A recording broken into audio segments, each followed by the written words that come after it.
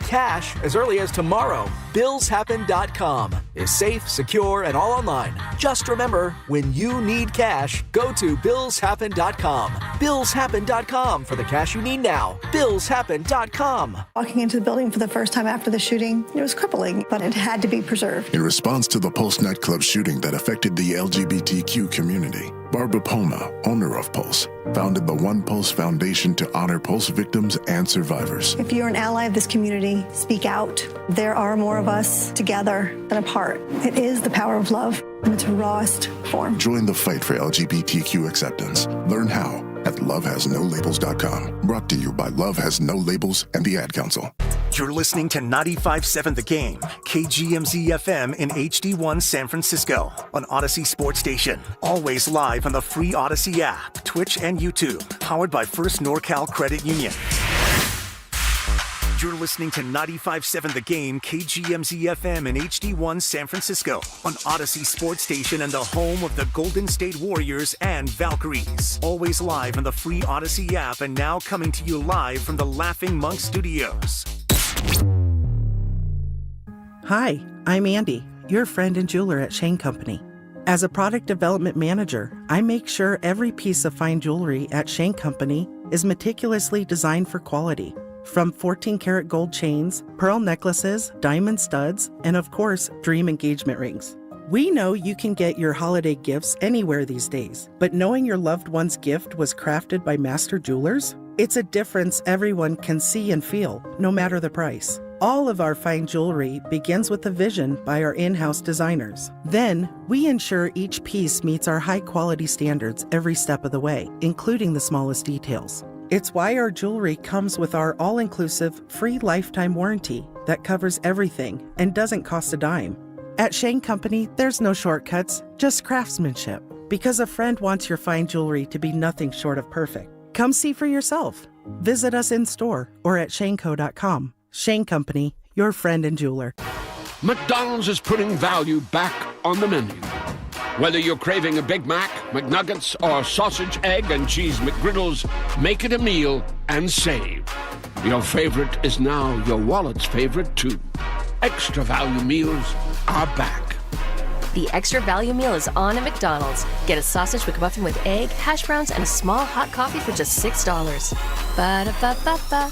Prices and participation may vary. Promotion pricing may be lower than meal pricing. Hi, I'm Brian Bakhtiari, Executive Manager of Stevens Creek Subaru. The holiday season is a time of giving, and for the 17th year in a row, Stevens Creek Subaru wants to give back. From now until January 2nd, get a great vehicle and support a great cause. Because with every new Subaru purchased or leased, Subaru and Stevens Creek Subaru are donating a minimum of $325 to charity during the 2025 Subaru Share the Love event, happening now at Stevens Creek Subaru. And if that's not enough, buy or lease any new Subaru from Stevens Creek Subaru until December 31st and receive 2 Sierra at Tahoe season passes from Stevens Creek Subaru. So you get a great deal on a new Subaru, get 2 free season passes to Sierra at Tahoe, and help some great charities at the same time. It's a win-win-win at Stevens Creek Subaru. Located on Stevens Creek Boulevard near Santana Row and Valley Fair, or online at StevensCreekSubaru.com. StevensCreekSubaru.com. And remember, buckle up and drive safely. Come into Friedman's Appliance in Pleasant Hill and see an amazing selection of Sub-Zero, Wolf, and Cove appliances live and on display in one of the largest living kitchens in the country. And save with Full Suite Savings Event. With qualifying purchase, get 3 additional years of protection or qualify for a $1,000 rebate. For the largest selection of Sub-Zero, Wolf, and Cove appliances, visit the Living Kitchen at Friedman's Appliance in Pleasant Hill or at friedmansappliance.com. Thinking about selling your house but hesitant to move during the holidays? Imagine finalizing your sale now, enjoying the holidays, and move later. Call Wedgwood Homes to discuss your options. Do you want to downsize, relocate, or selling an inherited property? Does your house need repairs or updates? Wedgwood Homes buys homes as is. No repairs, no commissions, no hassle. Secure your future plans and move forward with a no-obligation, all-cash offer from Wedgwood Homes. Close in as little as 3 days. Or enjoy the holiday season and move after the new year. Skip the stress of a traditional listing that can be slow and unpredictable. Lock in your sale now with a firm offer from Wedgwood Homes with no last-minute price drops like other cash buyers. Call 415-888-9432 for your no-obligation all-cash offer. 415-888-9432. 415-888-9432 or WedgwoodHomes.com, the Bay Area's trusted home buyer. Hey, it's Willard. You ever study the coaches who win relentlessly? The legends, the dynasties. They're systematic warriors, disciplined, obsessive. They outwork, outthink, and outlast everybody. Pure domination. That's Omar Habas, Tarek Habas, and the Habas Law team. When Habas Law goes up against big insurance companies, they grind them to dust. Habas Law knows every inch of the Bay Area legal playing field, and nothing catches them off guard if you've been injured and want to win. Visit habaslaw.com. Habas Law, they fight to make it right. My perfect day has sand, salt water, and friends. But my moderate to severe plaque psoriasis can take me out of the moment. Now I'm all in with clearer skin thanks to Skyrizi. Risankizumab Riza, a prescription-only 150 milligram injection for adults who are candidates for systemic or phototherapy. With Skyrizi, most people saw 90% clearer skin, and many were even 100% plaque-free at 4 months. Skyrizi is just 4 doses a year after 2 starter doses. Don't use if allergic to Skyrizi. Serious allergic reactions, increased infections, or lower ability to fight them may occur. Before treatment, get checked for infections and tuberculosis. Tell your doctor about any flu-like symptoms or vaccines. Thanks to Skyrizi, there's nothing on my skin, and that means everything. Ask your doctor about Skyrizi, the #1 dermatologist-prescribed biologic in psoriasis. Visit Skyrizi.com or call 1-866-SKYRIZI to learn more.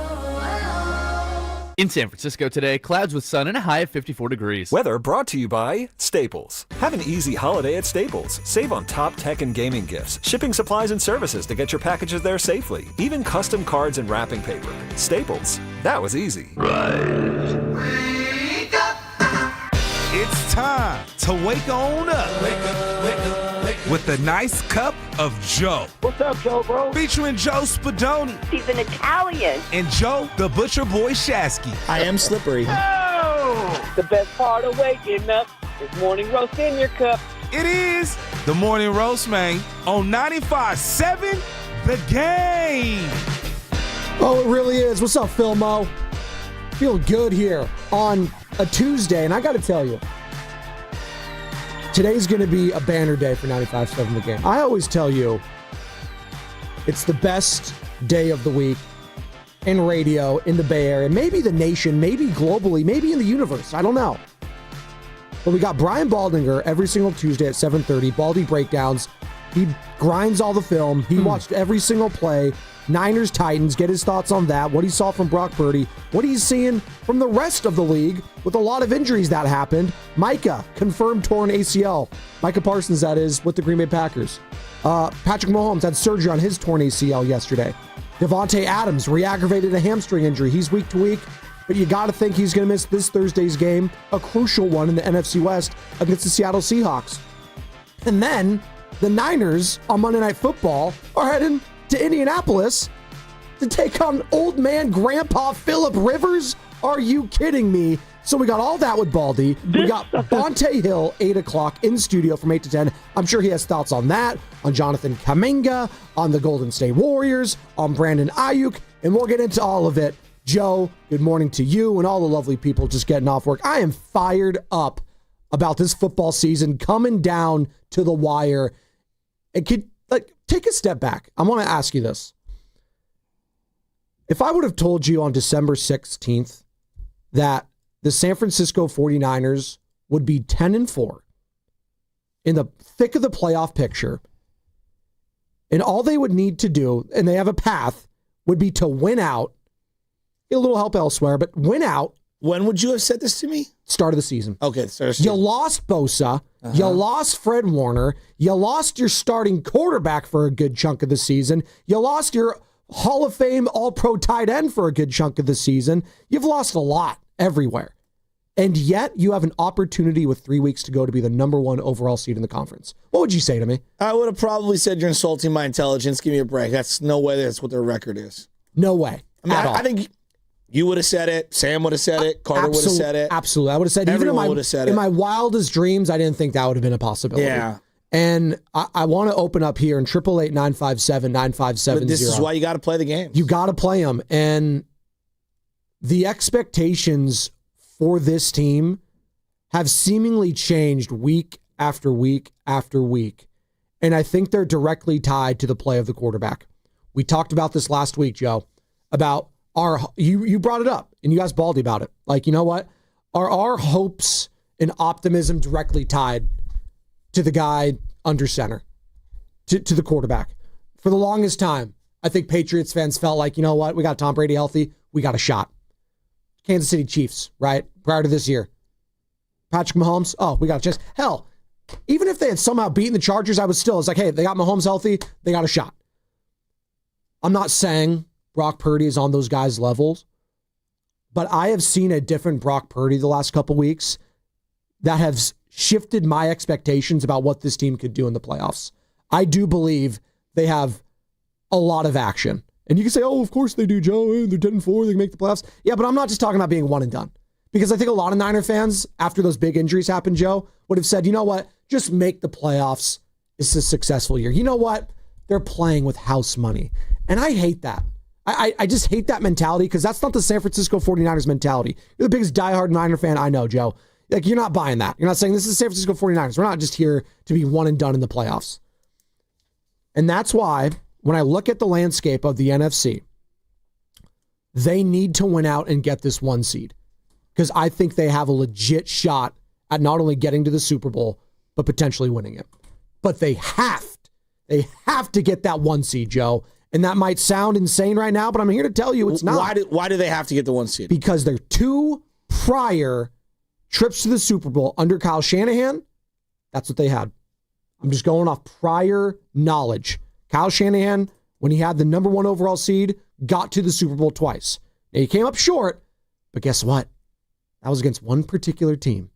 And that team is gone. Ding dong, the witch is dead. I know you're a big Wicked fan. Gone. Out of here. Patrick Mahomes, Andy Reid, you're kryptonite. If you're Superman, General Zod, I don't even care.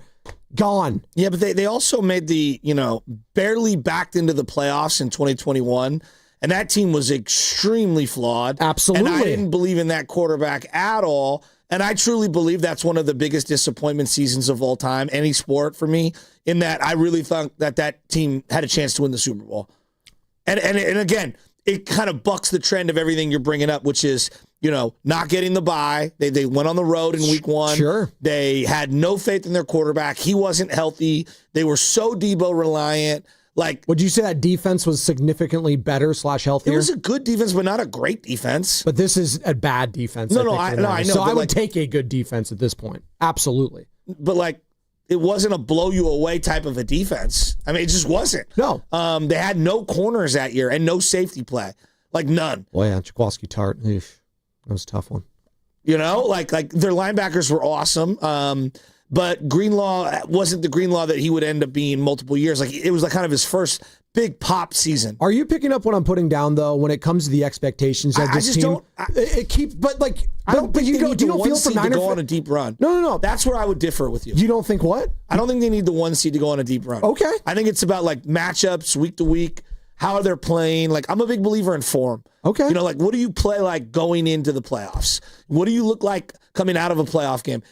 For example, I always bring this up. The Minnesota Viking Niner game in 2019. Jimmy came into the playoffs red hot. It's maybe the best game that he's ever had, which was up in Seattle. And they won finally up in Seattle. They win the division. They get a goal line stand. Greenlaw makes that play. Jimmy was red hot. They took a week off. In the first half against Minnesota, he didn't have it. And it was from that moment on, he was a different player for that game and the following week. Just completely hamstrung. And then they had another week off and they get to the Super Bowl and he looked great until the fourth quarter. Right? And so things happen that you can't unsee. Jordan Poole, right? I bring up a cross-sport analogy. Sure. Looked great all year. And then as the playoffs went on that year, he had moments. He's kind of playing himself off the floor. Stuff happens. So I look at this year's team and could they just all of a sudden click on defense and Fred Warner comes back and they make a couple of interceptions and it doesn't matter that they can't rush the quarterback and Malik Mustafa catches the balls that are catching him in between the 6, which is his number right now, and he actually makes plays, and now we're looking at this defense totally different? Possibly. Does Brock Purdy go on a tear to end the year? And McCaffrey finally pops a couple of big runs, and I feel totally different about this run game and this offensive line. And then I could go into Philadelphia and completely stymie them coming out of the wild card and going on a 3-game run. Like that, I definitely could see that. I could also see my quarterback going out there and pulling a Dak Prescott, because it happens in this game, like Herbert did last year, and throw 3 or 4 picks and you're screwed no matter what. And we hung our hat on our offense, and really the offense leads you down. So I got to kind of see how it goes. Like, I know the 1 seed is important, but like if I go 1 seed and the first matchup is Rams, I mean, that sucks. If I go in the wild card, you can beat the Rams. We've seen it. I'm not saying that you can't, but like if I go 1 seed and it's like a limp in there, Tampa Bay Bucks, I love where I'm at. Like I do. I love if it's like the Panthers in round 1, sign me up for that. Well, I mean, Brock Purdy struggled mightily against the Panthers. You might want to see the Tampa Bay Buccaneers. Yeah, but I want to instead. give him a second chance. Okay, for sure. I want to see him like take a second crack at See, that. I think we're just going to differ here, and I want to throw it out to the audience. 888-957-9570. To me, form matters. No, absolutely. But I'd rather also play at home. I think that matters a lot in this. When you don't have a good defense and you can't run the ball, like it's not all of a sudden going to work on the road in Philadelphia, for example. That's just not going to happen. That's like, I don't want that. I'd rather the Eagles come here. How about that? Like, and you brought up I think it was good. It was a cross-sport analogy. They always say role players play better where? At home. Yeah. You play more confidence at home. You just do. And under Kyle Shanahan, have they ever lost at Levi Stadium? Well, no, they have not. Timeout. They've also gone on the road and won some monster games. I mean, you win in Jerry's World, you win in Lambeau. They've won some monster road games. Sure, but the top 2 teams that you would fear right now, or I don't fear is strong, but 2 teams you would respect, right? The respect meter. Probably the Rams and Eagles. Both these teams have won Super Bowls in the last 2 seasons, and you've lost on the road in the playoffs in both those places. So that is what I would counter to you. A lot of big games down in SoFi. Sure, but I would counter, like, there is an element there where you've been there. That same year that you lost that, and again, it's the NFC Championship game, so it gets highlighted. You won a Week 18 game. You did. In overtime against them to get you into the playoffs. Yes. I think they need to have the number 1 seed to go on a deep playoff run. You think they don't? Yeah, Where are the audience at? 888-957-9570. Like, you bring up the Eagles. Like, where are the Eagles at? Where are they at form-wise? Are they going to be a team that is crumbling? If we're gassing up the stretch? Niners after that win against the Titans, I mean, you think you should be able to do it against the Eagles, who just shut out the Raiders at home? It was basically the same type of win. Actually, they shut out the opposition. They didn't even allow them to score once. So if we're going to be like that, they're playing better football. Well, what I'm saying is where are they going to be at in 3 weeks is what I'm getting at. Like, where's Jalen Hurts at in 3 weeks? Like, that offense is kind of all over the map, but their defense is really good. But if their offense is stuck in the mud, I don't fear them as much as I did 7-8 weeks ago. I think that is what we can both agree on. There isn't a team I fear.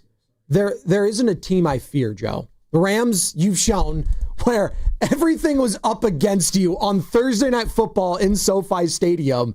You won that game when you had no business on paper winning that game. We've seen this team beat the Eagles. I've seen this Eagles team, the same Eagles team, lay an egg in the playoffs a couple of years ago against the Tampa Bay Buccaneers, also coming off a Super Bowl appearance. So, like, they could be had. They've had some stinkers this year, absolutely. The Seattle Seahawks, I mean, they're improving. Like, this version of Seattle Seahawks, what's Sam Darnold done? What's Mike McDonald done? I respect, but show me when it matters most, right? You mentioned the Tampa Bay Buccaneers, please. And then you got the Chicago Bears.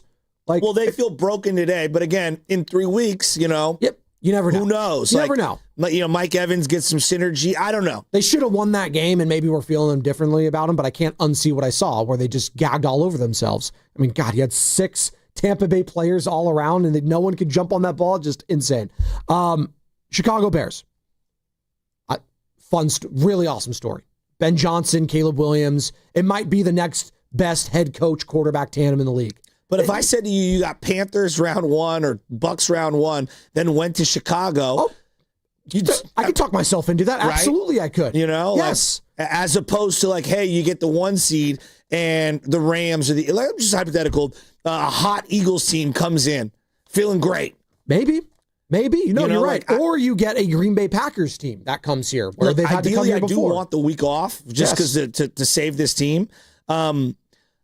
And I want to be able to get Fred Warner back. I think that's the number one, Kevin. If I told you Fred Warner was coming back in round 1, in the wild card round, I like our chances against anybody. Yeah, I think I said like 5% chance, like he come. Like in my mind, like that's where I'm at. I think it's growing. Maybe, but like I again, that would be gravy at this point. I can't expect it to happen. But the way this season is, and that feels unfair to Fred. To like, hurry up, dude! You better get back here. Hurry up! We need you. Like, I need him to get healthy. He wants to play. Sure, but I also want. He's an investment. I want to protect my investment.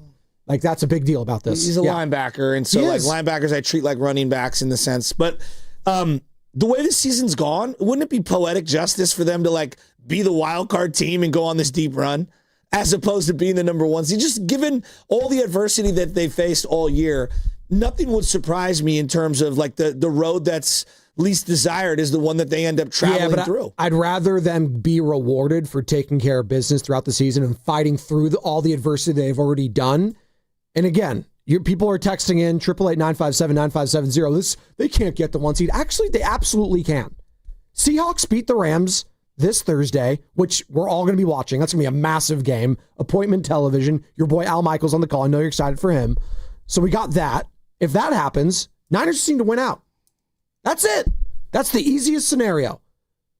Seahawks win this Thursday. Niners win out. You're the 1 seed. That's absolutely could happen. Let's say that doesn't play out. Let's say they do win out, but the Rams end up also winning out and they get the 1 seed. I'd feel just as confident. Now, I know you got to play the extra game, but I would feel just as confident. I'm more worried about, like, how are we feeling? Where are we at? Like, great example is Ricky Pearsall, right?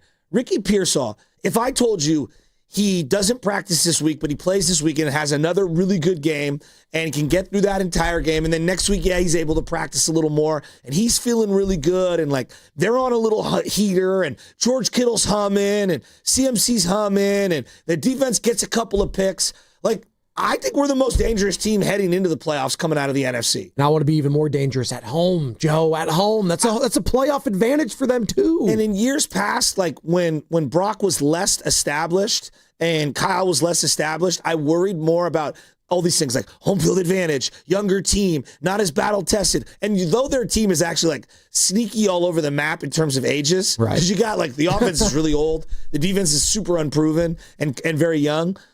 Like Robert Saleh has been there, done that. Kyle Shanahan's been there, done that. I don't think home or road really matters more to me as much as matchup. Like what is the exact matchup? Shout out to those watching on YouTube. Brought to you by First NorCal Credit Union. For a low rate auto loan, apply online or just ask for First NorCal financing at the dealer. We are coming to you live from the Laughing Monk Studios. Again, Brian Baldinger, 7:30. Bonte Hill in studio from 8 to 10.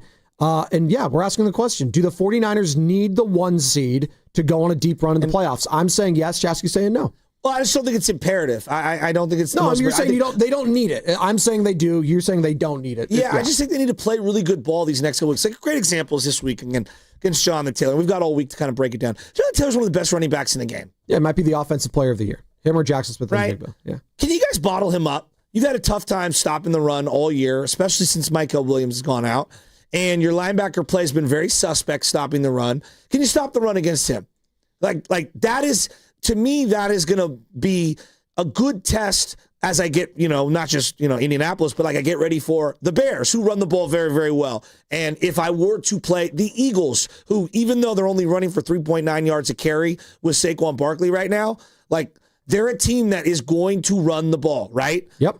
I want to see what they look like against Jonathan Taylor and this run game. When you kind of know, like, Phillip can throw the ball, but they're going to be limited. They're not going to be running exotic sets. He's pretty new to the system. They average 128.5 rushing yards per game, the Indianapolis Colts. That is 6th best in the NFL. Above them, the Lions, Commanders, Ravens, Bears, and Bills. Oh, the Bears, you will also see them the following week on Sunday Night Football.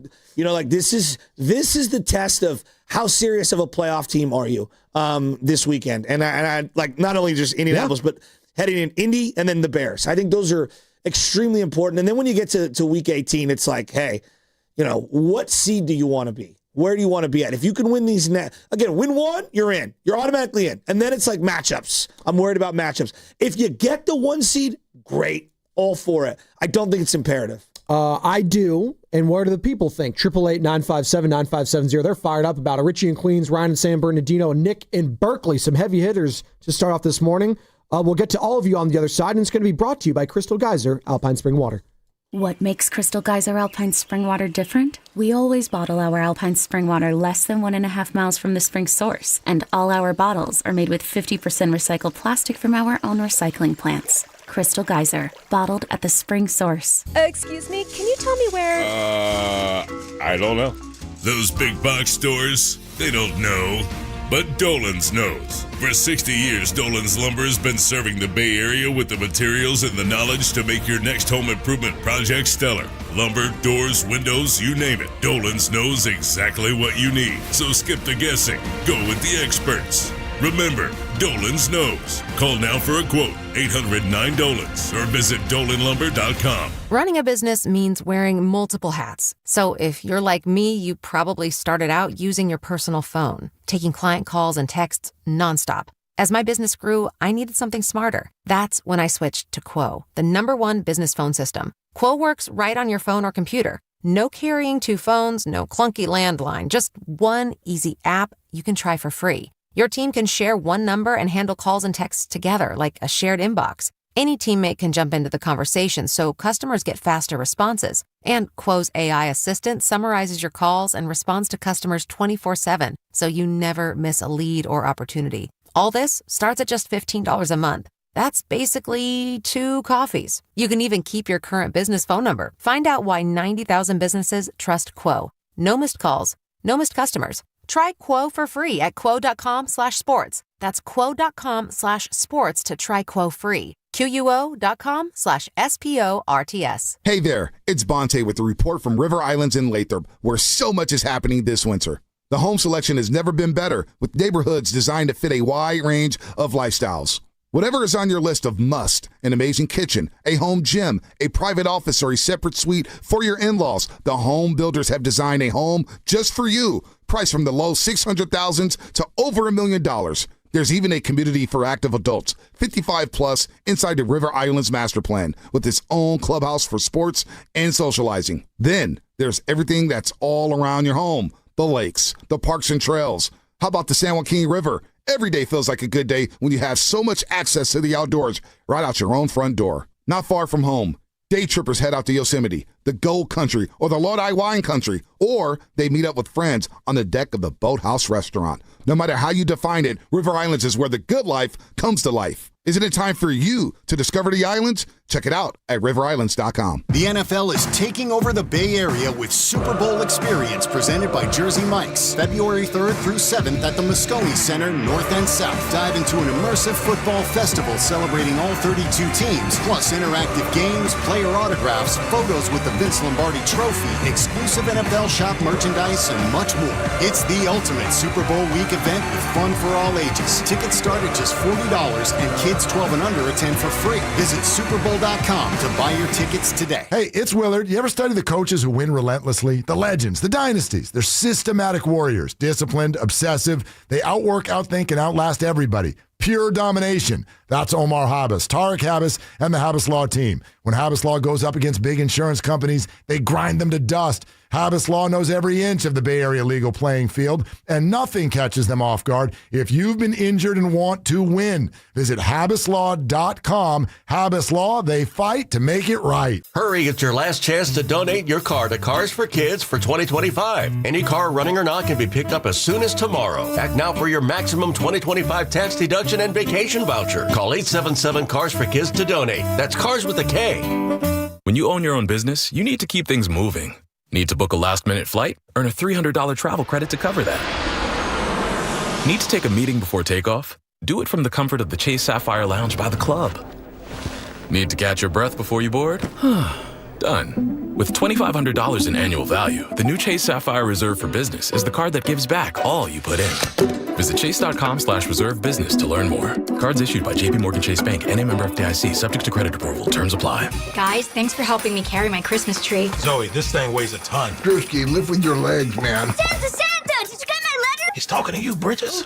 I'm not that. Of course he did, right, Santa? You know, my elf Drewski here, he handles the nice list. An elf? I'm 6'3". What everyone wants is iPhone 17. And at T-Mobile, you can get it on them. That center stage front camera is amazing for group selfies. Right, Mrs. Claus? I'm Mrs. Claus's much younger sister. And at T-Mobile, there's no trade-in needed when you switch, so you can keep your old phone. Or give it as a gift. And the best part, you can make the switch to T-Mobile from your phone in just 15 minutes. Guys, my side of the tree is slipping. Timber! The holidays are better at T-Mobile. Switch in just 15 minutes and get iPhone 17 on us with no trade-in needed. With 24 monthly bill credits for well-qualified customers plus tax and $35 device connection charge. Credits end and balance due if you pay off earlier. Cancel. Finance agreement 256 gigs, $830. Eligible port in a new line. $100 plus a month plan with auto pay plus taxes and fees required. Check out in 15 minutes or less per line. Visit T-Mobile.com. Red and Gold Game Day starts at Laughing Monk Brewing. Park for free. Enjoy amazing food, ice-cold beer, and every game on TV. Catch 95.7 The Game's pregame show. Then hop on the free shuttle straight to the stadium. Sign up now at 957thegame.com.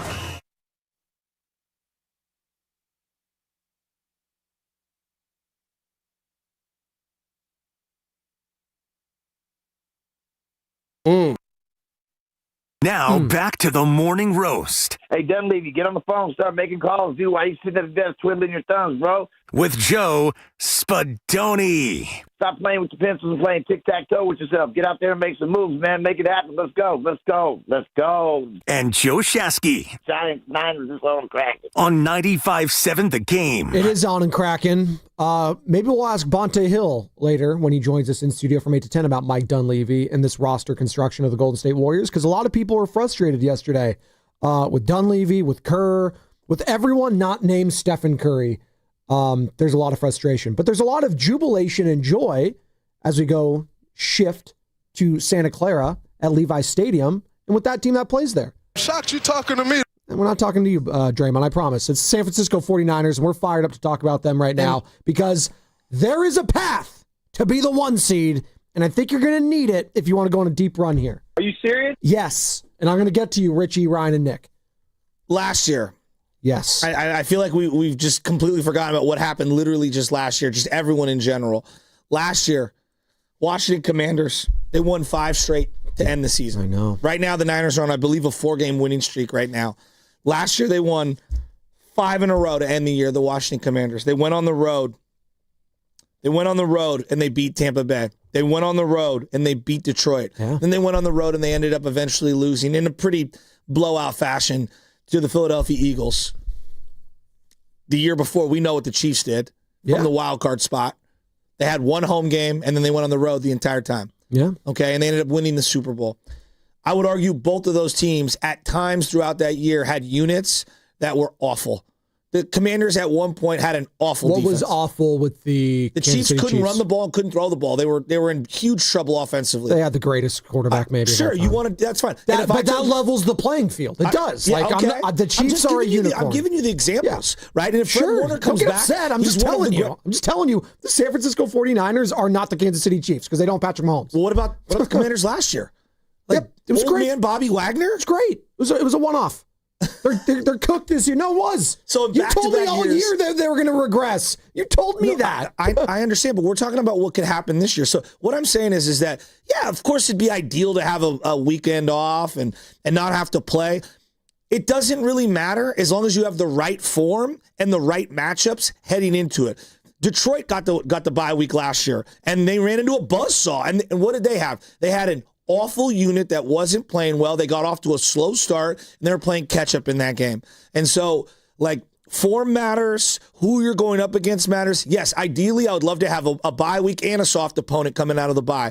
But sometimes, you just roll with what you got, and you get on a run, and you go from there. We are brought to you by Ferrell Bank, which is here for you and here for good. And again, we're talking about the 1 seed. They do not control their own destiny yet, but they could, the San Francisco 49ers, that is, if the Seattle Seahawks beat the Rams this Thursday in Seattle, a massive game with massive implications there. And it's not looking like Devontae Adams will be suiting up for the Los Angeles Rams as he re-aggravated a hamstring injury he sustained earlier this season. Let's go to the phones because the people are fired up about this, whether or not they need the number 1 seed to go on a deep playoff one. 888-957-9570. Let's start in New York. New York. Richie in Queens.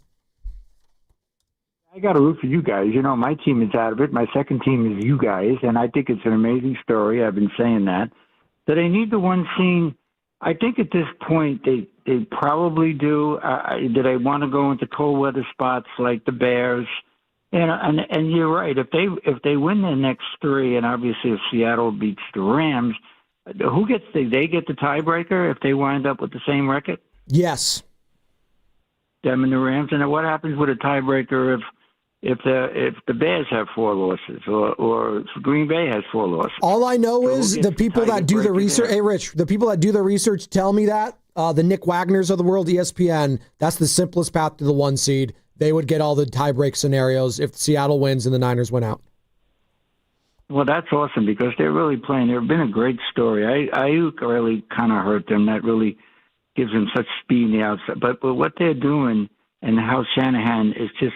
And Purdy looked really good last week, so if he comes around, can they go into the Bears? Yeah, because I'm not sold on the Bears. He's not a very accurate quarterback at times. And the Rams are the 1 team. If you had to pick out any team right now in both leagues, you kind of lean towards the Rams if they're healthy, especially the way Stafford has played. So I'd love to see them get it. And could Seattle beat them? You know, the question becomes Donald again. He's never won the big game. And it's amazing, guys, what happened to the Colts. So, you mentioned you were playing them, or you're playing them. I can't say we're playing them yet because I'm rooting for you guys, but I'm a Giant fan. But yes, I'm rooting for them, and they're going to pack them. You're cutting out, Richie. You're cutting out there, Rich. There's one element that I think this is a huge game for Sam Darnold on Thursday, though. We've really omitted one element of this team. Almost every other time the Niners have been in the playoffs, they've had a suspect unit that never gets enough talk about, and then the game comes, and it's like, oh, my God, special teams. This is the 1 year. The defense is awful, but they do have a great special teams unit, and that can flip a playoff game. No.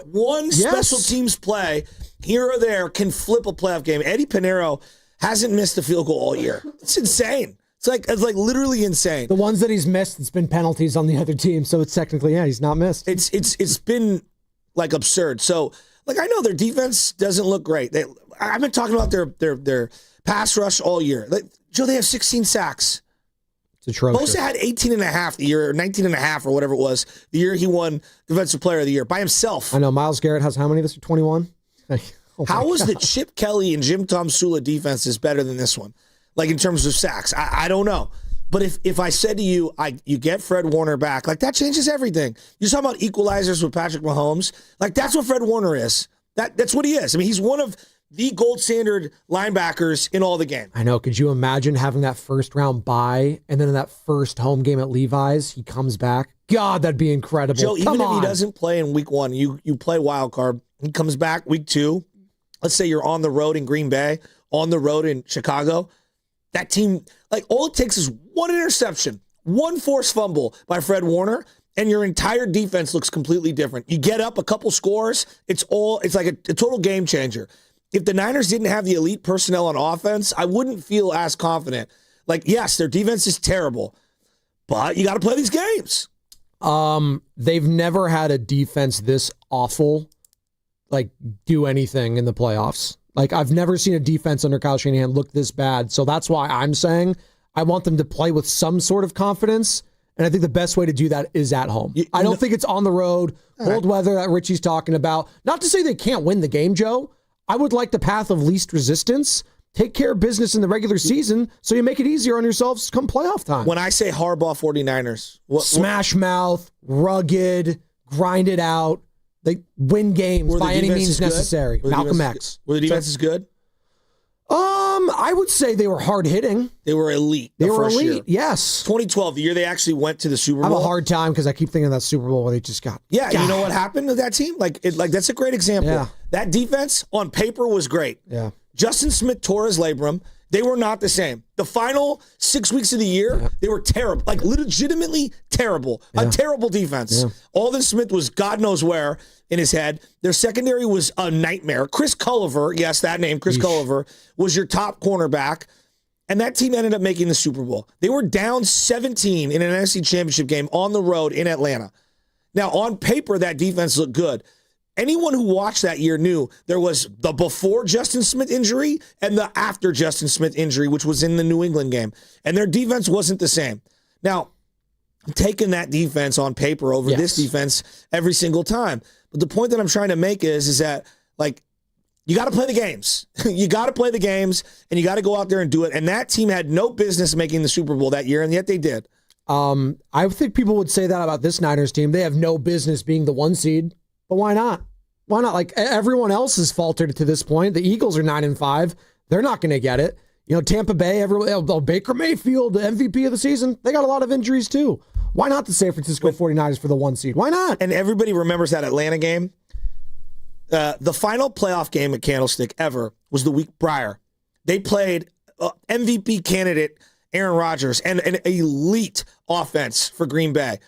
Now, Kaepernick is what's remembered for putting up 290 yards passing, 80 yards rushing. They hung 45 on them.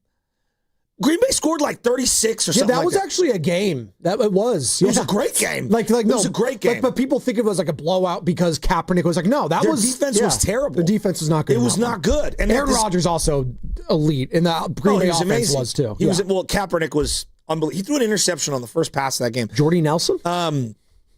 So what I'm going to I know, we remember it differently than how it played out. That defense wasn't good, even though they ended up in the Super Bowl. And then in the Super Bowl, what happened? Anquan Boldin absolutely destroyed them. And special teams. Kobe Jones, rest in peace.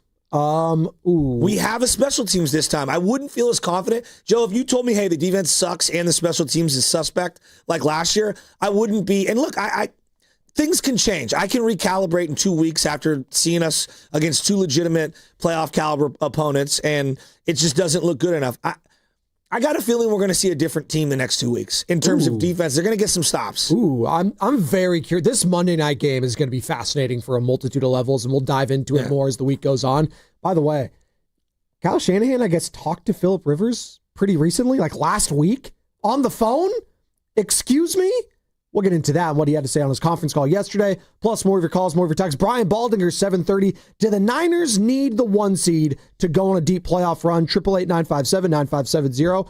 This segment is brought to you by Bay Area Fast Track. On January 1st, tolls will go up on all bridges except the Golden Gate. These funds will be used to maintain and rehabilitate the Bay Area's 7 state-owned bridges. Learn more at bayareafasttrack.org. Right now is simply the best time to buy at Serramonte Ford. It's the end of the year, and the playoffs are right around the corner, and Serramonte Ford is loaded with hundreds of brand new Fords in stock on the lot, and they're ready for immediate delivery. It's the Serramonte Ford year-end sales event. And when the pressure's on, this is when the biggest deals show up. Like the 2025 Ford Bronco Big Bend for just $399 a month on a 36-month lease. Yes, that Bronco. More than 5 of these bad boys to choose from. Ready to roll, and let me say it again. The 2025 Ford Bronco Big Bend, $399 a month, 36-month closed-end lease through Ford Motor Credit with approved credit check. $4,600 down. Plus, first payment is due at signing. Serramonte Ford's located right off of 280 in Colma and Daly City, or shop online 24/7 at serramonteford.com. Serramonte Ford, your Bay Area Ford dealer. Neuropathy is a debilitating condition that is sometimes misdiagnosed. Symptoms can include pain, numbness, and tingling in your hands, legs, and feet. Neuropathy is a progressive condition that only worsens unless you get effective treatment. SF Bay Wellness is a leader in neuropathy reversal and uses FDA-cleared, non-invasive electric cell therapy to restore nerve function with no injections, no drugs, and no surgery. The treatments have a 95% success rate. If distance is a factor, ask about our virtual consultation option. Call SF Bay Wellness at 844-94-NERVE for the $99 neuropathy evaluation and receive Receive a personal treatment plan that is tailored to your needs. Don't wait another day. Call 844-94-NERVE. That's 844-94-NERVE. Why keep suffering with the painful symptoms of neuropathy? You deserve to live a pain-free life. Start getting the treatment you need for your neuropathy symptoms. Call today. What if you had the smartest Wi-Fi? If you did, it'd be Xfinity, of course. And it'd come with their best state-of-the-art equipment. It would boost speeds to the devices that needed them most, prioritizing your most important connections, whether you were streaming, gaming, or gaming while pretending to work. And it would let you stream 4. That's right, 4 games on one screen. It would even power your mobile connection so you could bring faster, secure Wi-Fi speeds with you where you use it most. It would be proactive and fix problems before you knew you had them. Impressive, right? And it would have security features that protect you from threats at home and online. Kinda like a force field for your life.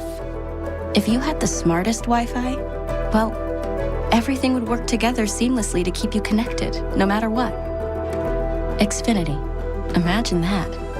Restrictions apply. After doing it all, Lazy Boy Furniture takes you from zero to surrounding you with the comfort you deserve. Come try it for yourself at any Lazy Boy Bay Area store during the holiday sale and save 30% on everything, but only for a limited time at your local Bay Area Lazy Boy store. McDonald's is putting value back on the menu. Whether you're craving a Big Mac, McNuggets, or sausage, egg, and cheese McGriddles, make it a meal and save.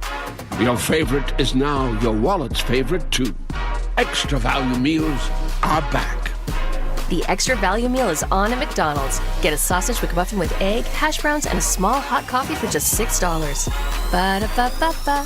Prices and participation may vary. Promotion pricing may be lower than meal pricing. Great news, Nick. Legacy boxes are still in stock. With Christmas just around the corner, there's still time to buy the best Christmas gift ever. Legacy Box. That's right, Adam. Order today and Legacy Box ships immediately. It'll arrive ready to wrap and place under the tree. Gather the family together this Christmas and collect all your old VHS and camcorder tapes, slides, pictures, and film reels. Then you can binge on the good old days. From fading over time to risks like fire and water damage, your memories aren't protected unless they're on a digital format. Legacy Box helps you replay those great moments from the past, from Christmas morning to your wedding day. Legacy Box is the world's largest digitizer of home movies and photos. All the work is done right here in the USA, and over 1 million customers have trusted Legacy Box. This Christmas is the time to digitize. Visit legacybox.com/value for exclusive holiday savings. That's legacybox.com/value for last-minute shopping. legacybox.com/value. Guys, thanks for helping me carry my Christmas tree. Zoe, this thing weighs a ton. Drewski, lift with your legs, man. Santa! Did you get my letter? He's talking to you, Bridges. I'm not. Of course he did, right, Santa? You know, my elf Drewski here, he handles the nice list. An elf? I'm 6'3". What everyone wants is iPhone 17. And at T-Mobile, you can get it on them. That center stage front camera is amazing for group selfies. Right, Mrs. Claus? I'm Mrs. Claus's much younger sister. And at T-Mobile, there's no trade-in needed when you switch, so you can keep your old phone. Or give it as a gift. And the best part, you can make the switch to T-Mobile from your phone in just 15 minutes. Nice. My side of the tree is slipping. Timber! The holidays are better at T-Mobile. Switch in just 15 minutes and get iPhone 17 on us with no trade-in needed. With 24 monthly bill credits for well-qualified customers plus tax and $35 device connection charge. Credits end and balance due if you pay off earlier cancel. Finance agreement 256 gigs, $830. Eligible port in a new line. $100 plus a month plan with auto pay plus taxes and fees required. Check out in 15 minutes or less per line. Visit T-Mobile.com.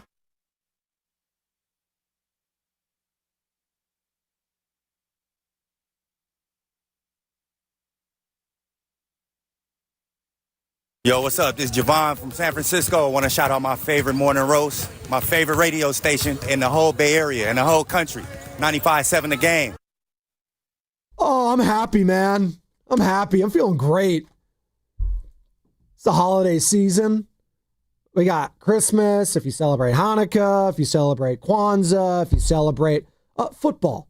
It's basically playoff football time, baby. We've got Colts, Bears, Seahawks to wrap up this regular season. If the Niners just win one more game, they're in.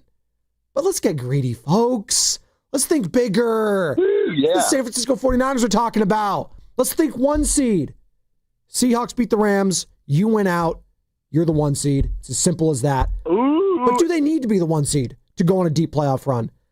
I think they do, but Chasky's he's trying to talk me into it. You just get in there, let the chips fall, and maybe, just maybe, they could do what a Washington Commanders did last year, potentially, where they did not have a great defense. But you know what? You lean on your offense. You have good synergy with your head coach. And that's another conversation I want to have, is the head coach quarterback dynamic heading into this playoffs is going to be fascinating. Like, almost always, I lean towards that combination in some of these matchups, Joe. Now, sometimes a team just has a stacked defense, right? Like the Houston Texans, like they're going to be leaning on their defense, not so much CJ Stroud and whoever the offensive coordinator in Houston is. I know you're better at that stuff than I am, but like that's what they're going to lean on. But ultimately, if I'm looking at the NFC and I got Purdy and I got Shanahan, I mean, there's maybe one other team that I'm taking when it comes to head coach quarterback combination. That's the Rams. Other than that, I'm going with Purdy and Shanahan. Does that sound insane? You're saying you're taking them. I have more trust and faith in those two guys to get it done come playoff time. I mean, does that sound insane? Well, Just, I mean, look, like I didn't have a lot of. Yeah. Well, I didn't have a lot of faith in like Sirianni and Jalen Hurts, but Kellen Moore was the play caller, and they were pretty freaking awesome last year. So he's not the play caller this year, but I don't know. I mean, yeah, I get where you're coming. Teams win and lose, though. I don't put as much credence into. Yes, head coach and quarterback, like over a long period of time, you're gonna like bet on those guys.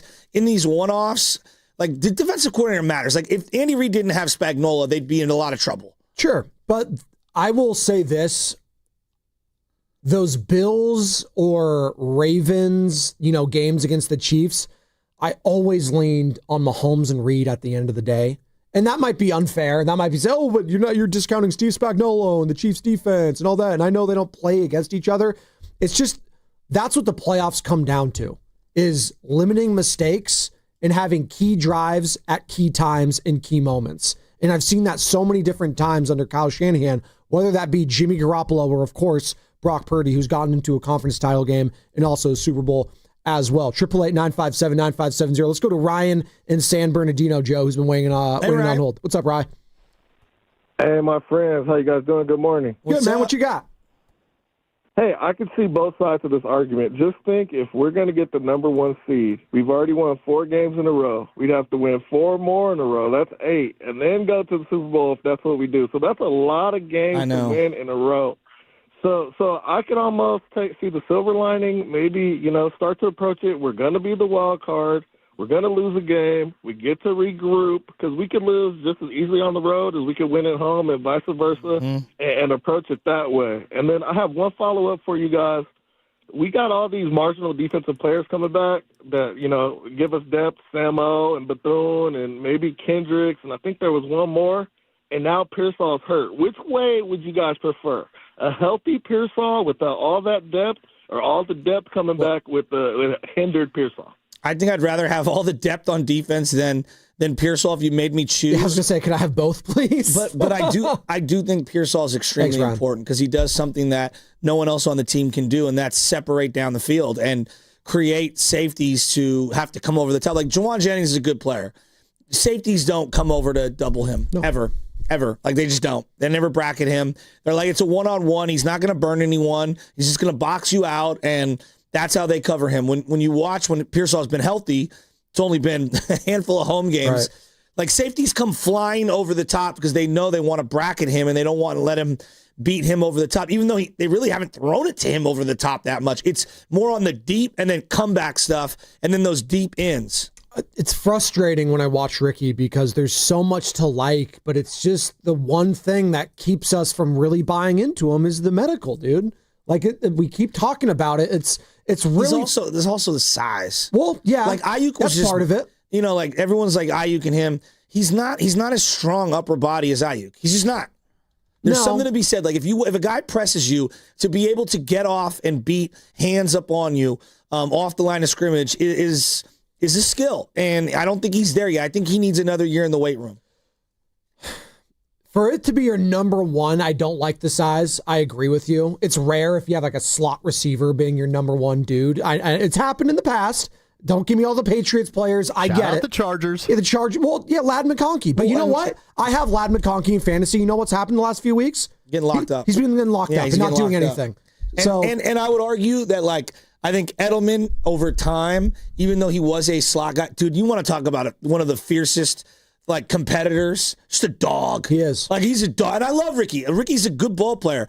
Watch Edelman in the last 3 or 4 years of his career and the way he fights off the line of scrimmage versus where Ricky's at right now. Like, he needs to be in the weight room a little longer. He did. And Julian Edelman, I think, got popped for roids once upon a time, too. So he was doing more than my guy was a beast, bro. Yeah, he was, but he did. I'm saying he did get popped for performance-enhancing drugs. So what? It's football. We don't care. Thank you. Sean Merriman, here's your Defensive Player of the Year award. Von Miller, right? It's another. No one cares in football. The list goes on. And it's ridiculous. No one cares outside of Major League Baseball, to be keep it a buck. Let's go to Nick in Berkeley. What's up, Nick? Hey, first of all, our defense is prowling out there. Man, Mustafa's out there hitting. Don't underestimate our defense for nothing. We know if we're up 21 points, 17 points, we're not going to be out there playing with the intensity of like a bunch of cats. We're playing a little bit off them. We're not playing with it. We're not going to expose all of our playbook on some teams that we're whipping in the first place. That's what Salah's doing. He's not exposing himself like we did for prior defenses, throwing every defensive scheme out there so they can scheme us for the playoffs. It's not happening. Get Stafford out there on the Levi's dewy grass or any type of rain. He's done. Detroit, done on grass. It's these turf teams and Rams, done on grass. Bring it to Levi's, man. This is our house. We got to stay home for the playoffs. It's imperative. You know what I'm saying? We rest. We ain't got to travel nowhere. We kick them back. The scheming. And let me tell you something. I'm not going to, I'm very critical of Shanahan. I'm not going to say one way or the other. I'm just going to say, man, the man is in the zone. Let him stay in the zone. Don't distract him. Stay in the zone, Shanahan. Don't listen to nobody. Do what you're doing. Thanks, Nick. That's Nick in Berkeley. He's feeling fine about the defense. I wish I woke up with the enthusiasm and the just unbridled passion every single day of a Nick in Berkeley. I tried to for the airways and for the people, but that guy brings it every single time, and I appreciate Nick in Berkeley. That being said, I don't know about, I feel great about their defense. You try to talk yourself into it as much as you want, and I'm going to ask Baldy in about 34 minutes, Brian Baldinger joining us on the River Islands guest line, Odyssey NFL Insider. What do the 49ers defensively do well? Let me just ask that question. Just try to answer it. What do the 49ers do well defensively? 888-957-9570. You'd be hard-pressed to tell me. Now, at least offensively, they can throw the ball. They got their quarterback back. They got George Kittle. They got CMC. They can't run it well, but they've been supplementing that with the intermediate passing game, been taking more deep shots, and they are relatively now healthy offensively, albeit no more Brandon Aiyuk, and we'll see with Ricky Pearsall. But I got Jennings. I got freaking Demarcus Robinson finally catching some stuff. We got Kendrick Bourne, who I saw tweeted that he is 1 yard shy away from that contract bonus, Joe. He's like, I just need 1 more yard. So can we feed him pretty quickly there in this game so he gets that 1 yard out of the way for his bonus? That would be nice. But like I said, the offensive line, relatively healthy. I saw, ESPN this morning throwing out their pancake blocks. Trent Williams is pancaking people left and right. That's another guy we haven't talked about enough. Trent Williams is playing great the last few weeks. Oh, he looks amazing. He looks amazing. Can we get back into Ricky for a second? I would love to. So, I don't want to get geeky here, but just everyone bear with me. John Gruden, I know he's persona non grata. He's done a lot of these videos, and it's like basic football terminology. And I would honestly, if you're a football fan and you want to learn certain vocabulary or vernacular, he does do some really good 5 to 10 minute videos. I've always been a sucker for the quarterback camp stuff with him. All right. So yes. So when we talk about receivers, and I don't want to turn into Greg Papa here, just bear with me, okay, please. I know you guys are all rolling your eyes. As a thrower of the football, X, Y, and Z receivers. Do we know have you heard that term before? X, Y, and Z, yes. So an X wide receiver, right? Just for most people, an X wide receiver is someone you can line up on the line of scrimmage, because not every wide receiver can line up on the line of scrimmage. Correct. When you see an illegal formation, it's usually one of these guys is either on the line of scrimmage or too many are off the line of scrimmage. It's one or the other. And an X, okay? Aiyuk was an X for the Niners, okay? What does that mean? That means on the line of scrimmage, meaning a defensive back could get their hands on you right away. You have to be able to be strong, physical. You have to be able to release off a hike, meaning someone up in your grill. You got to be strong, athletic. Obviously, we want guys like, and these are some of the examples, like T.O., Jerry Rice, Randy Moss, Julio Jones. These are some of like the best of the best. Modern day, I know Justin Jefferson. Yeah, A.J. Brown. Though he lines up in the slot a lot. Yes. All right, so that would be your X guy. On the Niners offense for the last couple of years, the X guy was Aiyuk. Which is undersized.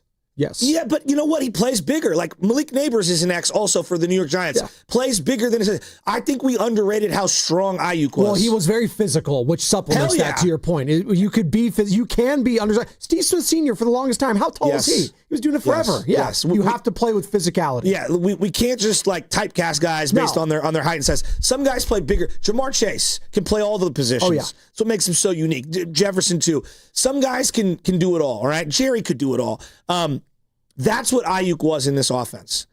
I don't think Ricky is ready right now to be the X like the way that Aiyuk was. Dude, you threw Aiyuk the ball 100 times a year, and he could get up off the ground and get separation and physically last throughout that beating that you would take from all these corners. Like, think about it. It's Jalen Ramsey. I'm going back to like the playoffs in 2021. Yeah. It's Jalen Ramsey, 6'3", in your grill. Jalen wasn't guarding Debo exclusively. He was trying to guard Aiyuk, right? Like, that's what they wanted to do. Then you have guys that are like your slot guys who you reference, like Ladd McConkey. Those are your Ys, right? Julian Edelman, Wes Welker, Victor Cruz is a great name of a guy who was just sweet in that spot. And then you have a Z, right? Debo, when they had Aiyuk and Debo was like a Y and a Z. He kind of did both. He occasionally would do some X stuff, but what did the Chiefs make him do? They got right up on him, and he couldn't separate. Like, that's all the games against the Chiefs have boiled down to that. Yep. You put Debo on the line of scrimmage, and he can't separate. Sticky man coverage. Right? Like, they just can't do it. It's why the Browns had so much success with Denzel Ward. I think right now Ricky's closer to a Z, meaning he's a little off the line of scrimmage, and he's kind of like your speed guy opposite your X. So like Reggie Wayne, even though he's great, like Marvin Harrison, even though they're both kind of the same player, Isaac Bruce were those guys. Like, that's what those guys were. All right. And so like, I think Ricky, he's got a long way to go and he's got to bulk up. And if they want him to replace Aiyuk, and if we're just going like the way Kyle runs offense, they need a bigger guy. I think he's more of a complimentary receiver right now. Maybe he hits the weight room. Maybe he can stay more durable and more healthy. But like, part of being an X is even when the ball's not going my way, I'm blocking ferociously on every single play. Even when the ball's not going my way, I'm running my routes all the way till the end because I could be an option at any point. And I'm fighting through double teams. I love Ricky. Like, when he's been healthy, he's been really good and he's useful. I don't think he's a like-for-like replacement currently for Aiyuk. Do you think that they drafted him to replace Aiyuk or to play complementary football with him? That's what I think. Yeah. And now it's all blown up. I think a lot of things have changed. Correct. Brought to you by Golden State, serving the Bear for 3 generations. When you succeed, we succeed. Visit GoldenStateLumber.com. Like, when you look at Jamar Chase and T. Higgins, right? T. Higgins plays more of that Z. He's more of a tall leaner. Yeah. He's not going to be super physical, but he can make contested catches. You got Jamar Chase all over the place. He's playing in he's the alphabet boy. He can play any position. Like, Jerry Rice could play any position. And that's kind of what football is now, where it's just you pick and choose. Like these guys, like the Jackson Smith and Jigbas of the world, they can play anywhere. These guys are unicorns. It's insane. And part of how you free up a guy like that is you move him in motion. Yep. Why do you think Ricky goes in motion a lot? I think they experimented with him doing some of the Debo stuff, which is that slot movement. He's just not. That's not his skill set. Dude, he's like 6 feet, 190, 180. What is he? 180? If that, yeah, 185. But he's not like you. When you look at Aiyuk was strong as hell. Like, he was a brick. I just want to remind you. Remember, they picked Cowing in that draft too. So maybe did they intend for Aiyuk to be kind of more of your standard wide receiver, and then Cowing to fill that Debo role? I have no idea. No idea. But I look at this today, and you're asking like Ricky. Like, I like Ricky. Like, I don't think he'll ever be their X though. Like, I don't see him as a like for like replacement on Aiyuk. I think he's different. He's a little different. He's good. He's useful. He's really important. I just don't And I don't know, man. Can you throw him the ball 12 times a game? By the way, Jacob Cowing, Kyle Shanahan said the goal is to open his practice window week 17 against Chicago. So there you go. Who cares? Come on, we need a deep threat, right? The speedster, Jacob Cowing. Come on. Stop it. Let's go. Thanos getting his Infinity Stones, Joey. Ricky Pearsall, Jacob Cowing. Devontae. Yep. If you try to press him, what's he do? He's going to juke you. And he's hand fighting. He does everything. And he's got catch radius and all that. Like Puka, he's a bowling ball. Yeah. He's a straight up he's bowling also ball. So fast. I mean, he's amazing. So those guys are very interchangeable, right? Like, we just don't have those kinds of guys. Our guys are a little more, gimmicky's not the right word, but they're more typecast. Yeah. They're more, dare I say, system players for this system. Yeah. Yeah. I know we don't like to say I'm not a system player. I am a system. What is that, James Harden? Well, some of these Kyle Shanahan products are system type players. I'm not a system player. I am a system. Thanks, James. Nick in South City. What's up, Nick? Hey, fellas. Long-time listener. I just wanted to piggyback off of what the previous caller said about feeling good about the defense. I feel okay about the defense, but I think the more important point, and we saw it in the last game against the Titans, was Shanahan used the offense to control that game. I think there was like 3 or 4 of the drives were double-digit play drives, which I think is key. If they can hold possession, and he's done it before in the playoffs with the ground game, I think if he can do it with the passing game, if we have everybody back, cross your fingers, I think it's a possibility. I think we can make a deep run. So let me know what you guys think. Have a great one. I do too. I think they can go on a deep run. They do kind of control the game with their offense right now. Like they played ball control offense. That's why the other day the turnover with Purdy, you threw 3 times in a row, and I was like, run the ball. I know you're not running it well, but like run the ball there. And the only way they were going to get back in that game and make it a close game in the fourth quarter was a turnover, and that's what happened. And that's what was a little frustrating. And I hope they kind of learn from that. Here's what Kyle Shanahan had to say as we're talking about Ricky Pearsall, Joe. About this is his weekly media conference call yesterday on re-aggravating his PCL injury. Ricky Pearsall just aggravated his PCL again and his ankle sprain. We'll see how this week goes with him. Not sure if he'll be ready to practice. We'll have to see how he is when we come back here in a couple of days. It's not very promising as we're getting ready. Now, maybe the fact this is a Monday Night Football game, that helps getting that extra day, but still re-aggravating. You saw the guy just couldn't get off the field. He was struggling the very first play, and that was an ankle, got to play through that, and then he re-aggravated the knee. And these PCL things are tricky. We've talked to Doc Pondia about it all season because Mac Jones was dealing with the PCL. I think in both of his knees, quite frankly. And Mac is not obviously known for his speed and doesn't need to be. He's a pocket quarterback. But still, it's something you don't want to re-aggravate and potentially tear as you are listening to 95% of the game. KGMZ FM and HD1 San Francisco and Odyssey Sports Station in the home of the Golden State Warriors and Valkyries. Always live from the Free Odyssey app, coming live from the Laughing Monk Studios. We got Brian Baldinger joining us in about 23 minutes, Baldy Breakdowns. Plus, at the top of the hour, Bonte Hill in studio, 8 to 10. Best show every week in the Bay, bar none, Tuesdays on the Roast. The guy we haven't talked enough about, I feel like, in the last 4 or 5 weeks. What about Juwan Jennings? Where are you at with Juwan Jennings? I'm very happy with where I'm at with Juwan Jennings. We've talked about it. For all that production that you got with Kendrick Bourne, with Mac Jones, we're kind of seeing that with Juwan Jennings and Brock Purdy. That was the connection last year. And I think we're starting to see that again, and it's refreshing. Now, I saw Matt Lively tweet it, covers the team, KPIX. He's like, he was going at it again with some other player on the Titans. He is just leading the league right now in first team, all instigating. Juwan, and you know what? If you keep producing and you keep getting touchdowns, whatever. That's fine. I don't like all the people crying about it on the other side. I get it. I don't know what was said, but just keep getting touchdowns. I'm good with it. I'm feeling great about his synergy right now with Brock Purdy. That being said, as you bring it up here, come playoff time and playoff football time, it's hard if your number one wide receiver can't gain separation. And that's where it's incumbent on other guys. And I get it. Technically on this team, the number one receiver would be Kittle in theory, but the wide receiver is Juwan. So that's when you need a Ricky Pearsall to gain separation, right? Like they're complementary to each other. They need him. But are you rushing to sign him long term? Oh, probably not. Not after everything. It's just If they lose him in free agency, Joe, they get a comp pick. Do they sign him? Like, I'm seeing a lot of people like, you got to bring him back. You got to bring him back. I know it's not the end of the year. I know. I'm trying not even to think about the drama that is the offseason because there's just been so much crap that's happened already, especially with the Aiyuk stuff. I'm hesitant, but I get his value to the team, but I'm very how hesitant. old is he now? Is he like going on 30? He's got to be 28, 29. Yeah, come on. He's 28. He's going to be 29 come July next year. And what are you doing? Like a 2-year, like I don't know. 20 he wanted million? $25 million a year. I can't do that. No. I can't do that. No, for a guy that doesn't command double teams. He's a good player. He's useful. But again, this goes back to it's another need. And like I was hoping, maybe it was a faint amount of hope, Aiyuk would come back because you could use him.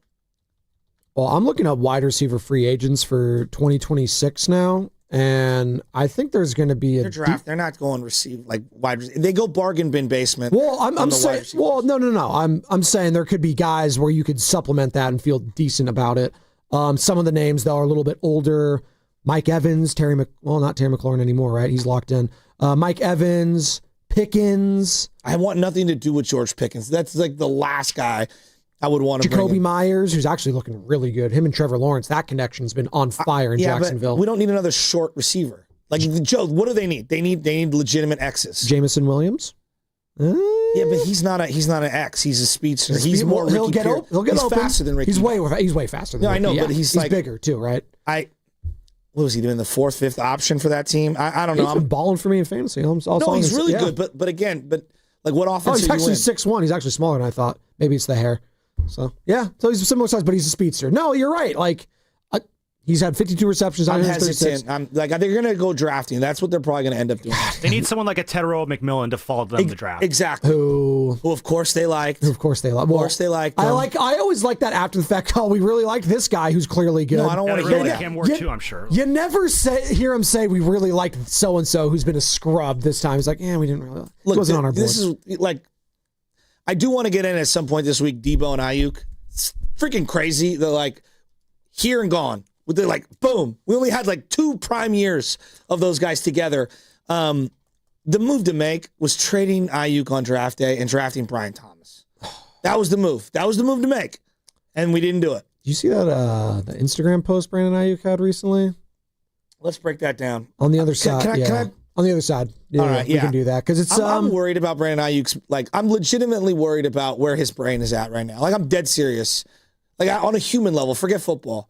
Let's get into that on the other side. Plus, Brian Baldinger for Baldy Breakdowns. What's coming up the game is sponsored by Surfside. The Golden State Warriors are back. Cheer on your Warriors with an ice-cold Surfside. Only 100 calories, 2 grams of sugar, and 0 bubbles, so it's easy to sip and enjoy. It's not a seltzer. It's Surfside. Proud partners of the Golden State Warriors. Must be 21. Please drink responsibly. When the new year hits, every business could use a little something to stay ahead. A lift, a jump start, an edge, or perhaps a boost. Like the all-new 5-year business boost from Comcast Business. It's the certainty of a price lock for 5 years on qualifying internet bundles. Plus, you'll have the most reliable Wi-Fi with our best equipment, so your whole team can stay connected at a great rate. And to sweeten the deal, ask about a $500 prepaid card when you add 2 lines of mobile. It's the boost your business deserves. So sign up for the 5-year business boost and get a 5-year price lock on ultra-reliable Wi-Fi. Plus, ask about a $500 prepaid card.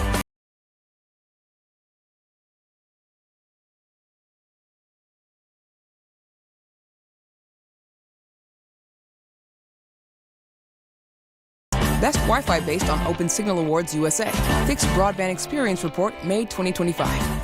Hi, I'm Lexi, your friend and jeweler at Shane Company. If you're planning to propose this holiday, we're ready to make creating your engagement ring a warm, welcoming experience. At Shane Company, we're all about your style, your budget, your dream engagement ring. Explore the widest selection of diamonds and ring settings ready for you to see in person. Or visit us at shaneco.com. You'll have your ring in days, not weeks. Our friendly jewelry consultants don't work on commission. There's never any pressure, just perfect proposals. Shane Company, your friend and jeweler. Boxer & Gerson, Northern California's premier workers' compensation law firm, helping injured workers get their lives back for over 40 years.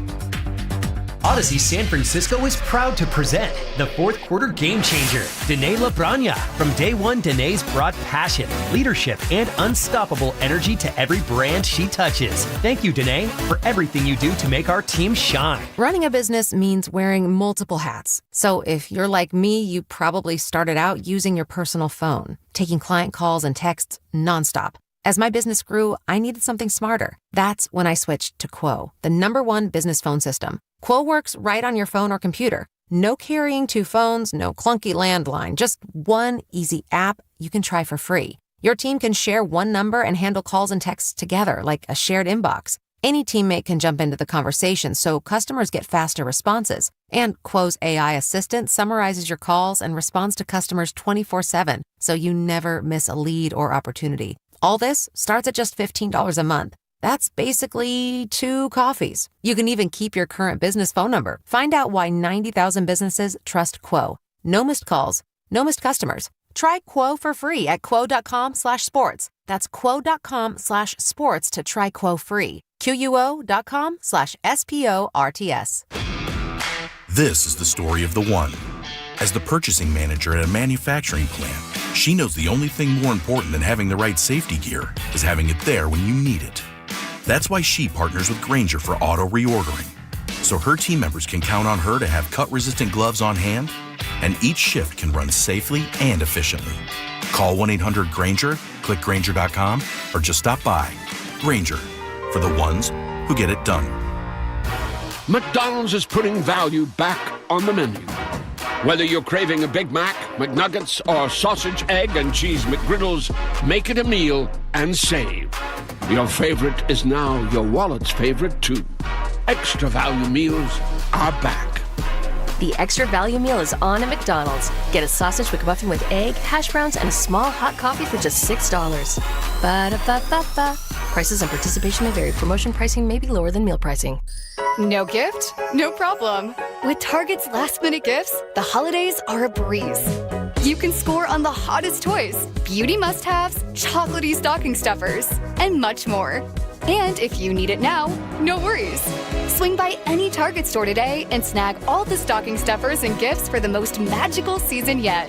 Step into the holidays, check off everything on your list, and save big on your last-minute gifts. Only at Target. Restrictions apply.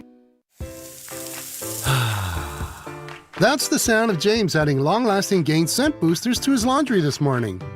Several hours later, James sniffs the irresistible scent of Gain on his shirt. Gain. Several hours later, James has even caught the attention of his mother-in-law, and she never gives him attention.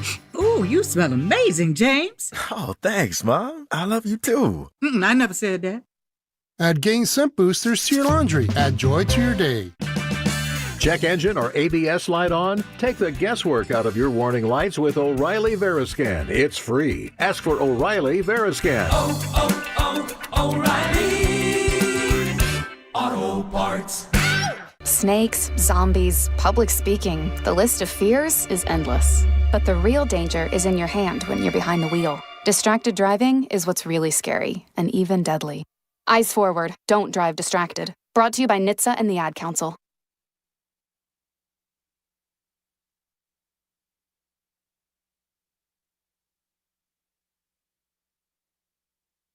Hi, I'm Patrick Willis, and welcome back to the Morning Roast.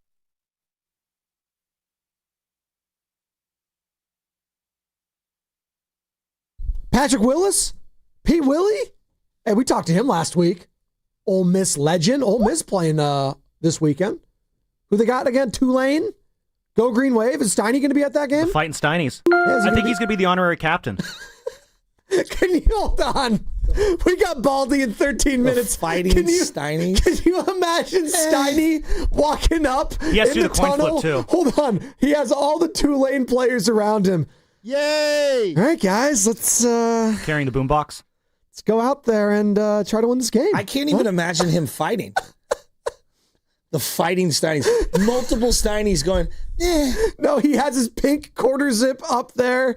He's got his Mr. Magoo glasses on. You guys remember when he's just like, come on, let's go try to win the game. Let's go. You guys remember like a couple years ago, like when him and Goo did their little motivational speeches? Goo obviously had his incredible one, and Steiny started off with, "All right, guys, well, remember if we lose, exit meetings are on Monday." Do you think he starts off with Tulane? All right, kids, even though we lose today, exit meeting's on Monday. Exit meeting on Monday. What song is Steiny playing on the boombox? Saturday met a lot of guys. What? Play it one more time. What? Now, the one thing that was great about Saturday was met a lot of guys. What song is Steiny playing on the boombox when he leads Tulane out? Bob Dylan. Yeah, something Bob Dylan, thank you. Something folky. No, he's probably going to do Hats in the Cradle in the Sun. No, he's not doing boy comes a man. That's peak Steiny. Look, everything you say, I disagree with.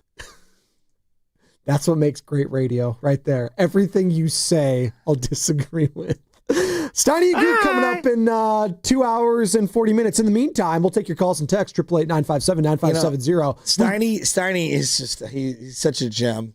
He's a team player, though. This is a gem. He's a team player, and as Steiny. Guru's watching the Cowboy game again while also searching through all the YouTube comments, Steiny's just sitting here just dicing up the things he says. Go Green Wave! Goo is down bad. No, Goo, I was concerned about Goo. Is He's that down him bad. hitting the vape pen, or is that him rooting for Tulane? It's a 4. That's at the old ship. My guy Goo's down bad right now. I hope he can pick up his spirit because, the Cowboys are done. That's what he signed up for. I don't want to hear about it. Yeah, but he should be excited. He's in the Final Four of the 95-7 the game. You don't get Yahoo both. Fantasy. You don't get both. You don't get fantasy success and team success. Is that true? It's one or the other. Is there like a correlation? You don't get both. You're not allowed to? God doesn't let you. Well, let's try this out for a little bit. Spinoni, how's your fantasy team doing? I'm pretty good. I'm in the Final Four. Okay, and how's your real team doing? All right, this theory checks out. 2 wins. So Science. My boy Eric hit me up yesterday, Eric Jones, and we play each other in the playoffs, and he says there's no better time to snap a streak. We were talking about how long it's been since we won one. Fantasy sucks when your team is trash, but damn, it's a lot of fun when you're in the playoffs. It is.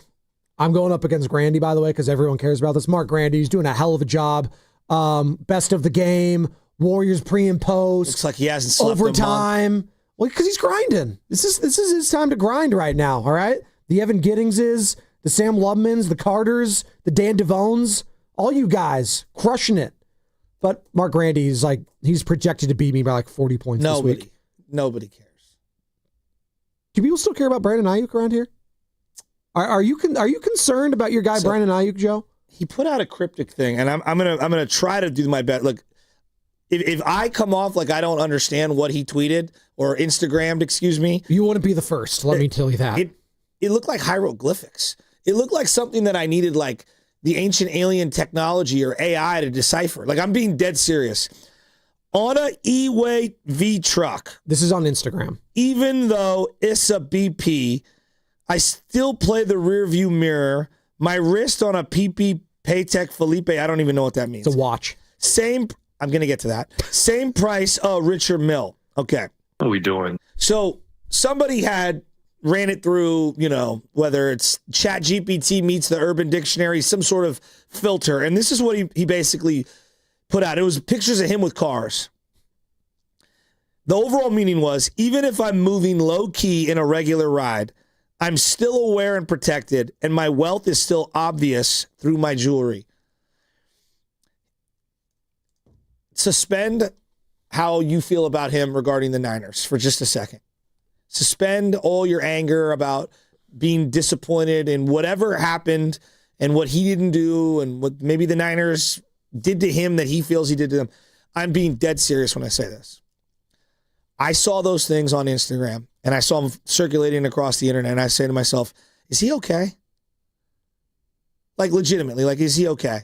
And I'm not here to pretend like I'm a psychologist. I'm not. It's just when people are posting bizarre, cryptic things, like, my first inclination is like, does this guy have like an agent or a friend or somebody in his life to be like, dude, are you all right? Like, legitimately. And maybe I just don't understand where he's from and the culture of young people or whatever he's trying to put out there. Just me, 43-year-old Joe. I'm like, damn, dude, like, where's this guy's agent? Where's, like, is he, or his family and friends in his life? What's going on? Is he okay? Like, that's what I thought. I'm being real. Like, forget football for a second. And I am extremely disappointed that he's not on the team anymore. And I've got a million thoughts on that. But, like, my legitimate, sincere belief is like, dude, like, is this guy crying out for help? Does he legitimately need some help here? What's going on? His agent is Ryan Williams, and it's through Athletes First. That's the firm he works at. Yeah, he declined to comment after all this stuff came out about, 3 weeks ago, about they voided the remainder of his guaranteed contract. I would like to hear from someone there about what's going on. Like, hey, Aiyuk, you can talk about it if you want. You're off the team. They put you on the reserve / left NFL list that I've never even heard of, basically saying you and the team are done. You could talk about it. You could say your side of the story now. I'd love to hear it. What is his side? Like these tweets. No, and I think you're being. I think that's the father in you too. And I have a lot of friends. Like, I've had a lot of friends do a lot of wild things, and people gone off the deep end, and then I never hear from them again, and they pass away. And I'm being dead serious, on a human element, just like I'm talking real life stuff. Like, I see that and I'm like, damn, dude, is this guy okay? Like, that's what my mind. And maybe I'm way out of pocket for even suggesting that. Like, you guys can all say I'm the old guy and I'm being way too sheltered or whatever. But when I see all those things, I'm like, dude, does this guy have a brother or a cousin or an uncle or someone in his life? Like, are you all right? Like, that's what my mind goes. And maybe I'm the one who's wrong. He's allowed to post whatever he wants. I'm telling you, and when I see it, what I immediately think of is like, damn, dude, is this guy okay? And maybe I'm the wrong one. I don't know. Maybe I'm completely out of pocket for even suggesting it. I'm legitimately worried about this dude's mind frame. Again, if you're just joining us and you don't know what's going on, Brandon Aiyuk was put on the reserve / left team list by the 49ers on Saturday. And after the team's win on Sunday against the Titans, Kyle Shanahan was asked about it. Yeah, we haven't seen him forever. So, that's a decision they made. Oh, no. It's been pretty simple for me. I haven't seen him in a month. So, that's and same with our team. So hasn't been an issue with our team at all. We've kind of been plugging away and no big deal. Or it's just something we've been used to for a while. But I know it's new to you guys. So they just officially, I think, had to do that yesterday. You got something, Sammy? Yeah, I just got a question. Listening to that, does it kind of bother you guys how ho-hum Kyle Shanahan is about this? Let me defend Kyle. He's got 53 guys on the team. He's got a full staff. He's got his own family. He's got a million things going on. You cannot babysit everyone all at once. There's been many times in my life where there are certain people that I've had to let, there are people that were important to me for whatever reason, and I am too preoccupied to be able to stop everything I'm doing and go out and help them. So, I get where you're coming from. I'm defending Kyle in this situation. Once someone pushes you away so many times, and I've had major fallouts with a deep friend, one of my closest homies, I tried to help him, and he saw it as me, getting into his life too much, and he was furious with me, wanted to kill me, legitimately wanted to kill me. And I was like, all right, I need to step back, and I got to kind of let him live his life and do his thing. I think we can't begin to understand what Kyle's balancing in terms of running a team. And again, he's got kids too. He's got a family too. He can only ride with who needs, who's there. And if we don't know, here, let me just play this. If you've reached out to someone 15 times and they don't return a call once, isn't the message pretty clear? Possibly. Right? We don't know what Kyle's doing and Kyle isn't. But it's also these are grown men, and it's not Kyle's job to babysit grown men. But here's what I would say. He does have an agent. He does have who he's paid a lot of money to, I'm sure. He does have family. We don't know. So I will defend Kyle.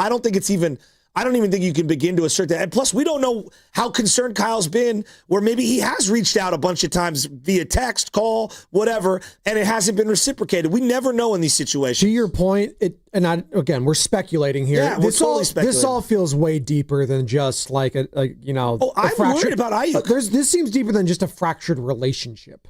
You don't show up, you don't talk, you don't for a month. I've had a couple people very close to me have legitimate mental breakdowns. Yeah. I've had many things, and I've seen a therapist. I know many people that do. People can say whatever they want. When I see this behavior, with some of the things I've gone through in life, I go, damn, dude, is this guy all right? That's what I think of. Forget football. Forget it for just Like, this is the funny thing. Like, I hear from people like, oh, I got this job and I got this. Hey, bro, none of that stuff matters if your life is in shambles in your head.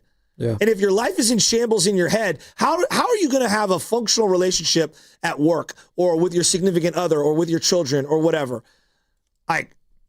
Look, maybe I'm way out of line here. I'm legitimately worried about the dude, and I wish him the best, and I hope whatever the hell is going on isn't serious, and this is all just him playing a role or something or putting something out there on the internet. I really do. I'm worried about him. Baldy joining us in a couple minutes. Brian Baldinger, our Odyssey NFL insider. Baldy breakdowns every single Tuesday around this time. By the way, this segment is brought to you by Fremont Bank, here for you, here for good. Here's one more from Shanahan. Again, this was after the game against the Titans on not having to think about Aiyuk for a while.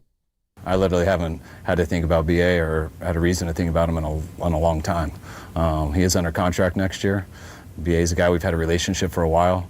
We've always liked BA. Everyone knows how good of a player he is. It's extremely unfortunate that it's gotten to this point, but when this year is over, we'll see where we're at. It is over. Like, I don't see him coming back to that team. I know he's technically under contract, no more guaranteed money. I would assume they're going to part, a mutual parting of ways, if you will. And one more here to wrap up this Aiyuk conversation before we get to Baldy. On Aiyuk's return, it would have been a bonus. I mean, we've been playing with our receiver group all year. I really have been hoping he would come back all year, but not one point was I really planning on it. So that would have been a great bonus. That would have been awesome. And would love to have BA out there. Would love to have that type of player, but that was something I realized early on wasn't going to come for a while, and there was nothing that made me sit there and think it was happening soon. So I think the rest of our team also. So it kind of validates what a lot of us felt, you and I, like if you get anything from Aiyuk, it could be a bonus. But even the head coach is saying, I didn't think we were going to get it. What's the last image? I mean, Sam, Carter, Joe, last image that you guys will have of Brandon Aiyuk? Well, for me, it was both of us at joint practice when we saw him up and close, when he was there helping to coach holding a football, like kind of coaching up the receivers. Chomping at the bit to get on the field. Yeah. That's what I'm going to remember. Think of how in the much right has shorts, changed. by the way. He was wearing the right shorts. That was important. Think of how much has changed. I know. It's kind of a lot of people. It might be the it's bizarre. What was it, the butterfly, ladybug, some sort of insect catch in the NFC Championship game? It was huge for the comeback. All of it. What are you smirking at over there? It was a damn bug, and we all freaked out. Look, oh my god! Ladybug. They're gonna win the whole thing because there was a ladybug on him. They're good luck. Please, you know, Joe, the like. Seeing everything that's happened with Antonio Brown, right? Like, that's the worst case scenario for all these. Yeah. No, I know, but but there's also like, look around the league. How many guys walk away from their team for X, Y, and Z reasons? It could be personal. It could be family related. It could be mental health, like whatever. Like, guys have breakdowns in life. Just like in normal life. Just because you have money, and that's the thing that like really bugs me is like, people are like, well, so-and-so's got a bunch of money. Yeah, that doesn't mean they're happy or that they're well. Like, yeah, I'd love to have the money too, but just because you have a lot of money, like Diddy had a lot of money. Mo money, mo problems. You know, like that guy had a ton of problems. Yeah. You know, still does have a ton of problems. So, like, I know that there's like an anger toward anyone who has a lot of money in this society that we're in now, but just because you have money doesn't mean you're well. No. And hopefully Brandon Aiyuk, mentally everything's okay there. What he does going forward, who knows? Bizarre, he wants to go to like Washington, Vegas, whatever. Like, good luck going elsewhere. That's all I'm going to say. He had it pretty good here when it came to contending and competing for, playoffs and Super Bowls. And it's going to be very hard to replicate that elsewhere outside of maybe a handful of teams. And you know what? It's going to have to be a prove-it deal if you're going to try to go to a team like that. It just is. And if I'm on the receiving end, let's say I'm on another team, like, there's red flags everywhere. Oh, absolutely. Again, prove-it deal, meaning, sure, we'll sign you to a contract. You have to do X, Y, and Z, as you're going back to X, Y, and Z. X, Y, and Z, and you have to have all these different incentives built into it, kind of like what Jawan Jennings had to do this past season. I just can't stop thinking about, we had Debo and Aiyuk, and I thought it was the best wide receiver tandem we've had since Owens and Rice. And they were both all pros. It was just, it was here and gone in like a matter of a flip of a finger. And Kittle and CMC. I know. All pros everywhere. And we didn't win it all. I know. Do you guys think that if he signs that prove-it deal, like I don't see how there's going to be another team on the other side of the rainbow that's going to say, you know what, I'll give you a couple years extension. Not a couple. No. No chance he gets 2 or 3 years. I don't know. I will never say deals? never. I don't know. No. There's lots of guys in the league who I thought their career was over and then they stuck around. I don't know. I do know this, though, Joe. We have Brian Baldinger Let's go. now. Let's go. Shark Week.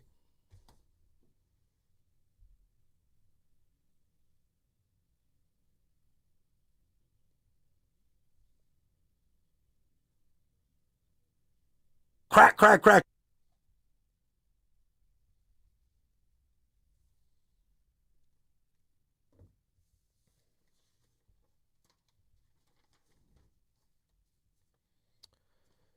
And he joins us on the River Islands guest line. Brian Baldinger is presented by our proud partner, Golden State Lumber and Showroom, serving the Bay Area for 3 generations. Building better starts with Golden State. When you succeed, we succeed.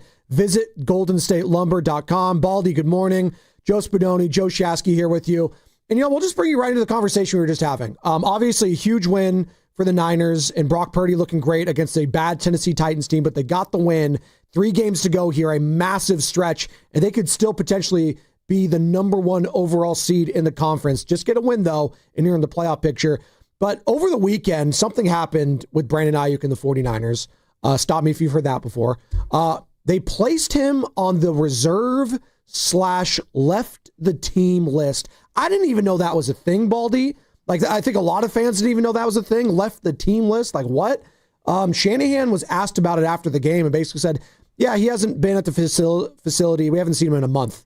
I was like, wow, just a month. I was still under the impression he was working out, doing something. Just a month, out of sight, out of mind. You can just give us our thoughts, because this is obviously the end of his tenure in San Francisco. Just an unfortunate situation that ended here. And Shasky's bringing it up. Man, you had Deebo Samuel and Brandon Aiyuk just last year, and now both of them going to be gone. Pretty crazy. And Deebo leads, the Washington Commanders in receiving, and Aiyuk, after maybe a little rocky start with Kyle in the offense, really settled in and became, a go-to guy in the offense. I don't know what that list means, honestly. Like, I know they have lists for everything. 21-day, 21-day list. You got injury reserve list. I mean, I don't really know all the details of those kind of things. That's front office material. But it's it's a shame. Like, he fit in great with this offense. There was a real role for Brandon Aiyuk, and he was a really tough player. He was a good blocker. He was good without the ball. Like, he was a big component to this thing. But you can't like just make these exceptions for players, regardless. I mean, you got to like coach your team. And right now, the 49ers are maybe the healthiest offense in all of football. And they look like it. And the good thing is they look like they're having fun. Brock Purdy's got a smile on his face. He had a great game. The guys look like, Kittle is making snow angels in the middle of the field when he trips and falls. Like, their guys are having a good time right now. And so I don't know what Ayuk's future situation is, but the guys that they're coaching are being coached hard, and they look good. They're going to be a good offense in the postseason. I loved Brock Purdy's game over the weekend. The running, the throwing, the decisiveness, the charisma that you referenced. Was that as good of a performance as you've seen from Brock in a couple of years? Because, I mean, it was almost perfect. It was pretty near perfect. 23 of 30, 300, 3 touchdowns, all different, different types of throws. Probably would have gotten one to Pearsall if it wasn't a pass interference penalty in the end zone. But regardless, you saw every kind of throw. You saw the scrambles. You saw the runs. He's got Mahomes like ability to extend plays, run, scramble. Like, he's very good at it. And but then the stick throws, the chunk throws down the field. The deep in cut to Pearsall, like on the run at the stop of the third quarter. Like, those are big time throws that every offense needs, because they end up scoring a touchdown on that drive. But you get chunk plays like that, you're going to score points in this league. You're starting at the 35-yard line in this league right now. So for the most part, you're going to score when you get chunk plays, and he got a bunch of them. It looks like he's put the toe injury behind him. Have you? Do you agree with me, Baldy? Yeah, I do, Joe. And I was looking for that. I was looking at some of those scrambles. He had a 126-yard scramble, and he at the end of it, when he went out of bounds, I don't know if you noticed this, he kind of like did like a little back pedal with it. Like you're not doing that if your toe is bothering you. You're just not. But like you can see, like there's the touchdown throw over the middle to Kittle. Like he elevated to make that throw. He literally jumped to get that ball over Jeffrey Simmons' head. And he went off his left foot in order to elevate maybe 12, 18 inches to make the throw. Like you're just seeing the little things where it doesn't look like I don't know if he's got a steel plate in there or what, if he's still rehabbing, but it doesn't look like it's a lingering issue. Talking to Brian Baldinger here on the Morning Roast, Odyssey NFL Insider, Best Football Show podcast, and he joins us each and every Tuesday at this time. And Baldy, we were going through it right now. Obviously, there's a path to be the 1 seed still. You need some help. Mm-hmm. Seattle would have to take care of business this Thursday, and you'd have to win out. It's reasonable enough, but I think most Niner fans are like, can we just win a damn game, get into the playoffs, and we'll take it from there. That being said, like the confidence Niner fans have to have now with a healthy, seemingly healthy Brock Purdy, coupled with a healthy Juwan Jennings, Kittle looking like a beast, Trent Williams out here pancaking people, CMC been doing what he's been doing all season long. Like, is this the best version of the Niners offense we've seen all year? Yes, it is. Not even close. And now to see Pearsall do what he did, and to know that you can count on him. I mean, he's a good route runner. Fundamentally, he's very, very sound. Just the way that they blocked, even on the perimeter. Like, Kyle coaches hard all week long. Like, he doesn't let up on these guys. Like, they're responding, though. This is a good offense. It's a good offense. They scored on 7 of their 8 drives. Do you want to finish the drives with touchdowns rather than field goals? Of course. But still, Jeffrey Simmons is a beast. He had some good players on that side of the ball. Like, that's what you should do to Tennessee. You should sharpen every single thing you have. Let Kyle, call his plays, execute the plays, and get ready for a tough road game where Indy went on the road last week and probably could have easily won the game. They had 16-15 with a minute to go, less than a minute, and they gave up a big play in the middle of the field. But their corners, like I haven't seen Sauce out there right now. He got hurt a couple weeks ago, but their corners are corners that you can attack, and I expect them to do it. You referenced Ricky Pearsall. What are his strengths and weaknesses, and what does he bring to the table for this offense when he's out there? Well, they called plays for him, Joe. Third downs, they called plays for him. They ran him across in motion. They ISO'd him out there in the flat, against a young corner, and he won easily. He separates at the top of his routes very well. You saw on 3rd and 13, a 14-yard comeback, where it's a perfectly run route. You need a little time to do it. But, he comes back to the ball. He doesn't wait on it. He catches the ball away from his body with his hands, which is important in traffic. He caught a ball on 3rd down off his knees, when he slipped coming out on this little curl route coming back to the ball. He caught everything they threw to him. We give these titles, number 1 receiver, whatever. Like, they're going to, I don't know if that's even the case in San Francisco anymore. I mean, there's no Jerry Rice here, so like that's kind of silly. But they have matchups that they're looking for, and they got it matched up on a couple young corners, and he won all the matchups. Yeah. And so that's what you could do with him right now. Like, he's a legitimate weapon. Jennings, in fact, I thought Kyle did a great job of attacking the 2-man side, which is man-to-man side, and they had the route combination, and so you get Juwan Jennings and you get Pearsall attacking the 2-man side in a variety of combinations. And I thought between the two of them, between Juwan Jennings' size and how he plays the game, just basically low post basketball, and then Pearsall's route running and ability to separate, like those are good options if that's the first look for Brock. Yeah, I think the big question is, like, can he hold up, right, for Pearsall? And time will tell, right? Time's going to tell. Yeah. You referenced Jerry Rice. George Kittle is 9 catches away from being the number 2 all-time pass catcher in terms of receptions in 49er history. He would surpass T.O. I think this is important because it's shocking. You look at how your face is. My face was that way too. No, I would never have guessed that. Me Joe, neither. Honestly, and I think what makes it more impressive is that they're not a pass first team, and he doesn't. I walk away feeling like he doesn't get featured enough, George Kittle, and yet you look up and he's super prolific. Baldy, I guess take it away from there. George Kittle, all-time 49er. He's going to pass T.O. in the next week or two in terms of catches. It's quite stunning. Well, just think about. He's a 5th-round pick out of Iowa, right?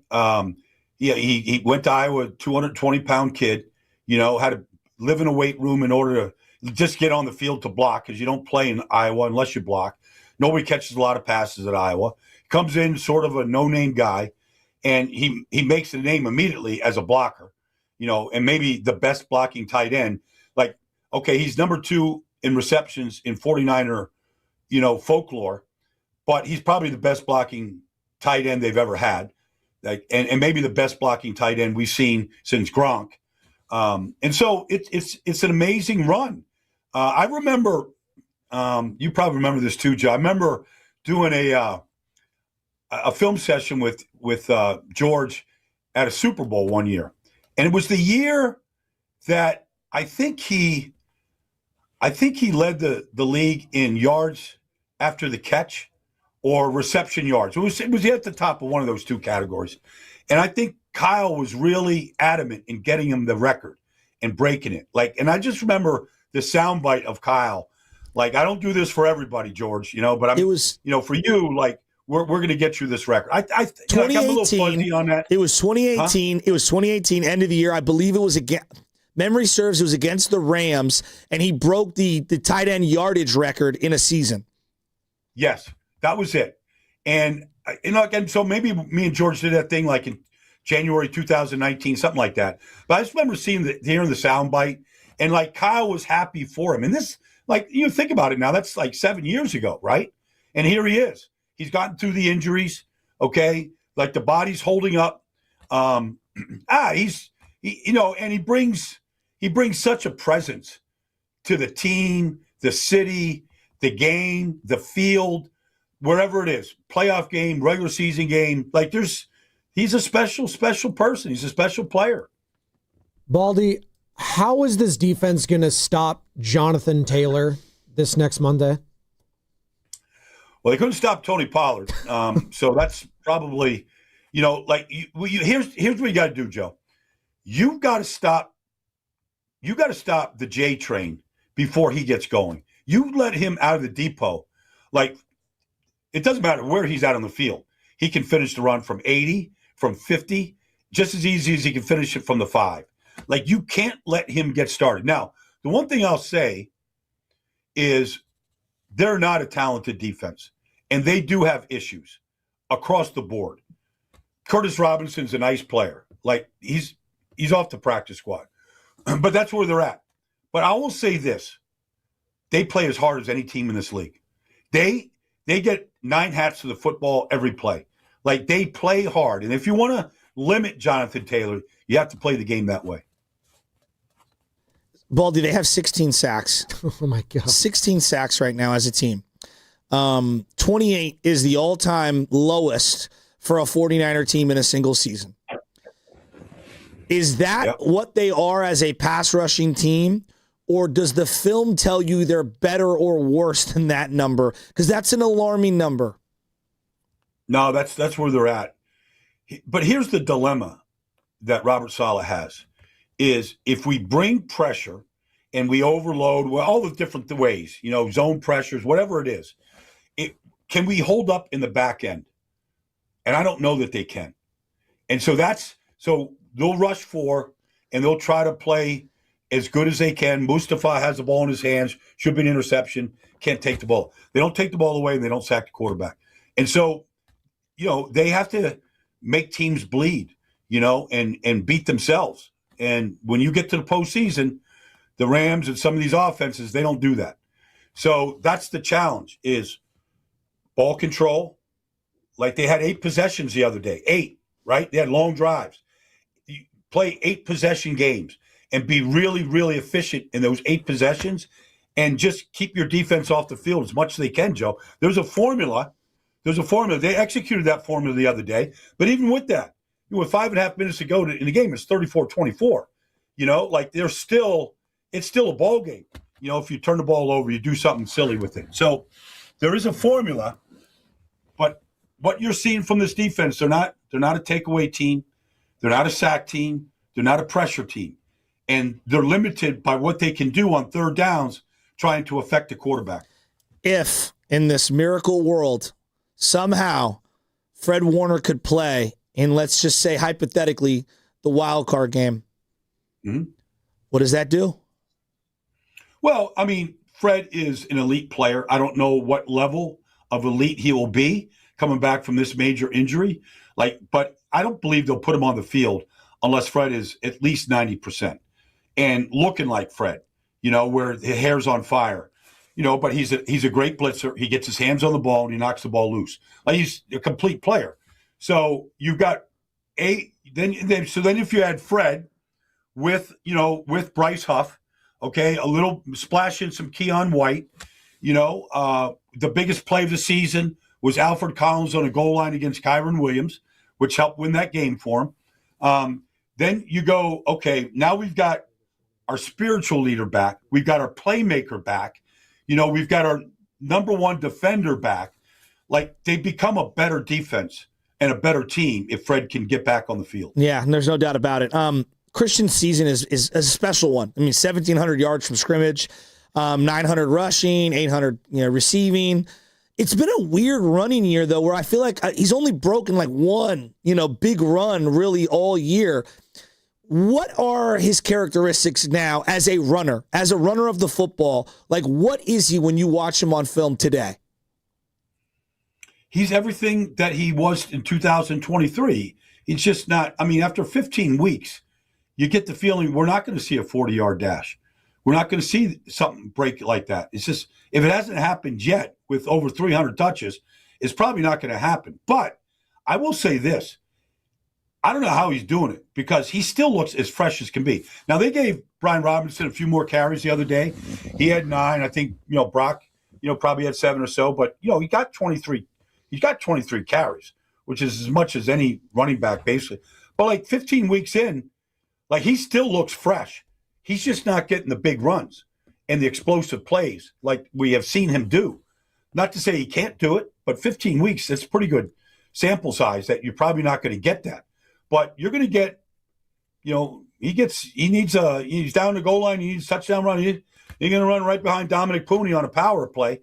He's not going to miss. So he is the most important player in this offense. Outside of Brock Purdy, he's the most important player. No doubt. And how they use him.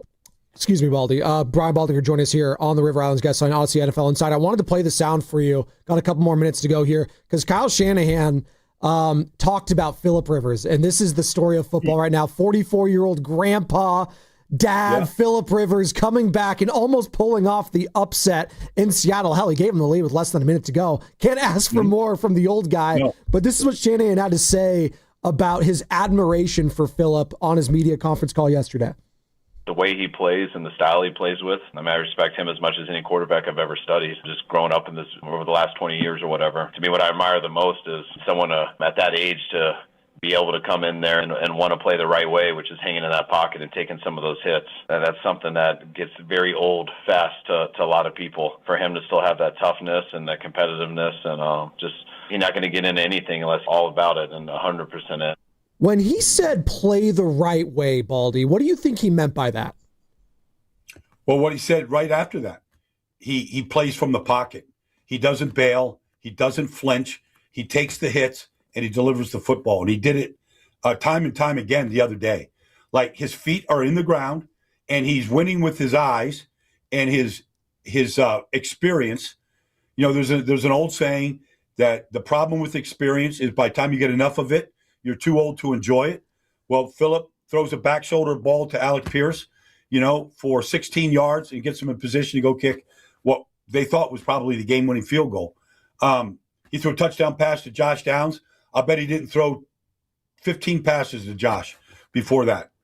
But he knows what a shallow cross looks like. There's not a defense he hasn't seen. There's not a look he hasn't seen.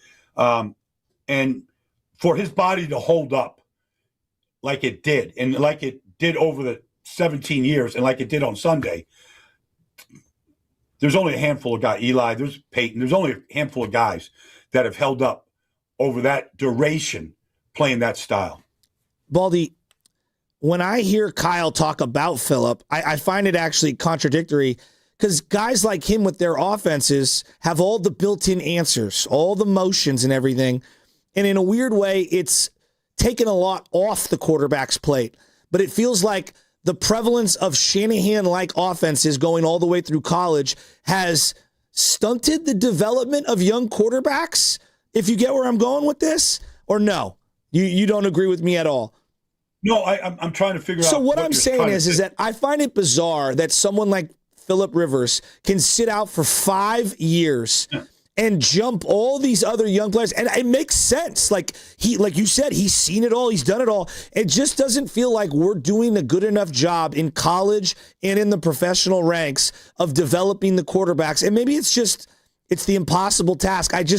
I don't know. Like I find it an odd juxtaposition, Shanahan discussing Phillip when he doesn't want his quarterback doing a lot of checks at the line of scrimmage.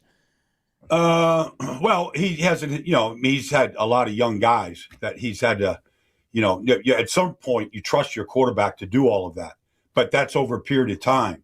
But, the bigger point to what you're making here, Joe, is we do a terrible job of developing quarterbacks, a horrible job. The safety valves go run. Go make something happen. That's not quarterback. That's not quarterbacking. Look to the sideline and we'll tell you the play. That's not quarterbacking. It is. We've given them a crutch and we don't allow them to develop. We don't know how to develop them.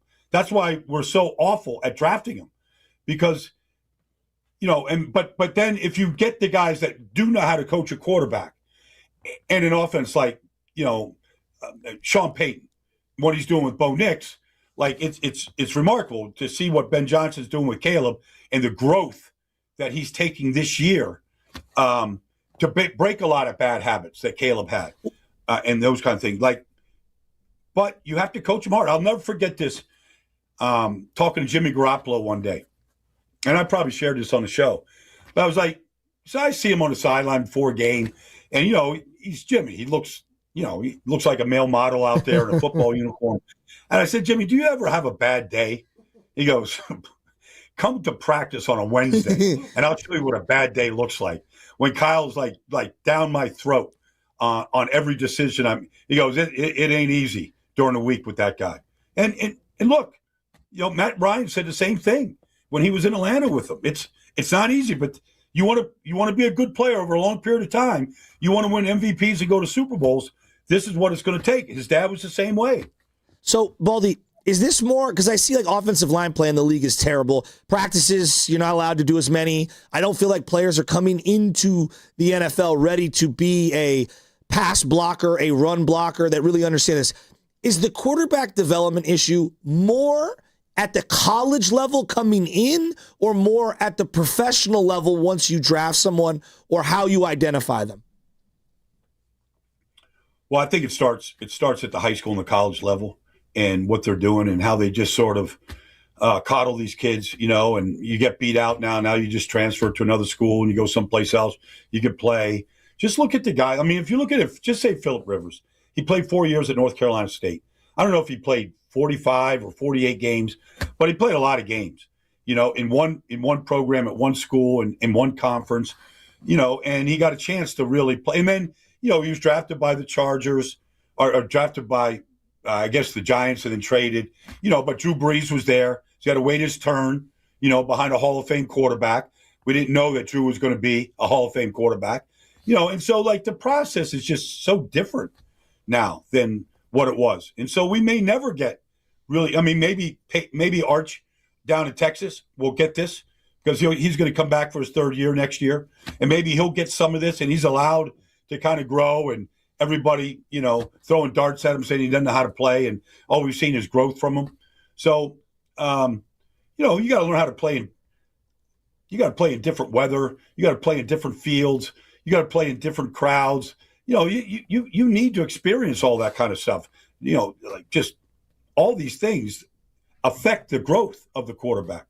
One more for you, Baldy, and we appreciate your time this morning, and you're so right. That's why I love when Brady or like Aikman's on the broadcast, because they're not afraid to say what's wrong with either the development, not checking at the line. Yeah, it's Troy like, wasn't too shy last night about saying, do they have a 2-minute? Exactly. They don't have a 2-minute offense? Exactly. Like, what is this? Like, we're all saying the same thing at the TV, but I'm glad Troy said it, though, because he needed to say it. So we were having the conversation earlier. It was what we opened the show with. I'm of the belief, Baldy, that in order for this Niners team to go on a legitimate playoff run, because their offense or because their defense is so bad, I do think the 1 seed would be crucial for them. Just having that home field advantage, going through a lot of unproven guys, a lot of young players on defense, I think it would be massive. Shasky was like, I don't think so. I think, they could sneak in, go on the road, go on a little bit of a run here. We've seen it in the past. What do you think? Do you think they need the number 1 seed to go on a little bit of a deep run here? Well, I mean, if you're not thinking like that, then you're not thinking properly. I mean, you have to think about the number 1 seed is available. Like, you have to think like that right now. It makes a difference. I remember I'm in Philly here. Howie Roseman, like, he went after the number 1 seed in a couple playoff runs because, getting the home playoff game, getting the rest, only having to win 2 games to get to a Super Bowl, that's a big, big deal. And you just think if you get the bye week, maybe Fred is really healthy, for that, whoever comes to San Francisco and Levi to play. And, then you start thinking, okay, get the number 1 seed, get a home playoff game. Then you're thinking maybe this is the year that we host the Super Bowl at Levi State. I mean, I think you got to stretch and think big. And, like anything can happen in some of these games where you're limiting the number of possessions. And you got a guy, Pinheiro. I just looked at it. I didn't know. 22 for 22. He hasn't missed. The kid ain't missing. No. Like, that's going to be really important in the postseason. Baldy, you're the best, buddy. We'll talk to you soon, all right? Can't wait to react to Old Man Rivers playing against the 49ers on Monday night. Thanks, man. I think he's going to be better than he was last week. He just threw it to the backs, and check downs, but he missed a go route to Josh Downs on a double move, and he got behind the defense. I'll bet if he gets that this week, he's not going to miss. There we go. Hey, Baldy, great stuff, man. We'll do it again next week. Okay, guys. Ryan Baldy. There he goes, which leads us now to the injury report.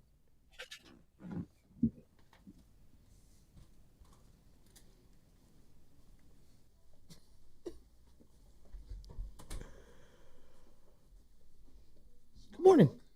Kyle Shanahan provided a not bad but also not good update on Ricky Pearsall. Shanahan confirmed that Pearsall irritated his PCL injury while also suffering a low ankle sprain. Pearsall will not practice this week, but Shanahan stopped short of ruling him out for Monday night's game against the Colts. The Injury Report was brought to you by Boxer & Gerson, Northern California's premier workers' compensation law firm, helping injured workers get their lives back for over 40 years. As you are now listening to 95.7 The Game, KGMZ FM and HD1 San Francisco, and Odyssey Sports Station, and the home of the Golden State Warriors and Valkyries. Always live in the free Odyssey app, coming live from the Laughing Monk Studios. And joining us now, courtesy of River Islands, is Bonte Hill. Each and every Tuesday at this time. Good morning, Bonte. I like that hat. We just had some great stuff with Brian Baldinger. If you missed that, YouTube or the Odyssey app. How are we feeling today? Big smile on your face? Feeling good about the Niners? I was feeling great. And then I come into the producer studio and say, hey, Lubman, mic screen, headphones, got them all in there. He goes, I don't know. That could be in there. Probably. Oh, no. I don't know. It's like, wow, that's great producing. Hey, Bonte, really quick. What are you talking into on the mic right now? Well, is that a mic screen? Well, because Carter got It's almost like I knew it was there. No, it wasn't in here. It was actually outside. Carter got it to me outside the studio. I love you, Lovin', but that's how my morning goes. I was like, geez, Lovin', good to see you too on a Tuesday. There you go. The quarterback development question is such a great, just forget Phillip specifically, or whoever, but I'm watching J.J. McCarthy. Now, I didn't even like J.J. McCarthy coming out of Michigan, but I'm rooting for him because everyone's trying to run him out of the league. And look, he might not be good. He just simply might not be good. I don't know, but it's we couldn't even wait 12 games, 13 games, give him an opportunity. Can we let him play, right? Can we let the guy play? And I get it. Look, I'm guilty of this. We go ballistic after every single completion, every single non-completion, whatever. And I think about someone like Phillip Rivers and he did have to sit behind Drew Brees and then he got his opportunity. And, does Drew Brees get multiple opportunities in today's day and age? I don't know. Maybe someone gives him the Sam Darnold bounce back or the Daniel Jones bounce back. It's just, It's just wild how quickly we're ready to write people off in life, but specifically at quarterback. Do we do that with Shedeur Sanders too? Because I feel like that guy, out of all the young quarterbacks, 5th-round pick, thought he'd be a 1st-round pick. And he showed some signs, and they got their asses kicked in Chicago. But I feel like that with Shedeur. Like, there's so many people rooting against Shedeur. J.J. McCarthy's been a little quiet because and we're critical of him because he does have a Justin Jefferson. Yes. He does have a Jordan Addison. He does have a T.J. Hawkinson. Yeah. And he does have Kevin O'Connell. But some Viking fans think he's a little overrated, KLC, but whatever. They got a really good defense. And I got a bone to pick with J.J. McCarthy because they bounced me out of my fantasy playoffs. But we do this with every quarterback, whether they're black, white, young, old. We don't have patience today in the sports world anymore. That's God. So it's a what have you done for me lately? I'm seeing people talk about Patrick Mahomes saying, oh, that's it for Mahomes. It was a good run. It's like, guy's midway through his career. Well, hold on. Don't point at me. I just asked you the question yesterday because it was is the dynasty over? Well, I was like, well, this iteration, but the Patriots had multiple iterations. So, I think the Chiefs will be the same thing. I just am curious to see how much longer Andy Reid wants to do it because he is getting older. He's obsessed with football, though. He is, but he's getting close to 70 years old. Like, how long is he going to want to keep doing this thing? Carroll's still out there. Well, he's going to be done. No, I know, but Andy's better at what he does. No, he is. But again, and I guess there was LCL damage along with the ACL with Mahomes. How's that going to do his recovery? I don't know. I'm not betting against him. Listen, but it's going to bleed into next year potentially. Sure. So it's interesting. But I wanted to play that sound. Let me play it for you again, Bonte, if you just missed this. This is Kyle Shanahan yesterday. I thought this was one of the most fascinating answers he's ever given because it just gives you a little insight into what he loves about quarterbacks. And specifically Phillip Rivers, because I guess they had a conversation the other week because Gus Bradley, former Charger, obviously on the Niners staff, they're tight, and they got on the phone and they talked for a little bit. But this is Shanahan yesterday on his conference call and his admiration for Phillip Rivers, who you'll see on Monday. The way he plays and the style he plays with, I mean, I respect him as much as any quarterback I've ever studied. Just growing up in this over the last 20 years or whatever. To me, what I admire the most is someone at that age to be able to come in there and want to play the right way, which is hanging in that pocket and taking some of those hits. And that's something that gets very old fast to a lot of people. For him to still have that toughness and that competitiveness and just he's not going to get into anything unless all about it and 100% it. The right way is an interesting way of putting it. And I think when we're talking about, whether it's Patrick Mahomes, Brock Purdy, anybody, I think the right way is a good blend every now and then of not escaping the pocket too soon, but when you absolutely need to, can you make a play with your legs? But you're going to win and lose games from the pocket. Yeah, no, and that's one thing with Patrick Mahomes, relating that to Phillip Rivers. I thought Mahomes got away with escaping the pocket too early. His pocket presence, and maybe it's because of the offensive line, they've gone through a bunch of tackles, guards, centers, and that messes with their head, right? He's escaping the pocket. It's like, just sitting, you're sped up a little bit, right, in that pocket. So Phillip Rivers, although I think you need a little mobility in today's game because these defensive ends are flying around, the tackles are flying around, linebackers, but it is good to have a drop-back quarterback that we saw with Mac Jones this year with the 49ers, where he's like, I'm going to be in this pocket. I know I'm going to get hit, but I'm going to deliver a dime. The game is won from the pocket in these big games. We've seen it in the Super Bowl with our very own team, whether there's a batted ball at the line of scrimmage or a missed throw where Mahomes drops back 12 steps and he drops a dime to Tyreek Hill on 3rd and 15. Look, going from the pocket, and Phillip Rivers didn't look bad. No. He's getting the ball out quick. And I do worry about this Niners defense against Phillip Rivers and his Colts offense. Jonathan Taylor, who I fear. Well, Jonathan Taylor, the wide receivers. I mean, the Tennessee Titans were moving the football with Cam Ward. So I like Cam. Cam Ward's going to be fine. They'll get some pieces around him. You don't give up on him too quick. But it is interesting to see Phillip Rivers at 44 years old, and he would have played that Super Bowl. That's what I was going to bring up. So can I ask you guys this? Was that the best Brock game in a couple years? Because it sure felt like it. I know the stakes weren't like the highest, but in terms of zipping the ball, stepping into throws, running around, he showed a complete package. So I thought the week in Cleveland was maybe not just as impressive because the box score is a lot sexier, but this is a worse defense and a worse team. I know Cleveland sucks, but there are levels to suckage. Yeah. I at least respect Myles Garrett in some of those defensive pieces. And I like Jeffrey Simmons, but come on, that's about it for the Titans defensive line. I thought the mobility in this game was the big key for me, though. That's the most confident I've seen him, Bonte, with his legs thus far. And it feels like, again, he won't tell us this, and I'm sure it still hurts, but it looks like and feels like when I'm watching him, the toe was behind him, at least for now. Yeah, he was the most mobile he's looked this season, no doubt about that. I mean, he was moving around, and he looked like the guy in 2023, but at times in 2024, I don't want to gloss over the game he had against the LA Rams early this season last year, where he got Juwan Jennings going with 3 touchdowns.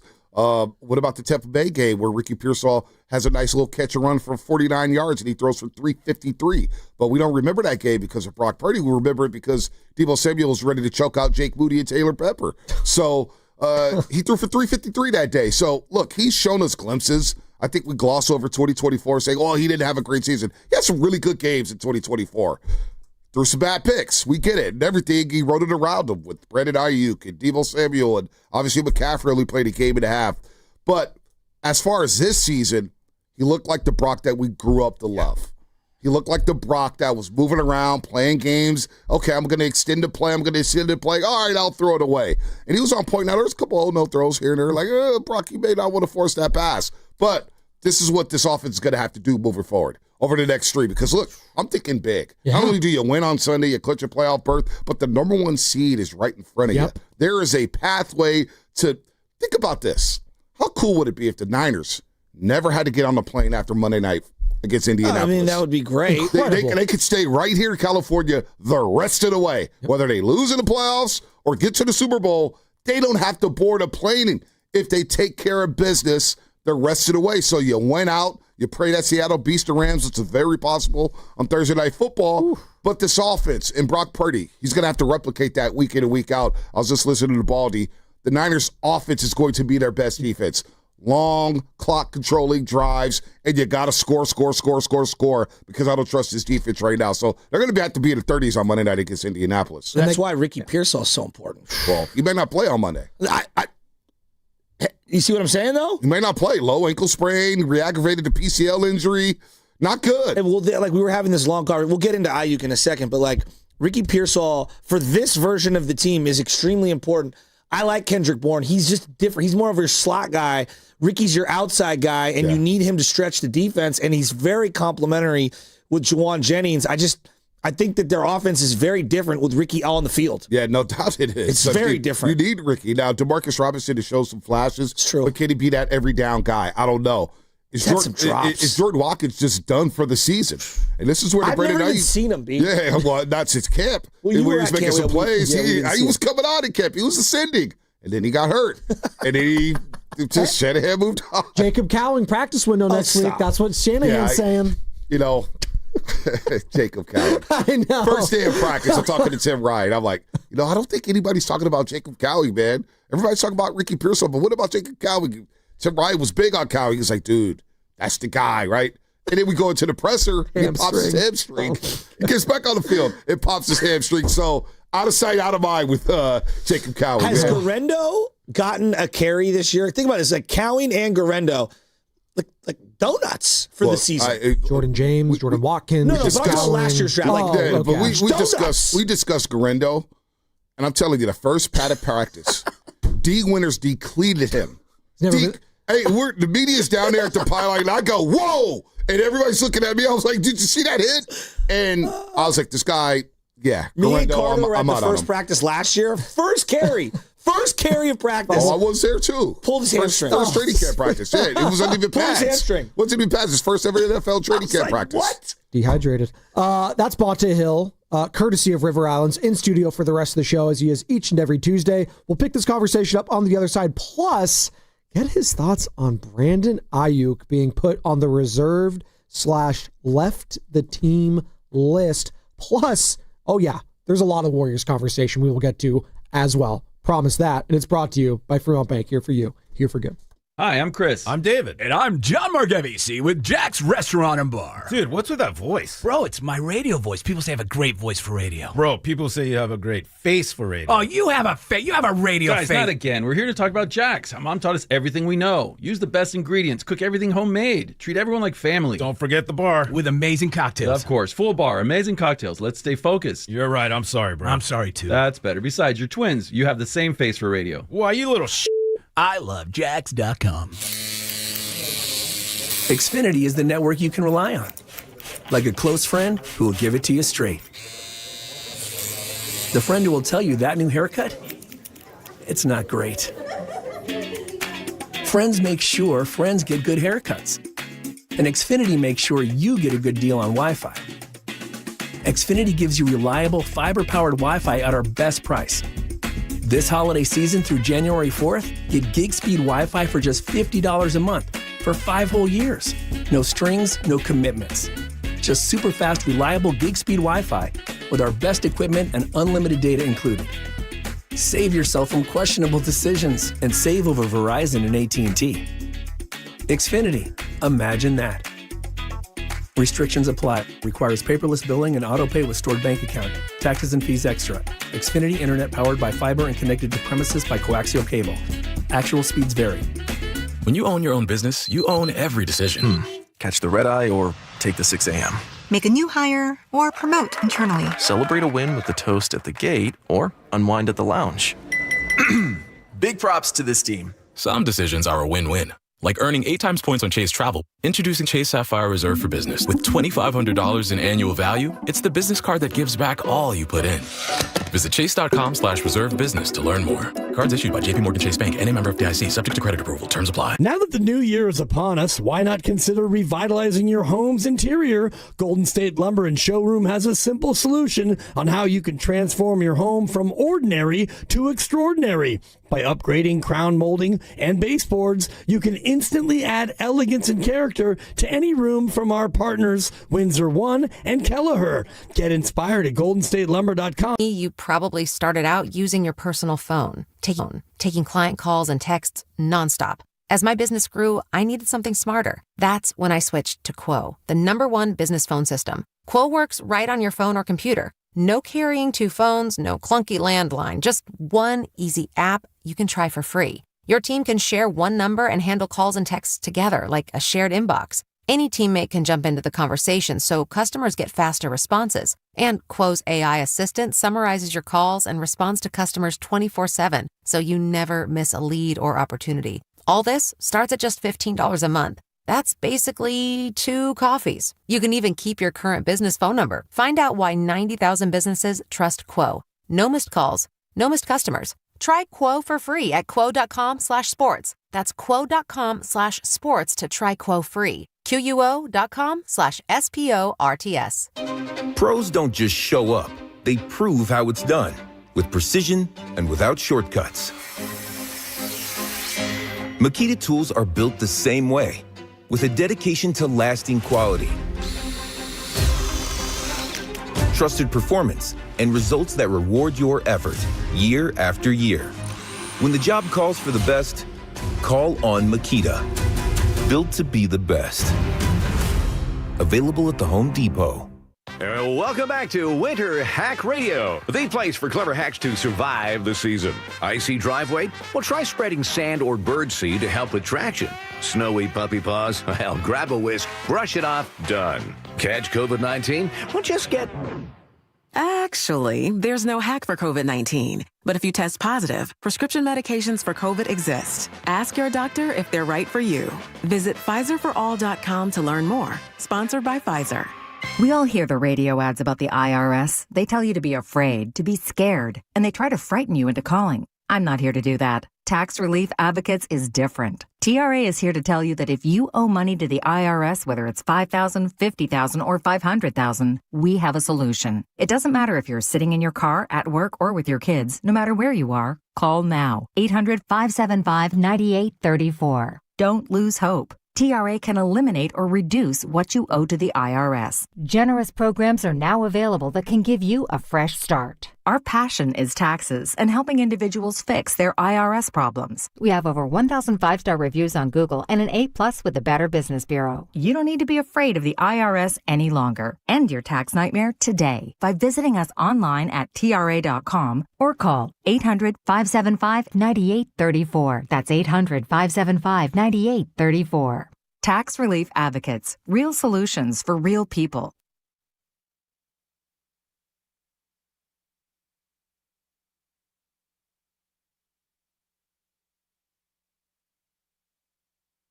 The Morning Roast with Joe Spadoni. Listen to that guy driving the bus, man. Damn, Spadoni. Damn, you sound good. And Joe Shasky from 6 to 10 on 95.7 The Game. How do you like that, Mr. Bonte?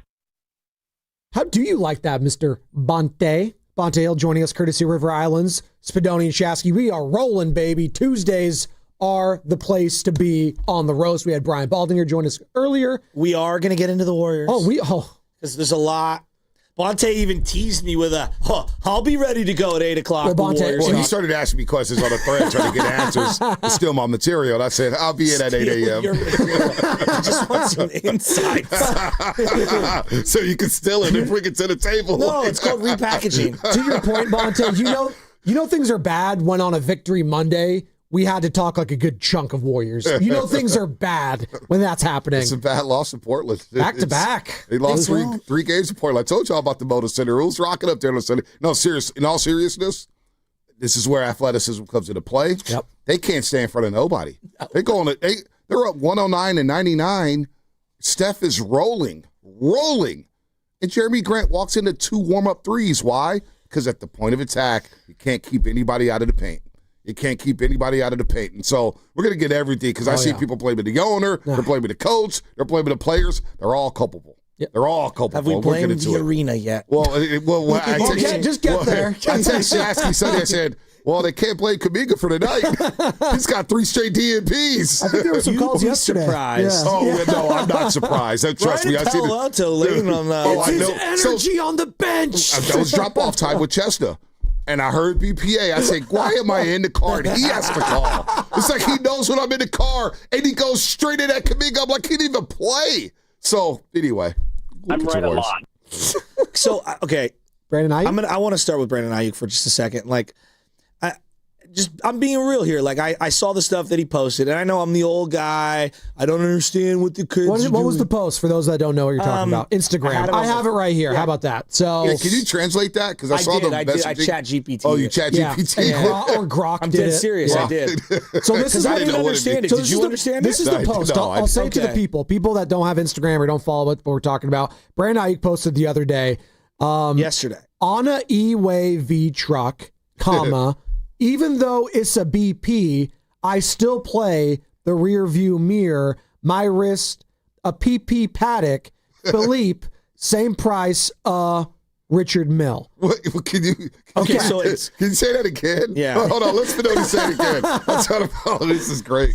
So this is me. This is my rap skills, I guess. He's the whitest guy in the room. On an E-Way V truck, even though it's a BP, I still play the rear view mirror, Marista PP Paddock, Philippe, same price, Richard Mill. Spadoni's black. I bet you Carter knew what that said. Carter's got a 100%. He knows all those watches. LeBoy knew what that said, right? He was like, oh, yeah, the BA, that's what's up. That's his buddy from Stuart Hall. Oh. Well, you know his birth certificate's Cartier, not Carter. So there you go.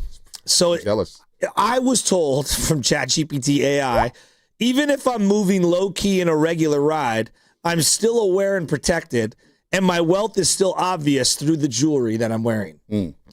And look you can call me the old guy, you can say I'm pearl clutching, whatever. I see those and just how it lands on my life. Like, is he okay?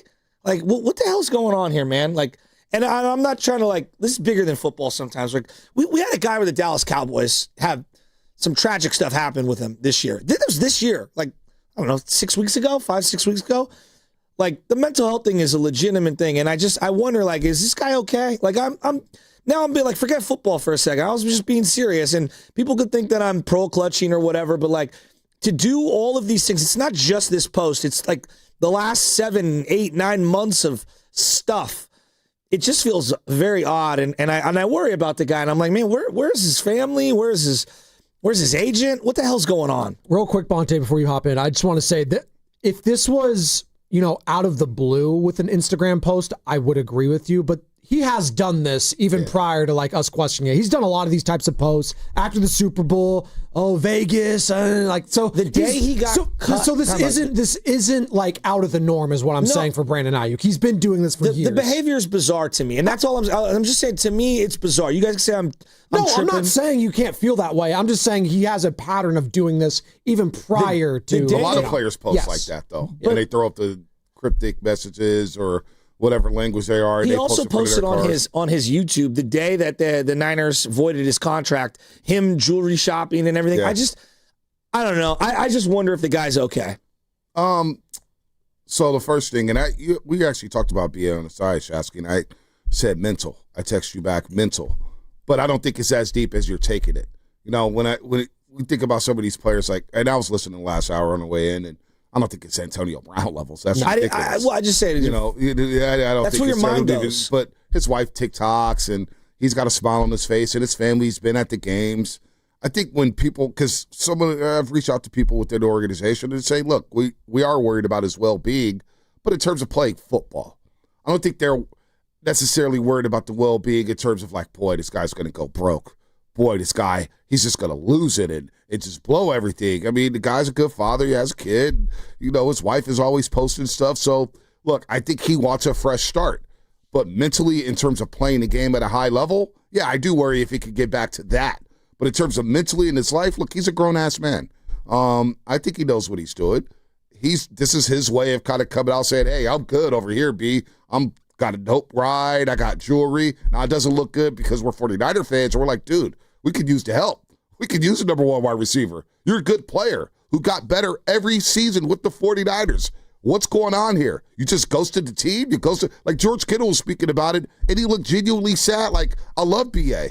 But damn, like, it's been a month where he's out of sight, out of mind. But right now, I'm not going to go deep into his psyche in terms of like, is he just going to hit rock bottom? Like, I don't know if it's that deep. What person in any walk of life deliberately tries to not make money guaranteed coming to them? Well, a guy who already has a lot of money guaranteed. It's a little different, right?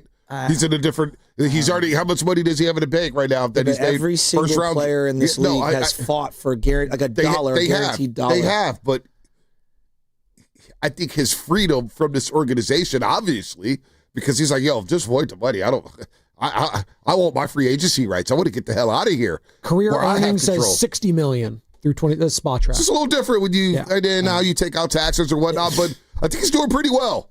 I think he's doing pretty well for himself in terms of the finances, and I think he is willing to void that money, and he's betting on himself to say, look, I'm going to make that up at some point, but my freedom's probably more important within the NFL, and he'll get a 1-year deal or a 2-year deal. Hell, there may be a team that gives him a 3-year deal for crying out loud. The Jets, remember Le'Veon Bell sat out the year, left all that money on the table? Money. But the Jets ended up giving him a 3-year deal. But he didn't get the money back from the year before that he would have made. That. He lost that, but he still ended up getting a lucrative contract with the New York Jets. It was a 1-year deal, but he lost money, like essentially, if you were doing it the right way. He lost out on a year of money. But again, these guys already got millions in the bank, Shasky. They've got millions. So they're that playing doesn't with mean that you're. No, I'm with you on that. Trust me. I think it's bizarre that he walked away from that money.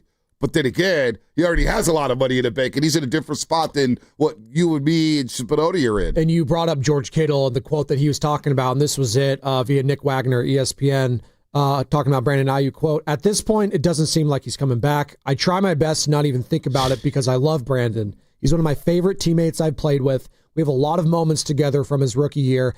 Every year we've played together. That's the Brandon I remember. So if I think about I wish he'd be here, it kind of just makes me sad." Well, that's how I feel. When I saw a photo over the weekend of, I think it was Saturday, was it Leo Luna? Somebody I follow posted like Debo and Brandon Aiyuk. And obviously they're how it ended for both of them is very, very different. But it's just sad. Like that was one of my favorite combinations on the Niners. We talked about getting wide receivers for decades. Like, can we get somebody, and like they were the closest, and you're going to pale in comparison, but they're the closest to T.O. and Jerry in terms of a combo together. And they were awesome. And it was like that. Like, it was like they were here for like a couple of years at their prime, and then poof. I remember the first day of training camp when they advanced to the Super Bowl in Vegas. We were at the Hilton Hotel. You were running the show, Spinoni, on the board. We're at the Hilton Hotel. And we got deep in the bag on the Niners. And we brought it up. I was like, Shaska, I think this is the best wide receiver duo, one of the best in the league. We finally have we think about Rice and Taylor and T.O. and Rice and Stokes coming in there, where you had the triplets for a second. Aiyuk and Debo were as solid. And we were talking about Operation Las Vegas, getting back to Las Vegas, and it just felt good to have two wide receivers where you didn't have to worry about it. Exactly. And part of Brock Purdy's dip, and I think people didn't take this into account, that was his favorite target, Brock Purdy, the pass game. Now, you had Kittle there, you had Debo doing his thing, but Brock Purdy and Brandon Aiyuk, even when Brock Purdy got inserted to the lineup after Jimmy got hurt, Debo got hurt the Tampa Bay game when they blew out Tom Brady and company. He was looking at Brandon Aiyuk. That magical 2023 season. Brandon Aiyuk had 700-yard games in a run-first offense, with the second all-time in franchise history. And we know how rich this history is with the 49ers when it comes to the wide receiver position. So some of that dip in production, I think, correlates with the assets of Brandon Aiyuk. I agree with Brandon that. Aiyuk not being right. So it's just unfortunate that it was all good in Las Vegas last February, then you lose the Super Bowl, and had all season, and the storm in training camp, and here we are without Brandon Aiyuk for a stretch run where they have an opportunity to get the number 1 seed. Yeah. So, I worry about Brandon Aiyuk. I hope he's good. I think he'll be good. I think he's got the right people in his camp. Herm Edwards is probably reaching out to him. There's a lot of people at Arizona State who he played for. Marvin Lewis was there. Antonio Pierce was there. Yeah. They've got all kind of guys. So I think mentally, I don't see him going down the road of Antonio Brown or some of these other these wide receivers. Or I think he'll play football again. I think he'll be productive. I just, when I hear people say, well, they've got a lot of money, hence, therefore, they're all together. Like, we're watching Odell Beckham talk about how much money he bled through in 5 seconds. Like, I don't know. But that's neither here nor there. On the field. I was, holding out this thread that maybe he might come back, whether it's this year or next year. And I look at what they have right now, and we were talking about, like, a player of Aiyuk's status, and, like, Ricky's not the same player as Aiyuk. Aiyuk was significantly thicker and stronger, and just, he was so silky, top speed, and could, separate right away. Ricky has some qualities I really like. Upper body and being able to really shed off of a guy who's pressing him. I don't think he's there just yet. And clearly he's dealing with like a knee and ankle thing right now.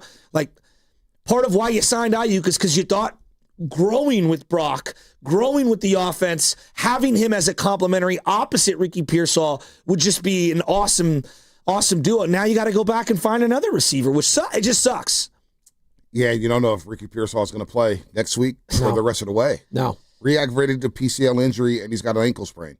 Not good. Do you like Ricky as a player when healthy? I think Ricky's good as a player when he's healthy, but that's part of the problem. I mean, first play last week, Bonte, he rolls up on the ankle. It's like, I need to hop off. And then another play with the knee re-aggravating. It's like, God, he's playing well. He's getting these catches, but his body just can't hold up. This is what Shannon had to say about the injury and whether or not it's a major concern going forward with Ricky.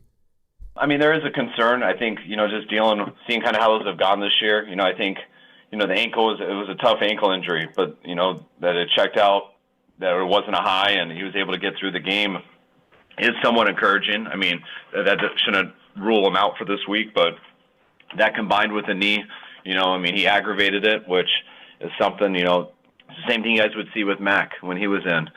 Mac aggravated his PCL, and when you land on that, it's real painful for a while, and but it can go away, and that's how you'd see it with Mac throughout the games, and that's kind of how it's been with Ricky. But I think on that last third down, which was one of I thought the biggest plays in the game, that allowed us to get a 3-score lead and not allow them to have the ball down 2 scores there at the end.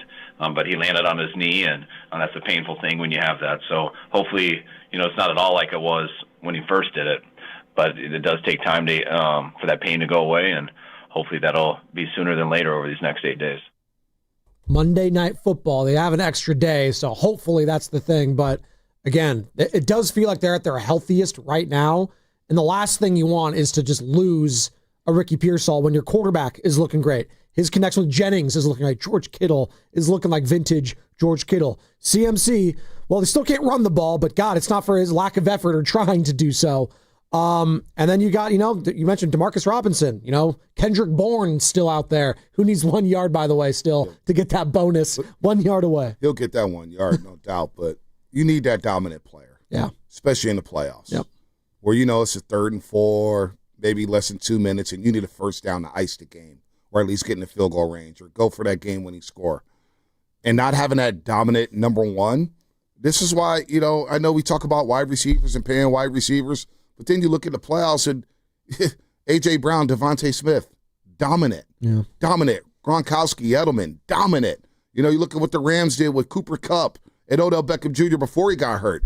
Dominate players. You need a dominant, like Jackson Smith and Jigba changes everything for He's Seattle. open on every play. Puka and Devontae Adams change everything for the Rams. That's why this offseason, I knew it wasn't going to happen just because the allocation of resources, where they were going. But I was a staunch defender of, hey, bring in Devontae Adams. Spend a little bit more. I was talking about it, and then Devontae is saying, they're trying to do wholesale, but on retail. I remember those quotes with Mike Silver. They thought they were going to pay Aiyuk. I know in hindsight it's 2020, but at the time. They didn't have a lot of money, though. Yeah, they didn't have a lot of money. They didn't have a lot of money. They would have had to cut some players. And I know a lot of people, we took calls on these airways. A lot of people were out on Devontae Adams. They were. They felt, there were a lot of people were out on him. But the financial situation of the 49ers at the time, they had so many holes on that football team that they could just go all in on Devontae. And they couldn't pay Devontae before extending Warner and Kittle. You had to reward. And Brock Purdy. Yeah, and Brock, excuse me, and Brock, exactly. Totally. The Kittle thing. So you're talking about number one wide receivers. I was astonished because I'm just looking at all the numbers. He's got 51 touchdowns. He's creeping into the top 5. He's going to pass Freddie Solomon here coming up. George Kittle is 9 catches away from tying T.O. for second all-time in 49er catches. That's incredible. Isn't that? It's incredible because 9 I away. was listening to you with Baldy, and you're right. I feel the same way. Sometimes you come out of the game like, hey, George Kittle only got 4 targets, 5 targets. The hell is going on around here? I want to feature like Kelsey. I want to feature like Antonio Gates. I want to feature like Gronk and Shannon Sharp and these great tight ends in the league. That is pretty wild that he's 9 catches away from T.O. and becoming second all-time in receptions as a member of the San Francisco 49ers. A great career.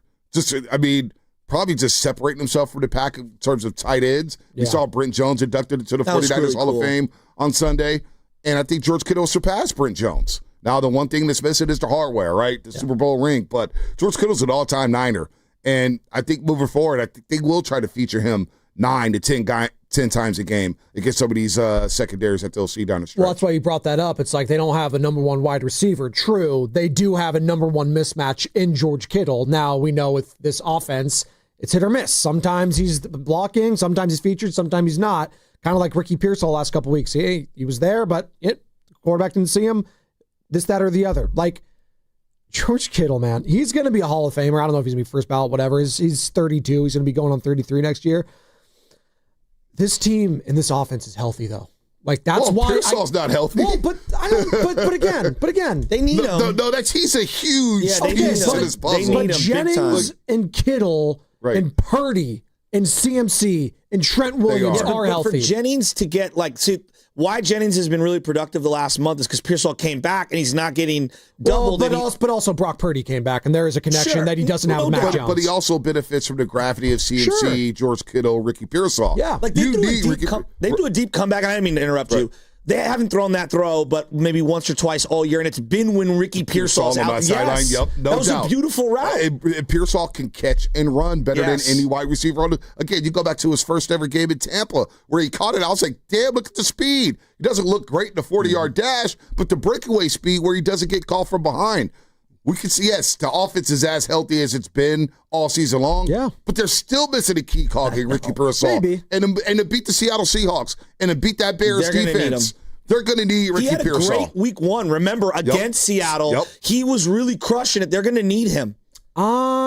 Need him? Yes. I would like to have him. I can't count on him going forward, though, because of the medical. You don't think they need him in the explosiveness of the pass game? Do I think that Kendrick Bourne or Demarcus Robinson could supplement what he can do on a given week? Different. He's like an inside guy. I'm just telling you. You're asking me, do I think both of those guys can make up for what he brings? Maybe. In a game or two, absolutely they can. Now, would I like to see Ricky out there? Yeah, but he needs to prove it. Here's the thing with Ricky Pearsall that's different than Bourne and Robinson is Pearsall is on the cusp of being a game changer. A true game changer. Where you're just like, you guard this guy one-on-one, he's going to cook. I mean, he cooked in Seattle. He cooks. Bourne He has cooked. He's had some big games. Yeah, He's had some big games. They kill it out of the slot with him. Right. Yeah. He's just a different receiver. I just think he's closer to being a game changer in an offense than those other two guys. I'm just not high on Ricky Pearsall. It's like a number one kind of guy. He's not a number one. I know. He's like not. that's the thing. He's he's a really good team. Again, he's a Z, right? Where he's like opposite. And as we're talking about Aiyuk, I think that's where fans are going to go. Well, no Aiyuk here. This guy was a first round draft pick, so he's got to be the number one. Where not all number ones are built the same. As we're talking about, like Lad McConkey over with the Chargers. Like, sure, he might be their number one in the grand scheme of things in the NFL. He's not a number one, a la, whether you love the guy, hate the guy, like an A.J. Brown or something. I don't think we're saying that, but within this offense, being a compliment next to George Kittle and knowing that CMC is going to operate space and defenses are going to be alerted where 23 is at all times. CMC didn't have a big receiving game against the Tennessee Titans. Well, Ricky Pearsall was there. He benefited off of that. And having him in there, where you just see a little more explosiveness from Ricky Pearsall as opposed to Kendrick Bourne or DeMarcus Robinson and even Juwan Jennings. What does this team do really well on defense, Joe? That. Silence. I don't know. I asked Baldy that same question. He's like, not all. No, wait. He did say hard. He said they play really hard. They play, but hey, I'm not laughing at that. She's cute. Well, she plays really. She has a really good personality. This defense has a great personality. How about that? They need to just be opportunistic when the ball gets thrown to them. Bonte, can you agree? Can they just be opportunistic? They've had hands on balls. Just catch the damn ball. Do not click that. Yeah, well, we isolated that one. Don't worry. Pause on that come one, on, man. Just catch the damn ball. Like hands on balls, huh? And chill, Diddy. I can hear Bob Spadoni saying, well, that's why he's a defensive back, because he can't catch the ball. So he's not a wide receiver. Like, yeah, I know, but just Mustafa, Jair Brown, capitalize and it's thrown to you. This is why the offense is going to have to score 30-plus every single game. Again, their offense is going to have to be their best defense. A la the season they had Steve Wilkes late in the year. Just got fired by the Jets. I thought about you guys. I thought he sent it yesterday in the chat. Steve I was like, hey, did you see what happened? Hey, the Jets stink. I mean, they traded everybody away. I mean, Aaron Glenn, what sense does it make? I mean, the best was the comment right underneath Aaron Glenn was a Niner fan that said, I need to know, was he on the field or in the booth when you fired him? Unbelievable. So much for the Jets, right? No, I mean, this defense is... They got to get healthy, right? Tato Bethune is going to practice this week, which is good news. They need him. Either Gross Matos, I know he gets hurt every now and then. Whatever. Just can you play? They have 16 sacks. I was going through all this stuff. They're 12 away from the least amount they've ever had as a team, which is 28. Myles Garrett has 5. That's what I'm saying. There's not a chance. Close. And there's an extra game. That's how bad close. I know. They're not sacking Caleb Williams. And I was like, looking, I was like, Elvis Dumerville had 6.5 sacks the year with Chip Kelly. I remember that. Elvis Dumerville. Oh my God, I haven't heard that name in a minute. No, I'm dead serious. Broncos legend? I was like, how is the Chip Kelly team better at sacking the quarterback than this team? And he's another guy that got fired this year, so it all comes back. There you go. Chip Kelly and Steve Wilson. So are we going to get into the Warriors here? Well, you're talking about defense for the Niners. Let's talk about the Warriors defense. Well, Fred Warner, I'm surprised. A lot of people think Fred Warner's going to come back. You know what? On the other side, let's dip into what you did with the Bay Area Super Bowl host committee. That was cool. And talk about Fred Warner. And then let's get into some Warriors. Yeah, the Warriors. You guys ready? Let's do that. Line up the calls. I want to hear from Warrior fans. 888-957-9570. I still remember the number, by the way. And the Boxer and Gerson work injury attorneys text line. Hi, Hillary. She hasn't called much, huh? She called about a month ago. Yeah, and she won't be calling anytime soon. Yeah. Raiders. Well, she's talking about her Warriors. How about that? No, she won't talk Raiders. Oh, there's nothing to talk about. Fernando Mendoza. Brought to you by Crystal Geyser Alpine Spring Water. What makes Crystal Geyser Alpine Spring Water different? We always bottle our Alpine Spring Water less than 1.5 miles from the spring source, and all our bottles are made with 50% recycled plastic from our own recycling plants. Crystal Geyser, bottled at the spring source. When the new year hits, every business could use a little something to stay ahead. A lift, a jump start, an edge, or perhaps a boost. Like the all-new 5-year business boost from Comcast Business. It's the certainty of a price lock for 5 years on qualifying internet bundles. Plus, you'll have the most reliable Wi-Fi with our best equipment, so your whole team can stay connected at a great rate. And to sweeten the deal, ask about a $500 prepaid card when you add 2 lines of mobile. It's the boost your business deserves. So sign up for the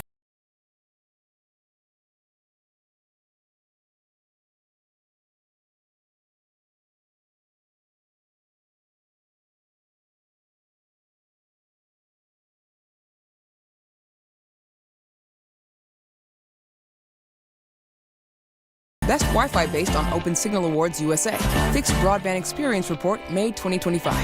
Hey, it's Willard. You ever study the coaches who win relentlessly? The legends, the dynasties. They're systematic warriors, disciplined, obsessive. They outwork, outthink, and outlast everybody. Pure domination. That's Omar Habas, Tarek Habas, and the Habas Law team. When Habas Law goes up against big insurance companies, they grind them to dust. Habas Law knows every inch of the Bay Area legal playing field, and nothing catches them off guard if you've been injured and want to win. Visit HabasLaw.com. Habas Law, they fight to make it right. Introducing the IHOP Value Menu, where all your breakfast faves are just $6 each every day. Where else can you get a big, filling, sit-down breakfast for only $6? Go to your Happy Plates with the $6 IHOP Value Menu. Available every day at IHOP. $7 in some locations. Jack here with the sound of a freshly cracked egg.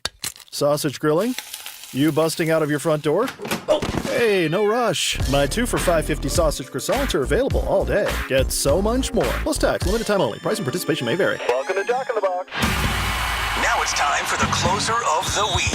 Presented by LiftMaster and RNS Doors. Turn your garage into the envy of the neighborhood. Visit rnsdoors.com. This week's closer comes from Tim from Burlingame. Great experience as always. Dale and Clay came out to install a new 14 by 10 foot roll-up door at our bakery. Dale did a great job explaining everything pre and post install. We've been working with RNS for almost 20 years. Recently, my garage door opener was not working. I was in need of a closer. I was put in touch with RNS Doors and they hooked me up with a brand new garage door opener from LiftMaster. With LiftMaster's MyQ connectivity, my garage door opener can be controlled right from my smartphone. You'll know when a door or gate has been left open and can close it with a tap, no matter where I am. Be one of the first 10 callers and receive 20% off a LiftMaster garage door opener. Call 1-800-FIX-A-DOOR. That's 800-FIX-A-DOOR. Or visit rsdoors.com.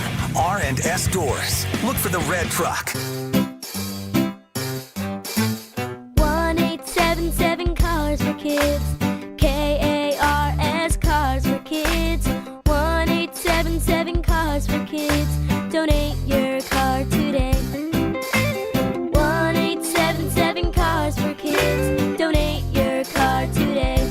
Ready to get rid of that old car? Donate it to Cars for Kids. Call 1-877-CARS-FOR-KIDS to reach a friendly live agent. Donation's super easy, and your car can be picked up as soon as tomorrow. Call us now, 1-877-CARS-FOR-KIDS. That's Cars with a K to donate your car today. 1-877 Cars for Kids.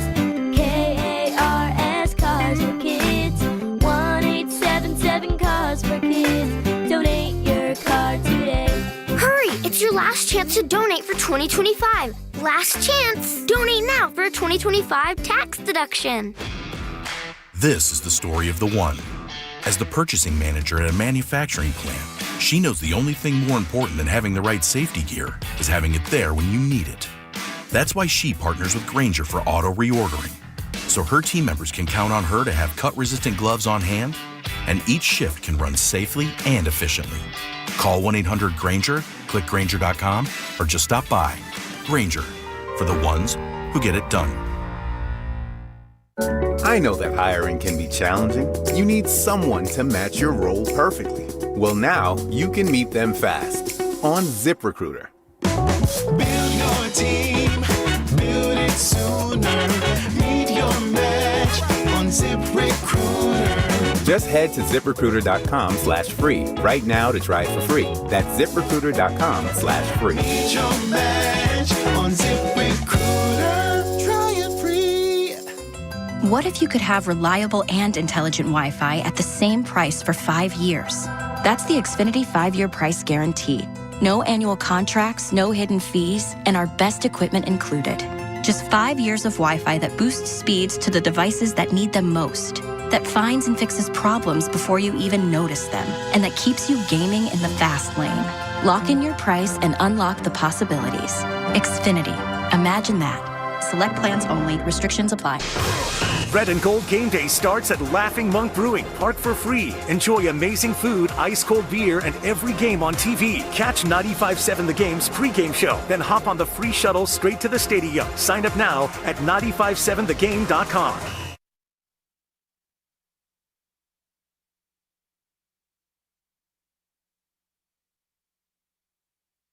This is Oreo Cookie from Oakland, California.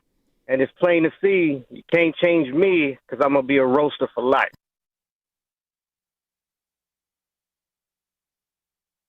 We're rolling, baby. We got Bonte Hill in studio, courtesy of River Islands, as he is each and every Tuesday at this time. Joe Spadoni, Joe Shasky.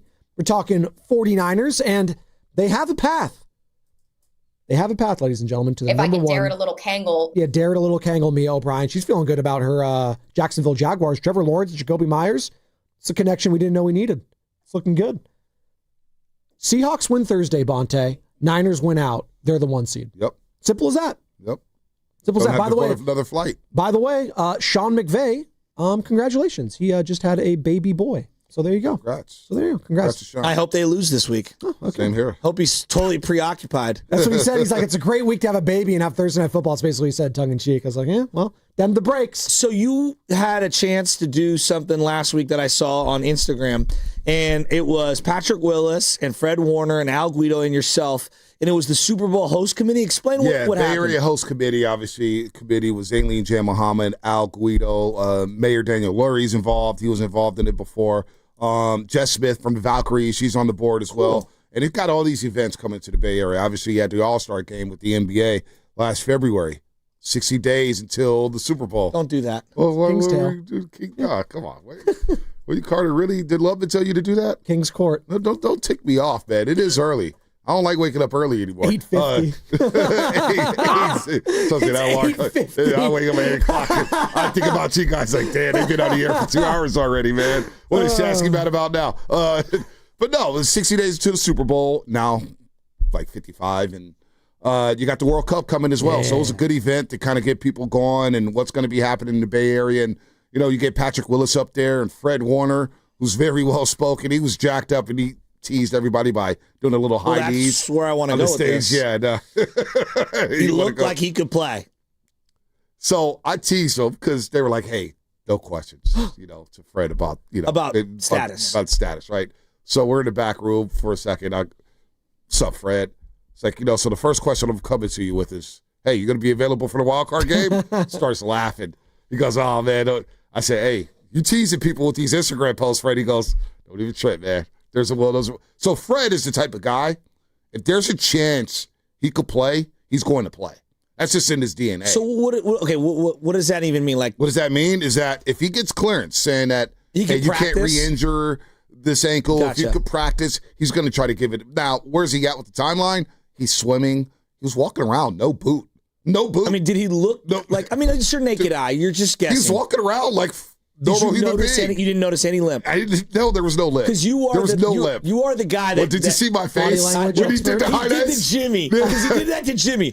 Oh, he's not walking with a limp. Like, he does this look. Bonte, he doesn't need the binoculars to be able to see through the soul and to know whether you could play or not. Jimmy smiling on the sideline? Number one, I was happy that the daps went well, right? I dap off Fred Warner on stage. Yeah. We hug each other. He pats me on the back. Then he does a high knees, and you look at my eyes, I look directly at the ankle.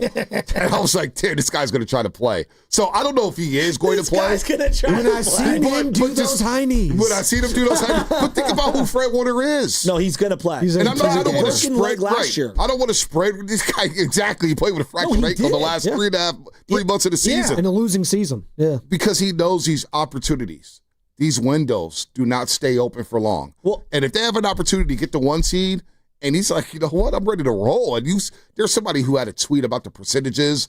Okay, if they're in a wild card game, he has a 60% chance to play. If they go to the divisional round, he has a 40%. So on and so forth. It's not accurate, but I saw the tweet from a doctor. I was like, wow, there may be a chance he could play. So it would not shock me at all if Fred Warner suited up if the Niners were, say, in a divisional round of the playoffs. I think wild card's it's a little far-fetched, but I mean, Fred's working hard. I would never bet against Fred's not closing. He's not closing the door on the season. I'm not betting against Fred Warner. So before we get into the Warriors, just one last thing. It's past. It's gone. I don't want to go too crazy on it, but it's like when you have one of these years and you're in the mix, I just think for the most part, I'm not trying to trade heaven and earth and have no future, but what I've learned in the Giants season, I'm talking about baseball, and I know baseball and football are technically a lot different, but like if you're in the mix, you go in and you double down. And I'm looking at the trade deadline, and I lost my mind about not making a move. And it's because you just don't know where everyone else is going to be. You might fall flat on your face and not have a shit. Look, there's a risk in every direction with Micah going down. With Mahomes going down, I know it's the AFC. It's just another reminder that, like, if you have a good record at the deadline, 9 times out of 10, you should make that deal. Now, they brought in Keon White and they brought in other guys. Cleve Farrell was a guy on a practice squad that they brought in.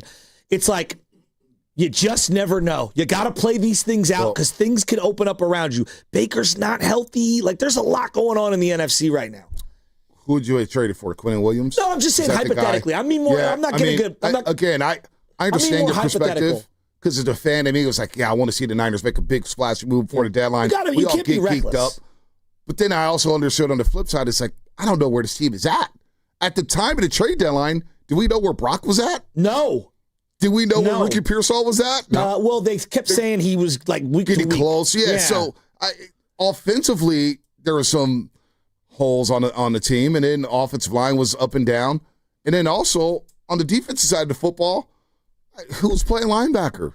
Who's playing corner? At that time, it was Bethune. And so you had so many injuries, and I understood it. Like, do you want to pour in more money to, say, a defensive lineman when you invested all this draft capital on defensive linemen? So to make the little subtle move in Keon White and Cleve Farrell, they've got away with these things. So Menahu, Arden Key, they've got the most out of those guys. So look, Keon defensively, and was there a player that was going to change this defense? Hypothetically, it would be like Bradley Chubb or Jalen Phillips. We don't know exactly what they wanted in that. And I'm not saying you trade a first, but like when the Quentin Williams deal went down, it was like, damn, he is the kind of guy we'd love to have him. But on Sunday, Quentin Williams, Minnesota did whatever the hell they wanted to do. Yeah.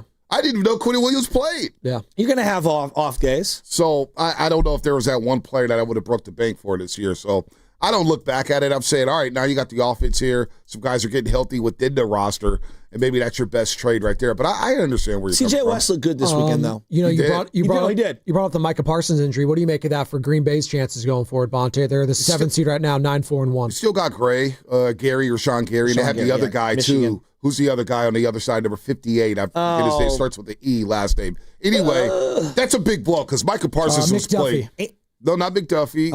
That's not. He's 58. So okay, all right. Let me see. They lost the tight end, and now they've lost Micah. That's tough. Yeah, that's tough to overcome. They're two big now, playmakers. They're a well-coached team. They have a really good defense, but I don't want to bet against them yet. I don't know what to make of them. 55. They have Quay Walker, Kingsley, Rashawn Gary, Colby Wood, and Carl Brooks. Kingsley and Ogbari. Kingsley's a guy who can get after the quarterback. Yeah. But Michael Parsons was playing at an all-pro level. I don't know if the numbers back it up, but every time I watched Green Bay, he was making quarterbacks run left and right, pressures. And that's just an unfortunate break, man. That was it. Ryan Clark said that the explosion of Bo Nix created the ACL tear.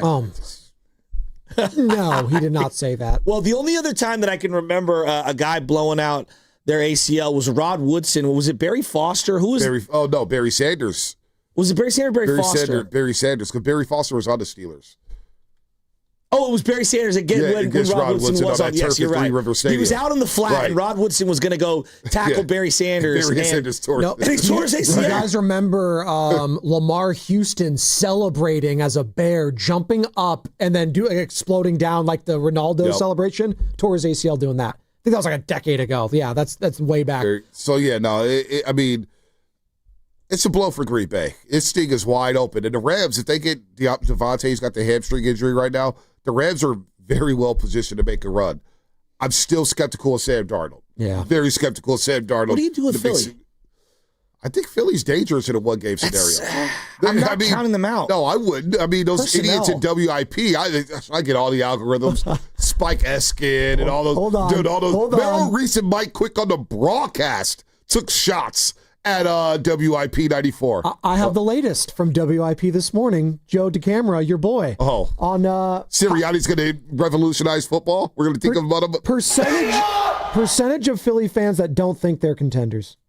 I mean, let's be real. It's been kind of a boring year. And yet, despite that, they are 9-5. Despite that, they are in first place and will win the division. They are going to have a home playoff game, one minimum, maybe more. So when I ask the question, are they a Super Bowl contender? At the end of the show, I'm met with 40% of people saying they're not. I found that, frankly, yesterday insane. And let me be clear, guys. I'm not doing cartwheels, but I do believe in the coach. I know I fear nobody in the NFC, even if they have to go on the road. I fear no one in the AFC. This isn't like a scenario where 10 years ago, if you're in the Eastern Conference in the NBA, if you get through it, there's Golden State with Stephen Durant and Clay and Draymond. There's none of that. So I am shocked. There are some good teams out there. There's some good teams, but there's no one that scares AFC, me. Man. No one scares me. The camera, John Ritchie, Odyssey Station, WIP. I actually like the camera. 40% of Eagle fans saying they're not Super Bowl contenders. Bubble Bath Boy is so...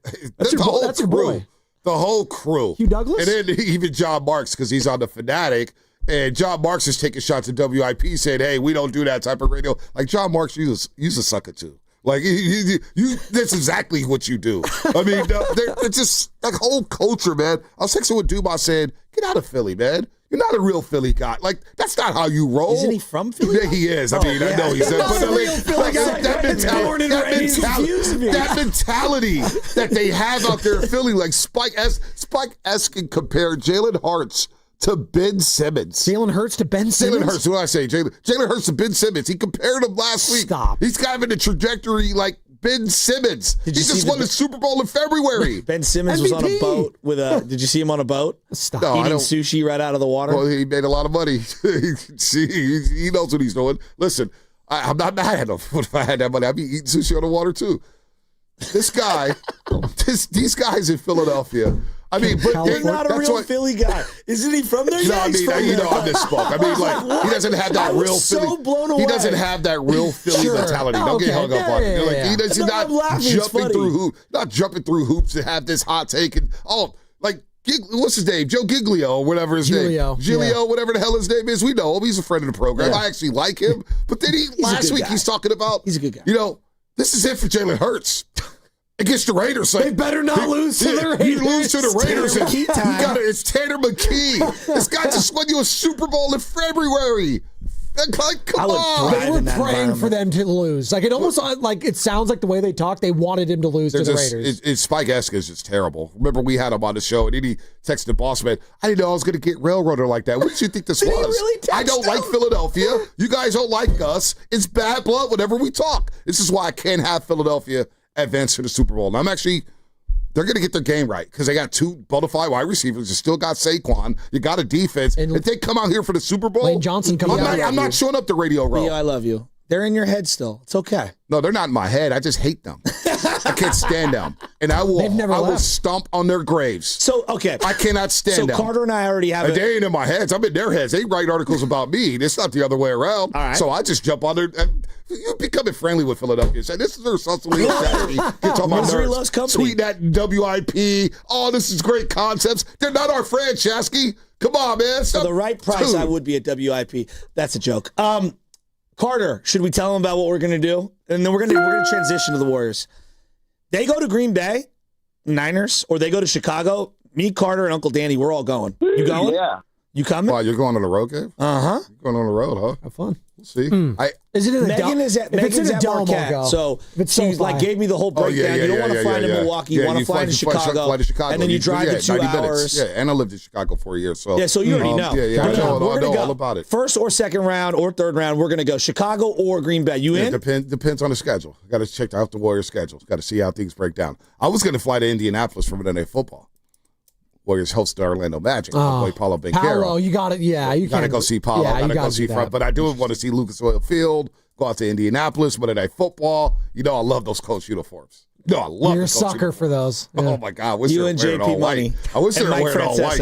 I wish they were wearing all white, man. The brothers love the Coach uniforms. What are you talking about, Shasky? Just two old school Marshall Falk. Come on, let's go. What is this guy talking about? The brothers love him. There's a lot of brothers in Indianapolis and Gary, Indiana. Race had nothing to do with it. Just don't be hanging out with Sanchez late night there. You're listening to 95.7 The Game, KGMZ FM and HD1 San Francisco, and Odyssey Sports Station in the home of the Golden State Warriors and Valkyries. Always live on the free Odyssey app, coming to you live from the Laughing Monk Studios. Bonta Hill in studio, courtesy of River Islands. And Bonta, you know him, you love him. He's always on your television screen, Warriors fans. Pre, post, during... Let's talk some Dubs. You want to do that? You want to talk some I would Dubs? love to talk Where some would Dubs. you like to start this morning? No. Where would you guys like to start? You know what? this I always morning? like this question that Shasky asks you. A Warriors fan right now stops you on the street, Bonte, and says, "Hey, Bonte, what's going on with these Warriors? How did they lose these last 2 games? How do you respond to Joe Schmo on the street?" I say, well, they're an average team. That's how they lose. Average teams lose to average teams. It's science. That's it? They're average? You can't be average Stephen Curry. That doesn't even sound like you. They're 13 and 14. We're an average team, guys. They're Slap on the back. Keep it moving. You're an average team. I try to be nice, man, because you guys like pom-poms and everything. People don't like negativity, right? They want to hear something good. So I try to soften the blow. I say, hey, just right now they're an average basketball team. They're 13 and 14. You look at their last 4 years and the way they started, this is all part of the way they started. 14 and 14, 13 and 14, 14 and 13, now they're 13 and 14. They're just not a good basketball team right now. So, okay, like there's a whole personnel conversation there's a lot that we've had for multiple years. Let's start with the head coach for a second. I just have he's basically taking the blame on me. He said, "Hey, I haven't been a good coach." Okay. When we talk about personnel, I want to ask you just straightforward. Who takes the biggest slice of the pie in terms of dictating who's on the roster? Is it Lacob? Is it Dunleavy? Is it Kerr? Is it Curry? I know it's a combination of all of these. Who takes the biggest slice of the pie of why this team looks the way it does in terms of the personnel today? Well, I'll go back to what Lacob has said in the past when he's joined us in studio. Go back to some of the language that Draymond Green has used back in the past, and hey, I stepped in and said, hey, that's giving up too much for Lowry Marketing. That's too much. That'll cripple the organization. The message out of Chase Center is that it's a group effort. We all collaborate on the decision making. Now, who's part of that collaboration? Well, it's Joe, it's Kirk, it's Dunleavy, it's Kerr, it's Steph, and it's Draymond. Right? That's what they've told us. Mm-hmm. So it's not just one person. It's kind of ironic, like the 49ers, we don't know who's the final decision maker. Yeah. But the Warriors have put it out there saying it's a collaborative effort. It's a group thing. Well, we all sit there in a group and we make these decisions. Now, who has the final say? I don't know. I would love to find that answer out. I don't think it's Joe. I think sometimes I have to stop Joe because Joe's like us. He's a fan first, but because he'll see the big names again. It's not lost on me what he said in 2018 when he joined Papa and I when we were doing the Afternoon Delight. And he said, look, I may not have the same 4 All-Stars on the floor, but I will have 4 All-Stars on the floor. He's enamored with star power. But it's not just him making his whole decision-making. But who's it's the biggest slice? Who's like, okay, I don't think. Is it player to player? Like, for example, if I just said, why is GP2 on this team? I think it's cut evenly. I think it's cut evenly all across the board. All Guys got 15% of the pie. This guy's got 15% of the pie. This guy's got 15% of the pie.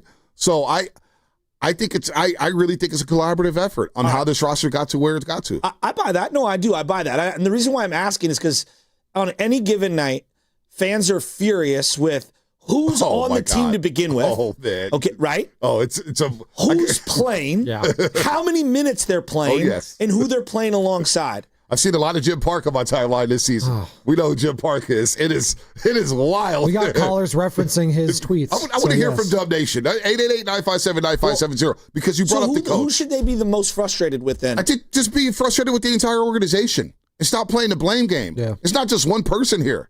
It's not just one. But I know people want to point at one That's guy. why I'm here to tell the truth and to stop that nonsense. Okay. It's not just one person. Like you got people blaming Jonathan Kuminga. You got people blaming Jonathan Kuminga. He's been here. He hasn't played. So Kuminga's a Joe Lacob thing. I truly believe that. Joe Lacob flew down to Miami, obviously, in the offseason. Mm-hmm. But I don't think Kuminga wanted to be here after the season. No. He's like, because the relationship with the head coach is obviously not copacetic, right? Well, like, he's but not you got playing. $25 million not helping you. Like, forget the player for a minute. Agree. There's $25 million not helping you, and you're floundering. I agree. I like Kuminga. I know you do. I don't think he's the perfect fit for this offense. Yeah, you've been on that. It drives me crazy when he's dribbling the ball up the top of the key and he's not cutting to the basket. But also, is that him just saying, look, man, I've tried to do it your way. You benched me after getting blown out in Oklahoma City. You basically made it look like I was the problem in terms of us not getting off and the now great you've starts. lost 2 in a row with me not even playing. So you can't blame me. You can't blame me. So, and he's been a good teammate. That's the one thing I want to get across because I hear all these narratives that he's a cancer, that he's this, that he's that. He's been really good in his locker room. He's been really mature this season with this organization. He's staying ready, but he's not playing. So we can't blame Kuminga. And I know people want to blame one person, but you brought up the head coach. And I want to get to Steve Kerr. Yeah. Because for I have years, 1,000 questions a lot on of people, I see this a lot. Oh, Bonte, you guys never blame Steve Kerr. The media never presses Steve Kerr. You never blame. And I'm thinking to myself, I spent so much time on this morning show discussing lineup combinations that I didn't like. The year when Jordan Poole got plus your trading kit, we talked about that road trip where they went 0-5. And I say, why are we blaming the youngsters? The vets were on the floor in the last 5 minutes. By the way, I don't like the way the youngsters are getting coached. I've been on record saying that. So that's a direct indictment on Steve Kerr. You hate Steve four-guard Kerr, lineups. I cannot stand for it. No. Like, I want to make sure we double down on things because that drives me nuts. Well, four-guard lineups when they're not athletic and quick and can't guard a disaster. You can't be slow and old and small in the NBA. Not in today's NBA. And how many times have we talked about 2 non-shooters on the Oh my God. 3 non-shooters. Oh my God. 4 non-shooters on the floor. Like these are I'm defending your point of view. I appreciate it. I can defend myself though, Shask. I'm a big boy. When I see people coming at you, no, I don't care. You guys don't ever. No, I don't care. I like talking to the fans. I don't care. I know it's not true. It doesn't bother me whatsoever. I know what I said. There's plenty of audio and plenty of tape of me saying whatever I said. I appreciate the gesture, Shasky, but I can handle myself. I can defend myself. But real quick on Kerr. Oh, yeah, go ahead. I was just going to finish here. Watching Steve Kerr this season and listening to Steve Kerr, and I was at that presser last Wednesday, and I was shocked when he said, look, regardless of whether JK is here or somewhere else, I think he could be a good player. He said regardless. I was like, damn, that's interesting. What does that mean? Exactly. What does it mean? That maybe he's out on JK, he's completely out of his rotation, that he doesn't believe that he could thrive here. But also I look at Steve Kerr, he doesn't have the contract extension. Yeah. Me and Monty and I talked about this on the Dubs Talk podcast yesterday. And he said it because I brought it up, that it would shock me if Steve Kerr is coaching his team next season. Wow. And that's just my gut telling me this. It feels like Steve Kerr, because this has been a hard season so far. Now, maybe things change. Maybe they do make a run. Maybe they do make a big splashy trade. But if I had to assess right now and you asked me, Shasky and Spadoni, is Steve Kerr going to be coaching his team next season? My answer would be no. So then now I'm thinking to myself, okay, could I make any moves, whether it's adding or subtracting, knowing the guy who's going to be tinkering with the rotations? Yes, that doesn't stop you from making moves. You don't think? It shouldn't. It shouldn't. Yeah, it shouldn't make you stop you from making moves if you're. But what going if the all next in. guy who comes in has different preferences? Well, you're going to be working under Joe and Mike and whatever. You're going to have to deal with this hand that's your Okay, Joe. I see what you're saying. But you're going all in because you know Steph Curry is 37. It just feels like Steve's had a lot of influence on, rightfully, like and Steph and all these guys about who comes in and who doesn't. Like I ask like out loud, like GP2. If you had any other coaches, GP2 here? I don't know. I don't know. And I'm using him as an example. Yeah, no, I hear you. And look, when you have 15 different starting lineups in the first 27 games, and in 9 straight, you've had a different starting lineup. Think about that. 9 straight games. And whether it's Steph out for 5, whether it's Draymond out for 3, whether it's Jimmy out, whether it's him getting hurt mid-game or leaving the game like he did against OKC, you had these role players, because I see too much blame on the role players, which kind of gets on my nerves. I go to the top. I go to the big money players first.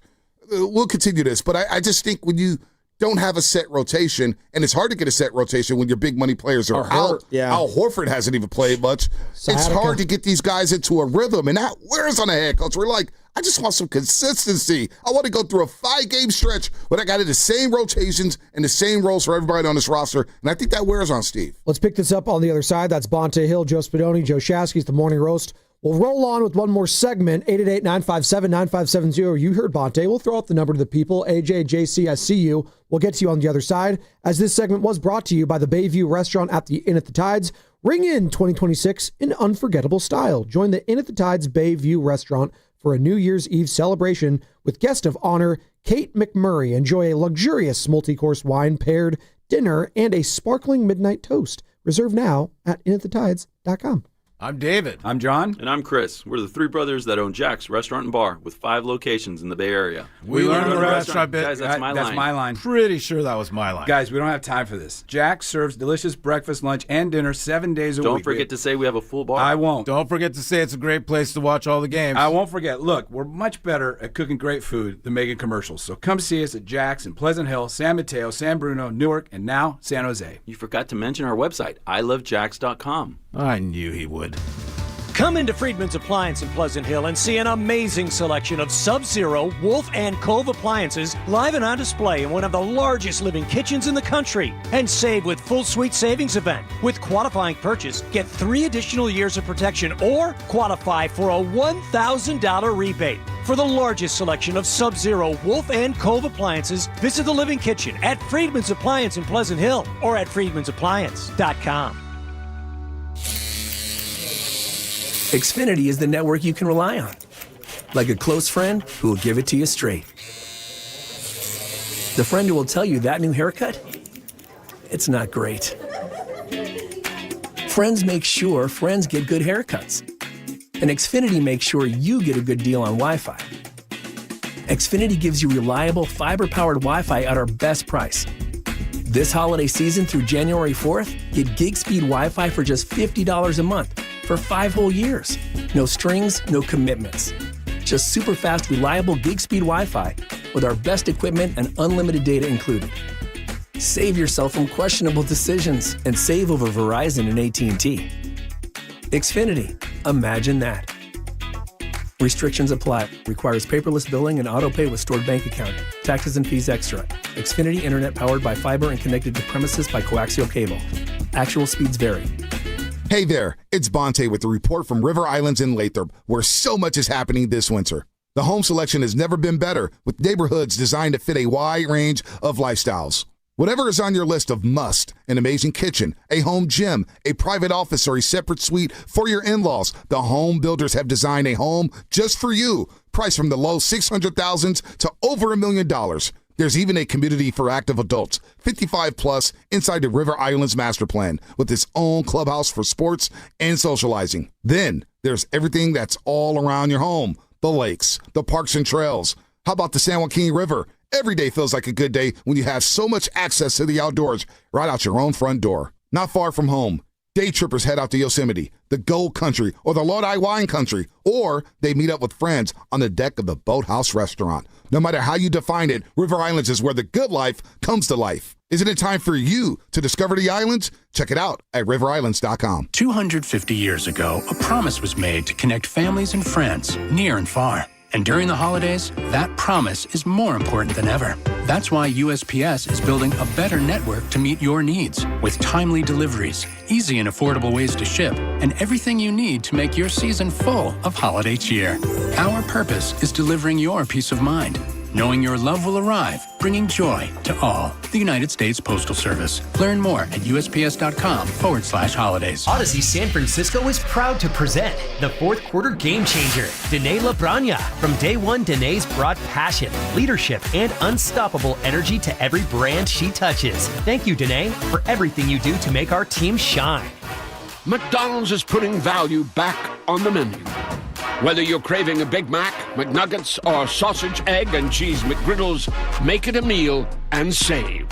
Your favorite is now your wallet's favorite, too. Extra value meals are back. The extra value meal is on at McDonald's. Get a sausage McMuffin with egg, hash browns, and a small hot coffee for just $6. Ba-da-ba-ba-ba. Prices and participation may vary. Promotion pricing may be lower than meal pricing. Nationwide is so much more than a great insurance company. They're one of America's largest financial services companies. Like how I'm more than just Peyton Manning. I'm also motivating Manning. When I say insurance, you say financial services. Insurance. Financial services. Insurance. Financial services. Now when I say nationwide, you say is both. Nationwide. Is both. Nationwide. Is both. For your insurance and financial needs, Nationwide is on your side. Nationwide Investment Services Corporation, member FINRA, Columbus, Ohio. Oh no. Ah, that's the sound of someone who's misplaced my debit card. Their debit card. Where'd I leave that thing? Not at the gas pump, or the checkout counter, or the roof of your car. Now, if he has the Chase mobile app, he can use Card Lock. Wait, I could just lock my card. Yep, just a few tippy taps on his phone and that sound? That's peace of mind from Chase. Chase mobile app is available for select mobile devices. Message and data rates may apply. JP Morgan Chase Bank N.A. member FDIC. Febreze. It's a classic odor tale. You fried fish for dinner, cleaned up, but the smell is still in the house. And the neighbors are coming over for game night. They're on their way. And then you spray Febreze Air Mist. Febreze Air starts working instantly to fight even your toughest odors, so you go from fish to fresh like that. Now all you have to worry about is Pam cheating at charades. Breathe happy, Febreze, la la la la la.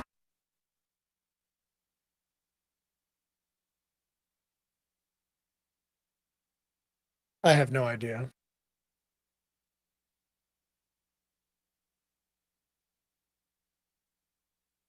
Okay, we just got something juicy on our lap here. Bonte in studio, courtesy of River Island, Spadoni and Shasky. We're rolling. Morning Roast, 888-957-9570. Talking Dubs right now. They're struggling, a game under 500. What the hell is going on with this team? Is it Steve Kerr? Is it Mike Dunleavy? Is it a slice of pie for everyone? Is everyone it Bonte? Is it Joe Lacob? A lot of people go to the owner in this situation. Well, I bring him up because apparently we have unearthed, according to SF Gate and Alex Simon, an email reply from the owner of the Golden State Warriors has unearthed. And I'm just going to read it. Apparently this is all substantiated and it's legit. Justin Dutari, a 27-year-old from Panama who works in the cruise industry and has been a longtime Warriors fan, sent an email to Joe Lacob. Long time, like 7 years? Yeah, or it was his 27-year-old. So yeah. So there you go. New Warrior fan. Yeah, exactly. All he knows is winning. I've been here since the beginning. All he knows is winning. Jordan Poole being drafted. It's not even the most interesting part. How did he get Joe Lacob's email that much? That's what I want to know. I have no idea. Panama connections. Who knows? Joe Lacob at gsw.com. So Justin sent an email saying, please do something about this team. Our roster is like not very well constructed at the moment, which honestly, I think he speaks for a lot of Warriors fans right now. Very simple, succinct. There you go. All right. So Joe Lacob replies, you can't be as frustrated as me. I am working on it. It's complicated.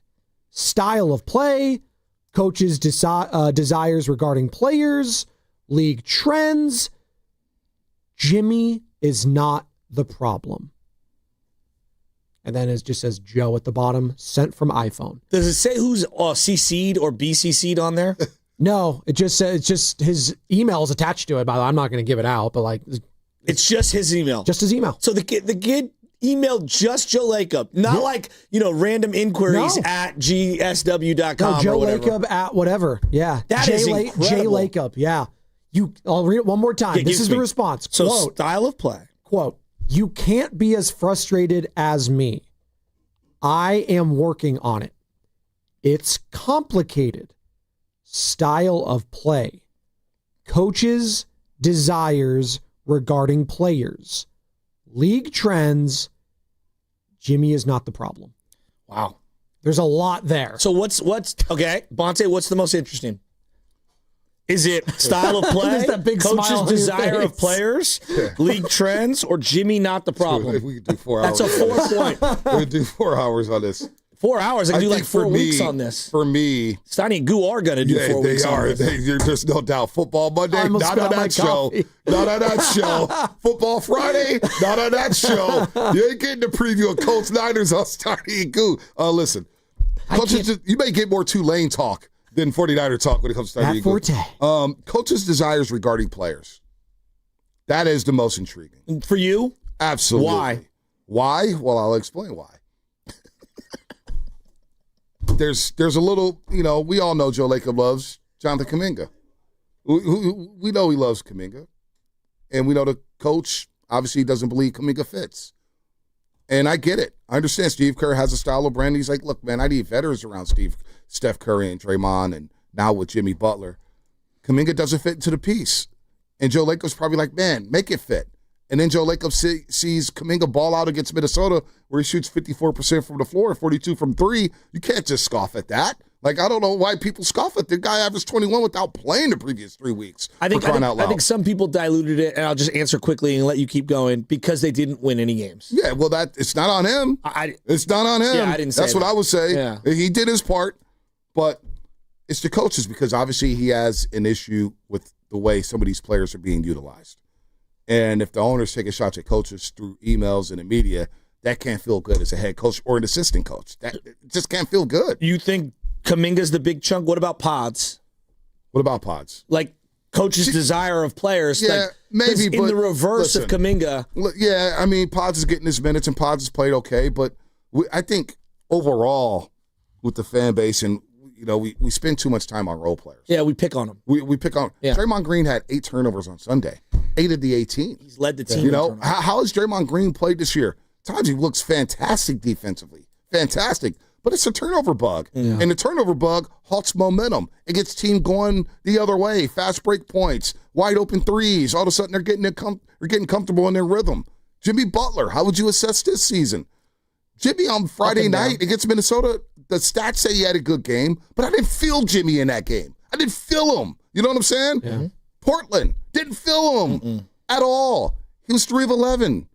Now he got to the free throw line, but he was 3 of 11 from the floor. So I start with the big money. There's so much focus on the GP2s and I guess the Podziemski because of what we said about Podziemski, and Joe Lacob came out in Summer League a couple years ago saying, hey, we believe this guy's an all-star. He's been criticized disproportionate to his impact on winning and losing every night. But again, I start with the big money players. Steph's done his job.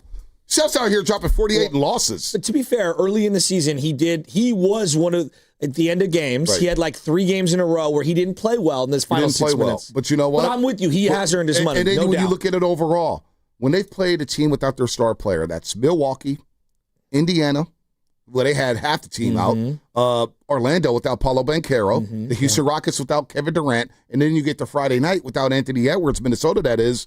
They're 0-5 in those games. Why? 0-5 in those games. Because their roster was overrated by a lot of us out here. Thinking that this team was a championship contender, and then I hear it's like, just get this team to the playoffs. Just get this team to the playoffs. Well, now you're going to be playing playoff games in January, essentially, because the West is so loaded, and you want to avoid the dreaded play-in tournament. I mean, it feels like the same conversation we've been having for years, and the frustrating part is, theoretically, you're supposed to be better because, like, we need to get Steph help. We need to get Steph help. Well, that's what Jimmy Butler was supposed to be for. Yeah. And when I compare and contrast him and Andrew Wiggins, because that was the piece that was gotten rid of, like, I'm not getting an infinitely better player than Andrew Wiggins, and that's the problem. Well, I thought we were sold on that, Bonte. Well, no. This is where I push back. We underrated Andrew Wiggins because he's so damn quiet, and we felt like he didn't have an impact. But think about who's going off.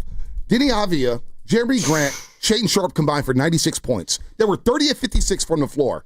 Wing players. Well, guess who would have been guarding one of those wings? Andrew Wiggins. Yeah. And in Miami, they love Wiggins right now. He's having a spectacular. They think he's having the best season of his career. But I get why Warrior fans are down on him. Some of the things that happened, some of the availability, and he was so damn quiet. But we miss Andrew Wiggins.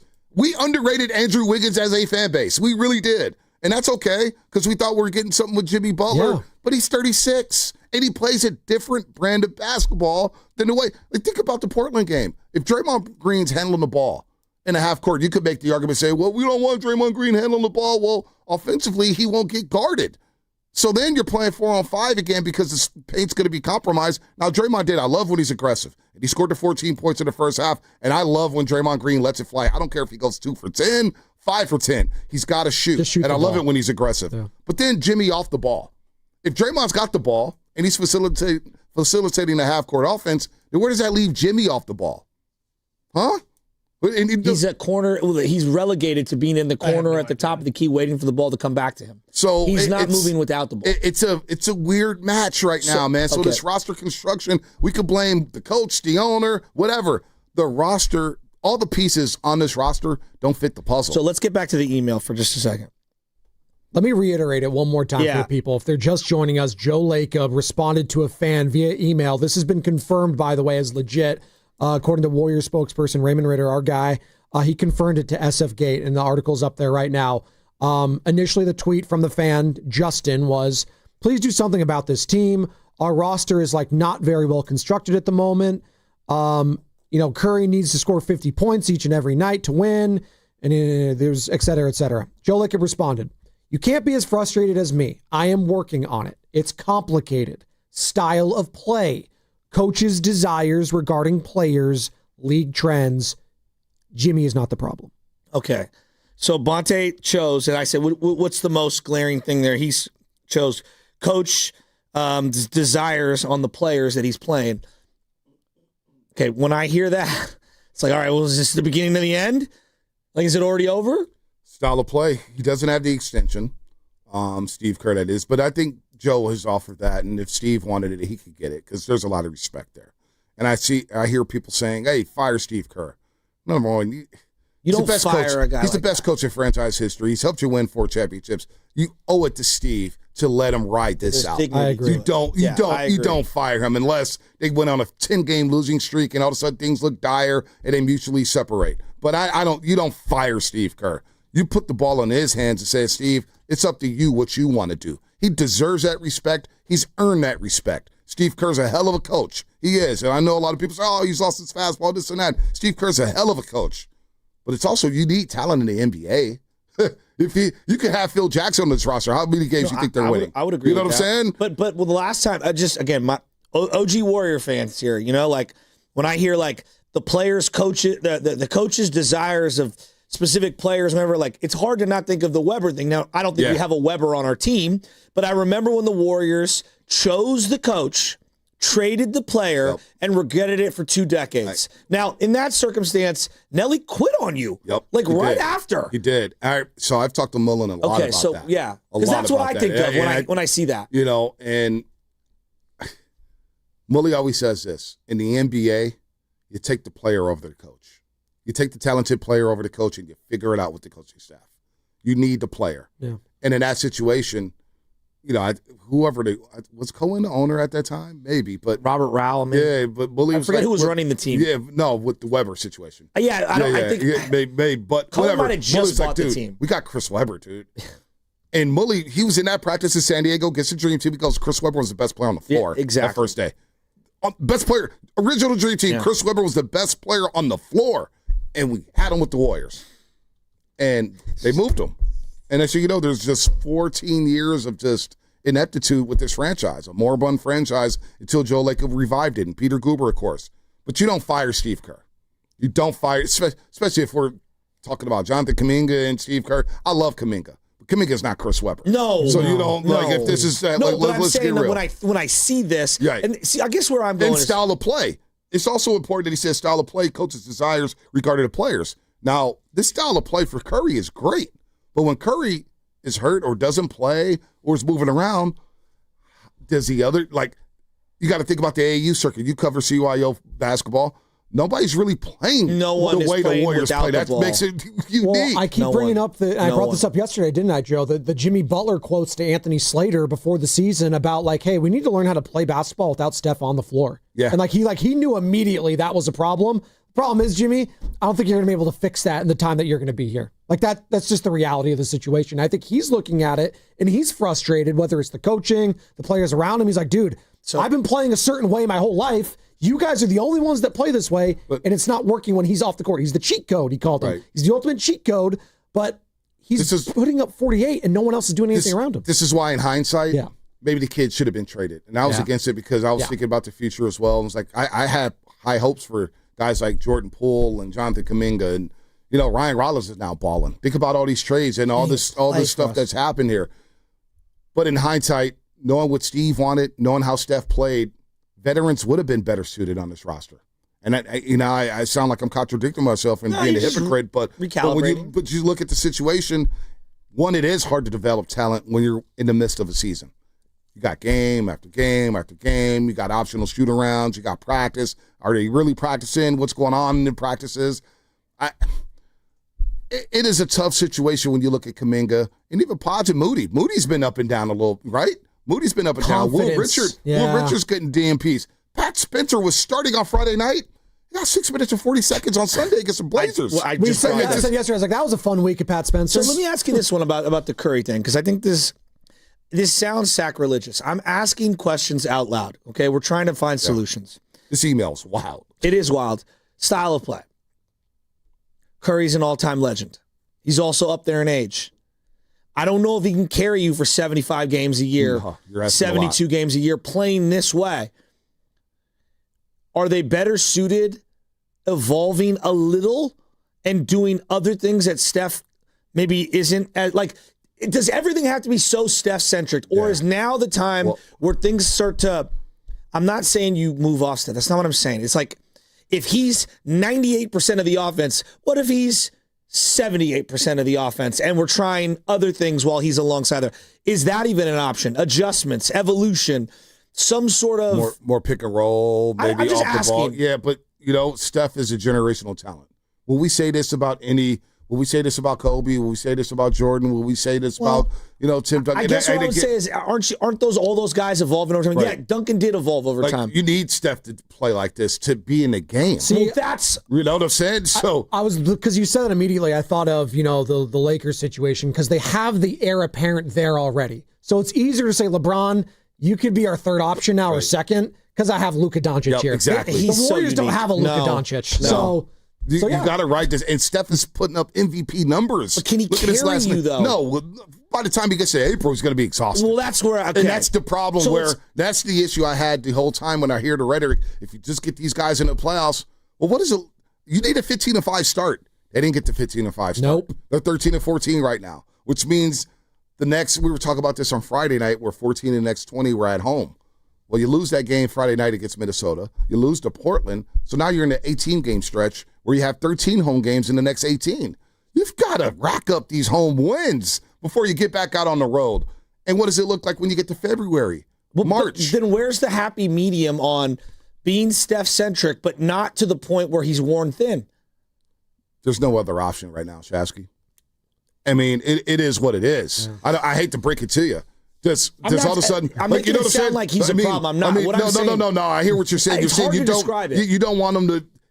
In order for him to well, and he's dropping 48 and losing. Exactly. He's dropping 39 and losing. Exactly. 48 wasn't enough on Sunday. There was a play. There was a play where Quinn Post was out on the perimeter, and Quinn has been playing really good the last couple of weeks. I think just overall, right?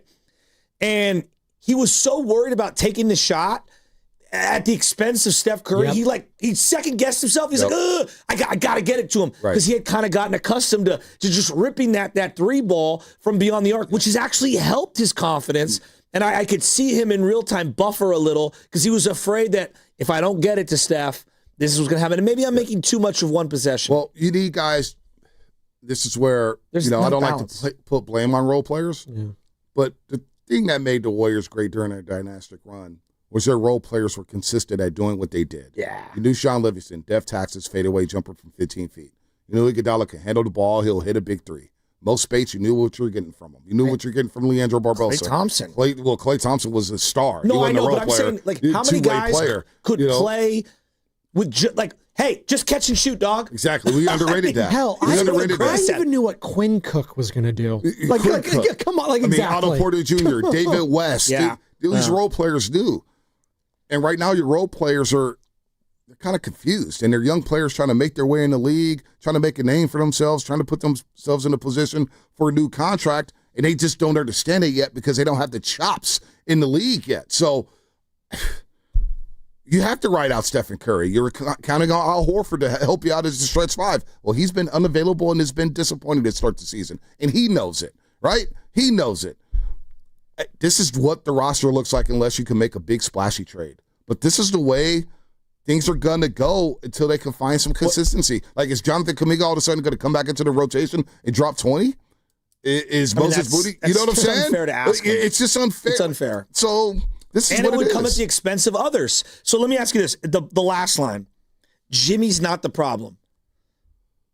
Is Jimmy the solution? That's exactly what I was going to ask. I like Jimmy. I think he's been up and down. But Bonte makes a point, which I talk about a lot, throwing all the numbers at me. Okay, when I watch games, there are games where Draymond's impact on a game cannot be quantified in the box score. Mm-hmm. And there are times when Jimmy has a good box score, and I'm like, the game felt a little lackluster, and I didn't feel him in the fourth quarter to what you're talking about. Is Jimmy the answer? I don't know. Jimmy, the way he plays it's not the Warriors way that we've seen over the last decade. Now, does the Warriors way work right now with this current personnel? Does Jimmy need to be featured more? Jimmy needs the ball in his hands. When he has the ball in his hands, he settled things down. And shooters. But he needs shooters, like big time. And shooting on his team is inconsistent. So is Jimmy the answer to winning what? A championship? Is that the solution you're looking for? Well, this is not a championship team right now. I don't even know if they're a top close. 6 seed team. Yeah, and they're a play-in team, and then if you get into the play-in and you win those games, you're either playing Oklahoma City or Denver or Houston or San Antonio. I don't know. I don't know if Jimmy's a solution right now. I think you need other pieces because the other pieces don't fit so well. You talk about shooting, talk about what he had in Miami, and he's 36. So where's Jimmy at right now? I don't know if he's a solution to and then when you say solution, are we talking championship? Can we solve the regular season? A meaningful basketball. That's what Steph always brings up. Right. Can they play meaningful basketball games? And I think that was the promise, or at least you felt like the momentum carrying from last year was going to carry into this year, and it just hasn't. And that's the frustrating part with Jimmy in particular. And I hate to be the guy that brings up the contract. He's making $55 million, and you got rid of Andrew Wiggins, who's making half that. And their stats this season are damn near comparable. I know, exactly. That's the frustrating. And he's 6 years younger. Not only that, but also when I look at the half court, and I see Draymond and Jimmy. Can they coexist offensively? They both need the ball in their hands to be effective offensively. Draymond's facilitating from the half court. He's getting Steph off those screens. He's pointing things out. And Jimmy also needs the ball in his hands. So if Jimmy has the ball in his hands, where does that leave Draymond? He's going to be wide open at the three. And now, again, I'll say it. You guys think I'm crazy, but I don't mind Draymond shooting the threes if he's wide open. But he doesn't do it in the second half. Threes he does the second half. It was a tell of two halves on Sunday. And then you got the turnover bug. So Jimmy and Draymond within the half court. Do you stagger the lineup at some point? Do you think Steve Kerr's already changed the lineup 15 times? I'm going to say to you guys right now, percentage-wise, I'm stopping you right here. Percentage-wise, these guys finish out this season with the Warriors. Kuminga, percentage-wise. I don't think Kuminga's finishing here. So 0%. Okay. Okay. I was shocked. I'm shocked he's on the roster now. I kind of feel that way too. Okay. 10%. Jimmy Butler. I'd still say 70. I'd be surprised. Yeah, 90%. Okay. Draymond Green. 100%. Yeah, 100%. I don't see him leaving.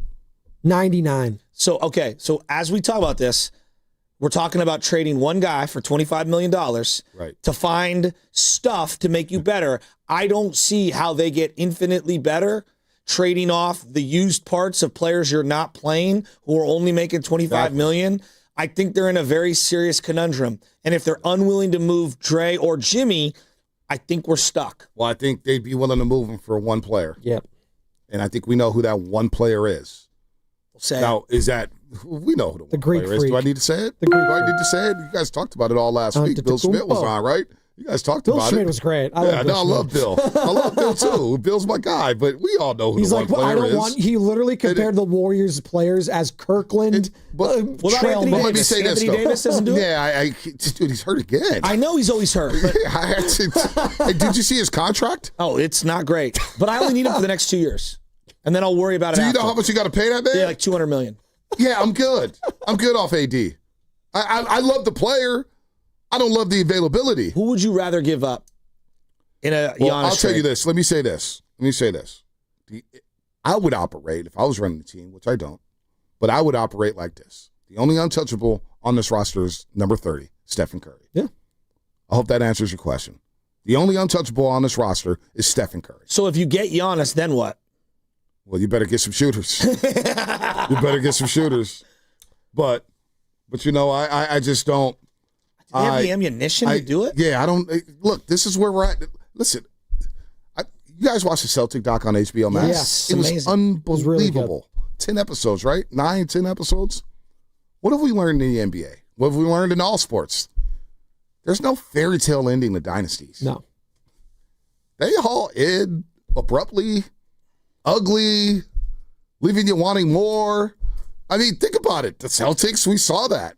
Tom the Brady, Lakers, the Patriots, the pick Patriots six against the Titans. The Niners dynasty empire ended ugly. The Cowboys, the Bulls, the Spurs, the Lakers, the Shaq and Kobe. Yeah. The second iteration. They don't end well. Andrew Bynum clotheslining J.J. Barea. So, okay, now my question is, like, let's say they get into the play-in, they win the play-in, they play in the first round, they win the first round, they lose in the second round. Almost identical to what happened last year, hypothetically.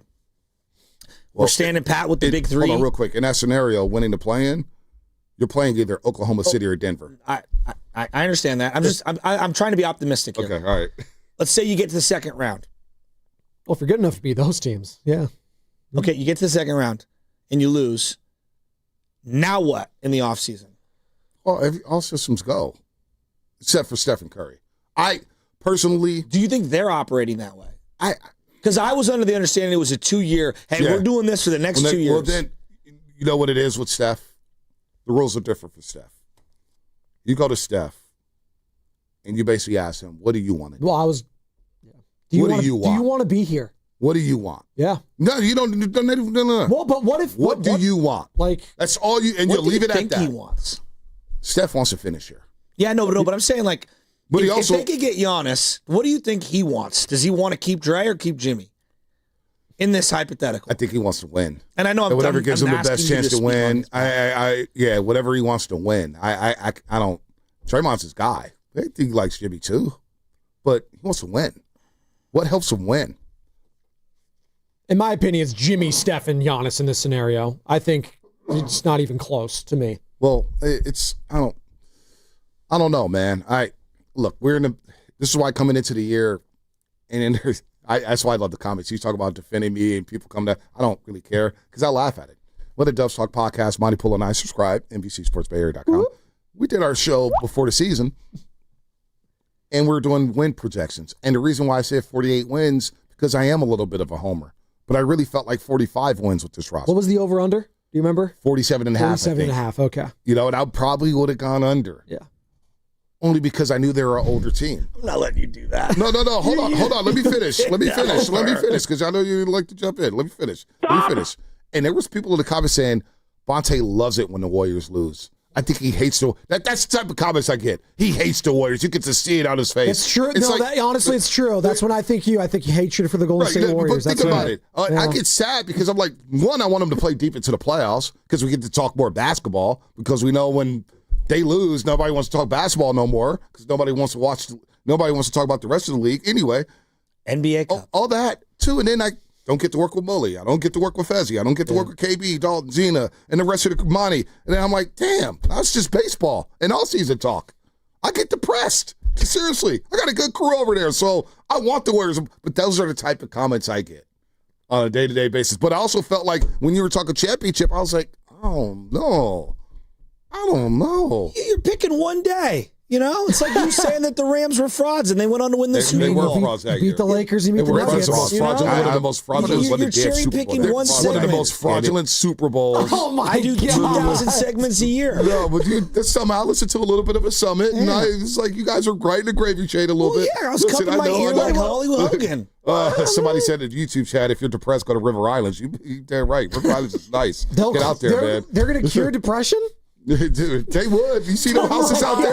You see that man-made lake out there at River Islands, man? River Islands is popping right now. I heard they got an In-N-Out burger, too. Look at that. They do. They got the boathouse. Has there ever been a head coach trade in the NBA? I know he's a free agent after this year. Just has there ever been? I can look that up right for you. But you want to hear, speaking of like people that are frustrated, you went to the phone lines. We have some people before you fast five. Yeah, no, damn. AJ in LA wants to talk. What's up, AJ? Let's go. Get these calls in. I mean, AJ always wants to talk, man. When you guys had the question of who's to blame, I nearly broke my index finger calling in. But I'm not gonna blame the music producer who dropped that last segment. That was a dope record. Just to let whoever that is know, dope record. But man, I was looking at an outline of a list of like the top 10 executives. And I was not even shocked to see the Warriors not listed And if you guys remember the glory years, Bob Myers was like executive of the year, like every year, you know?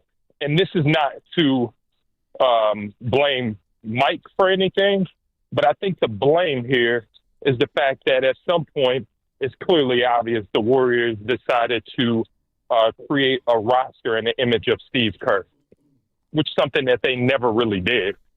This roster was always in an image of 7-foot wingspan guys, wings, handle the ball, can defend a little bit, run the floor. That's what the roster always looked like. But all of a sudden, something changed. And I think that it changed when they decided to do that with Steve Kerr. And let's be honest, guys. When Bob Myers was the executive of the year, Steve Kerr was handed over the Avengers. And so it's possibly, I know you guys think he can coach, but he probably never learned how to coach. AJ, how old are you? Learned how to coach. How old are you, AJ? I'm 39. All right, you've watched a lot of ball. You're seasoned. You should know that you need some type of coach in the NBA. You could have all the star talent in the world. We've seen star talented teams lose because they don't have the right coaching. Shaq and Kobe couldn't win a damn thing with Dale Harris. And then Phil came, and that changed, right? And even Phil lost with those guys at the end with Karl Malone and Gary Payton. So, like, you need some coaching. Like, let's not overrate coaching in the NBA. You need talent, but you need somebody there to pull the right strings. Before we hit Fast Five, the most recent examples of an NBA coach getting traded: Doc Rivers, Celtics to Clippers for a pick, and Jason Kidd, Nets to the Bucks. So yes, you can get traded. I don't remember those. Where would Steve get traded? Well, yeah, Stephon Castle. Let's go. Well, no, Mitch Johnson. They love him. Victor Wembanyama. People say I have a lot of bad takes. It's been one of my better takes going into the year. What? San Antonio will be in the top 5 team in the West this season. A lot of people looked at me crazy. Look at this one. Bold How about this? That was my bold proclamation. It's aged well. It all goes back together. The Bucks acquired Mike Dunleavy Sr. from the Lakers for 2 second-round picks in 1992. And Stan Van Gundy, 2007, Heat to the Magic. Look at that. Did the Knicks trade for Steve Kerr? Mike Brown? I thought it was the Spurs. Mitch Johnson. Fast Five?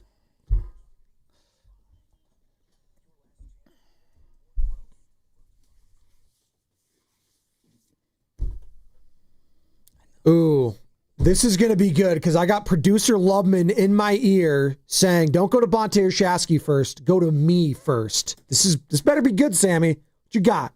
Yeah, you guys remember that House of Prime rib bet? Refresh your memories. Yeah. I actually forgot about it. I'm letting you know this right now. I don't care what you've doctored up from what I've talked over the last 5 years, 6 years. You're not going, and neither is Spadoni. Well, so the bet was if Draymond Green played less than 65 games last year, apparently Shasky was supposed to take us out for dinner, but we found the sound of when he said this. Maybe Shasky had a point. He's playing 65. A lot at stake this season. They want a 7-game series. You know what? I will take all 3 of you to House Prime Rib. I didn't hear that. What? Oh. He's playing 65. A lot at stake this season. They want a 7-game series. You know what? I will take all 3 of you to House Prime Rib, but you got to split the meal. There you go. It's a joke. You said it was a joke at the end, so that was the fine print. I guess I tried to make it sound a little bit better when I played it. But Shasky, you're absolved. Really? You feel better? No, you guys are suckers for that. This guy stuck out his chest, and then there's more audio where you guys put it on me saying, hey, you got to take everybody out. And I said, man, my Capital One card, my credit limit is like $700. I don't know if I'm going to be able to afford it. So if you guys really want to know the original official card? Basically. The original official bet was if Shasky won Bonte, if Bonte won, Shasky would take Bonte's family to dinner. If Shasky won, Bonte would get a specialized glove for Shasky. Which is not that as exciting, if you ask me. But we still wait, huh? We're still waiting on House of Prime Rib. I see Fezzi was at House of Prime Rib last week. I was really? Like, damn, Creedy Spinach looked good. It is good. I saw him and Randy from KCBS, our boy Randy. He was over there too. Yeah, big bucks over at KCBS. What is your guys' final thoughts today? Man, it's been cold as hell the last couple of weeks, huh? I know. I'm in a t-shirt. Oh, that's a hell of a thought. I mean, look, dude. Everything I say gets used against me now. I just slump back into the back. You're on radio, Shasky. And by the way, Joe Lacob, the email. I mean, it's great. I can't believe he sent an email responding from the iPhone. I'm grateful for the content that he provides. He doesn't have a signature on his replies. No, he does. It's sent from iPhone. That's I the know. best one. We were actually joking, and Nick Friedel was in there, Slater. Yeah. After one of the Warriors games, was like, man, that 30 for 30, the people who will be interviewed for that, it's going to have to be a 10-part series. Are you going to be interviewed? Did you watch the Diddy doc? Oh. We talked about it last week. Oh. It was unbelievable. Bonte, I'm the little Rodney in this situation. Lacob never paid me. Craig Mack? Yeah, there would be some. Hey, rest in peace. I would love to be featured in that. Oh, man, I'll make sure I have a nice little suit on. Kid Cudi. Bonte would be the guy at the very beginning. I knew everything all along. The Kid Cudi part is there's what? Yeah, my final thought is, man. He blew his car up. Look, I always said this, man. Sometimes losses are good for business. Businessman Bonte. Businessman Bonte's always looking out. What's going on with the Niners, the Warriors? Oh, yeah. The lack of activity from the Giants. Do you want Brendan Sharks? The Sharks are doing things. You see that comeback over the Penguins? 5-1? In Pittsburgh? How about that call by Randy Hahn? Or you want Marte?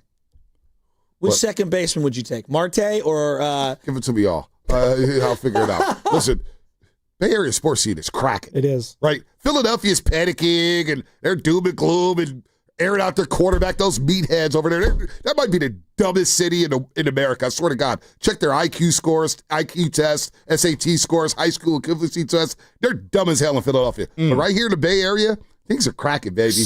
Things are cracking-lacking. It's popping, baby. Hey, look, the Warriors are keeping Steinmetz in business. They're keeping Steinmetz in business. He's been waiting for the Warriors to fall off like this. Do you think Steiny has had multiple personal emails from Lacob? I think he's got multiple texts right now from Joe Lacob. That's who Harry is, who he references all the time. He probably texted Joe Lacob 30 minutes ago. Hey, Joe, is this really you? That was Fast 5, brought to you by Xfinity. Introducing the 5-year price guarantee. One consistent internet price for the next 5 years guaranteed. Sam, I'm going to tell you on this rundown, you said we're giving away a Pat Spencer jersey for the last week. I don't think we're doing that anymore, but Steiny Gore next. Brought to you by Fremont Bank. Here for you, here for good. So to hell with Harry! Hi, I'm Brian Bakhtiari, Executive Manager of Stevens Creek Subaru. The holiday season is a time of giving, and for the 17th year in a row, Stevens Creek Subaru wants to give back. From now until January 2nd, get a great vehicle and support a great cause. Because with every new Subaru purchased or leased, Subaru and Stevens Creek Subaru are donating a minimum of $325 to charity during the 2025 Subaru Share the Love event, happening now at Stevens Creek Subaru. And if that's not enough, buy or lease any new Subaru from Stevens Creek Subaru until December 31st and receive 2 Sierra at Tahoe season passes from Stevens Creek Subaru. So you get a great deal on a new Subaru, get 2 free season passes to Sierra at Tahoe, and help some great charities at the same time. It's a win-win-win at Stevens Creek Subaru. Located on Stevens Creek Boulevard near Santana Row and Valley Fair, or online at StevensCreekSubaru.com. StevensCreekSubaru.com. And remember, buckle up and drive safely. When you own your own business, you need to keep things moving. Need to book a last-minute flight? Earn a $300 travel credit to cover that. Need to take a meeting before takeoff? Do it from the comfort of the Chase Sapphire Lounge by the club. Need to catch your breath before you board? Done. With $2,500 in annual value, the new Chase Sapphire Reserve for Business is the card that gives back all you put in. Visit chase.com/reserve business to learn more. Cards issued by JPMorgan Chase Bank and a member FDIC, subject to credit approval. Terms apply. When the new year hits, every business could use a little something to stay ahead. A lift, a jump start, an edge, or perhaps a boost. Like the all-new 5-year business boost from Comcast Business. It's the certainty of a price lock for 5 years on qualifying internet bundles. Plus, you'll have the most reliable Wi-Fi with our best equipment, so your whole team can stay connected at a great rate. And to sweeten the deal, ask about a $500 prepaid card when you add 2 lines of mobile. It's the boost your business deserves. So sign up for the 5-year business boost and get a 5-year price lock on ultra-reliable Wi-Fi.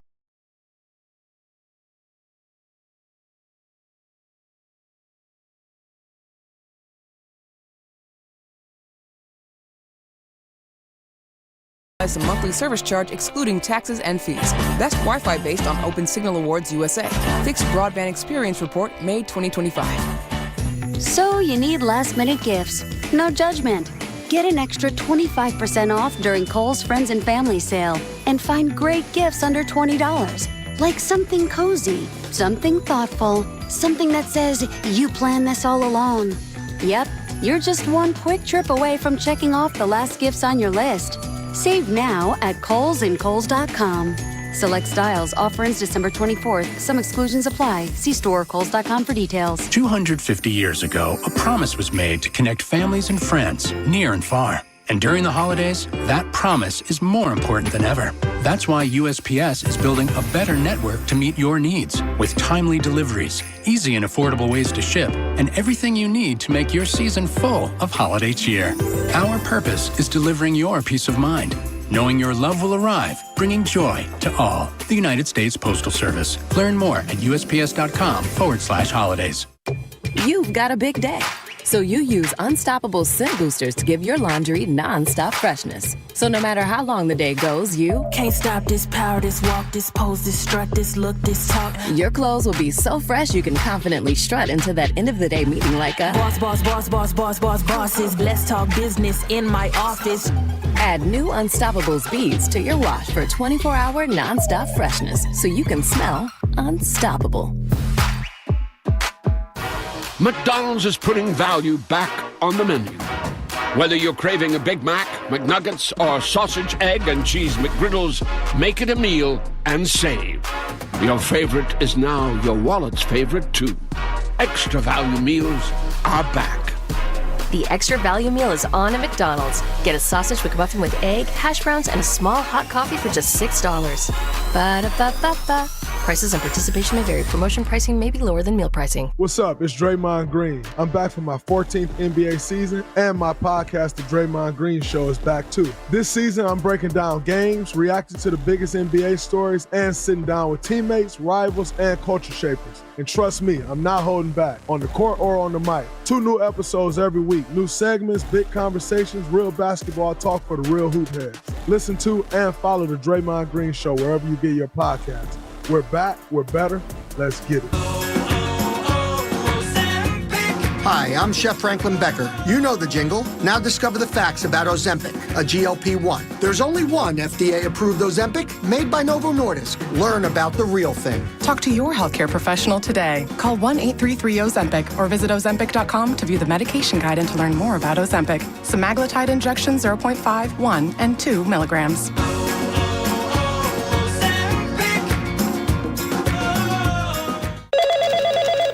Spreadsheets, clunky software, 100 different logins just to run your business?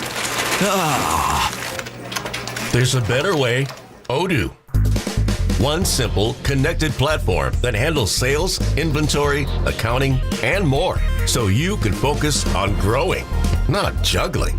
Make the switch today at odoo.com. That's ODOO.com. You're listening to 95.7 The Game, KGMZ-FM and HD1 San Francisco on Odyssey Sports Station and the home of the Golden State Warriors and Valkyries. Always live on the free Odyssey app and now coming to you live from the Laughing Monk Studios. He brings the passion. For what? I want to know now. I'm mentally invested. Don't tell me to pray and you don't say what for. He brings the perspective. Yeah, I think they both have a great point. Get off me, text line.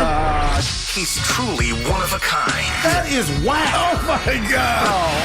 And he's doing a great job. I need you to man up and say what you really want to say. Diamond, you're doing a great job. Move on, Joe. And together, they're Steiny and Guru. Yeah. On 95.7 The Game. What's happening, everybody? Tuesday morning, worst day of the week, but we're going to make it a good one.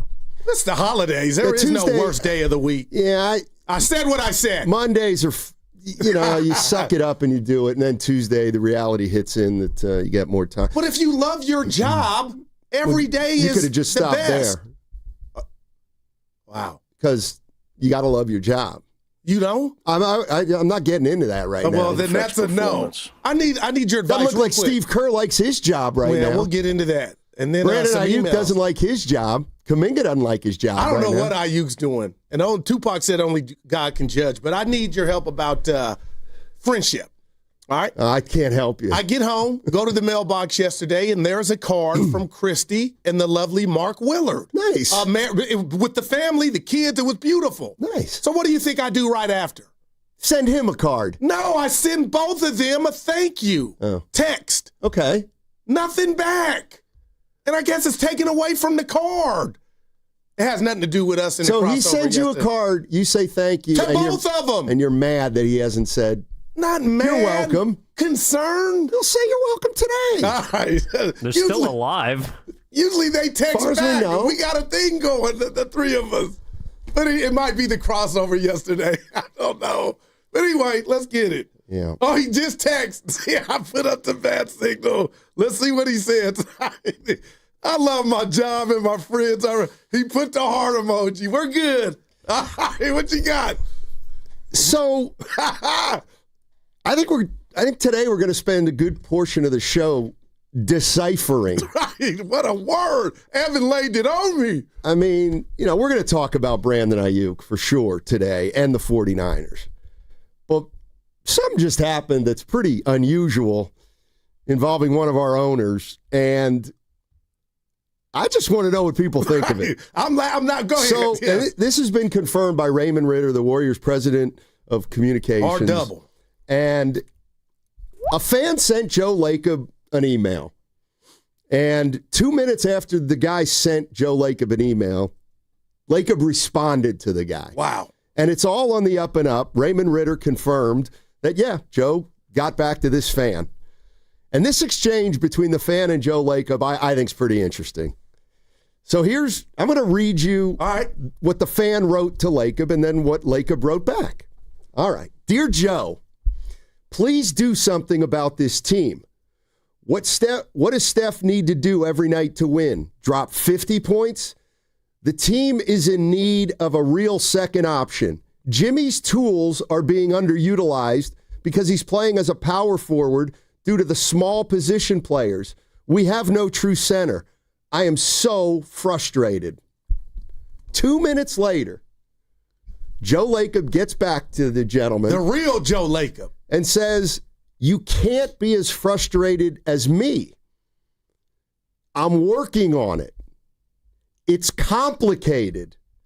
Style of play, coaches' desires regarding players, league trends. Jimmy is not the problem. What does it all mean? That there is major confusion going on with the 13 and 14 Golden State Warriors.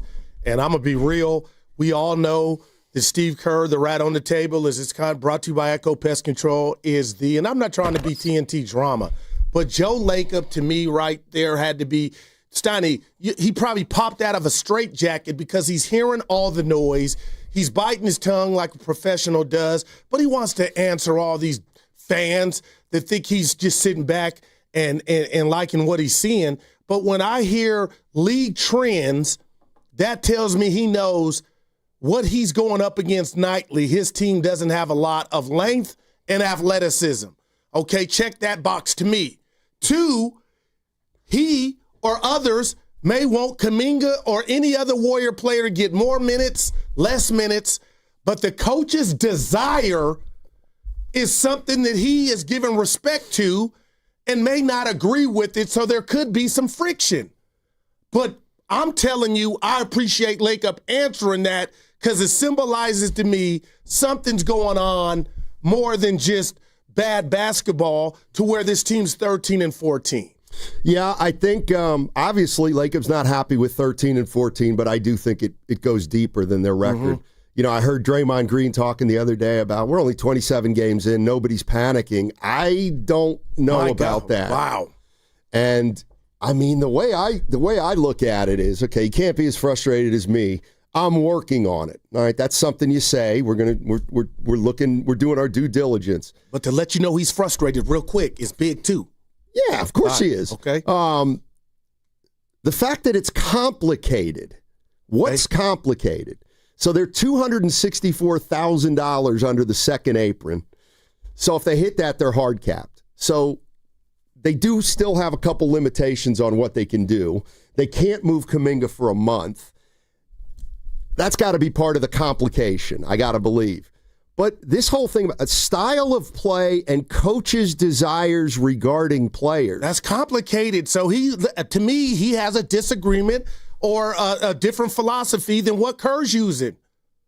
I mean, that's it, right? To me. Okay. I mean, to me, it says that, yeah, when I read this, I feel like, yeah, Kerr's involved in this, for sure. League trends and style of play, I think he sees what we all see. No doubt. That they've got some old guys who can't play with the energy they need, and then the young guys either aren't playing enough for him, or when they play, they're too inconsistent. But I think this shows that Lacob knows they're in a little trouble. Yeah, and it's more than Kuminga. Yes, absolutely. That's what I took from him responding. And as an owner, I give him all the credit in the world. And I'm sure, people behind the scene, Steiny didn't like him responding, or that's too strong. But, you normally don't expect a response. But this dude we know when he got booed on Chris Mullin retirement night, Jersey retirement night, that this dude's got not just an ego, he's a winner. And he wants to win, and he's not comfortable. But I'm trying not to worry about the dubs, and maybe I'm doing too much, Steiny, but right now it doesn't look like we have what the rest of the league has. And I'm even talking about I'm watching Utah last night, Utah and Dallas. Utah has some athleticism, Steiny. There's nothing else I wanted to switch with Utah, but they got some players that we don't have outside of the big three. How about that? Yeah, I mean, I think the other thing is that this does give an indication it's just way more than just Jonathan Kuminga right now. No doubt about it. And the one thing the one thing that's going to come to a head today, I mean, not come to a head, but we're going to get an answer today. Yeah. I guarantee you we're going to have a Jimmy Butler story tomorrow. Guaranteed. How do you know that, Steiny? Well, I'll tell you. Warriors play on Sunday. They play against the Portland Trail Blazers, and Steve Kerr talks about Jimmy Butler, and he brings in the 11 shots. Okay. And, I don't want to say he needs to shoot more and da-da-da-da, but Jimmy Butler. Okay. So then I see today, Nick Friedel wrote a story about Jimmy Butler, and it might be time for him to get more aggressive. And that's all we've been asking for. He used the Kerr quotes, and he also used a couple quotes from Draymond Green about Draymond saying he's got to do a better job of getting Butler involved. Steiny, Butler, I see. But they didn't have practice yesterday. Okay. So he ain't been asked about it. Nick Friedel will, I guarantee you, Butler's going to be asked about this today at practice. All right. And so we'll get some clarity there. Remember? Yeah. I want to hear. Wow. So I think, first of all, dudes, I don't have a strong opinion about Joe Lacob getting back to a fan. Like I don't. It's pretty cool though, is what I'm saying. Yeah, I mean he can do what he wants. Yeah. I don't like that's who he is. He could be in his triple penthouse, like you peasants. I'm not responding, and he responded because he cares. But I will say this, because I'm excited as a Warrior fan, that I want Jimmy's response to, hey, can you do more? Oh, and he'll what do say you think the right about things. Or he may not. But the bottom line is I love that that subject's being broached. Now, I do have to ask you this. It sounds like Joe Lacob, and I'm doing a lot of interpreting, he didn't mention that he wanted more from Jimmy Butler because he kind of defended Jimmy. Exactly. Exactly. He said Jimmy Butler's not the problem. Yeah, he did say. Jimmy is not the problem. Yeah. I don't know. I'm excited about how Jimmy responds. Because all I really want is just some more from him. That's all we all want. 888-957-9570 is the number. We're trying to decipher what Joe Lacob was really talking about. He got back to a fan. A fan emailed Joe Lacob telling him he was frustrated. Butler's not working. The team's not. And Joe Lacob got back to him in 2 minutes and said, well, you can't be as frustrated as me. I'm working on it. It's complicated. Style of play. Coaches' desires regarding players. That's heavy. League trends. Jimmy is not the problem. 888-957-9570. Coming up at 11:30, we got Ross Tucker. So we'll do some Warriors, and then we'll get into the NFL for sure. Yeah. Ross Tucker, 11:30, NFL Odyssey Insider. That segment was brought to you by the California Office of Traffic Safety and Caltrans.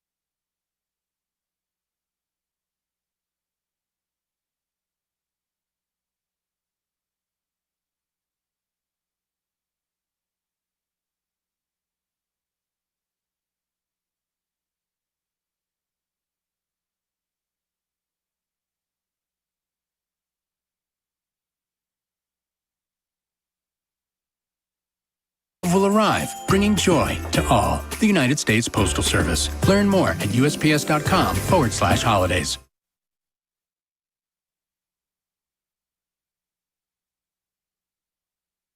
Championship coming soon. We'll be fine. Yeah. Wow. The audacity. Now, back to Steiny and Guru on 95.7 The Game. I'll tell you what, we got a different kind of owner in Joe Lacob here in the Bay. We got a guy who's pretty accessible, guy who's unabashedly hands-on, and not afraid to take some criticism and not afraid to talk about where the team's at. And he received a email from a fan yesterday. Got back to the fan in 2 minutes, Goo. Wow. And the guy had some things to say, and Joe Lacob said, well, you can't be as frustrated as me. I'm working on it. It's complicated. Mm-hmm. Style of play, coach's desires regarding players, league trends, Jimmy's not the problem. A bunch of statements there. I'd like some verbs from Joe the next time. Can I pick a category? But,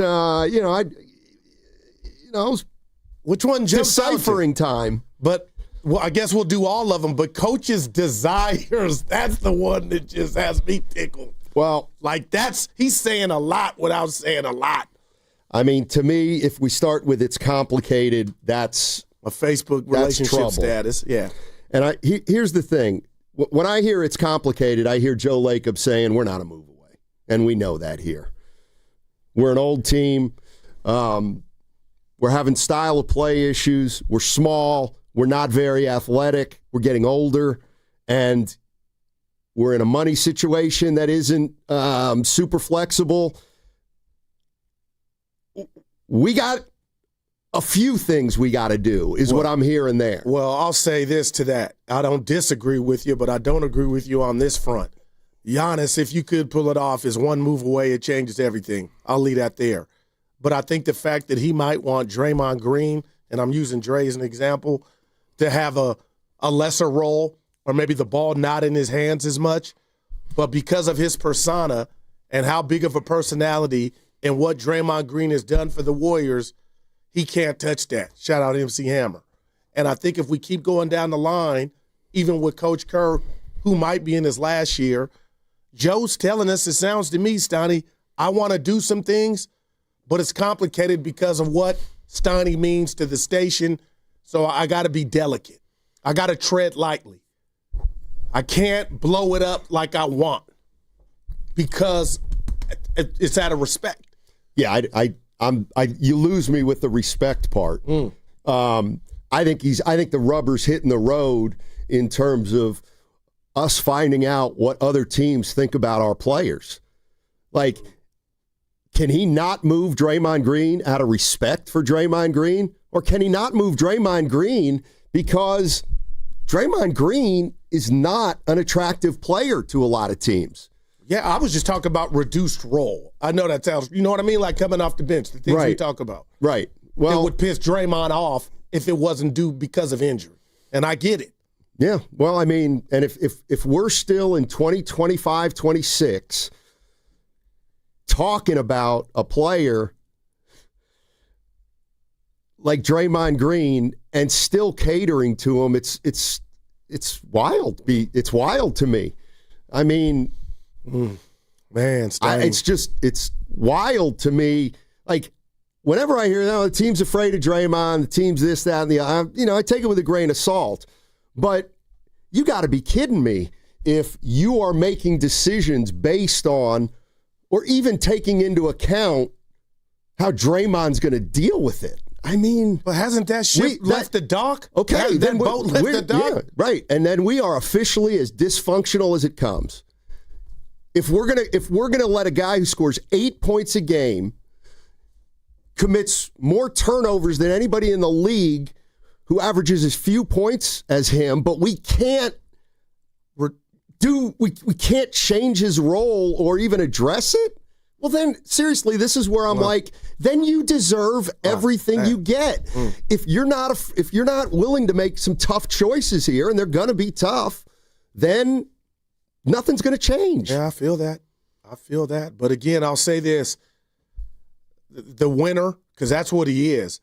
The architect of a dynasty, Joe Lacob. I love the fact that he responded, and he did it so fast. But as a fan, that lets you know he's not resting on the 4 rings. Like he's pissed off, and he said little, but we're trying to, what was the word? Decipher, what he was talking about. But if I had a category and this was a game show, everything you mentioned, the coach's desire to me is everything. Like that means he's giving Steve the rope to do whatever he wants, and if it's Kuminga out of the lineup, I told you and Bonte before he left this morning with the Joes, I said if this is Kerr's last year, why wouldn't he be ultra aggressive in his plan, just play? And then Bonte hit me in the head with a bag of bricks like, well, that's why Kuminga's not playing good. It could be. Yeah. I said, it didn't start off that way, but I got you. Yeah, I mean, this Joe Lacob's reply for the first time has got me to thinking that is it possible that Steve Kerr might not finish the year? You think? I don't know. Listen, you finish it out, Steiny. As bad as that's just me. Well, he might not have what if they mutually agree to part ways? I mean, I know it sounds preposterous, but I just don't think Kerr is. Yeah, I don't think this is how this movie ends. Anything's possible, Steiny. But the guy that I think I know in Kerr, and we've had the pleasure to sit down and chop it up with him, and we hear him every week on the station with Willard and Dibbs. Steiny, would you really have your career come to a head to where, when the going gets tough, the tough gets going, to kind of just not resign, but, not finish?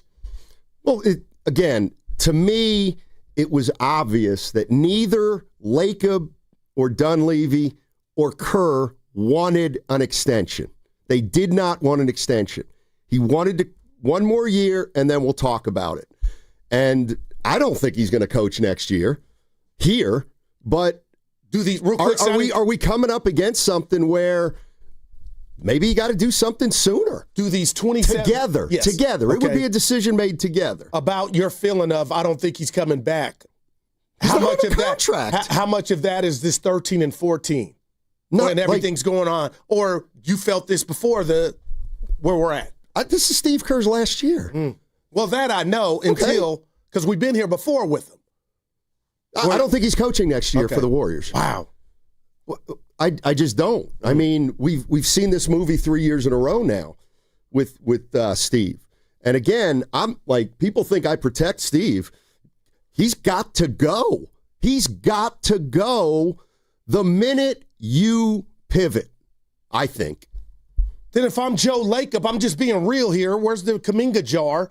If that's the case, then come January 15th, I may not move Kuminga if I have a new group come in or a new coach with new ideas to get my guy going. Maybe that's part of the equation.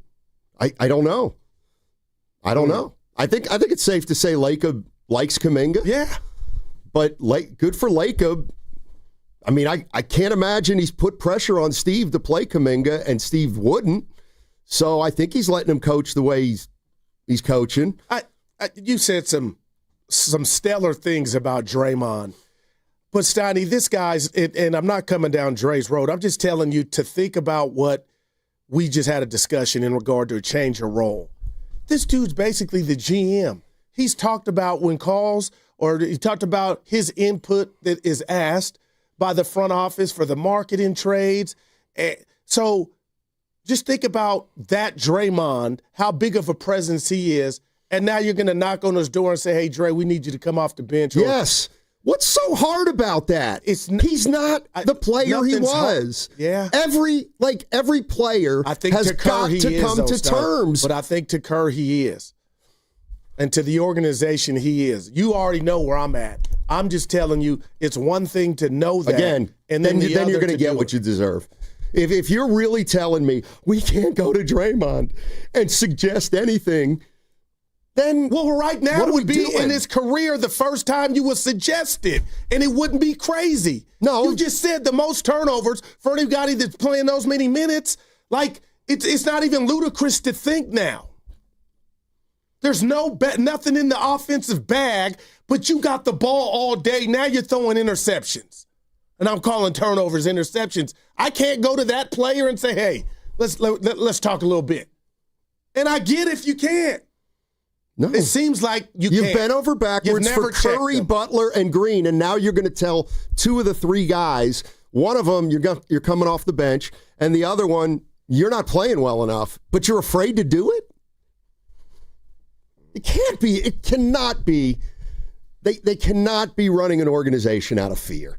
I don't believe it. Well, you know what? I just think Dre has more power than you think.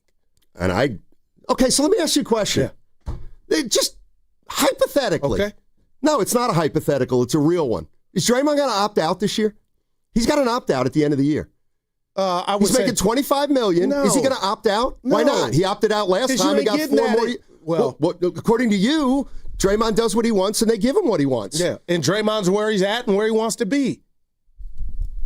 I mean, if I'm Draymond, I'd go to him and say, tell you what, let's rip up the $25 million and give me 3 more years for $60.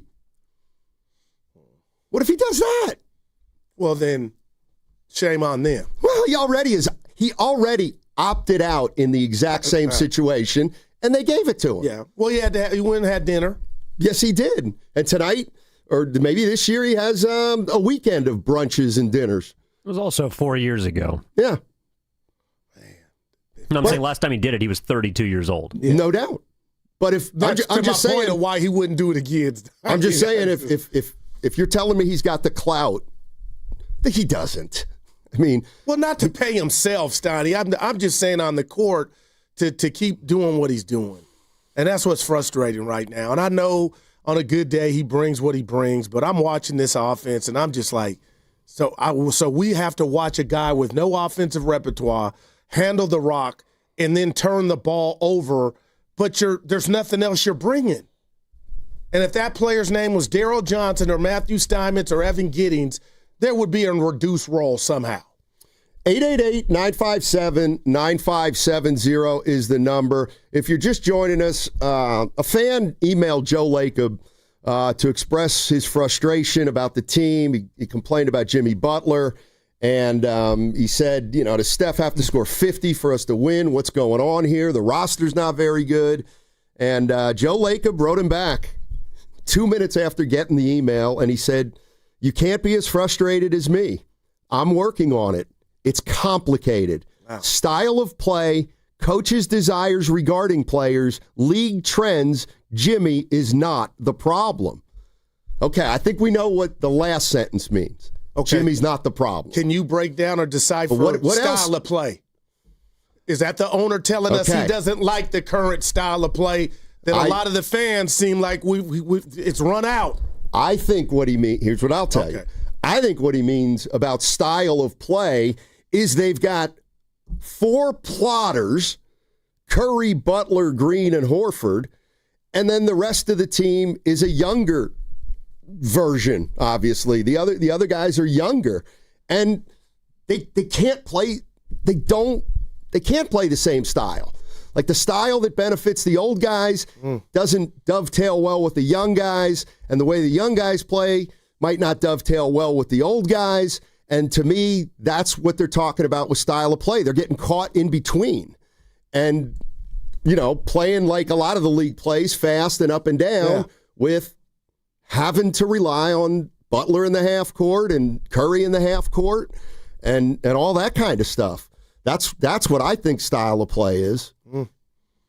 That's kind of fascinating if you think about it. What do you guys think style of play means? I think he's down on the one that they're doing currently and asking why aren't we playing like other teams? Well, then I would have to tell Joe, then maybe you got to look in the mirror. No doubt because the personnel of this team, it doesn't have the athleticism of other teams. The other thing, the one guy that does possess it is a DMP right now. But I'll leave that there. The other thing is you won a title in 2022, and I think they won a title in 2022, and they talked about the goal being 5. Got to get 5, got to get 5, got to get 5. And everything they did was to try to squeeze out another title. But while they've been doing that in the last 3 years, they've gotten behind. They're trying to keep something together at the level, or maintain it at close to the level they can. And the reality of the situation is they have fallen behind. And they're their own worst enemy when you talk about the dividends that you could have had from those 3 picks. And I'm using Kuminga, Moody, and Wiseman. Just think, Stoney, if you could have got a B- player or B+ type player, even A-, how they would infuse this older iteration of the big 3. And unfortunately, it feels like they struck out on all 3 in regard to high-level impact, and this is why you're behind or stuck. One of the reasons for sure. Now, do you have a problem, because it's Steph Curry on mine all day, what he's doing on an individual basis at this age when he's available this year, because I don't want to hear you say Guru's missed, this amount of games. But now I'm thinking back to when all 3 were out, Dre, Jimmy, and Steph, why I like what I saw in Chicago when they played, who was it? Yeah, Chicago, and who else did they play on that road trip? Cleveland. Cleveland. Would you call me a fool for that? Like, they were faster and fresher. Okay. But what are you going to do? There's no Curry in that bunch. Exactly. So what do? You got to bring Curry back. No, which I want. But give me more of a... What? More of what? Pace. You should have thought about that when you went and signed Horford to add to, the old guys as is. 888-957-9570 is the number. What's Joe Lacob talking about? What do these comments mean? Coaches' desires regarding players. Wow. Style of play. Let's go to Chris in San Jose. Hey, Chris, what's going on, man? Happy holidays, gentlemen. Yeah. Hey. Good. Thank you very much. Now, let's define leadership. We are skewed. Over the past 2 years, we are skewed. When we paddle up the Turkey River, there's 2 in the front. You paddle on the left, you stroke when I stroke, etc. We're not going in the right direction. When the bully ran off KD and when he hit Mr. Poole in the eye, who is our leader, first of all? And then what did our leader do to Draymond? Either one of you can address this. And we have. And you said what? Who's the leader? Curry. What did he do when Draymond popped the young kid in the eye? It looks like nothing, man. It looks like nothing. Okay. That's all I want to know. We can't go forward when we are skewed. We don't know how to lead. We are leading with 3-point shots and points. You got to do it from within. Curry, you got to step up, brother. Are you afraid of Draymond? Apparently so. Let's call a spade a spade. God bless you, man. Happy holidays. Thanks, Chris. Appreciate the call. Now, go ahead. I'll let you respond because I get so emotional. I felt like the Warrior culture lied to me when they didn't discipline Draymond.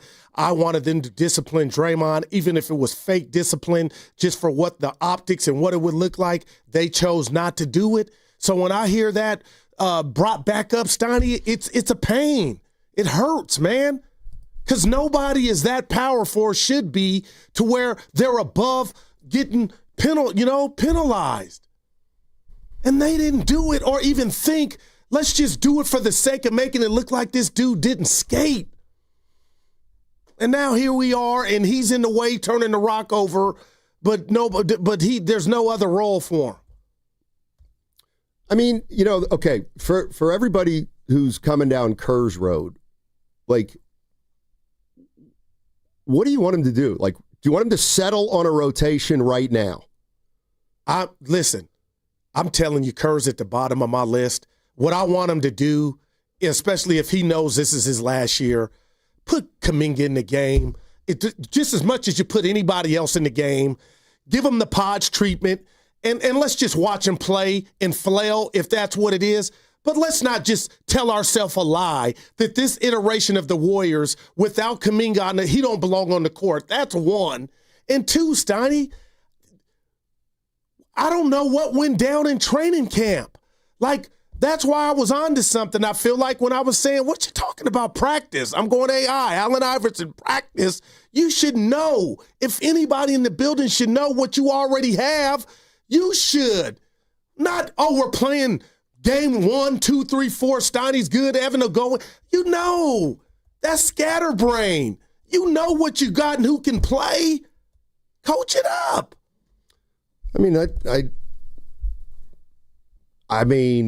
I just saw some quotes from Draymond Green, and he was saying, it's a chicken and the egg thing. It's like Steve's looking for a rotation, but nobody's stepping up, and you got to, nobody's played well enough. 9 guys haven't played well enough consistently for him to stick with the 9 guys who play consistently. Listen to this. Listen to some of this stuff, Goo. Yep. He was asked, why does Steve Kerr keep changing the lineups? And he goes, well, when you're not winning, you've got to change something. And he's like, we're 13-14. We're like, that's why we've changed stuff, because we started pretty good.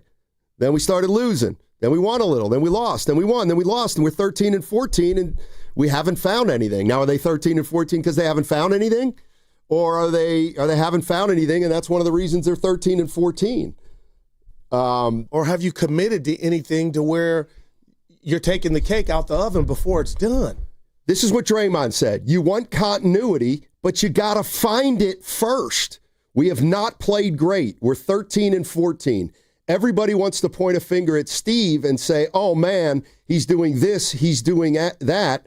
There's no continuity. But hell, you're 13-14 and you continue to do the same thing, then you keep getting what you're getting. So it sounds to me like Draymond realizes why Kerr hasn't settled in on a rotation, and he gets it. Can you help You've got to try different stuff. You can't find continuity until you first find stuff that works, that leads to wins. Until we figure it out, he's going to keep changing it, as he should, because we have to figure it out. So it's like it's an endless circle in a way. But Draymond's loyalties lie with Steve Kerr, because Steve Kerr has not demonstrated he'll check Draymond Green. So, excuse me, and you tell me what you think real quick of this, Donnie. Of course, Draymond's going to be loyal to the guy that won't touch him. That's who I'm going to defend. Okay. So you don't buy what he's saying? No. Okay. Because I feel like he knows his loyalty should lie with the guy that lets him run roughshod. Just a thought. Yeah, I don't know. I'm not saying you're wrong there, but I also think what Draymond's saying is got to play better. Yeah.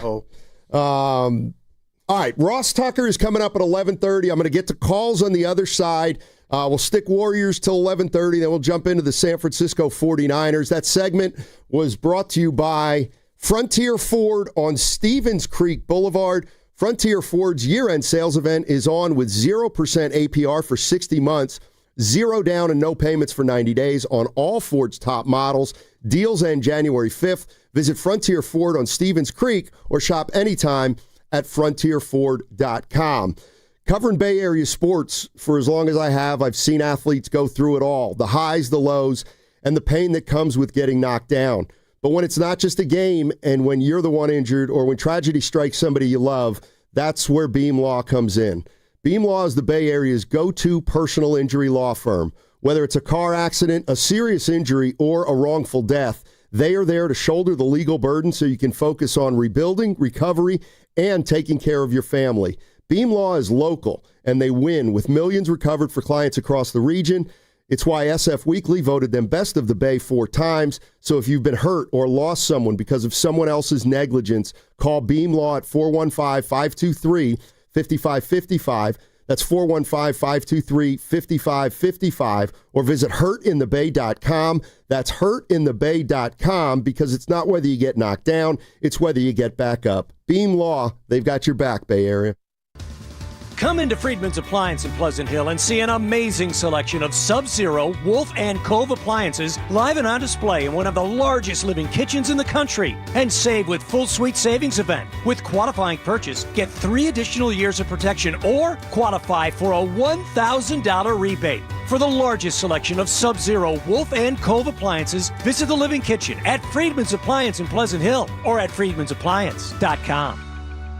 Running a business means wearing multiple hats. So if you're like me, you probably started out using your personal phone, taking client calls and texts nonstop. As my business grew, I needed something smarter. That's when I switched to Quo, the #1 business phone system. Quo works right on your phone or computer. No carrying 2 phones, no clunky landline, just one easy app you can try for free. Your team can share one number and handle calls and texts together like a shared inbox. Any teammate can jump into the conversation so customers get faster responses. And Quo's AI assistant summarizes your calls and responds to customers 24/7, so you never miss a lead or opportunity. All this starts at just $15 a month. That's basically 2 coffees. You can even keep your current business phone number. Find out why 90,000 businesses trust Quo. No missed calls, no missed customers. Try Quo for free at quo.com/sports. That's quo.com/sports to try Quo free. QUO.com/SPORTS. Hey there, it's Bonte with the report from River Islands in Lathrop, where so much is happening this winter.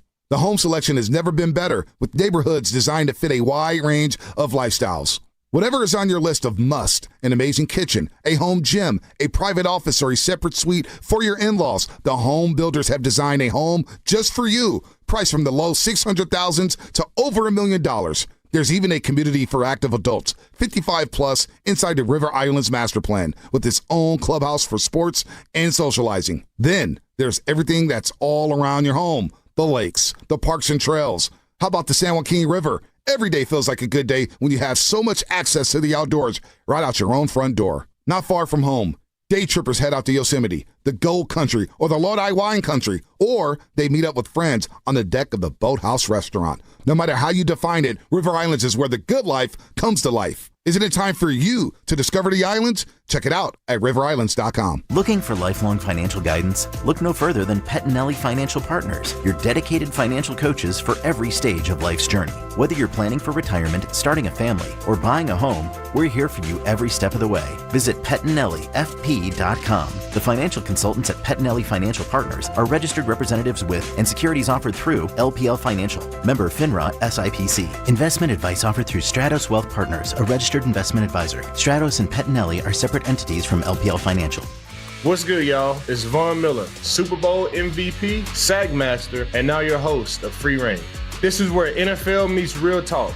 Every week, I'm bringing you inside the game, from locker room stories to league-wide headlines.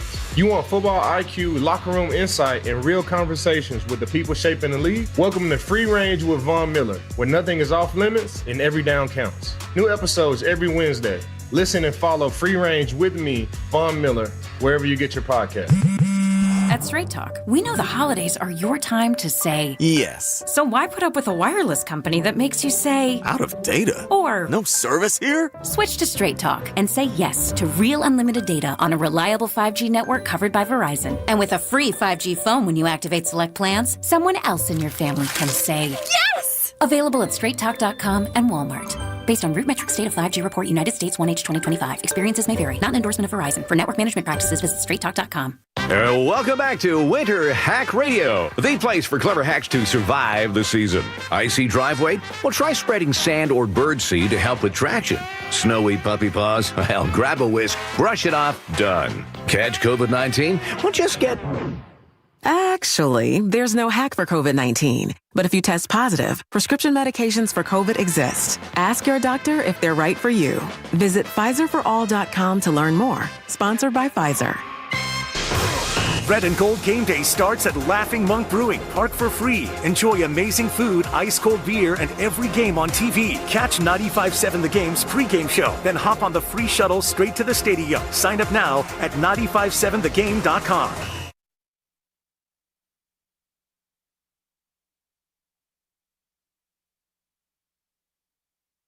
I think he was out of breath. That's like me after a couple pumps. Couple what? Simmer. That was TMI. Now, back to Steiny and Guru on 95.7 The Game. All right, Joe Lacob is officially frustrated. More than the fans. That's what he indicated to a fan who wrote him an email concerned about where the Warriors are, and Joe Lacob got back to the fan and basically said a lot, but it was in a little. He's frustrated more than anybody, and he's working on it. It's complicated. Style of play, coach's desires with players. Jimmy's not the problem. Oh, league trends. League trends was in there too. Mm-hmm. So that's where we're at. That's where we're at right now with the Warriors. And after this, reading this, like I think Kerr's a part of this. There's no doubt. And to what extent, I don't know. He's not under contract next year. I can't believe I'm saying this, but it does feel like there's something going on. Yeah, and I'm right there with you. And, yesterday I was quoted and told you all that I felt like, 27 games in, I just feel like this might be some of Kerr's worst work because I hadn't agreed with the rotations and the fact that you don't know who you are and you pretty much got the same dudes. But forget me saying that, Steve. Steiny, Steve Kerr said the same thing about him grading himself. And you could just say, oh, that was just, coach speak. But why do I feel like he believes that? And maybe something's going on to where there is a struggle within. And that's what I get when the owner says coach's desires, style of play, and, I look at it through a prism of Joe Lacob's watching all these young studs. Forget the records on other teams, length, athleticism, and he knows, hey, look, we had a chance to get some of that. We didn't, so that festers. But the bottom line is, you watch the Golden State Warriors this season through 27, and you could see they're at a disadvantage or deficiency when it just comes, Steiny, to athleticism. Yep. I would hate that. If I was the architect or the maestro of putting something together and not have, you know what I mean? Like, that's on Joe, too. And you said, that's part of it is Joe almost exclusively. The roster is Joe and Mike Dunleavy, and if Steve Kerr has so much sway that he's impacted them, then that's might be a problem too. Let's go to Lamont in Oakland to start us off. Hey, Lamont, how you doing? What's up, fellas? Hey. I just wanted to talk real quickly about, it's interesting that you said Lacob talked about the league trends. And here's a league trend for you. Championship teams usually don't have their best players 37 years old. That's a reality. If you look at OKC, if you look at even the best teams in the league, even if you look at Durant with the Rockets, he's not the best player. He might be the best scorer, but he's not the best player on the Rockets. You got Şengün, right. you got a lot of other players around, and there's no way that the Warriors are going to be a championship team, which is what they say they're going to want to be, right? They still, the door's open for 5. If Steph Curry is their best player, and he's great. I'm not knocking Steph Curry. He's doing an amazing job this year for the games that he's playing, but it just doesn't work. There is no team that's going to be championship contention when their best player is 37. I don't care how many points he's scoring. Like it just doesn't work that way. And even if you look at the Lakers, they're doing better this year because LeBron is the third, and dare I say sometimes even the fourth wheel because you got Luka, you got AR-15, you even got DeAndre Ayton, you got Hachimura. All these teams that we're talking about, their best player is not even Smith in 37. The oldest one might be Giannis, and he's like 31, maybe, right? Look at Boston. Jaylen Brown, when Tatum comes back. All these championship caliber teams, they're younger teams. Right. And the idea that we can get around this is maybe hubris by the front office. I don't know why, but you can't do it. And he's talking about league trend. This ain't a trend. This is reality. You can't win a chip like that unless you got to have some younger guys, not just younger guys. We got younger guys who can play a little basketball. You need younger ballers, though. Yeah. And there's not a baller on this team that's young. Well said. Don't even talk about the defensive end, right? If Draymond is your best defender, and he's 35, 36.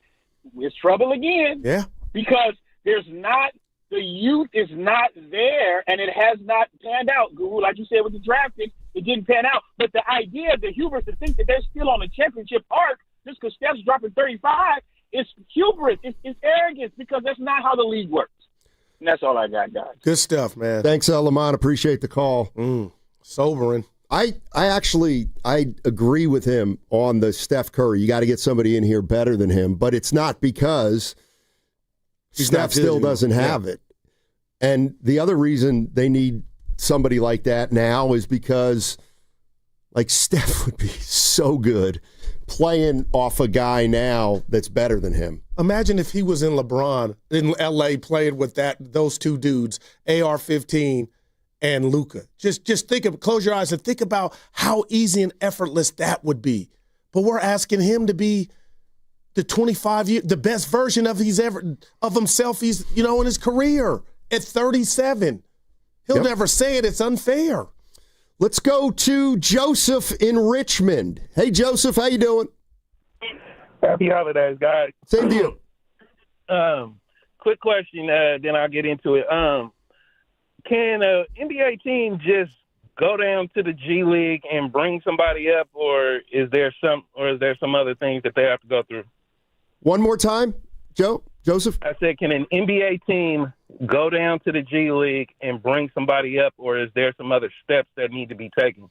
If the guy is not on a two-way, then those guys are essentially free agents. Okay. Here's the thing for Pat Spencer. Cut bait with Horford. He cannot move like he used to. There go your money for Pat Spencer, and bring up a big from the G League, please. Another thing. If Draymond decides to opt out at the end of the year, let him walk. Let him walk. He's too doggone volatile, and the doggone players, some of the younger players, they're tired of him yelling at them. What else? All right, Joe. That's all I got. All right, Joseph. Good stuff. Appreciate it. Yeah. Why don't you ask me what I would do? Everybody. You talking to everybody me? always, everybody's complaining. I got a little. I tell you what I would try right now, and you're not going to believe me. Stoney, what would you do? I'm going to tell you.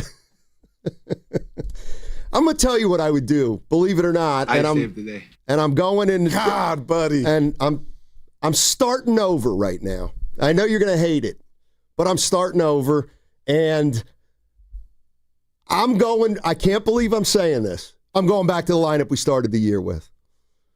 Okay, give it to me. Curry. Now, Pods was starting. If you want to use Will Richard, go ahead and use Will Richard. No, but this is yours. Care. No, but we want this yours. Why don't you go back to Curry, Pods, Butler, Kuminga, Green? Okay. See if you can recapture what you did early in the year and go from there. Why do you think? Somebody, then guys, pick your next 4 or 5 you're going to play and then base it all off game number 28. And we're going to start to try to refigure this out again. Now, that could happen Thursday night against Phoenix. My question to you is, why do you think it's not happening or there's a delay on that?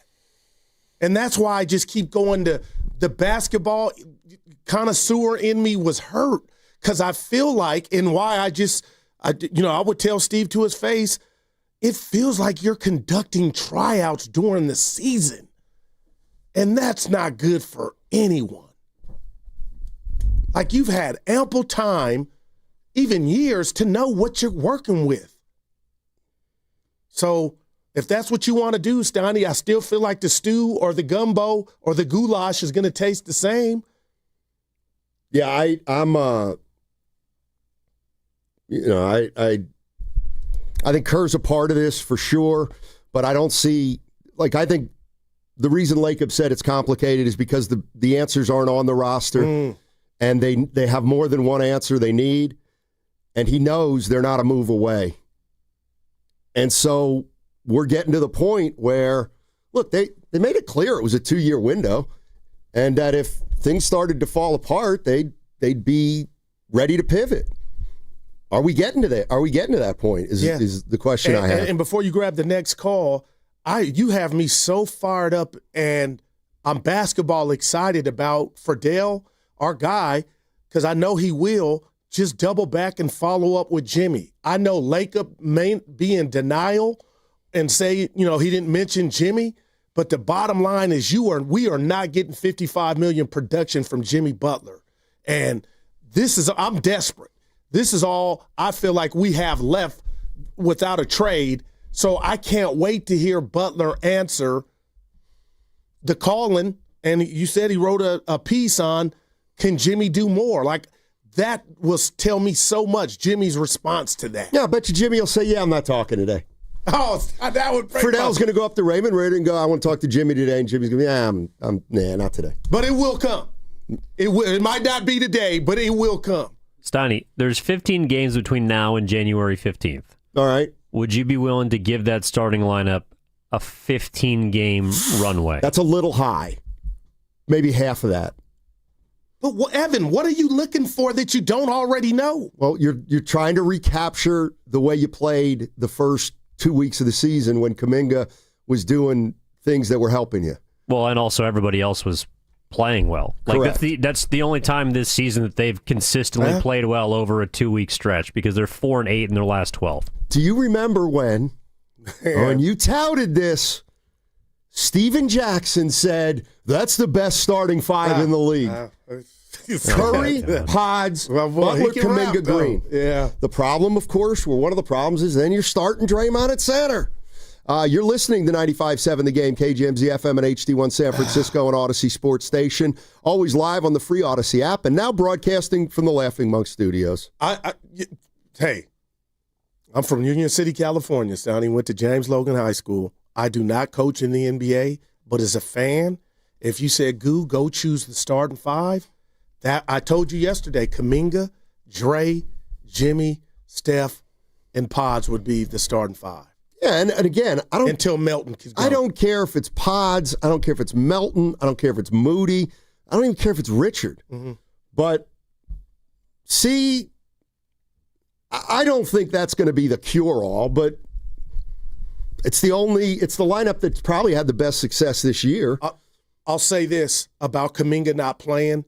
It lets me know after the response by the owner to that fan that he is allowing Steve Kerr to do what he wants to do, and that's why he's biting the bullet, if you want to call it that, and okay with JK out of the lineup. I got to give Joe that I could be totally wrong, but it feels like he's letting the coach run it his way, and right now Kerr feels like Kuminga should not be on the court at all. I totally disagree, but, chalk one up for Kerr in that sense if I'm right. Yeah, maybe that's changing, too. Maybe they're going to try to steer Kerr in a different direction.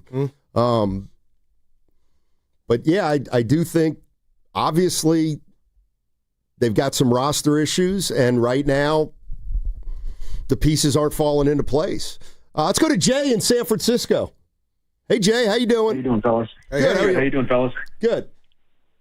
So you got to think about the organizational structure right now, right? I think, Steve Kerr has been coaching Draymond Green for 10-plus years. 10-plus years, right? He's acted a certain way to Draymond Green. He's let Draymond Green slide on a lot of stuff, right? The Jordan Poole thing, the Kevin Durant thing. And now Draymond Green, he's just not as good as he was. He's not even close to being as good as he was. But Steve Kerr can't change the way he acts to Draymond Green, right? And it won't work. If Steve Kerr tries to become more strict with Draymond, it wouldn't make sense. Now, Steve Kerr isn't checking anybody in that locker room. It's kind of a free-flowing kind of area, and that's what makes it beautiful. But when it's not working, it's not working, right? And he's not the type of guy that's going to go to the player and confront him on doing different things. And I think that's why there needs to be some sort of organizational change and organizational structure. But yeah, that's my take on it. And hopefully there is some change this year. But Guru, by the way, I went to Mission San Jose High School. You guys used to kick our ass in football and basketball. I remember, baby. Oh, man. Yeah, Mission San Jose. MVAL, baby. Yes, sir. Yeah, Mission Valley Athletic League. Thanks, Jay. Appreciate the call. I used to put it on, boy. Well, you or your school? Me, when we played them. Just checking. Yeah. Don't get jealous. Anytime somebody called about Pennsylvania and your stuff, and we got gas, then somebody calls out of the blue. I don't know. You're telling on yourself. And right remembers me. Let me have my 2 minutes. Well, it turned into 20 though. Well, it can. Let's go to Matt's in San Rafael. Hey, Matt, how you doing? Hey guys, how's it going? All right. Yeah, so two things. One, I don't know when it changed, but if you look at the way that they've put this Warriors team together, the Warriors used to operate in that golden age, with Kerr, like kind of like the Niners and Lynch did in the first 5 years. They were obviously in it, going after KD, Supermax for Clay, re-signing Steph. It was obvious they were all in. They were willing to max things out. And then suddenly there's been this paradigm shift where now it's almost like they manage it like the Farhan Giants. It's like bargained in. Oh, we'll go get you a broken down back nine, Jimmy Butler, Pat Bev. Like and then we'll draft somebody like Kuminga, but instead of ingratiating ourselves to him and bringing him into the fold, we're going to make him play with our food and make him feel like he's not wanted every 10 minutes so he can never really get comfortable. And that's why that whole strength in numbers thing is so absent right now. The team used to be so cohesive from the front office to the court, and it's just not there. And I think because of that, it's so unfair that Steve Kerr takes this on the chin, because look at what he did for this franchise. Nobody seems to remember the Sprewell dark days back in, Oakland when nobody even cared to watch the Warriors. It was so embarrassing. They turned it around, and this guy has earned a little bit of leeway, because right now they're asking him to build a castle with toothpicks. It's crazy. They got to get him some players, because I don't know a coach in the league that could take this roster and make it a contender. It's just not fair. Thanks, Matt. Appreciate the call. Yeah. And I heard Bonte bring this up to the Morning Joes, Shasky and Spadoni. Shasky actually asked him, and Bonte recited what I recited to you yesterday when Joe Lacob joined their show in the morning, and echoed, the sentiments that, it's a group effort. So that caller is saying Kerr had nothing to do with the lineups or, the draft or drafting. And Stoney, I think all of them do, if I'm to take Joe at his word. So everybody's got some blood on their hands in regard to why we don't got better players. Yep. But that to me is directly on Lacob and Dunleavy. But again, I'm just like, to me, given where they were in the dynasty and then their goals of what they were trying to do, they've got a roster now that is top heavy money wise. Oh my gosh. And if you're just joining us, here's what we're talking about. Joe Lacob received an email from a fan saying the fan was frustrated and what does Curry have to do, score 50 a night for us to win, and the roster's no good, and Butler's playing out of position and he's not good enough. And Lacob got right back to him, and the email that Lacob sent back has been published by SF Gate, and it's authentic. And Joe Lacob said, "You can't be as frustrated as me. I'm working on it. It's complicated. Style of play, coaches' desires regarding players, league trends. Jimmy is not the problem." What do you make? Let's put it right on the table. Brought to you by Atco Pest Control. You two tell me you and Evan, if it qualifies as a rat. You're Steve Kerr. You wake up, your wife has breakfast ready for you, you're sipping your coffee, and you see that response. It bother you? Coach's desires? Like, damn, Joe, could you have held out on that one? Because now I'm going to talk to Willard and Dibbs, and they're probably going to, or any outfit is going to ask me about what my boss said or what he meant in coach's desires. Well, I mean, like, I think I'd feel some type of, damn. I mean, I don't know. What does he mean? Coach's desires regarding players, like the coach desires not to play some player Draymond Green to not turn it over as much. Well, no, my desire. He desires Kuminga to rebound and run the floor more. Oh, okay. I was looking at it as personnel. Desire to play certain style and who to play and who not to play. Yeah, I don't know exactly. Let's go to Steve. Steve's in the Bay Area. Hey, Steve, how you doing? How you guys doing? Good. Hey. Pretty good about yourself. All right. I've heard you guys say a lot about camaraderie. I don't think you're going to get that from Kuminga. I think he's stuck in his brain about what he thinks he can do. I also think for the Warriors to free up any type of money, Butler and Curry are going to have to go to the front office and restructure the contract so the Warriors could actually have money to do things. That's what I think.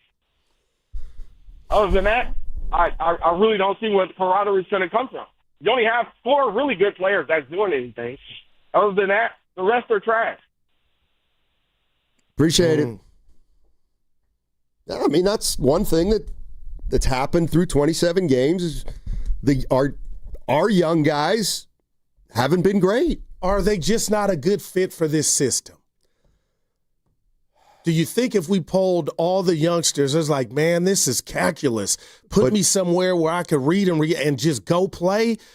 I have those thoughts, and I'm just running it by you. It's not a cop-out, but I'm wondering, do you think this, where you got to have, a high basketball intellect, do you think it could be holding some of these youngsters back? Yeah, I do. I do. That's why Kuminga wants to get out of Dodge? No, it's why, basketball IQ can be important, and especially apparently on this team. But here's the other thing. How can you change the system when Steph's the system and he's playing at this level? Yeah. Like, I don't know what that means. Well, it was just a thought, not changing it on the fly, but we got the James Harden drop. I am the system, but wow. I'm not a system player. I am a system. Let's go to Marvin. Marvin's got 3 points to make. Hey, Marvin. How you doing, guys? Doing well. I'm just going to say this. Everybody's coming up with the same things they always come up with, but they're forgetting a few things. Let me go over the last couple games. We have pads on the court, hogging the ball, dribbling up the court, letting the defense get set. We go down 20 points to Oklahoma City. What does Kerr do? He takes Pods out of the game, sits him on the bench, plays DeAnthony Melton and Steph Curry. We catch up. And I was saying as that we did that, the last 5, I said, you know what Kerr's going to do? He's going to put the bowling ball that scores half a point a minute back in the game for the last 5 minutes, and we're going to lose by 10 points. How did that game end up? Wow. We put him back in the game. We fell behind again. In the Minnesota game, Pods is on the court going 0 for whatever. I think he scored 2 points. He played 20-something, 27 minutes or something like that, and they scored 19 consecutive points. He's getting beaten on defense on almost every play. He stays in the game. Okay, you get him out of the game, and all of a sudden everything was even again. We start scoring along with Minnesota, even though we were down a lot, and we catch up. What happened at the end of the game? He puts them back in the game. Did we win? No. I'm going to go to the Portland game. They scored 11 baskets in the fourth quarter at the rim. I know we had a bad ref calling fouls every time they did that, but did Kerr make any changes in terms of putting Trace Jackson-Davis back in the game in the fourth quarter to stop those shots at the rim? No. And DeAnthony Melton, when he first played for the Warriors last year before he got hurt, they sat Pods on the bench.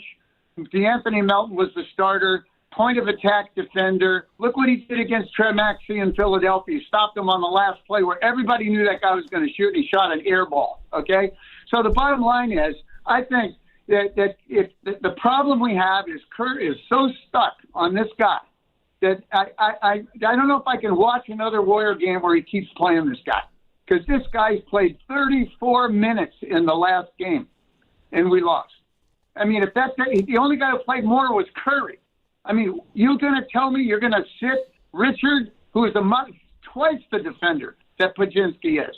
So in my opinion, we got a coach who's lost it. He doesn't know how to adjust. He's a terrible in-game tactician, and he is the biggest thing that you change. And look at, we beat Minnesota. We beat the Lakers. We beat Denver. We've beaten good teams with the same roster. The whole difference was who played and who didn't.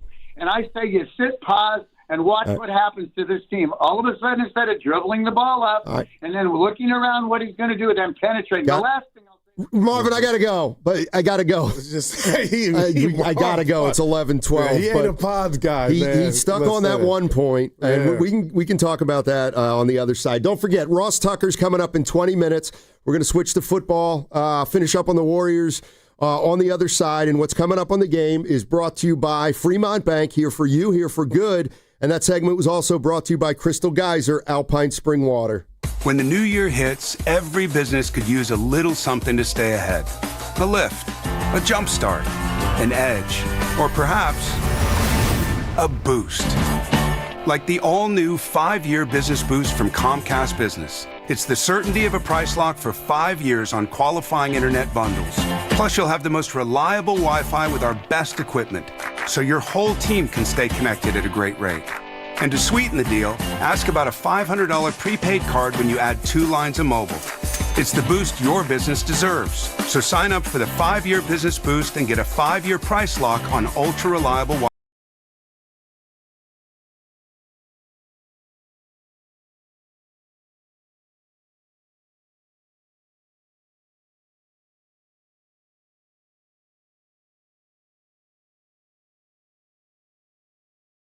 USA. Fixed Broadband Experience Report, May 2025. Injured at work? Don't wait. Every moment counts. You may be entitled to medical care and financial compensation, but time matters. The attorneys at Boxer & Gerson are here to protect your rights and fight for the treatment and support you need. Boxer & Gerson have helped thousands of people across Northern California who were hurt on the job. Don't wait, don't guess. Get answers. Call Boxer & Gerson today at 510-835-8870 or visit boxerlaw.com for a free consultation. Boxer & Gerson, your life is worth the fight. Are you interested in being an install or service technician? Good news! R&S Doors and Gates is hiring. If you have good mechanical skills and a knowledge of power tools, welding, and motor controls, you should apply today. R&S Doors has openings to repair and install commercial overhead doors, entry doors, and loading dock equipment. You must be able to work in a professional, fast-paced environment. Call 800-FIX-A-DOOR and apply today. That's 800-FIX-A-DOOR or visit rsdoors.com. R&S Doors. Look for the red truck. Neuropathy is a debilitating condition that is sometimes misdiagnosed. Symptoms can include pain, numbness, and tingling in your hands, legs, and feet. Neuropathy is a progressive condition that only worsens unless you get effective treatment. SF Bay Wellness is a leader in neuropathy reversal and uses FDA-cleared, non-invasive electric cell therapy to restore nerve function with no injections, no drugs, and no surgery. The treatments have a 95% success rate. If distance is a factor, ask about our virtual consultation option. Call SF Bay Wellness at 844-94-NERVE for the $99 neuropathy evaluation and receive a personal treatment plan that is tailored to your needs. Don't wait another day. Call 844-94-NERVE. That's 844-94-NERVE. Why keep suffering with the painful symptoms of neuropathy? You deserve to live a pain-free life. Start getting the treatment you need for your neuropathy symptoms. Call today. There's a party at your house, but some are uninvited. Yeah, it's bugs. You've got ants, spiders, maybe a mouse or two. It's a full-blown shindig. But don't let these party crashers ruin your good time. Visit atgopestcontrol.com and let them show those pests the door permanently. Because when the only guests you want are your friends, leave the pests to them. Visit their website today, atcopestcontrol.com, before your house becomes a full-blown infestation. Call 888-900-9697 now for 10% off your initial service. Think you can't lose weight during the holidays? Think again. At Jumpstart MD, we make it possible with local experts, clinical support, and access to the lowest priced GLP-1 medications. Whether you visit one of our 13 Bay Area clinics or start online, you can save big this December. Start today for just $25 when you mention radio, because the best gift you can give yourself is your health. Call 855-JUMPSTART or visit jumpstartmd.com to book now. My name is Emma. I am 13 years old. 6 years ago, I was injured in a car accident that left me paralyzed from the waist down. Last January, I got to meet my service dog, Marcia. Marcia helps me open doors. She picks up things that I can't reach. She makes me feel like together we can do anything. We are just one of the thousands of teams Canine Companions has paired together over the past 50 years. Visit canine.org to see the many ways you can change lives. I can't believe how spotless my floors look after using the Swiffer Power Mop. No more dragging around a heavy mop and messy bucket. Now I get the same deep clean without all the work. Thanks to the powerful solution and scrubbing pad of the Swiffer Power Mop, dirt and grime don't stand a chance, and I don't break a sweat. Mic drop. Mop drop. Swiffer Power Mop. Swiffer Power Mop. A smarter way to mop. Try it or your money back. Another app for inventory, one for CRM. Oh, don't forget accounting. Wait, which login was that? Or you could use Odoo, one fully integrated system that does it all without the hassle. Ditch the app overload. Get everything your business needs on one platform. Try Odoo free today at odoo.com. That's ODOO.com. Got any gadgets? Get online protection. NordVPN has a ho-ho holiday deal just for you. Secure up to 10 devices with a single account. NordVPN's Threat Protection Pro feature helps you avoid malware, phishing, and annoying trackers. Just a few taps and you're safer online. Let your gadgets sparkle with online security. Go to NordVPN.com and get up to 77% off plus 3 extra months. NordVPN.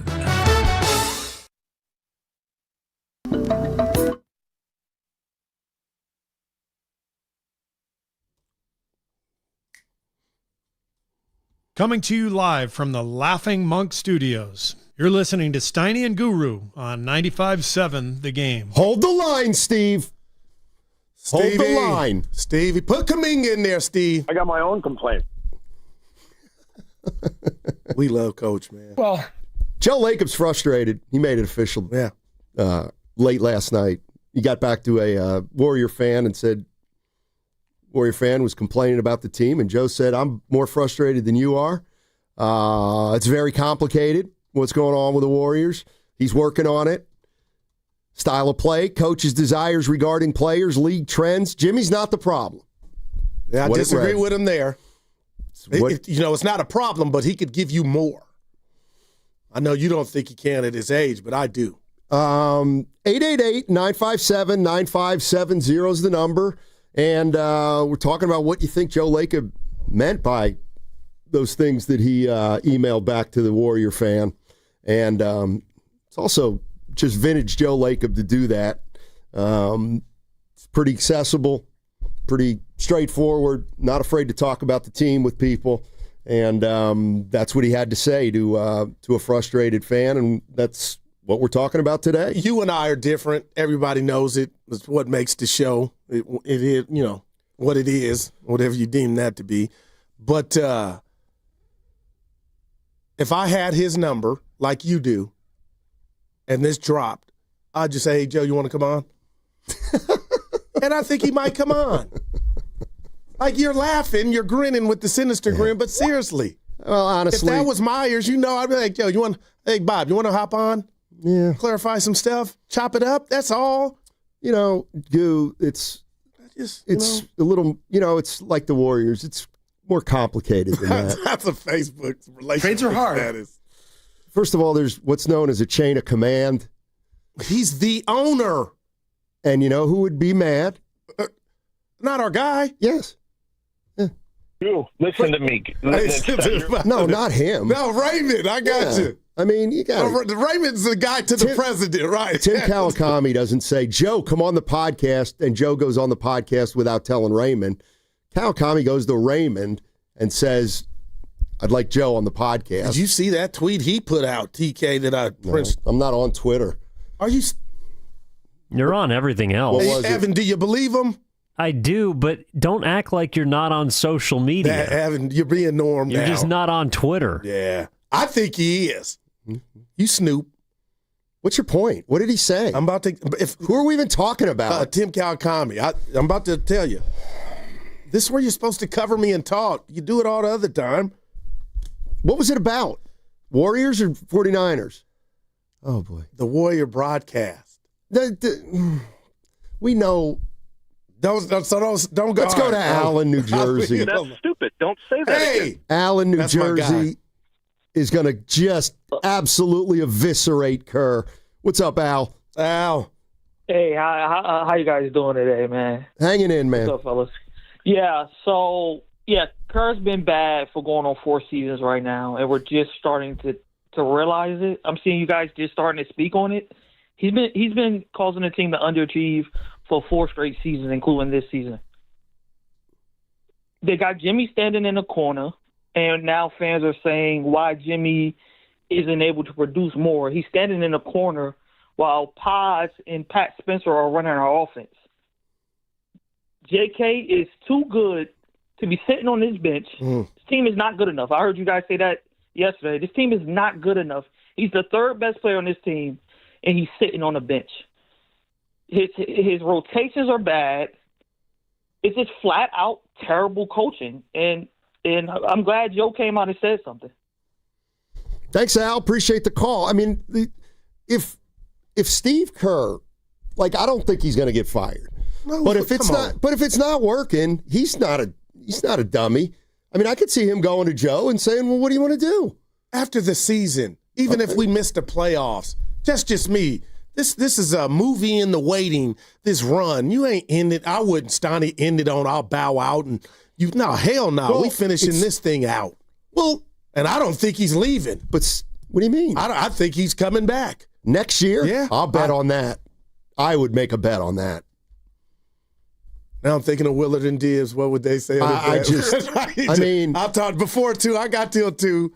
Stoney, you really think this is it, Michael Jackson? Huh? Well, yes. He's not under contract next year. But we've been here before. This is a different time. And there was no Jimmy Butler on the roster then. What are you going to do? So what are you going to do? Extend Kerr 3 years after this year? That ain't happening. No, you're going to get in a room and talk about going out with Dre and Steph. That's what they're doing, and it's frustrating people.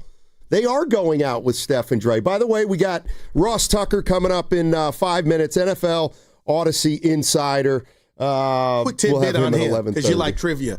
Can you and Evan guess how many teams he played on in his NFL career? It's 6. Okay. Can you name them?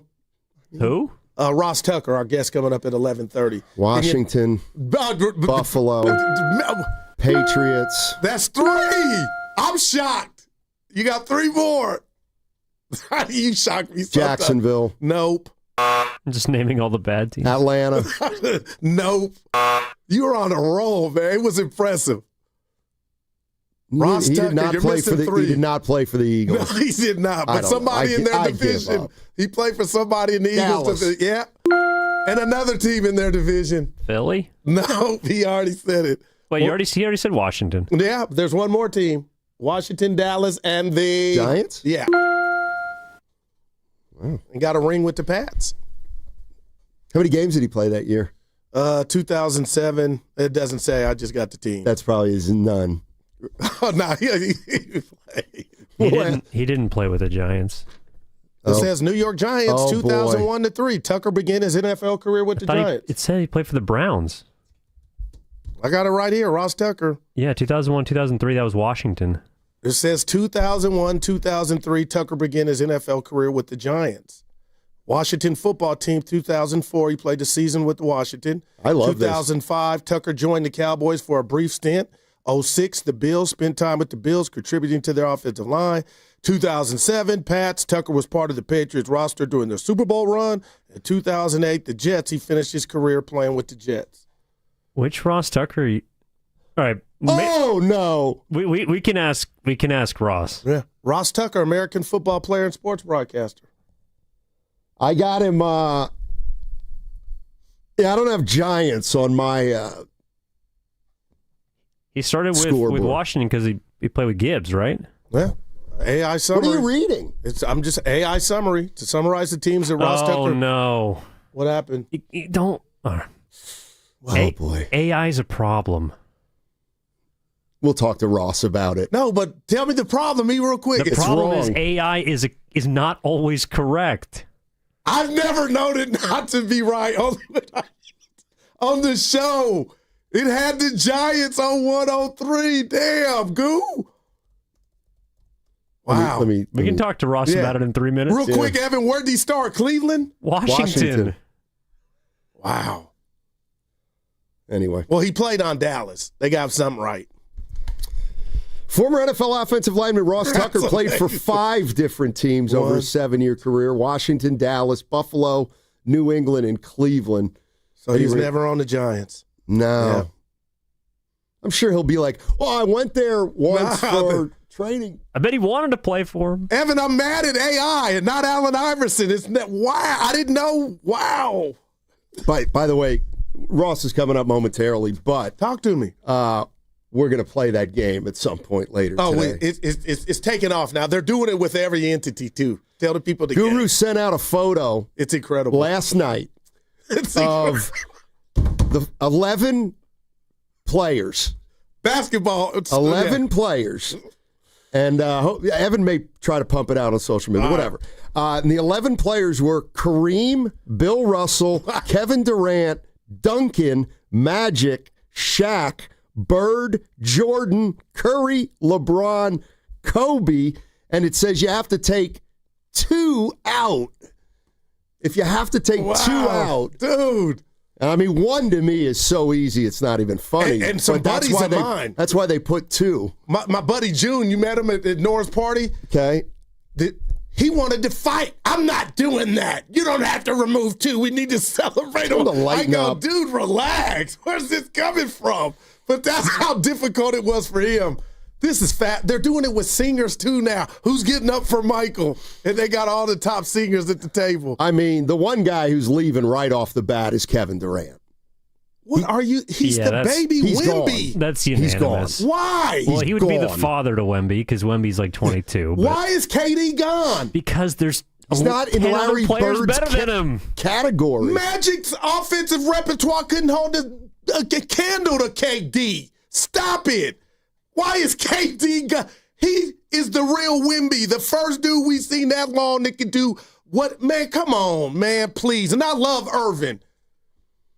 People don't talk about the situation Irvin got drafted into. It was heaven. Kevin Durant is not in Bird or Magic's class. You do, please.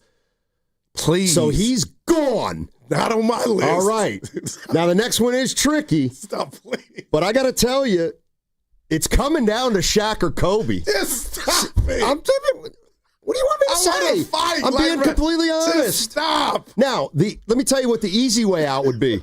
Get Bill Russell off there because he's not in that generation. Oh, I can't. Bill Russell can't be in there because he played in the 60s. That dude, man. But I love me some Magic. But let me ask you You this. just can't say goodbye to your precious bird. Let me ask you this. See you, Larry. If you had to take Kobe or Shaq. Oh, we got it. No.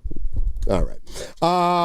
Let's head out to the River Islands guest line. All guests on 95.7 The Game appear on the River Islands guest line. Isn't it time for you to discover the islands, River Islands in Lathrop? On the line is Odyssey NFL insider Ross Tucker. Insider calls are brought to you by Nationwide. For your insurance and financial needs, Nationwide is on your side. What's up, Ross? How you doing? I'm doing fantastic, fellas. I got a doubleheader this weekend, including my first in-person Niners game of the year. Nice. I will be in the booth with Kevin Harlan Monday night, Westwood 1, for Niners at the Colts. I may come out of retirement to help Phillip Rivers, try to see if the Colts can get a couple of guys in their mid-40s out there against the Niners. But very, very much looking forward to it. I love seeing teams in person for the first time every year. I haven't had a chance to see the Niners yet, so good timing talking with you guys. Ross, real quick, Stotty, do you ever pinch yourself? You were blessed with the skill to play in the NFL, and now you're calling the games, and I'm a nerd when it comes to my announcers, and you call them so damn good. When did you know you can do it? And do you ever just pinch yourself like I'm pretty damn talented? You know, Guru, I really appreciate you I'm saying being real, that. man. So this is the truth, and you guys are in media, so you'll appreciate it. And I think a lot of people driving around will appreciate it. So my dad is 5'9", 160 pounds, okay? And so I think like everybody that grew up where Steiny and I grew up, I wanted to play football for Penn State and then the Eagles, right? That was the plan, Guru. and then I think in 7th grade, I was a real late bloomer. So 7th grade, when everybody else is getting bigger, I was like, okay, well, The whole Penn State Eagles thing isn't happening. So I actually wanted to either go to Sports Illustrated and write for them or work for ESPN. I wanted to be a broadcaster. And so literally growing up, everybody has a dream or two. I hope. I only ever even thought of two. One was playing, but I kind of gave that up in 7th grade. The other one was being a broadcaster. And then what happened is, like, every year I just kept growing like 3 inches and gaining 30 pounds. And next thing you know, I was good enough to play for a while. But if you ask my family and friends, they will tell you that God made me good enough at football so I could become a broadcaster. So I could get these gigs that I'm getting. And awesome. So, no, I'm incredibly fortunate. I'm doing the only thing I ever wanted to do other than play football is call games. And so, do it with Tom McCarthy on Sunday, who's the voice of the Phillies, and everybody loves him. So we get on the plane together. They're like, oh, Tom. Because we get at the Philly airport. They love Tom. I'm like, what about me? Hey, what about no doubt. And then Monday night, Kevin Harlan. There's a couple times, Guru, where I'll do a game with Kevin Harlan, and I'll like forget that I'm the analyst. I'm just like listening, and I'm excited. And he'll have like a great Help call. me out, Ross. And then the producer will be like, Ross, it's your turn. It's like I'm so used to watching or listening to him that I forget I'm with him. Wow, I'm the other guy. Russ Tucker joining us on 95.7 The Game. Insider calls are brought to you by Nationwide. For your insurance and financial needs, Nationwide is on your side. Do you go into a game like Monday night against 49ers Colts with particulars to look for, or do you just kind of take in the game big picture? And because it's the first time you're seeing the Niners in person, does that change the way you would watch a game from the second or third time during a year? Awesome questions across the board. I already have things. My brain's already going, because if you watched Rivers against Seattle, it was a lot of underneath stuff. It was a lot of ball out quick. And when he tried to drive the ball down the field a little bit more, it was not really successful. So I'm already thinking, all right, what is Saleh going to do? Is it press man? Is it zone but condensed? What are they going to do to try to take it away so that Rivers can't just throw the behind the line of scrimmage stuff, can't just throw? You almost want to make him try to throw the ball down the field and prove that he can do it. My guess is that would be the plan. And so, the older I get, I guess I get into the chess match a little bit more, and I realize just how significant the coaching aspect of this whole thing really is. There are guys that absolutely, I feel like, give their players a significant advantage. And then there's other teams where I'm like, wow, this guy's really putting them in a bad spot. I mean, they are really not doing some of the things that you should be doing to have success. So I look at it more from that perspective. I think like I'm doing Jets Saints on Sunday for TV. So for the Jets, I just did them this past Sunday against Jacksonville. So really, I'm just looking at what the changes are with the new D coordinator. For the Saints, I did them in the opener against the Arizona Cardinals. So they got a lot of different guys out there, so it's more kind of how have they morphed from a personnel and scheme standpoint. So it really is, case by case basis. Ross, and I hear you loud and clear. I keep saying this Niners season is incredible, and it is, and the job Kyle's doing.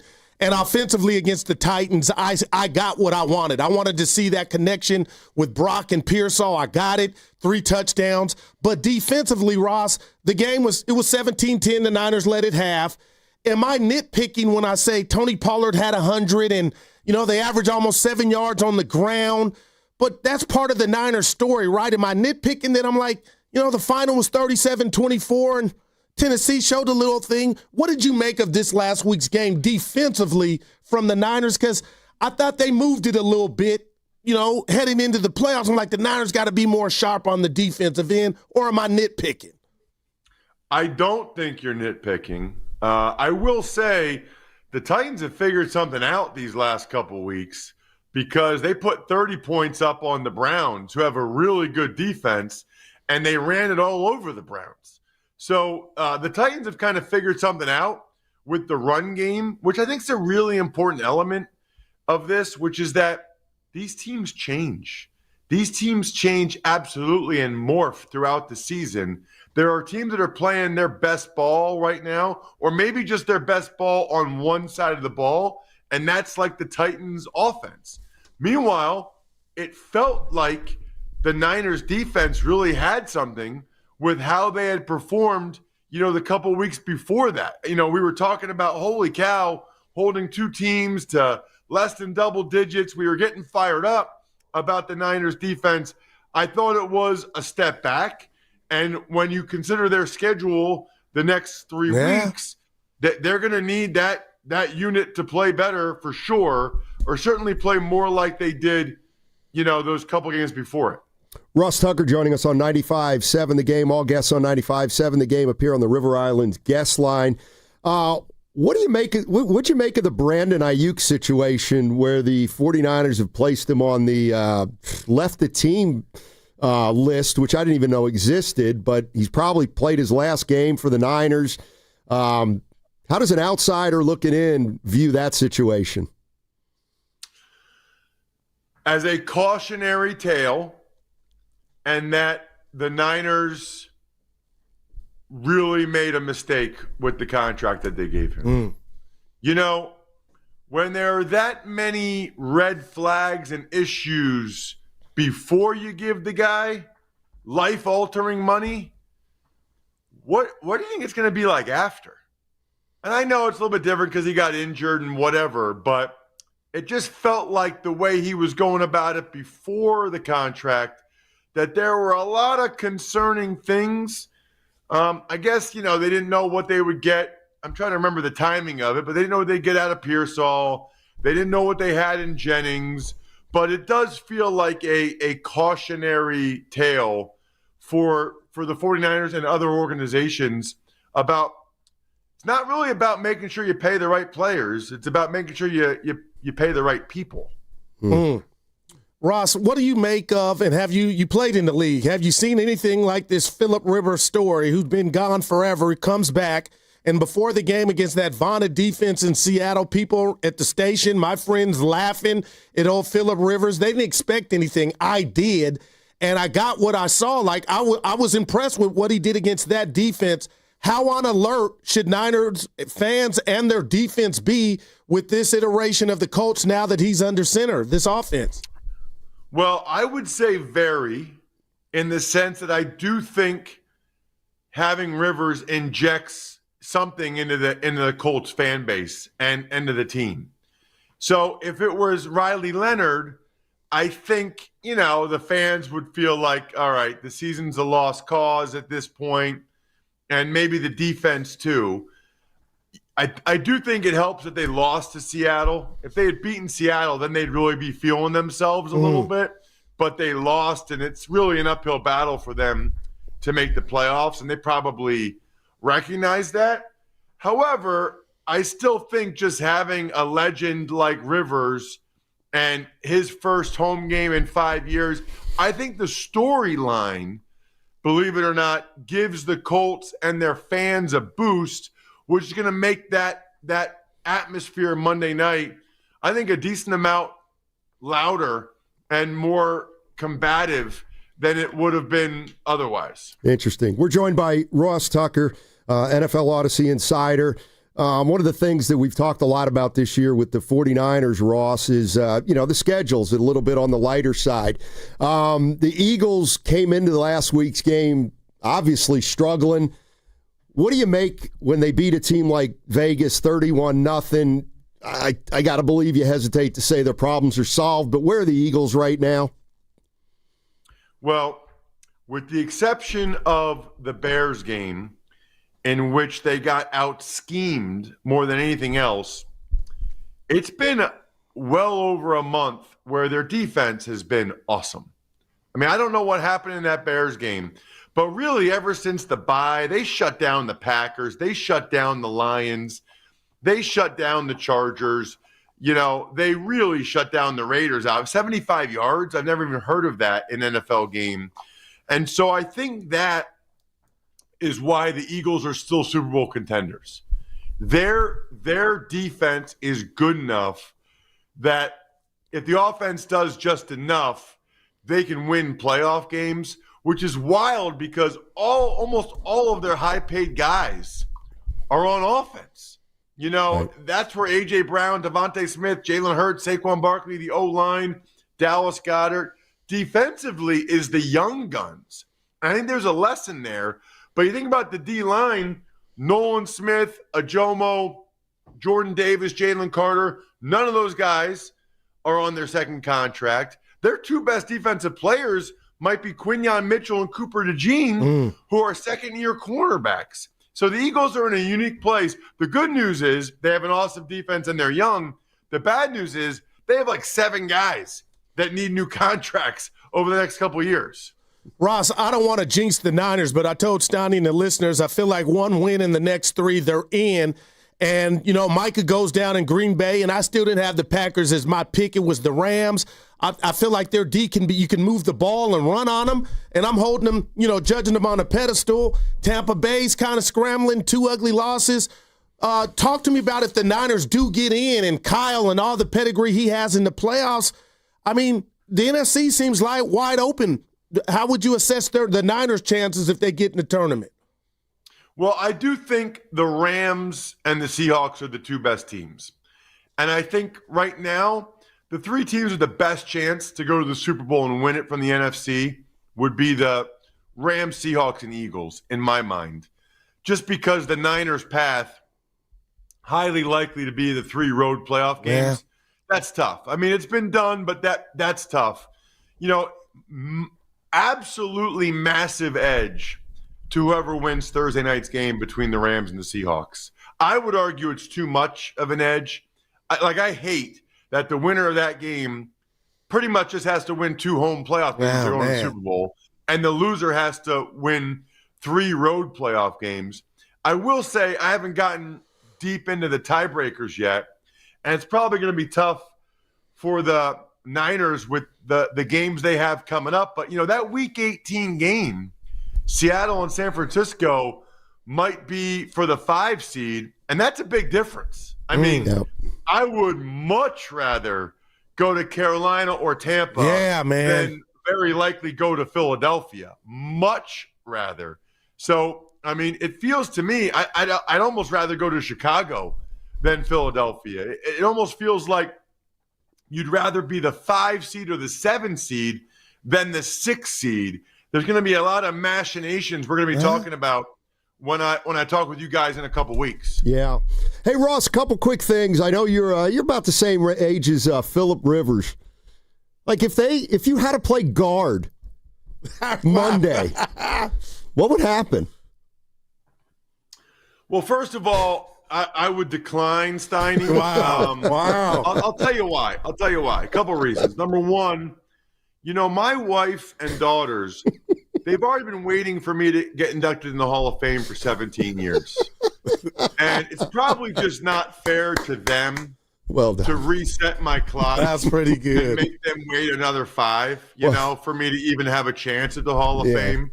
I am, by the way, in the Berks County chapter of the Pennsylvania State Hall of Fame. I'm not in the real Pennsylvania State Hall of Fame. I'm in the, you know what I do when I tell people that? I say, I'm in the Pennsylvania State Hall of Fame, Berks County chapter. Like I trail off. I move my head and trail off as I say Berks County chapter. But no, I mean, at 250 pounds, that would go really, really poorly for me now. Gotcha. You know, I'll tell you, I think about this a lot. And Phillip Rivers falls into that category. I know it's a great story and the Disney story and whatever. And I appreciate that he's not scared about it. I haven't even seen how much money they're paying him, which I'm curious about. And for Phillip to get health insurance there you for go. 10 kids for another 5 there years, you go. That's probably worth it just in and of itself.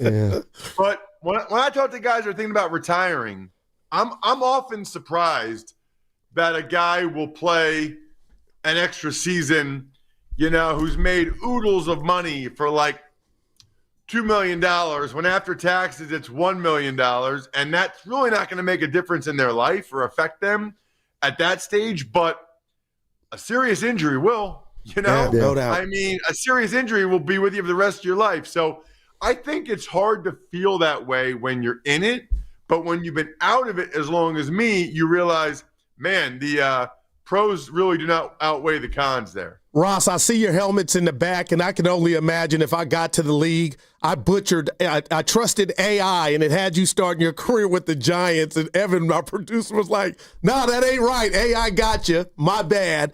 But do you have a room with all the jerseys for the teams you played for at your house?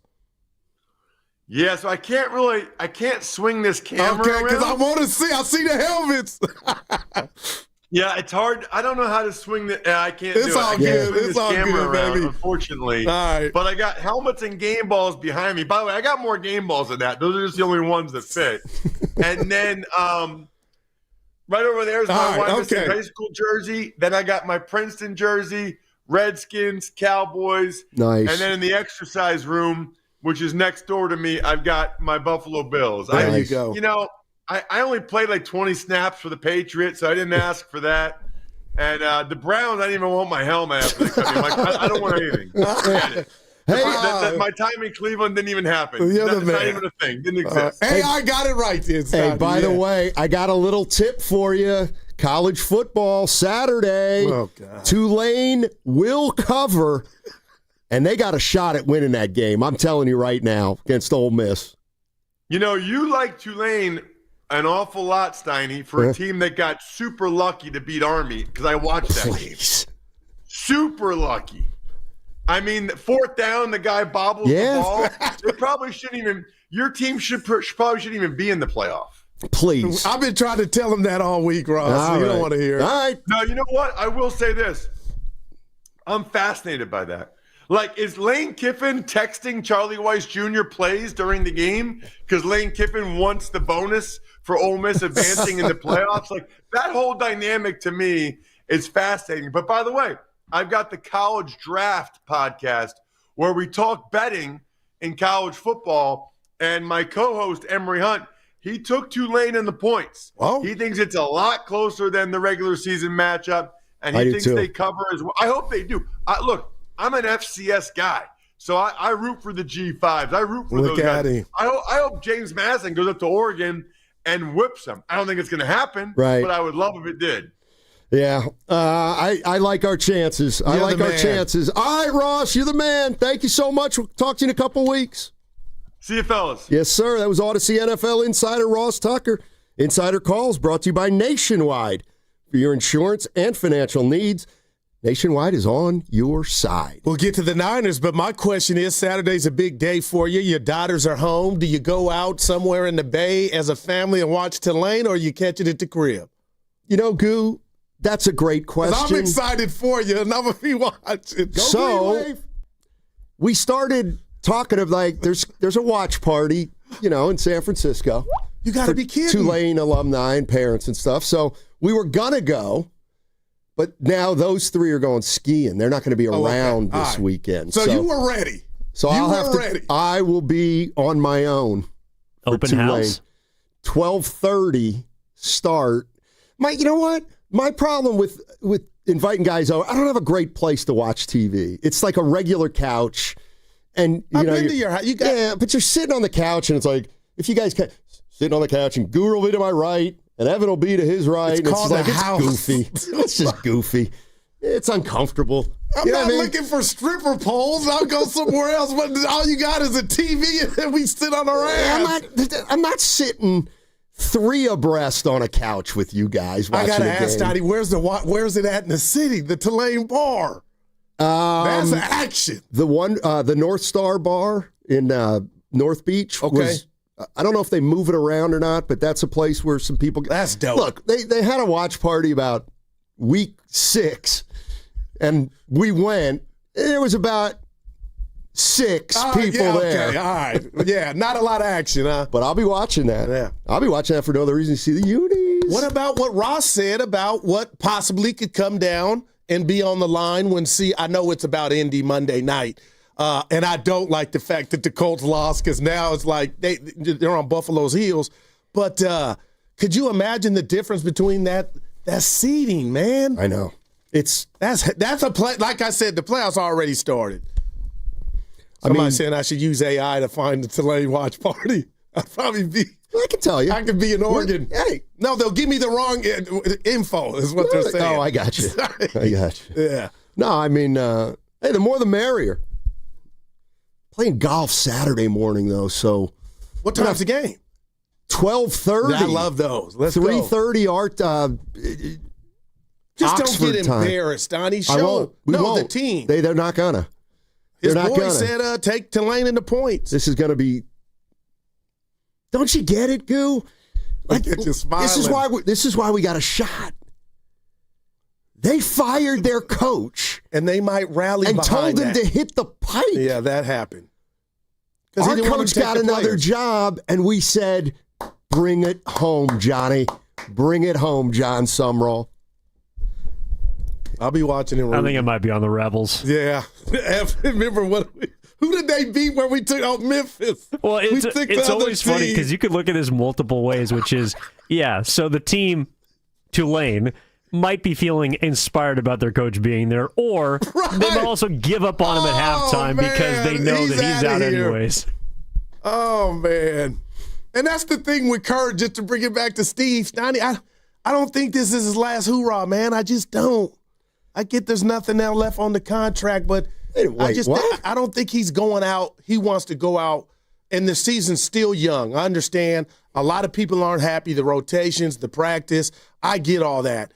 But, man, I'm not going to ignore Steve doesn't have 4 rings, but I just appreciate Steve saying, hey, Steiny, Goo, I'm not doing the best. Like, how can you get more mad when somebody just looks themselves in the mirror and says, it's on me? Well, I mean. What? I mean, like, you can make a judgment about Draymond sticking up for Steve Kerr and not believing it. I just think he just, as Evan would say, just fell on his sword because he didn't want to rip the players. But, no, I mean. I have no idea. What? I done made a mistake, so I'm going to be cautious. Well, if I trust my intel, I think he's joining Willard and Dibbs today, Coach Steve Kerr. Oh! Okay. All right, got it at 5. Way to go, Goo. Yeah. AI, I'm done with it, Evan. I can't believe that. Yes. Well, you just have to fact check the AI. Oh, man. You can be gullible at times. No, yeah. Because you send texts a lot of times that. I get duped. Fell in people that in love with people that weren't in love with me. It's happened. All right. You called us something last night, which I didn't like, Steiny. Yeah, you guys, when I don't send a text back real quick, you two need to do the personal. I try to send a message without typing. No, I know. We know. But it was bad. Evan, take me off. Naivete. That cut me. Yeah. He did hit you with that. You know what? I'll do it. I'm going to let Goo in on something. Goo with the text at about 8:45. Big accident on the Bay Bridge. And Evan goes, sure. Now, see, when you get serious. I got the messages up and I was going to text, sure. And I said, you know what? That'll get him mad. No, I'm not going to do it. Wow, man.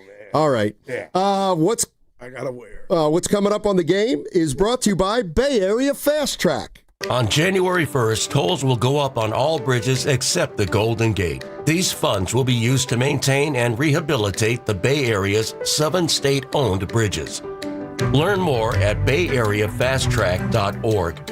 Running a business means wearing multiple hats. So if you're like me, you probably started out using your personal phone, taking client calls and texts nonstop. As my business grew, I needed something smarter. That's when I switched to Quo, the #1 business phone system. Quo works right on your phone or computer. No carrying 2 phones, no clunky landline, just one easy app you can try for free. Your team can share one number and handle calls and texts together like a shared inbox. Any teammate can jump into the conversation, so customers get faster responses. And Quo's AI assistant summarizes your calls and responds to customers 24/7, so you never miss a lead or opportunity. All this starts at just $15 a month. That's basically 2 coffees. You can even keep your current business phone number. Find out why 90,000 businesses trust Quo. No missed calls, no missed customers. Try Quo for free at quo.com/sports. That's quo.com/sports to try Quo free. QUO.com/SPORTS. When you own your own business, you own every decision.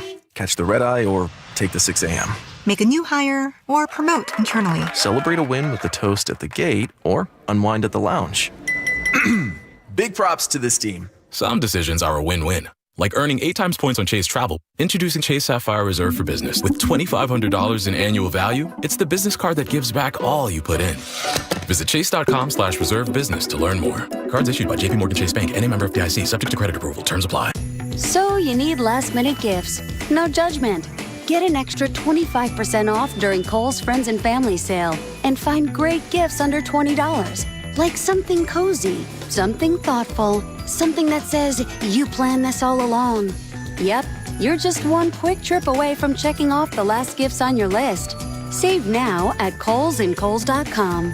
Select styles. Offer ends December 24th. Some exclusions apply. See store or Kohl's.com for details. Hey, it's Willard. You ever study the coaches who win relentlessly? The legends, the dynasties. They're systematic warriors. Disciplined, obsessive. They outwork, outthink, and outlast everybody. Pure domination. That's Omar Habas, Tarek Habas, and the Habas Law team. When Habas Law goes up against big insurance companies, they grind them to dust. Habas Law knows every inch of the Bay Area legal playing field, and nothing catches them off guard. If you've been injured and want to win, visit habaslaw.com. Habas Law, they fight to make it right. What if you had the smartest Wi-Fi?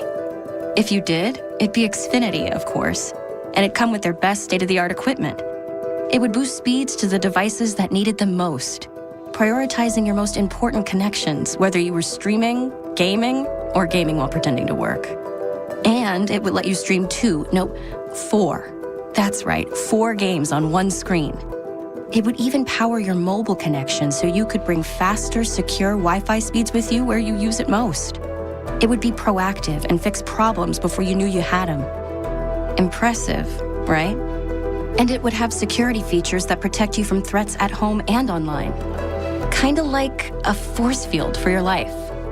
If you had the smartest Wi-Fi, well, everything would work together seamlessly to keep you connected, no matter what. Xfinity. Imagine that. Restrictions apply. The Golden State Warriors are back, and there's nothing more refreshing than an ice-cold Surfside to enjoy while you cheer on your Warriors. Surfside is only 100 calories, 2 grams of sugar, and 0 bubbles. That's right, no carbonation, so it's easy to sip and enjoy. It's not a seltzer, it's Surfside, proud partner of the Golden State Warriors. Sold in arena and at bars, restaurants, and stores near you. Must be 21. Please drink responsibly. For quality service you can trust, visit your locally owned Big O Tires. Now through January 4th at Big O, get $100 instant savings on 4 select in-stock Nitto, Toyo, or Nexen brand tires. Installation required. Disposal fees extra. Not good with other offers. See Big O dealer for details. Guys, thanks for helping me carry my Christmas tree. Zoe, this thing weighs a ton. Drewski, lift with your legs, man. Santa! Did you get my letter? He's talking to you, Bridges. I'm not. Of course he did, right, Santa? You know, my elf Drewski here, he handles the nice list. An elf? I'm 6'3". What everyone wants is iPhone 17. And at T-Mobile, you can get it on them. That center stage front camera is amazing for group selfies. Right, Mrs. Claus? I'm Mrs. Claus's much younger sister. And at T-Mobile, there's no trade-in needed when you switch, so you can keep your old phone. Or give it as a gift. And the best part, you can make the switch to T-Mobile from your phone in just 15 minutes. Guys, my side of the tree is slipping. Timber! The holidays are better at T-Mobile. Switch in just 15 minutes and get iPhone 17 on us with no trade-in needed. With 24 monthly bill credits for well-qualified customers plus tax and $35 device connection charge. Credits end and balance due if you pay off early or cancel. Finance agreement 256 gigs, $830. Eligible port in a new line. $100 plus a month plan with auto pay plus taxes and fees required. Check out in 15 minutes or less per line. Visit T-Mobile.com. Cloudy today with a high of 60. Possible showers tomorrow. Weather brought to you by Staples. Have an easy holiday at Staples. Save on top tech and gaming gifts, shipping supplies and services to get your packages there safely, even custom cards and wrapping paper. Staples. That was easy.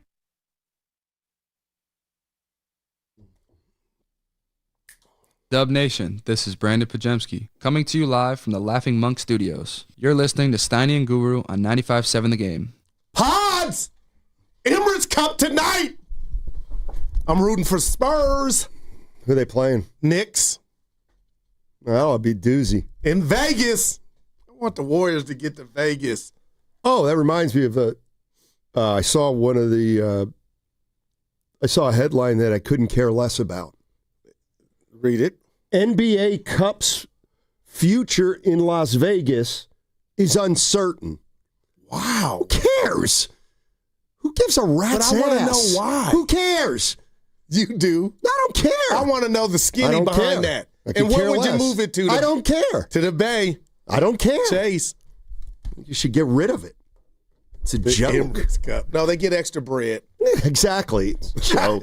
Hey, earlier today, Guru, I'm with his GBT chat about Ross Tucker. Oh my God, I'm staring. I just can't stop staring at it. And so the chat GBT, I guess, was mistaken and said that Ross Tucker had played for the New York Giants, but he never played. And Evan had told Goo that, hey, you can't rely on AI.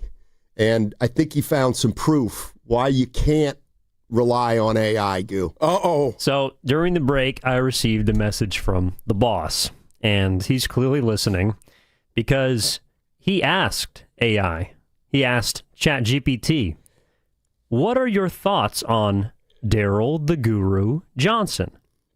It doesn't know me. Would you like to know what it said? He can't wait.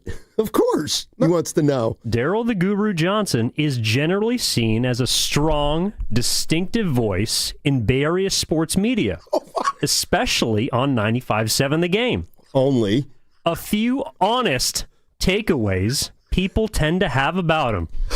Oh, my God. What's going on? Deep hoops credibility. Oh, you've got to be kidding me. His basketball knowledge, especially... What about football and baseball? Especially around the Warriors in the NBA, comes across as well-studied and confident. He doesn't just react. He explains why things are happening on the court. Number 2, unapologetically opinionated.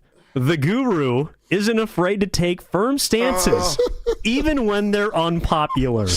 That rubs some listeners the wrong way. You always know where he stands. And number 3, more analyst than entertainer. Oh my God. Compared to louder, hot take personalities, he leans cerebral. You gotta be absolutely kidding me. I swear to God, I'm reading this. Oh, I'm out, Steiny. Don't put me in a box of hoop. I like baseball and football. That was what you had a problem with? Yeah. I didn't like it. It was started off okay. It's as good as you're gonna get. I'm an entertainer. I have a feeling you put me in there and say the same thing. Right. That sounded more like you. Come on, man. Wow. Nothing about the community, though. Remember my buddy, the sheriff you met, June, he put my name in there, Daryl the Guru Johnson, and it said I was a pillar of the community, gives back. Which community? Union City, and the mayor and all the stuff that I've done to try to help the city and the high school and the local kids there. Yeah, so when's the last time you did something like that? I was on a panel for Black History Month. No, just recently. I ain't all sports, buddy. You're mostly sports. Nah, I'm a father. How about that? Yeah, your kids are grown. So you don't stop. That part's over. No, you're right about that. Yeah, you're right about that. All right, where you want to go? We can talk Niners. We haven't talked about Brandon Aiyuk.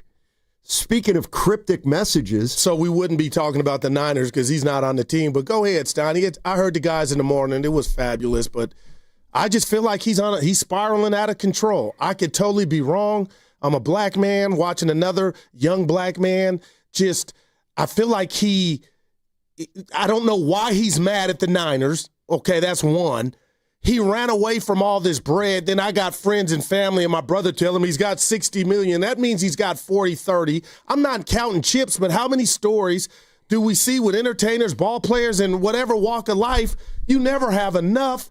And for him to walk away as damaged as he is, trying to get back, I just don't know whatever tour of, hey, cameraman, watch me buy my jewelry, watch me buy these cars, watch me flash and stunt. I get all that, but you're not a rapper. You're an injured athlete trying to get another contract from another team, and the way you're going about your business, to me, and I can't judge, Steiny, it is kind of odd. And you know, I'm not going there, Antonio Brown, but we thought that was cute, and we saw where that ended up. I'm just wondering, what is Aiyuk? What's going on upstairs? And so the people that care about him, tell him, I just feel like you might be hurting your chances to hit your wagon to another team with whatever you call yourself doing. Yeah, I mean, as far as the money goes, this is one of those where I don't care that he has 60 million or 40 or 20 or 100. He's doing what he's doing, and obviously the money that party must not care about. I mean, I'd love to know like how much money he's made, how much he gave up by doing this. I'm not convinced. He's going to be a free agent, right? Yeah. Okay. But the money he lost, I don't think he'll ever get again. Maybe not. So that makes you think, what are you thinking?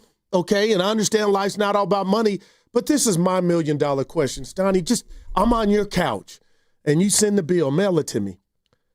Why did he get mad at the Niners when they ended up paying him?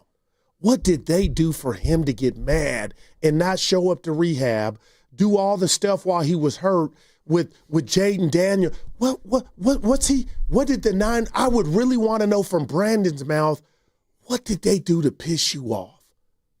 Because from my intel or our intel, he had a couple locales he could have signed off on a trade, and he didn't want to go to those cities. Yeah, I think basically he milked the Niners, got the most money he could from the Niners, and then, I mean, is there any other way to put it than he kind of pulled a Steven Jackson? But he didn't get all the money from the Niners. He was supposed to. Right. And then he pulled this stunt, and I'm just worried about, but I got to believe he's walking away with something for this past year. He got paid this year for whatever that was going to be. He got the money guaranteed at signing. So he got $45 million. Right, but he could have had so much more, Evan, and it's easy. I would love for him to give me half, but, that's a big... hey, and I can hear some of my best friends, oh, you counting somebody else chicken? Yeah, that's where I'm at on this one. It's it's the videos too, Stoney. I'm just, okay. Then you're not worried about him. No, I mean, am I worried about Brandon Aiyuk? I'd have to say no. I'm not worried about him.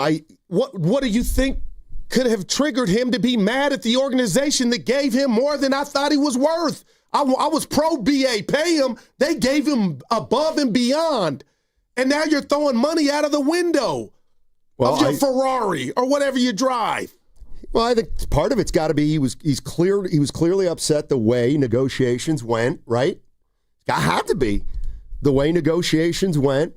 And I also think even when you won, I also think he was, in the games he played before he got hurt, he wasn't very good, and he probably heard stuff that bothered him, and he said, you know what, I don't need to play for this team.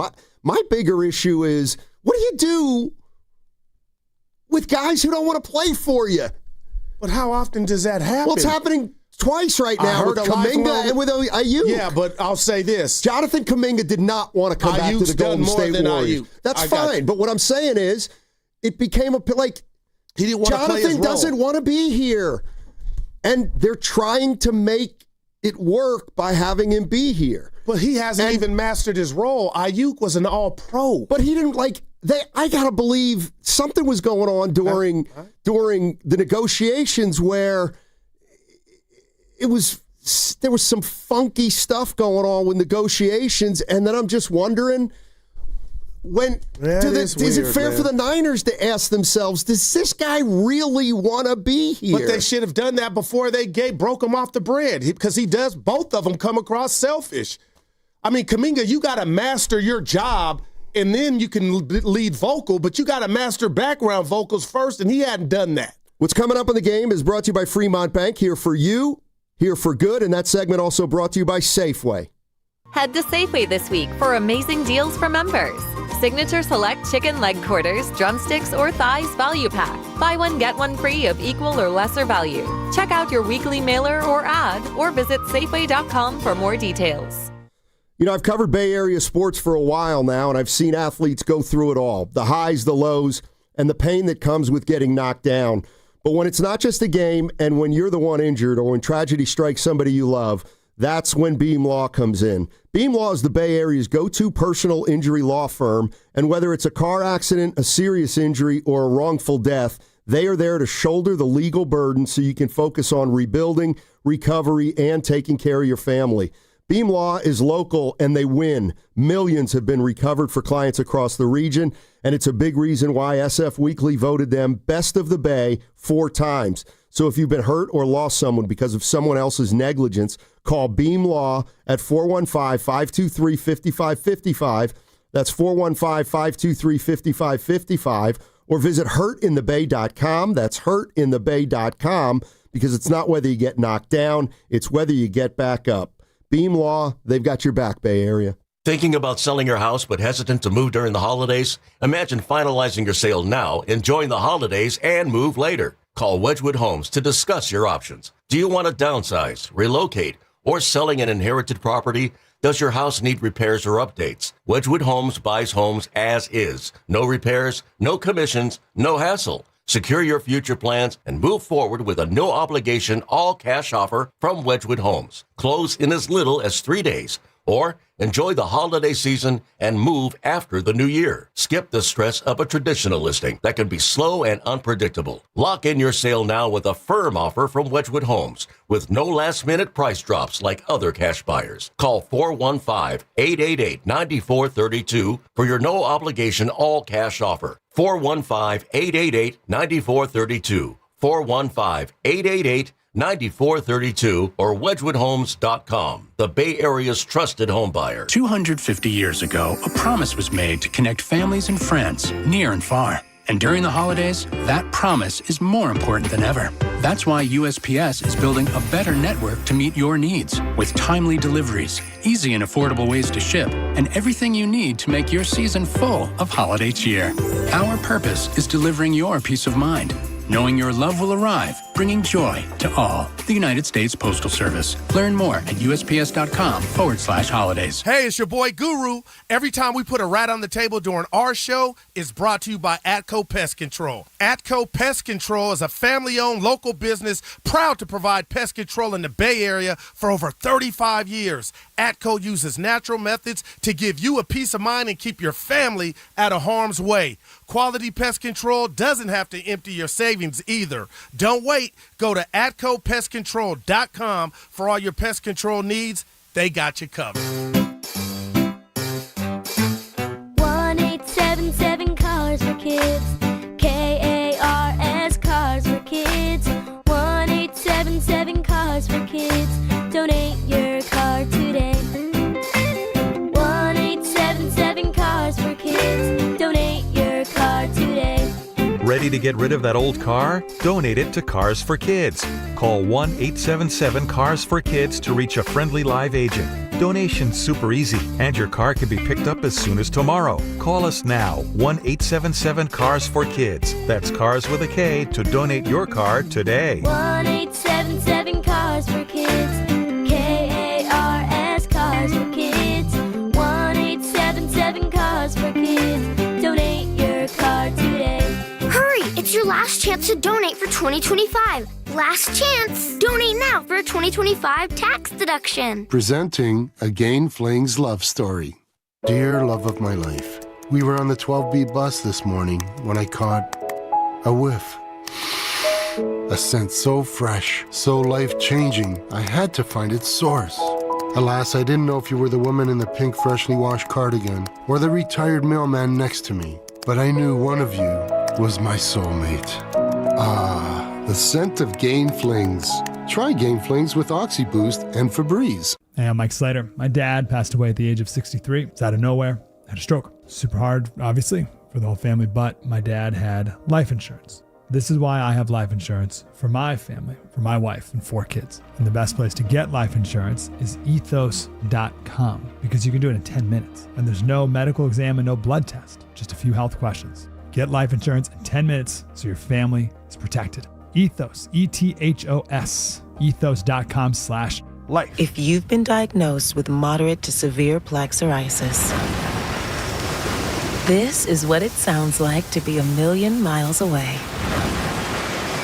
Imagine being 1,000,000 miles away. Tremfya guselkumab, taken by injection, is a prescription medicine for adults with moderate to severe plaque psoriasis who may benefit from taking injections or pills or phototherapy. With Tremfya, clearer skin is possible. In clinical trials, at least 70% of patients saw at least 90% clearer skin at 16 weeks. Results may vary. Tremfya is also indicated for adults with active psoriatic arthritis. Serious allergic reactions and increased risk of infections and liver problems may occur. Before treatment, your doctor should check you for infections and tuberculosis. Tell your doctor if you have an infection, flu-like symptoms, or if you need a vaccine. Ask your doctor about Tremfya. Call 1-800-526-7736 or visit Tremfya.com.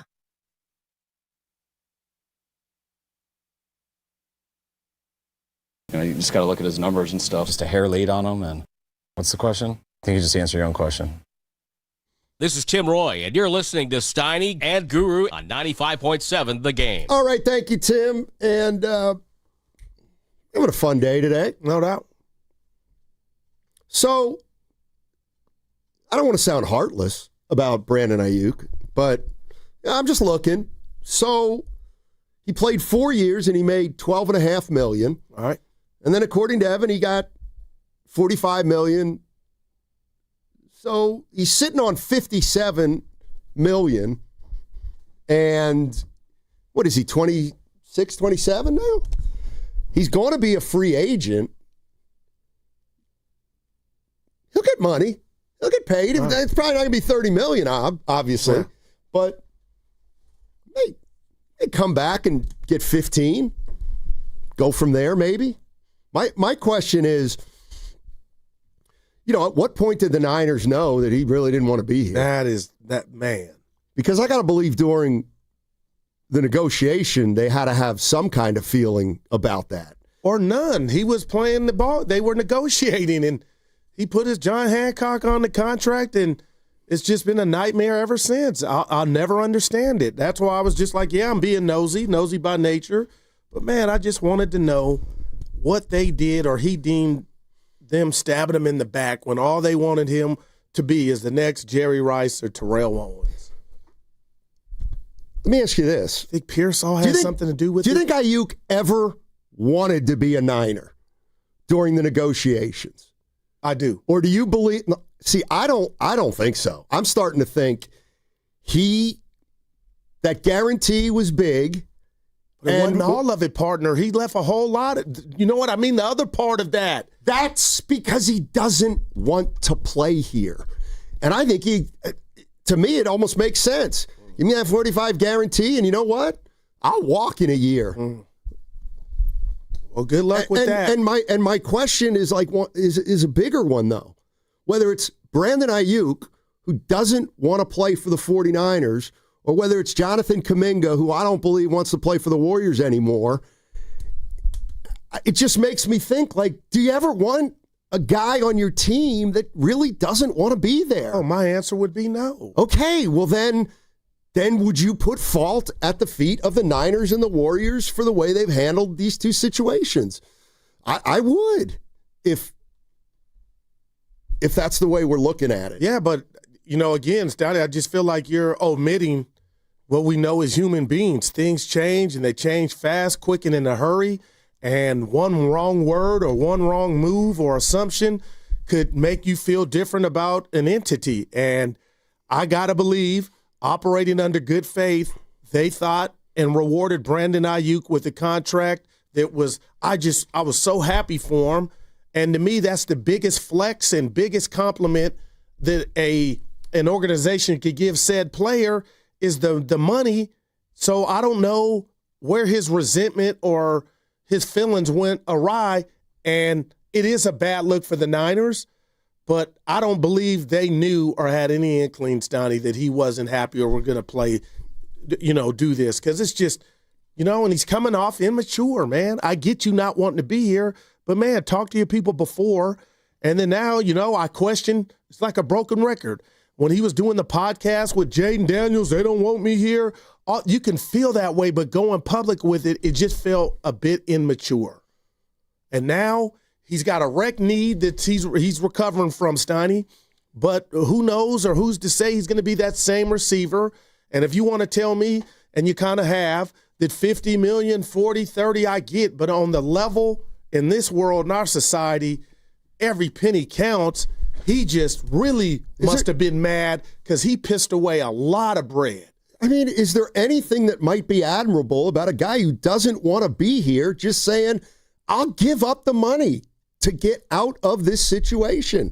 Like, that's where it's like. But why not say that before you even, because you're saying because he wouldn't have gotten the guarantee. But then you're being a trickster too. So have you ever heard it's a business?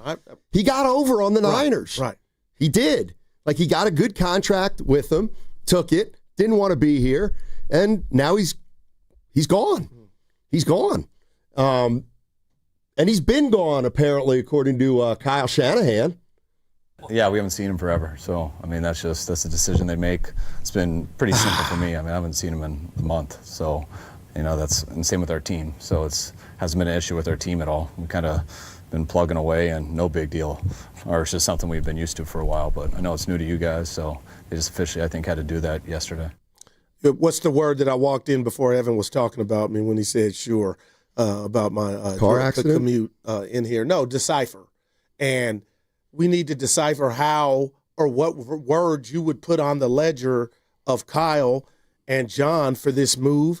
Because to me, the one thing that I've yelled, screamed from the rooftops about Kyle is no player has ever stabbed him in the back or went public saying this or that, even if they had some bad blood with them. And I commend Kyle for that. So now what do you do with this? Because to me, and I said it before, Stoney, and Evan cut it and put it on social, I feel like he played the Niners, and I just feel like the question should be or could be, or they're getting ready to make the playoffs. Who cares? I can understand people in their car saying that. But for the sake of this conversation, he played them, right? Because if you did your due diligence, you could have sniffed and knew that this dude didn't want to be here, and he wouldn't have got a dime of your bread. I mean, in a crazy way, I think it's kind of worked out fine. Because they didn't look. They regretted that move, and I think they did. And they regretted it pretty quickly, and now he's gone. Well, did they regret it because he got hurt, or when did they? I can't. They regretted the money, the acrimony, how much they ended up paying him, the fact that they may or may not have called off a trade because he responded some way to either want one or not want one. When you describe it like that, and I could be wrong, but you make it sound like they're happy. They're giddy that it went down this way. Okay. And I think this is a nightmare to them. It's not a nightmare. I believe so. Why? One, you're missing his production. Two, you didn't want him to get hurt. So even if everything is stay copacetic, just the fact that you're Jerry Rice or you're your next Terrell Owens, your next star stud receiver along with Pearsall, that will never come to fruition. I look at it as they gave him a bad contract and he gave him an out. And he took it. And along with 40 M's. Exactly. That you got, 4 games for? Exactly. This is more Kyle Shanahan. I literally haven't had to think about BA or had a reason to think about him in a long time. He is under contract next year. BA is a guy we've had a relationship for a while. We've always liked BA. Everyone knows how good of a player he is. It's extremely unfortunate that it's gotten to this point, but when this year is over, we'll see where we're at. Wow. Yeah, I don't know. I kind of feel like, no harm, no foul. Yeah. Plus, because he wasn't playing this year, he's kind of out of sight, out of mind. Didn't play a lot last year. But the passing game, the dream was supposed to be, or the vision, the dream. Shout out Martin Luther. But the vision was going to be Pearsall and Brandon Aiyuk causing havoc on the NFC West and the rest of the NFL, getting passes thrown to him by Brock Purdy.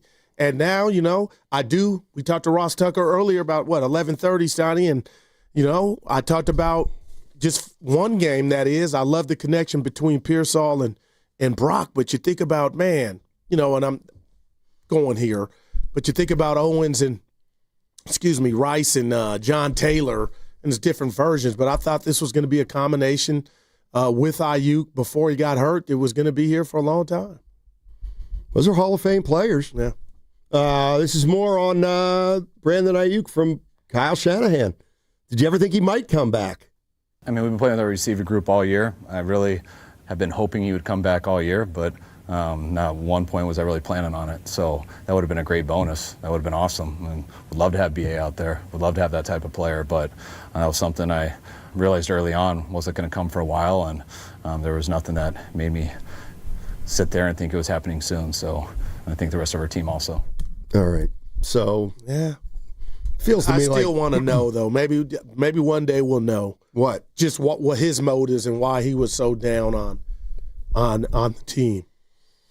I'm less curious about what it was as simply like whatever happened, it made him not want to be here. Yeah. And whether it's on him or on the team, clearly something happened with Brandon Aiyuk. I don't know if it was drafting Pearsall. I don't know what it was. But speaking of Pearsall, he's banged up.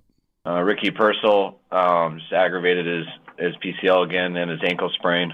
We'll see how this week goes with him. Not sure if he'll be ready to practice. We'll have to see how he is when we come back here in a couple of days. I mean, that's just been the Ricky Pearsall experience, right? I mean, he can make a great one-handed catch, a diving catch, a big catch, all of them, and then be hurt on the same play. But this is crazy, it's only Tuesday, but is there any doubt in your mind that he could possibly not be out there Monday night against the Colts? I mean, there is a concern. I think, just seeing kind of how those have gone this year. I think, the ankle it was a tough ankle injury, but, that it checked out, that it wasn't a high, and he was able to get through the game is somewhat encouraging. I mean, that shouldn't rule him out for this week, but that combined with the knee, he aggravated it, which is something, it's the same thing you guys would see with Mac when he was in. Mac aggravated his PCL, and when you land on that, it's real painful for a while, and but it can go away, and that's how you'd see it with Mac throughout the games, and that's kind of how it's been with Ricky. But I think on that last third down, which was one of I thought the biggest plays in the game, that allowed us to get a 3-score lead and not allow them to have the ball down 2 scores there at the end. But he landed on his knee, and that's a painful thing when you have that. So hopefully, it's not at all like it was when he first did it, but it does take time for that pain to go away, and hopefully that'll be sooner than later over these next 8 days. All right, that was Kyle Shanahan talking about Ricky Pearsall, and I mean, it's got to be concerning that the one game where he finally returns and has that many catches that he might not be able to play the following week. And it's kind of been a theme for him too, right? Yeah. So far in his short career, it has. And that's why I double back, and we were talking about Aiyuk. Again, Stoney, this passing game, and I love Juwan Jennings, don't get me wrong, but I'm not saying he's limited, but he's not part of the future, and you want Brock in this passing game starting Monday night, and again, whatever's going to be on the line, there's going to be something on that line when they play Seattle after Chicago for the season finale. You just want your passing game to be dynamic, and unfortunately, Pearsall's in and he's out, and hopefully he's available, but it's got to be just concerning. But that's where you miss the guy like a Aiyuk, because that's what you had visions of, Stoney. Yeah, I mean, I was focused on something that you just threw in there that I'm not necessarily agreeing with now, and that is that Juwan Jennings isn't part of the future. He may have to be part of the future if he's willing, if he's if he's willing to look past some of the stuff that clearly was bothering him earlier in the year. So you think he could be the winner and all? Not that he's happy, but essentially now they have a need at that position. But I guess Jennings, it doesn't sound like it have a cap as to stretching the defense. And I know you thought Aiyuk wasn't. I did. He was running the routes they told him to run. But do you think he's dynamic enough? No, not to be a number one, but you're going to need a receiver. You got Pearsall. I mean, what if – I mean, you can't go into next year with just Pearsall and even Jennings. You're going to need another one now. But that's why I'd be reluctant to just cast off Jawan Jennings. I mean, if anybody knows this system and if anybody kind of gets the most out of this system, it's Jennings. I mean, I want him, I'd like to have him back on this team, but I don't think he's a one, clearly. Yeah, right. Speaking of players being out, this is from the Warriors. Just announced a minute ago, Pat Spencer is out on Thursday in Phoenix for personal reasons. All right.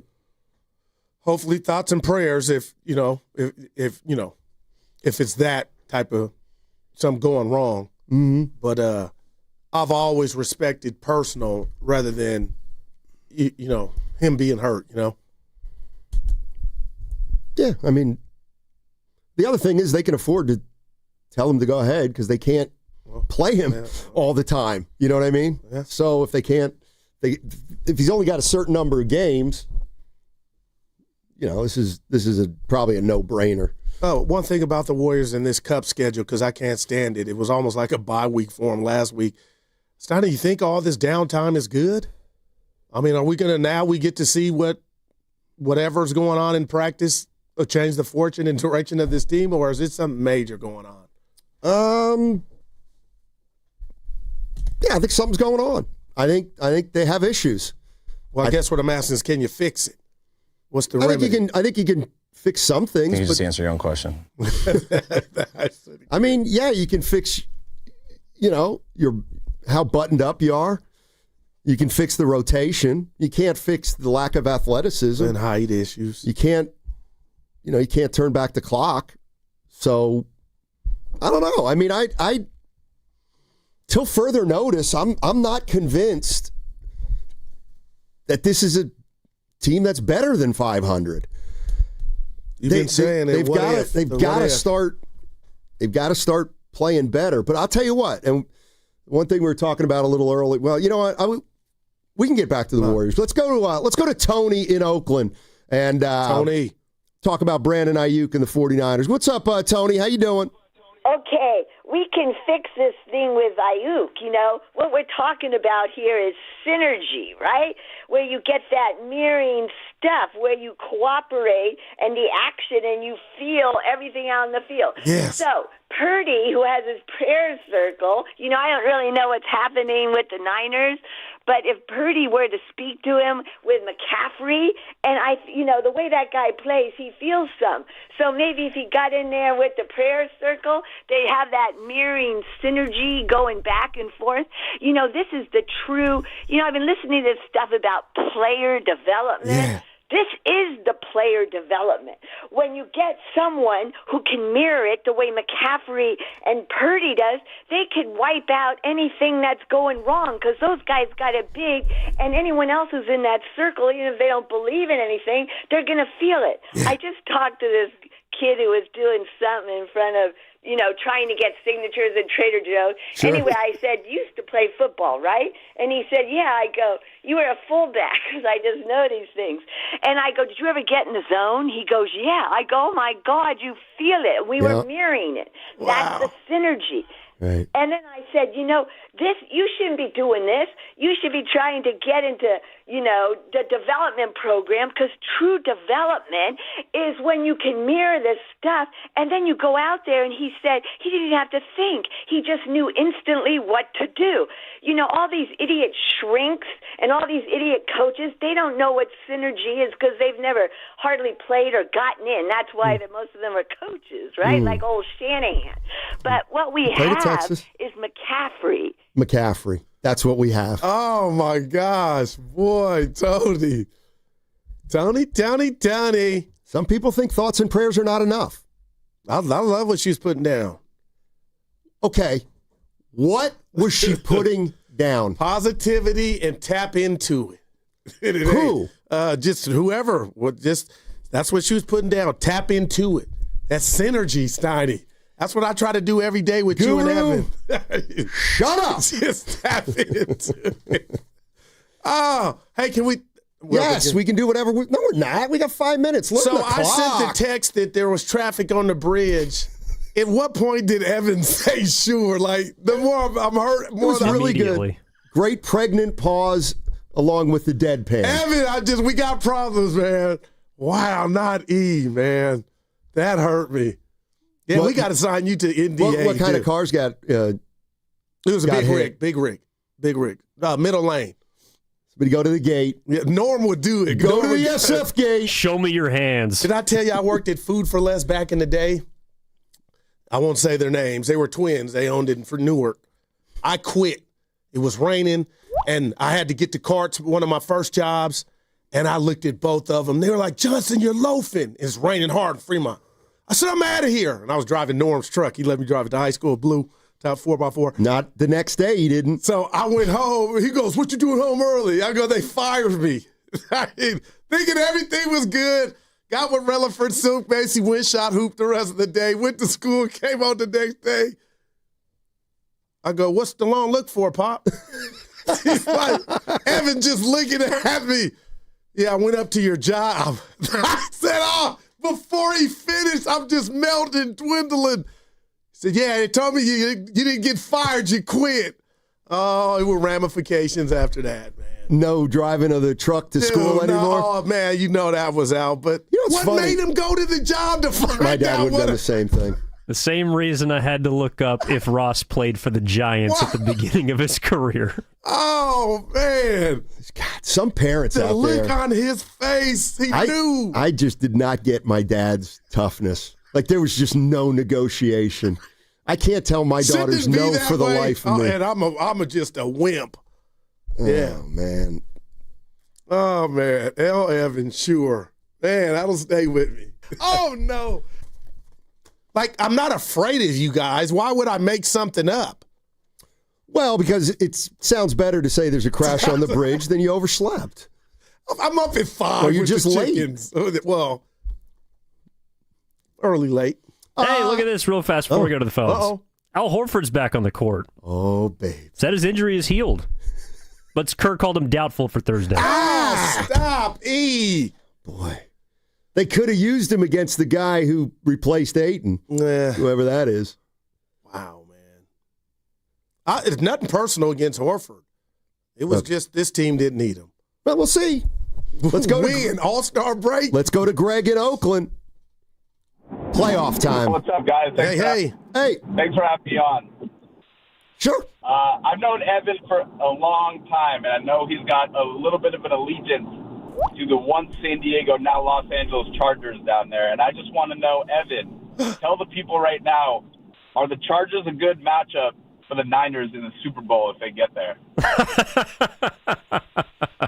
They'd be 4-point favorites. Yeah, and is Justin Herbert the best quarterback to ever come out of the greatest university, the University of Oregon, located in Eugene, Oregon? I would leave out the greatest university, but yes. I got news for you. Don't forget about Harrington. So, Greg, you're telling me the Chargers would be favored against the 49ers on the 49ers' home field?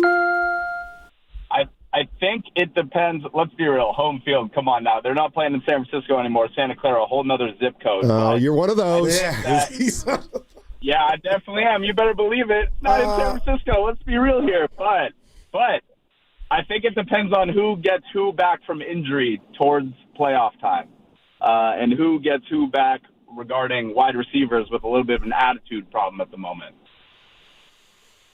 Thanks, Greg. Appreciate the call. Who is he, Evan? That's my guy, Greg. I also got to tell him. Is that your chess buddy? No. I know. I put him on the back burner. Right now, it's Dan Fouts. That's the best University of Oregon quarterback. No, that's a great call. Okay. Well, I was going to join Harrington. That's a joke. I'm just thinking, Mariota's the only other one, right? Yeah, Chris on the Boxer and Gerson work injury text line was like, "Dude, you would lie to Norm like that? I was young." You still do. It was just a job. We talked about that too earlier.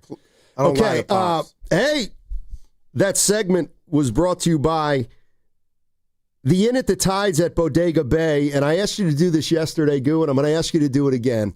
I want you to just close your eyes. Picture yourself in a cozy room by the fire, enjoying breathtaking views of Bodega Bay. This time of year is magical at the Inn at the Tides, and starting December 1st, which obviously runs through the rest of the month, special midweek rates start at just $199 per night. You can book your escape now. Go to inatthetides.com. Hey there, it's Bonte with the report from River Islands in Lathrop, where so much is happening this winter. The home selection has never been better, with neighborhoods designed to fit a wide range of lifestyles.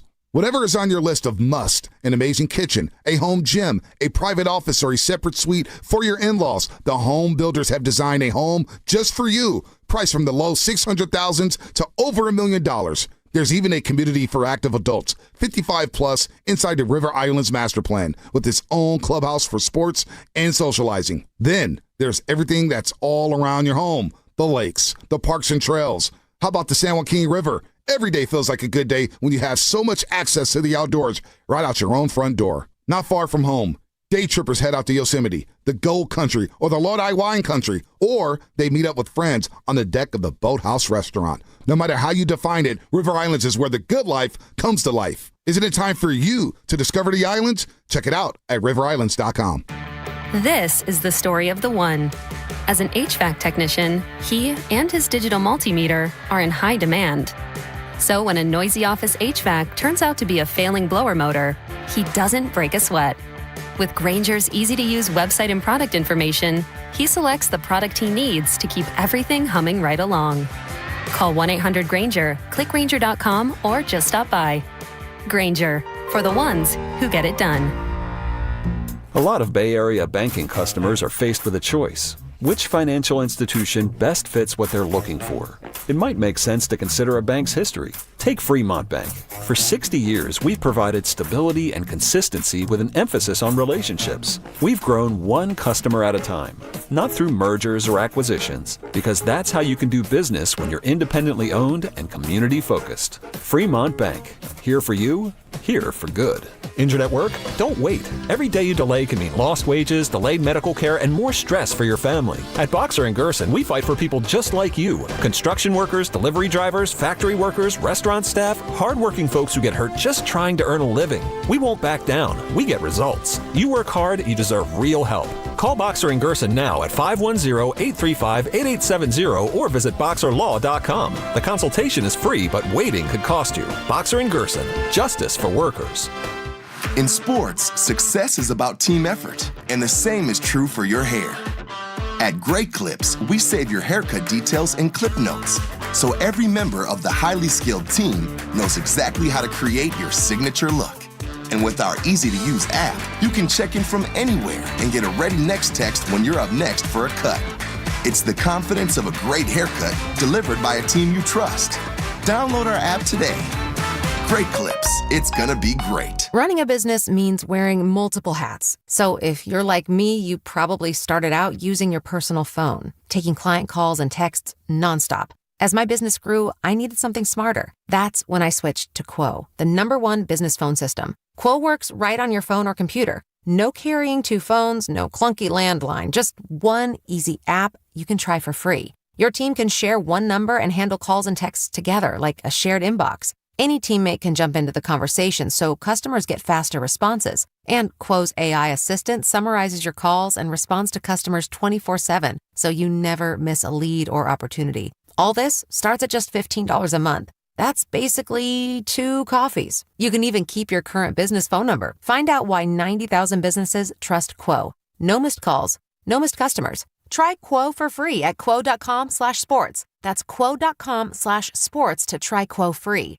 QUO.com/SPORTS. There's a party at your house, but some are uninvited. Yeah, it's bugs. You've got ants, spiders, maybe a mouse or two. It's a full-blown shindig. But don't let these party crashers ruin your good time. Visit GoPestControl.com and let them show those pests the door permanently. Because when the only guests you want are your friends, leave the pests to them. Visit their website today, ATCOPestControl.com, before your house becomes a full-blown infestation. Call 888-900-9697 now for 10% off your initial service. Great news, Nick. Legacy boxes are still in stock. With Christmas just around the corner, there's still time to buy the best Christmas gift ever. Legacy Box. That's right, Adam. Order today and Legacy Box ships immediately. It'll arrive ready to wrap and place under the tree. Gather the family together this Christmas and collect all your old VHS and camcorder tapes, slides, pictures, and film reels. Then you can binge on the good old days.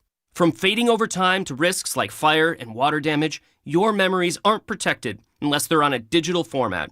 Legacy Box helps you replay those great moments from the past, from Christmas morning to your wedding day. Legacy Box is the world's largest digitizer of home movies and photos. All the work is done right here in the USA, and over 1 million customers have trusted Legacy Box. This Christmas is the time to digitize. Visit legacybox.com/value for exclusive holiday savings. That's legacybox.com/value for last-minute shopping. legacybox.com/value. Red and Gold Game Day starts at Laughing Monk Brewing. Park for free. Enjoy amazing food, ice-cold beer, and every game on TV. Catch 95.7 The Game's pregame show. Then hop on the free shuttle straight to the stadium. Sign up now at 957thegame.com.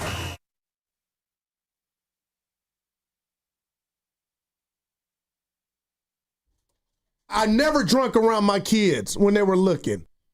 I love Kuminga.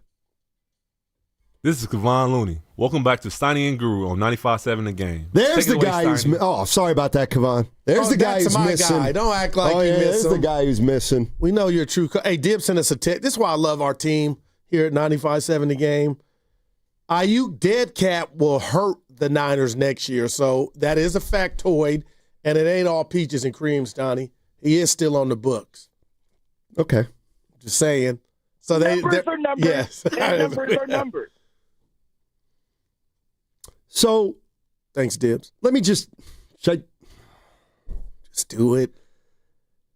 I'll take Jesse in San Francisco. Jesse's girl. No, Jesse. I'll always bring fresh flowers to you. And Jesse, Carly Simon. Stop. Yes. No, seriously, that could be your worst tune. Usually you have it. That wasn't it. Got a little frog though. Yeah. What's up, Jesse? Hey, what's up, fellas? Hey. You do need a little some singing lessons back over there. Yeah, talk to him, Jay. Hey. All right. Hey, I just want to talk a little bit about the Warriors. I know your guys' segments, you guys don't really talk about too much about getting a big man, but you know what? Until this year's over, if we don't get a big man to help run the floor with Draymond, Steph, it's going to be impossible to win anything. So just want to let you guys know and let our fans know that we need to get a big man in there to run the court with these fellas. Hey, Jesse. These guys that want to win another one. Yeah, we had a chance with Wiseman, but that was a long time ago. They didn't want Valanciunas, who I wanted, and I'll take any big, but you are right, man. But they got Horford, though, Jesse. He's not gonna cut it. You don't got to tell me. You don't got to tell me. He's not going to cut it. I got you. And you know, shout-outs to the 49ers coaching staff, you know. Yeah. They've been doing a tremendous job this year. Yeah, they've taken They've been coaching them up, you know. No, you're right. Thanks, Jesse. They've done well with that 1AA schedule. Nah, that's bigger than that, Stoney. It's the NFL, man. That is one, and I know you're tapped into it, but you got to give Salah and Kyle just the utmost credit, and Kyle more credit for making that phone call back to Salah, and then Salah credit for coming back to the Bay, where which helped him get his first coaching job. Who's going to be the defensive coordinator next year? Oh, man. When Salah goes to Michigan. No, they hired a coach. Wilkes is available. He just got let go. That's black on black crime. Why'd they let him go?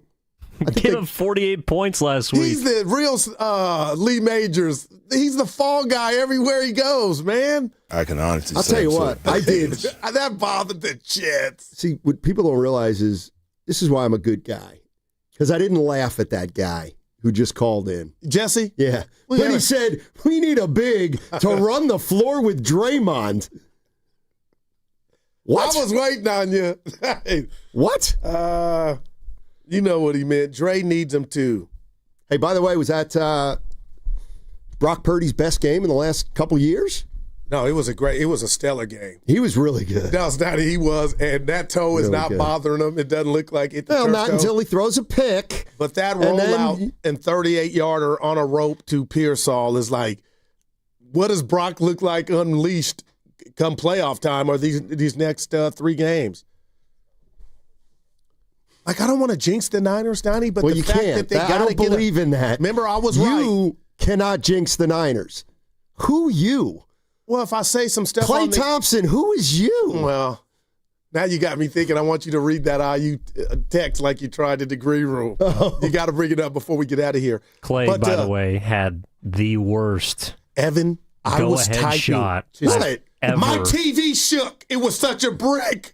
I couldn't believe it. Clay made and Evan, before I typed, you typed. He bruised the backboard. Dude, Steiny just a It was a good look. It just slid off the back. asteroid. No, it didn't hit. He just Steiny, shot it a touch long. He might tell us it's one of the worst misses I've ever had. Nah, he's had more in those last 7 elimination games with the Warriors, 4 of which you can't find, luckily. My TV shook. I'm rooting for Clay.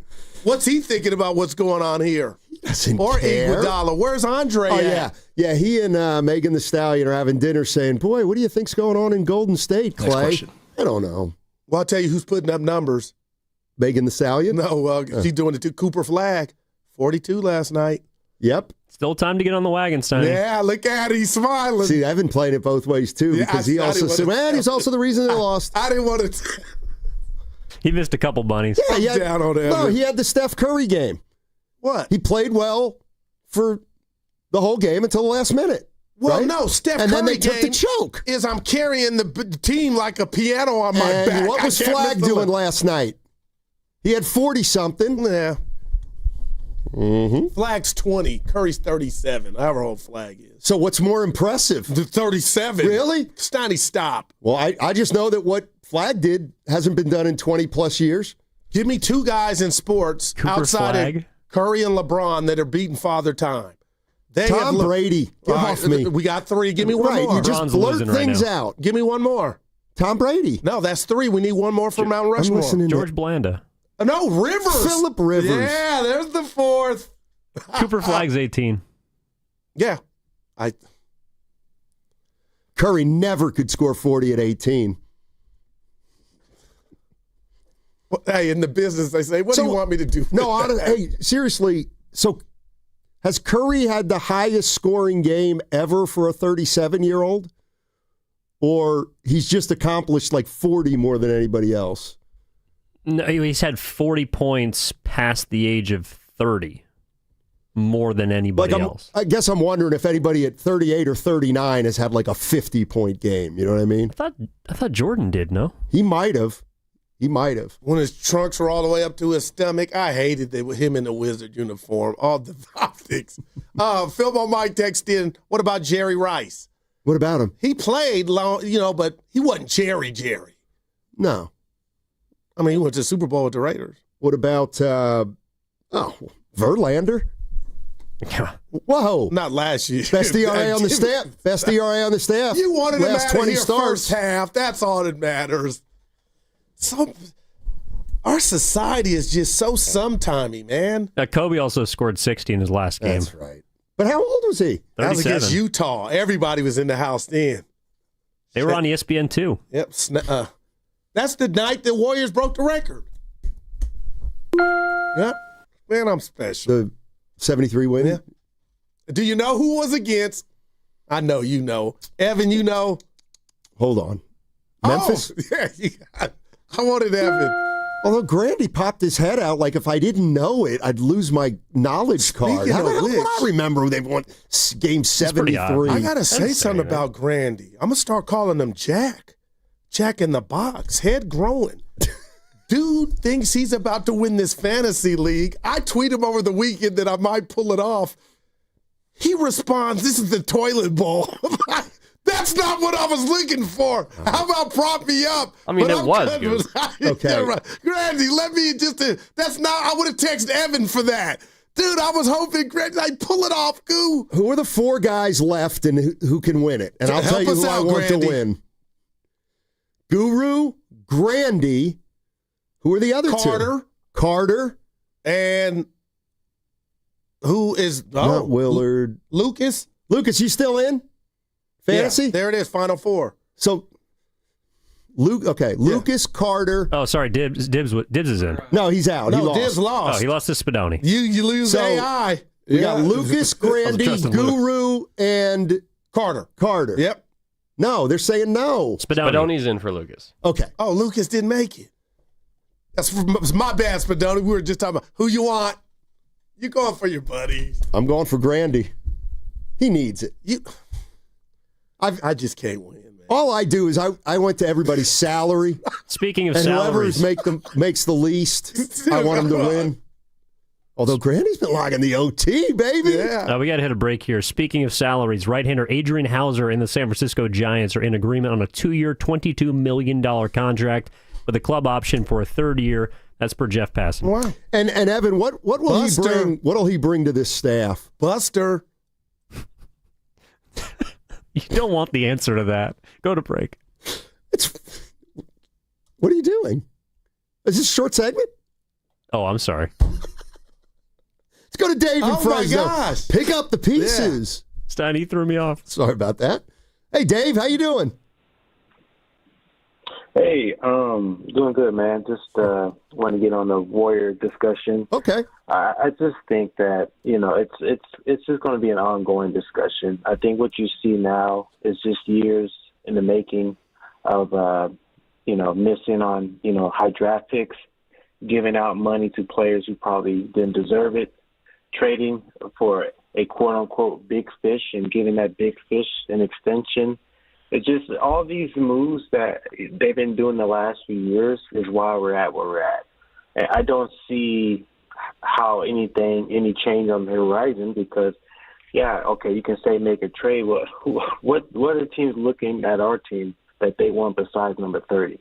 Like, let's be real. Like, we're going to be talking about this, for the rest of the season. I don't see any way that they can fix it. It's just too much time has passed of bad managing, coaching, just questionable decisions. I've been calling for years now, and my biggest concern has been always the rotation. I wish you guys can pull my soundbite, but Steph said the other night, he said, we never know who's going to be out there on any given night.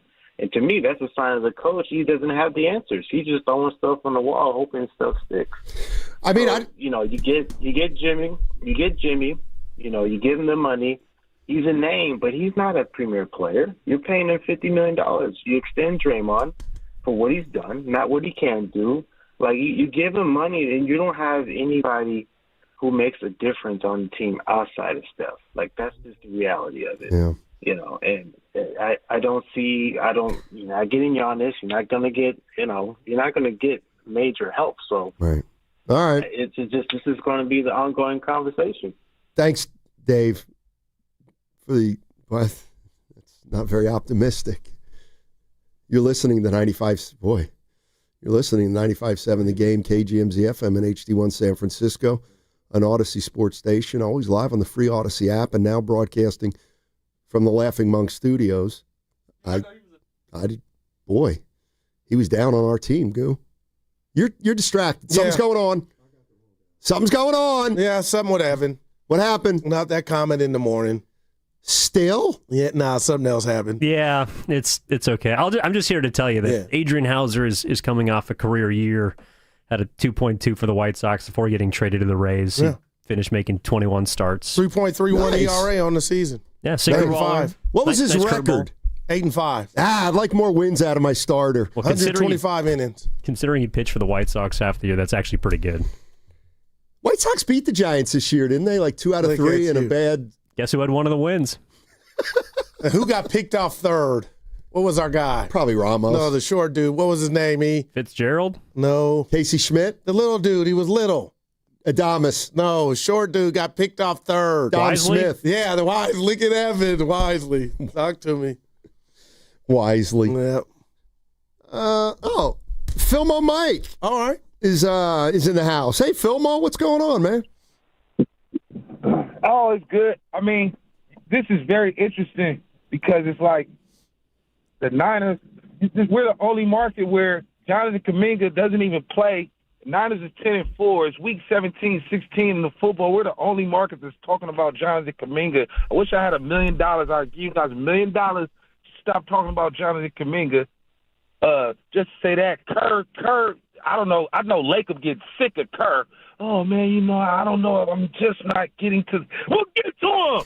Figure it out, Kerr. But I love you, though. With that being said, Jonathan gave – and Steiny, I'm going to get at you about getting that Jerry Rice talk about no, he's not. The last 4 years, he put up like 20 touchdowns, 2,500, 2,800 yards. You smoking rocks. But Jonathan gave the greatest analogy last week when he said the Warriors are just like a person in a couple that's collecting. You was cracking up too, Guru. You couldn't even hold yourself from laughing. He was like, man, we're collecting pieces, and then they're not even good pieces, and then they end up in the garage, and you're like, man, what's up? Why is there so much junk and crap up in here? I love Jonathan for that analogy he gave last week. But, man, I'm just happy that the Niners are 10-4. You feel me? The Warriors, I don't know what they're going to do, but I know for a fact Joe Lacob is getting sick of Steve Kerr coming with all these different not really excuses. Like, it's commendable to say, it's on me, but you can't keep doing that, bro. You're going to have to figure something out. You're going to have to go against your grain and what you normally do as far as relying on older players, bro. You're going to have to build some trust and try to figure it out because we don't have no money. It's nothing that we can do. The players that we have, we kind of have them. So, like, bro, make it a situation. I'm not asking to be the number 2, number 3 seed. I'm just saying, bro, all these excuses, losing games, not taking care of the ball after multiple weeks, all these different starting lineups. You play one person this week, you don't play them the next week. You say how good a person is this week. The next week, you acting like I don't get it, bro. Make it make sense. Consistency matters. Hey, Filmo. Yeah. So I'm looking at Jerry Rice's last 4 years. Give him 2. Awesome. 85 catches, 1,200 yards, 9 touchdowns. 92 catches, 1,241 yards. What are you talking about? Well, he might be using catches, AI. 1,211 yards, 11 touchdowns. 429 yards his last year.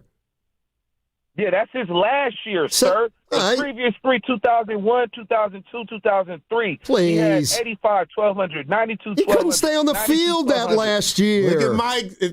He got it right. Bro, he's 41, 42 years old. Trying to play receiver. Then get off the field. Then get off the field, Mike. But your point was the Hall of Fame or the Mount Rushmore are the greatest, oldest players ever.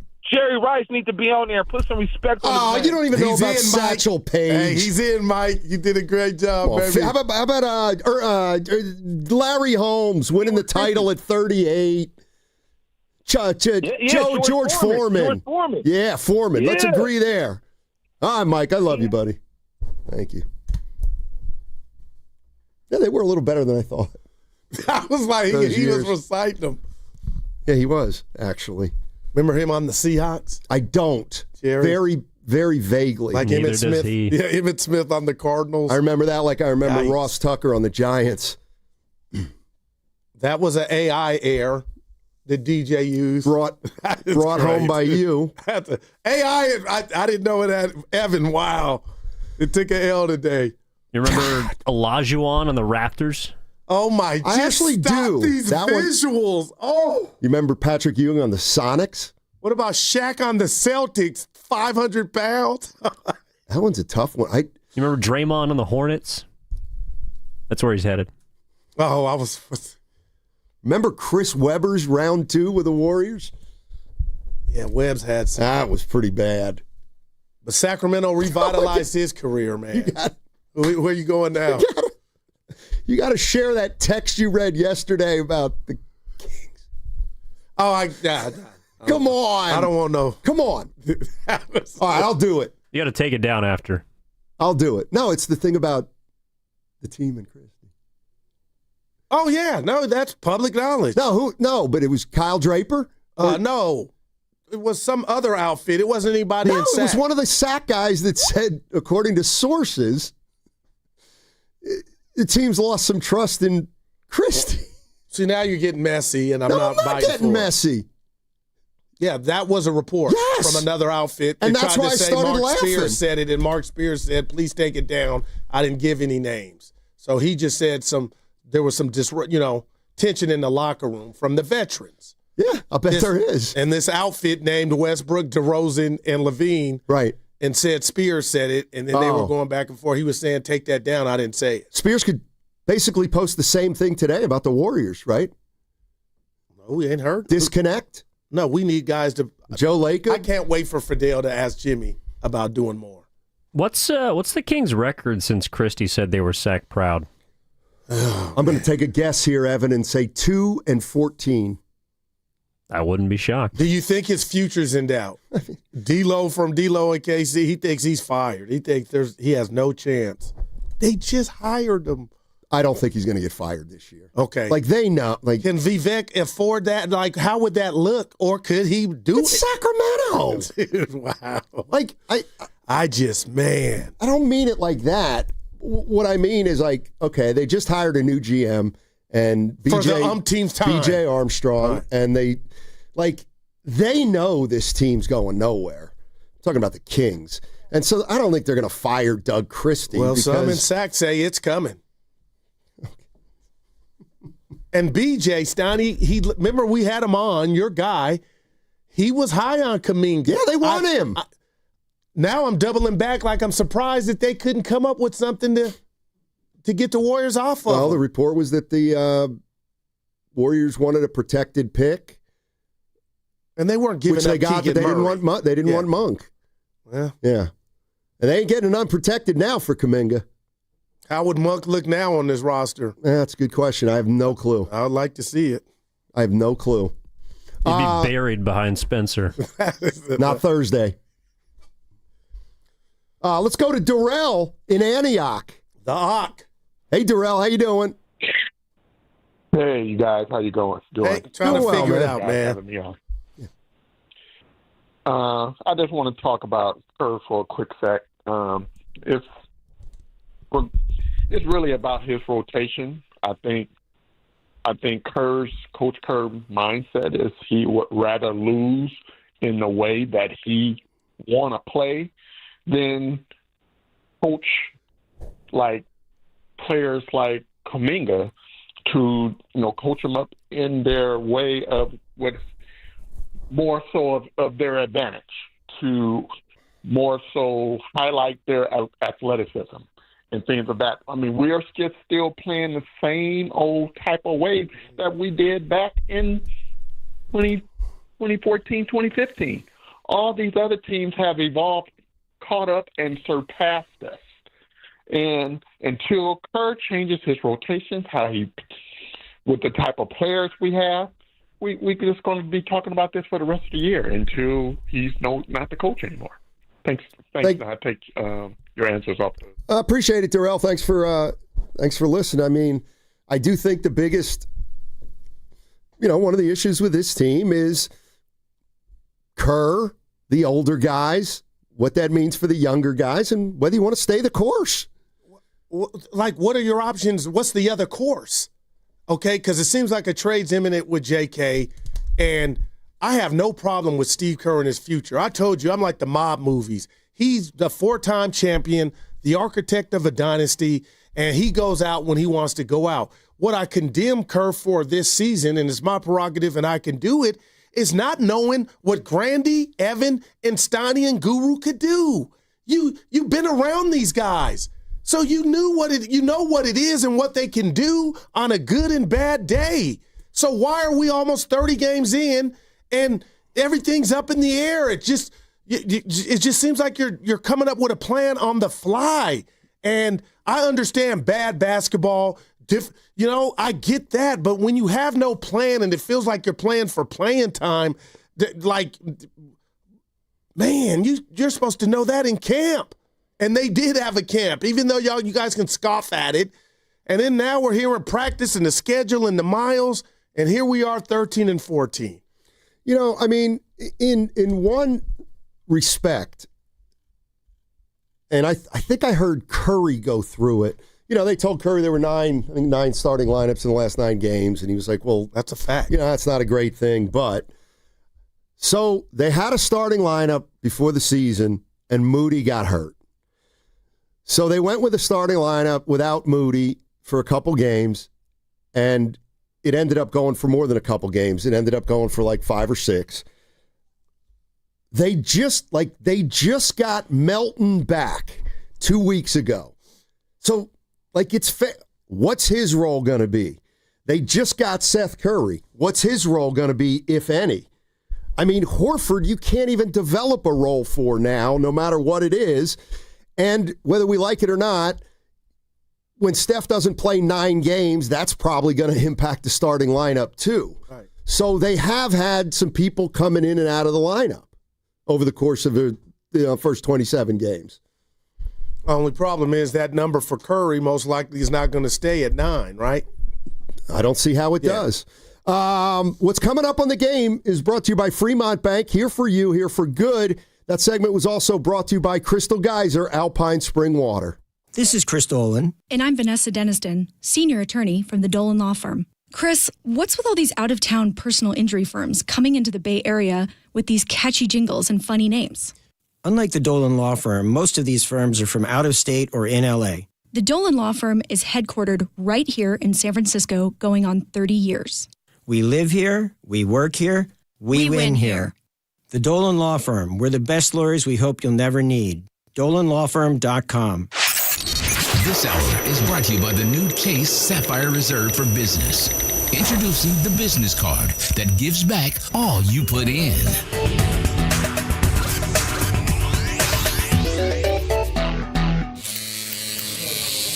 Xfinity is the network you can rely on. Like a close friend who will give it to you straight. The friend who will tell you that new haircut, it's not great. Friends make sure friends get good haircuts. And Xfinity makes sure you get a good deal on Wi-Fi. Xfinity gives you reliable fiber-powered Wi-Fi at our best price. This holiday season through January 4th, get gig speed Wi-Fi for just $50 a month for 5 whole years. No strings, no commitments. Just super fast, reliable gig speed Wi-Fi with our best equipment and unlimited data included. Save yourself from questionable decisions and save over Verizon and AT&T. Xfinity. Imagine that. Restrictions apply. Requires paperless billing and auto pay with stored bank account. Taxes and fees extra. Xfinity Internet powered by fiber and connected to premises by coaxial cable. Actual speeds vary. Come into Friedman's Appliance in Pleasant Hill and see an amazing selection of Sub-Zero, Wolf, and Cove appliances live and on display in one of the largest living kitchens in the country. And save with Full Suite Savings Event. With qualifying purchase, get 3 additional years of protection or qualify for a $1,000 rebate. For the largest selection of Sub-Zero, Wolf, and Cove appliances, visit the Living Kitchen at Friedman's Appliance in Pleasant Hill or at friedmansappliance.com.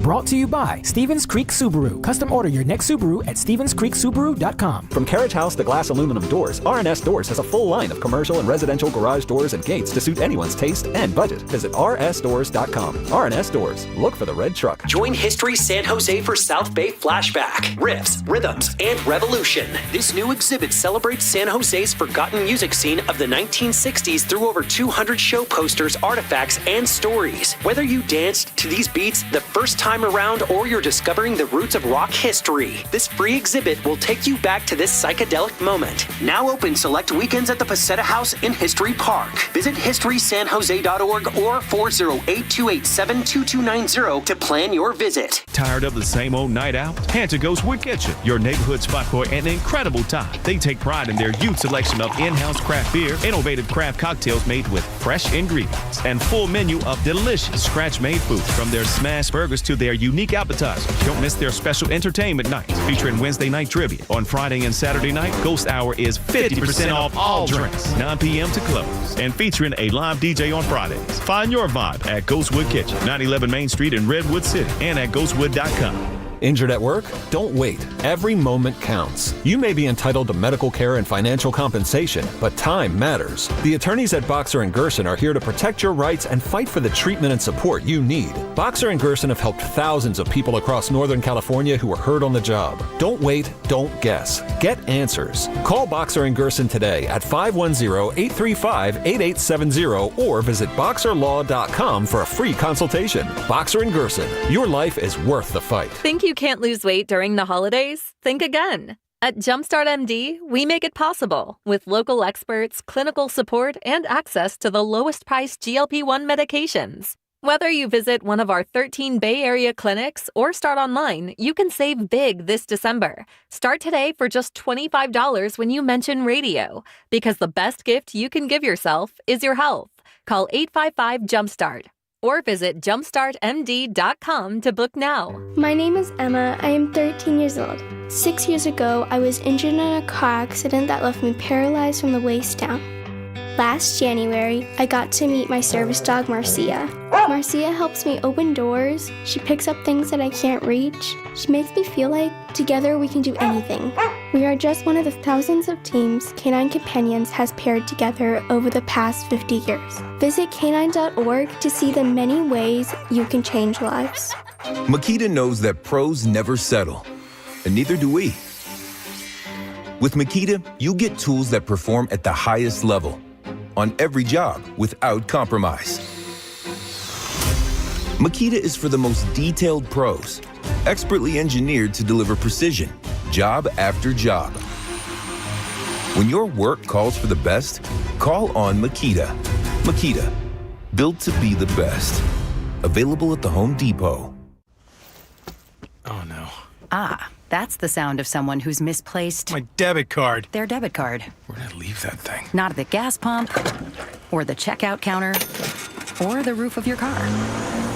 Now, if he has the Chase mobile app, he can use Card Lock. Wait, I could just lock my card. Yep, just a few tippy taps on his phone, and that sound? That's peace of mind from Chase. Chase mobile app is available for select mobile devices. Message and data rates may apply. J.P. Morgan Chase Bank N.A. Member FDIC.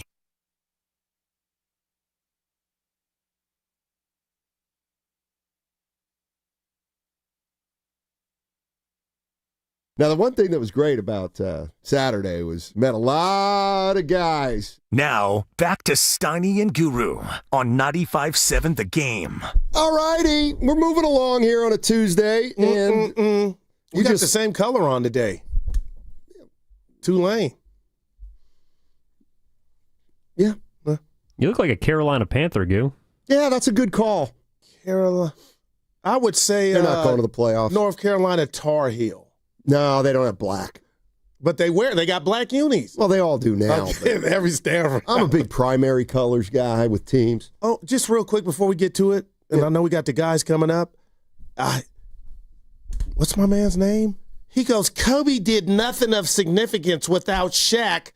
He won 2 rings without the big fella. Quit looking at AI. So Steve Kerr was just asked about Joe Lacob responding to a fan. Yeah, Slater asked him. A fan, if you haven't heard, a fan emailed Joe Lacob about this team and how frustrated he is and the roster doesn't match up. And Joe Lacob got back to the guy and it ended up getting published. And Joe Lacob basically said, nobody's more frustrated than me. I'm working on it. It's complicated. And then about 2 or 3 other things. And Steve Kerr was asked about it today, and he said, yeah, it's not a big deal.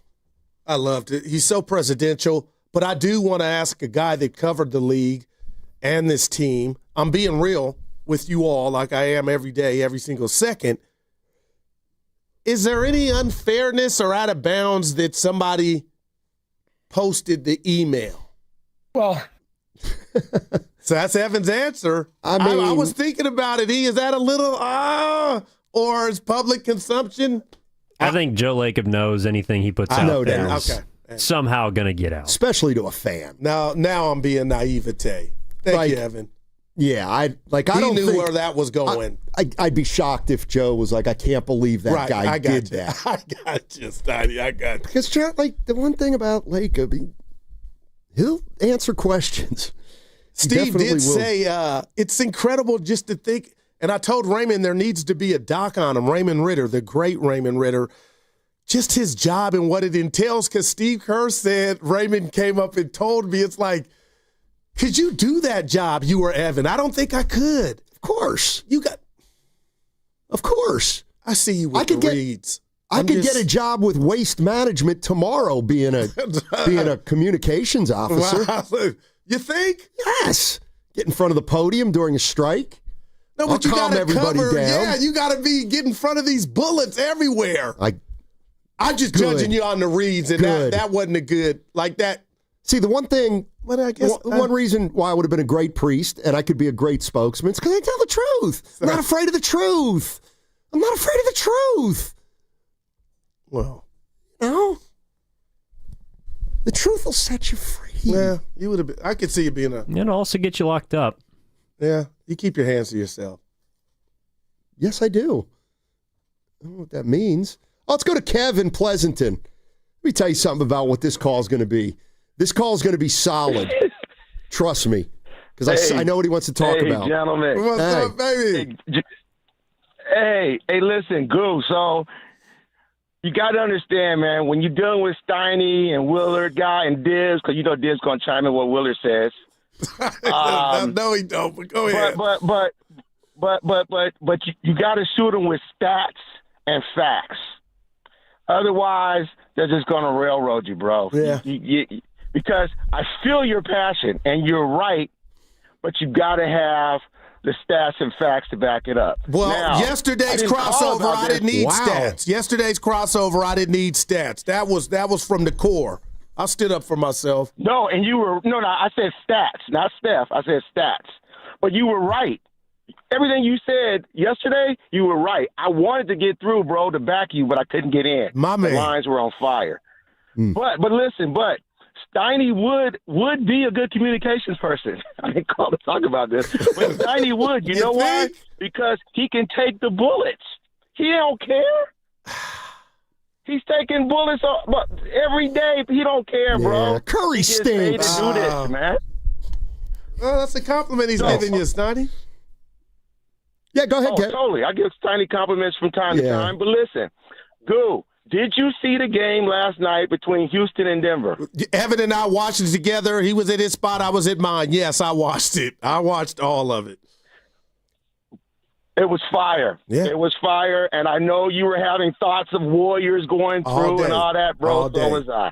All day. So was I. But my point I wanted to say, guys, do you guys think, I want to get your opinion on this, do you think Dunleavy basically was the best person to take the job because he inherited a major problem? Because at the end of the day, it's about dollars and cents. Because if Joe was back in Oakland, things that are happening right now wouldn't go down. But because he's over across the other side, it's a different fan base. We're a little bit more not apologetic. We're a little bit more acceptable of things. But the fans would have been on fire back in the Bay, in the East Bay. But I think on the West Bay and the stadium and all that, I just want to get your thoughts on it. Yeah. Do you think? Yeah, Kev, I got you. I think I know exactly what you mean. Well, I disagree with Kev on that because people are coming across the bridge and from everywhere to fill this building up and root for the team. But go ahead. So you could make it. So Dunleavy was in the organization, and he just was under Bob, and now he's Bob. He knew how things were ran and what meteorites are in the way. So I don't think Mike D is surprised about if there's a roadblock per se or he's got to acquiesce to one of these. I get it. No, but what I think what I heard Kevin asking was, what would it have looked like if you hired a GM here that had no ties? And then you look at it less emotionally. Might have been, but that doesn't mean you got the power to do whatever your vision was. You know what I mean? Well, you probably wouldn't have got the job. Probably, yeah. But if a guy like that does get the job, then he's brought in here to have this organization pivot. Okay, now you got me thinking about... we haven't pivoted yet. No doubt, but now the possibility does lie. I'm going a step down from the GM. I'm going to the coach. If there's a new coach, could you imagine? I mean, it's Steph, and that's right. That's where it starts, and we're fine there. But what if a coach had a different vision for Dre and other players? Name Kuminga if he's still a... It was too risky. Hey, I don't want to start mess, but this is their mess. Do you really still... I'm just tapping in, Steiny. Do you really feel like there's no way in hell Jonathan Kuminga is not getting traded? No, he's going to get traded. Right. He has to get traded at this point. So you would be on a 1 through 10. If he didn't, you'd be at 11 that they didn't pull that off. Or do you need more time as we get towards? It's not worked. He's got to go. I think we have reached the point. I know it's easy to say, but I think we've reached a point where it's going to be good for both sides. But yes, I believe that they're going to trade him. Dan's in Berkeley. Hey, Dan, how you doing? Good, fellas. Thanks for taking my call. Just got Warriors on my mind. So can y'all hear me good? Yes, sir.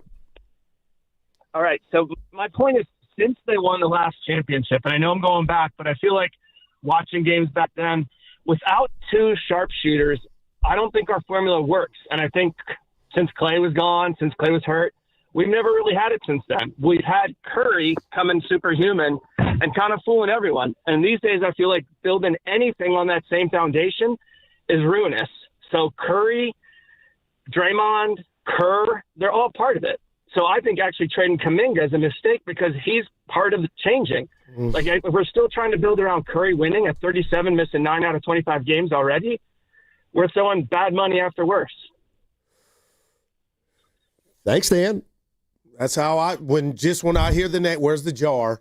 But when I hear you know what, I'm not paying. But when I hear the name JK and the status and the age and the birth certificate situation around this team, that's why I'm just flabbergasted at the idea. But I do get it, that was the guy that you would hold on to. Hey, where were you guys last night? I was at the Cribbo, Norm's. You said you watched the game with Evan. Yeah, but if you listen and don't tune me out, I said he was at his spot, I was at mine. We watched it together via Well, then you phone. can't. That doesn't make sense. But we were communicating. Like the sentence does not make sense. But I specified and said we weren't together. Well, what made you 3 minutes later double back to that? So Evan and I, he sent me a text. You realize if you're saying you're not watching the game together, then you can't watch the game together. But in essence, we were watching the game together. No, you weren't. Yes. No, you weren't. We're connected. Mind. Yeah. Proximity. But I'm mad at Evan. Like, I really got to... Well, he was the guy who got in my ear and said we didn't watch the game together. Yeah, he's sticking to you. It's getting worse. Did he say... Sonny, did he say that? We might have to break Brett after the show, not Evan. You know what else Evan said? Just stop, Walt. Go ahead. No, this is about sports. Oh. You know who the Warriors are going to... You know who the Warriors are going to get for Kuminga? John Collins. At this point, okay. That's an L. That is an L, and I like Collins, but that's an L. You get off Kuminga's money. For so much of the offseason, oh, boy, if they do dangle Kuminga, we're getting something back, rubbing your hands. And now, right now, it looks like even that you got to dim the light on. That return, if it does happen. He can I jump. hope he plays Thursday. Kuminga. I mean, how long are we going to do this thing? You got your fingers crossed? No. Hey, Goo, who are your two players? Oh, Magic and Bird. I put it on the thread. Okay, so a guy put up 11 great incredible. basketball players in a photo. All right. Kareem Abdul-Jabbar, Bill Russell, Kevin Durant, Tim Duncan, Magic Johnson, Shaquille O'Neal, Larry Bird, Michael Jordan, Steph Curry, LeBron James, Kobe Bryant, with the caption, "You have to remove 2 guys from this list." Remove what they meant to the league, to because me- Bird and Magic saved the league. I get all that, and they're 2 of my favorites.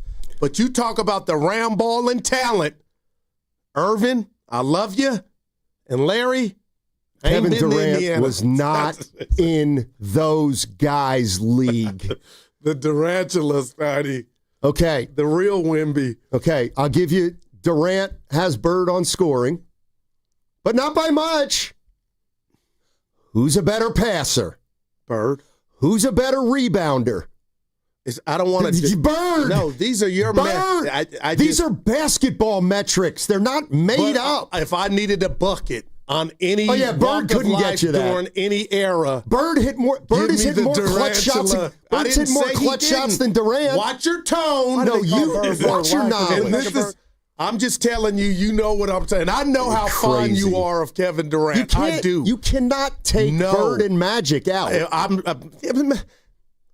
You're wrong. What Magic have in his offensive bag? He had to learn the jumper. I love Magic and what he did. And he was drafted to a lovely situation. But let's be real. When it comes to the skill, and come on, I love you, Irvin. You my dude. So you think Kevin Durant had more skill than Larry Bird? I just know he could get his shot on anybody. Yeah. Till that back went out. I'm taking out. I mean, KD does not belong on this list in my mind. KD does not. He's not in this one. I think you would lose too if we did a draft. No chance. Depending on how old you are, but I love me some Bird and Magic. I do. They saved the league. But dude, there's some dudes on there that can put the ball. Kevin Durant was never the best player on a championship team. Bird was and Magic was. Kevin Durant might have been on the best player on 2 teams that he won the chip for when he came here. And I think it was going that way. Okay, then then take Curry off. He wasn't on that picture. Yes, he was. Oh, yeah, he ain't going off. Of course he's not. No, but I just told you, best shooter ever. I'm Kobe sorry. and Shaq. You know who's gone? KD and Kobe Bryant. Oh, my God. And it came down to, I wanted to take Russell off because he played in the 60s. But really, it comes down to Shaq or Kobe. No, it doesn't. To me, who do you like least? Who is more important? Are you a Shaq guy or Kobe guy? So I'm taking Shaq. Kobe, we need passers. We need passers on our team. This is designed to be divisive. Of course. They're it's doing great. it now with singers, Stotty. They got one, and they're sitting down at the table. Who's getting up for Michael Jackson? So I love him. Man, Bird was a bad dude. But Durant, Stotty, I've seen nothing like it. That's all. You know, it's funny because you saw Bird. There's no way you can say Durant's a better all-around player than Bird. Like, there's just no way. But I'm not doing that. But and I hated that he went team hopping, but I just can't. When I saw that photo and what Durant is, so you're basing this on a photo? No, stop. He's one. He's mad. I'm going so far. He's one of a kind, man. And Irvin was incredible, but passing was his forte. He also played center in a game 6 of the NBA Finals. I watched the game with Pops. I don't need to be reminded. But Kobe, Magic will tell you Kobe was better than him. Well, that's because he panders. Because everybody panders. I'm pandering to who? You always pander to Kobe Bryant. I don't have to. Hey, Steph, I'll say it again. You're on the team. This what surprises me is Kobe. You actually saw Bird. Oh, every man. And you acknowledge that Bird is a better all-around player than Durant. So I just don't understand why you would keep. I'm not there yet. You're not where? He was better all around. I'm not there yet. He was definitely a better shooter and pass. I'm just telling you, Stoney. I don't love Bird like you love him. I respect him. He's a better all-around player than KD. Come on. You think he would tell you that? Neither. First of all, KD. Remember here? Here we go. Before he got hurt, that was such a crock of ass. We were doing I can't believe it. And you know what? He was on his way to getting DPOY. Bird's a better team defender than Durant. There's no winning in all no, this. There is no. There's losing in this. You set me up. You basically said Bird's a better all-around player, but I'll take Durant. Okay. Durant's special, man. Something we've never seen on the hoop court. I'm sorry, Larry. Yeah, because we've seen a lot of Larry Birds. We have not. Cooper Flag. Coop. Why they did that was me. You are absolutely out of your mind. And you want to send Kobe home. Bye. You don't got to make it boil it. It was 11 guys on there, 10 others, and you want to make it about him and his teammate. Kobe Bryant is right behind Jordan, man. Yeah. In your mind. But again. You're mad at me.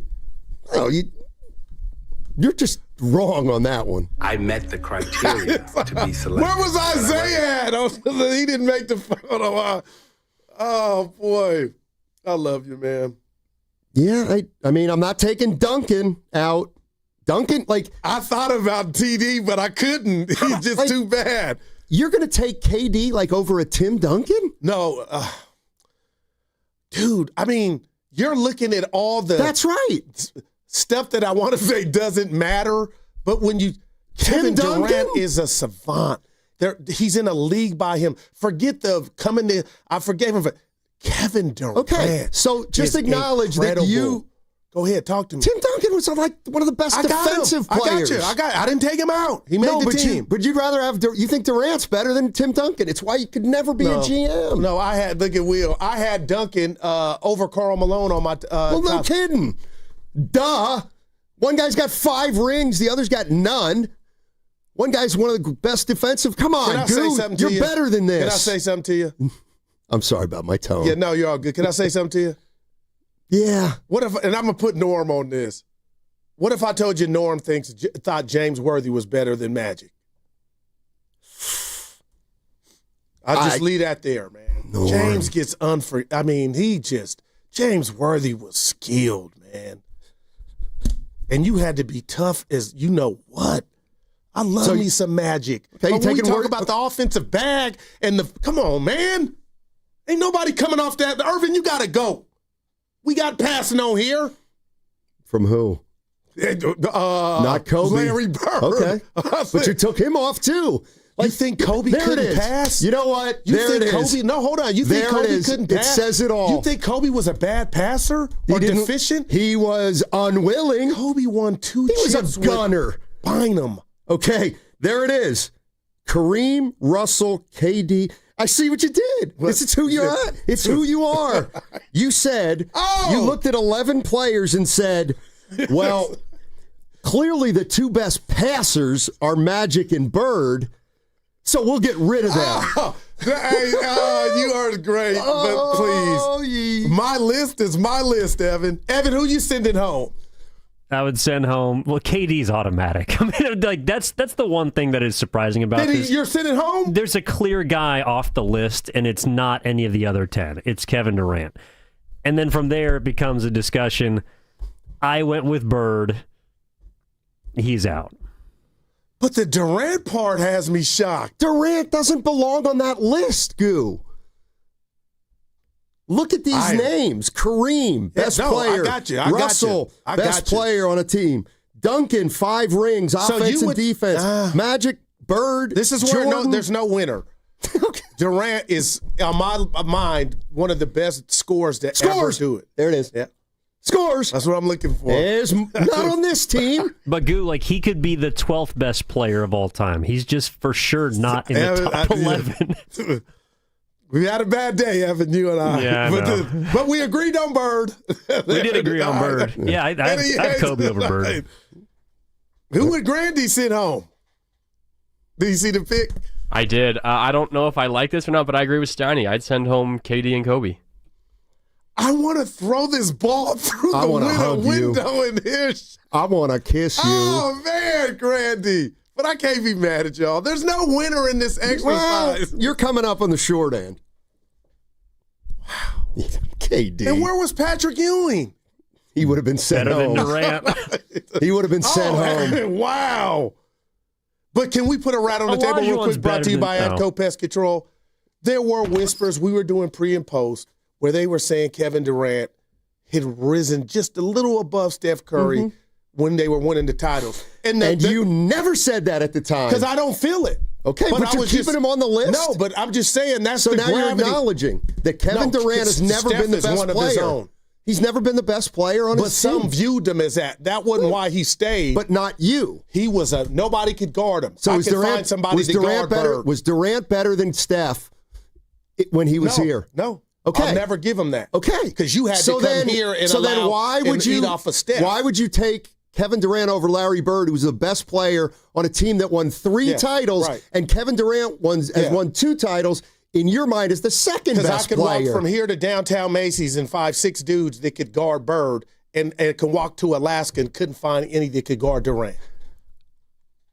It's Evan over. like that one. It's officially I would over. also, I mean, if Evan's sitting Bird home too. Get it him. That is you giving up, and I appreciate it. You know, Evan, go ahead. You know the last guy who said something so stupid? Moses Malone.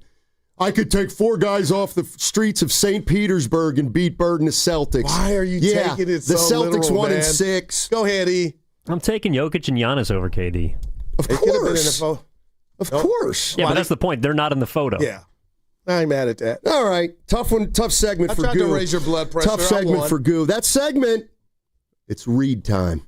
That segment was brought to you by Surfside. Hey, the Golden State Warriors are back, relatively speaking, and you can always cheer on your Warriors with an ice-cold Surfside. Only 100 calories, 2 grams of sugar, and 0 bubbles, so it's easy to sip and enjoy. It's not a seltzer. It's Surfside, proud partner of the Golden State Warriors. Must be 21. Please drink responsibly. He cannot be that guy. Running a business means wearing multiple hats. So if you're like me, you probably started out using your personal phone, taking client calls and texts nonstop. As my business grew, I needed something smarter. That's when I switched to Quo, the #1 business phone system. Quo works right on your phone or computer. No carrying 2 phones, no clunky landline, just one easy app you can try for free. Your team can share one number and handle calls and texts together like a shared inbox. Any teammate can jump into the conversation so customers get faster responses. And Quo's AI assistant summarizes your calls and responds to customers 24/7, so you never miss a lead or opportunity.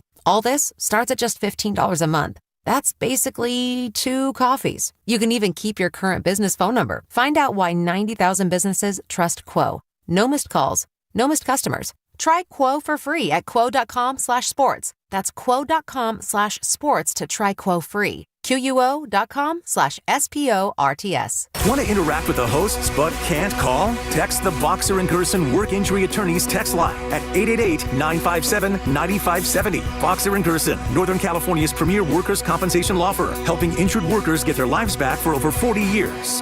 When selecting a financial institution, how do you know you're making the right choice?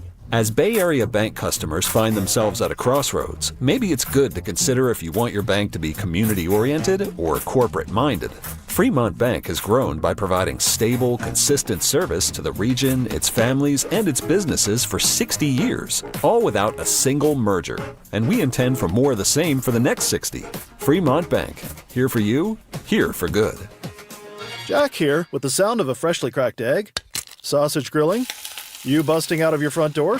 Oh, hey, no rush. My 2 for $5.50 sausage croissants are available all day. Get so much more. Plus tax, limited time only. Price and participation may vary. Welcome to Jack in the Box. Hey there, it's Bonte with the report from River Islands in Lathrop, where so much is happening this winter.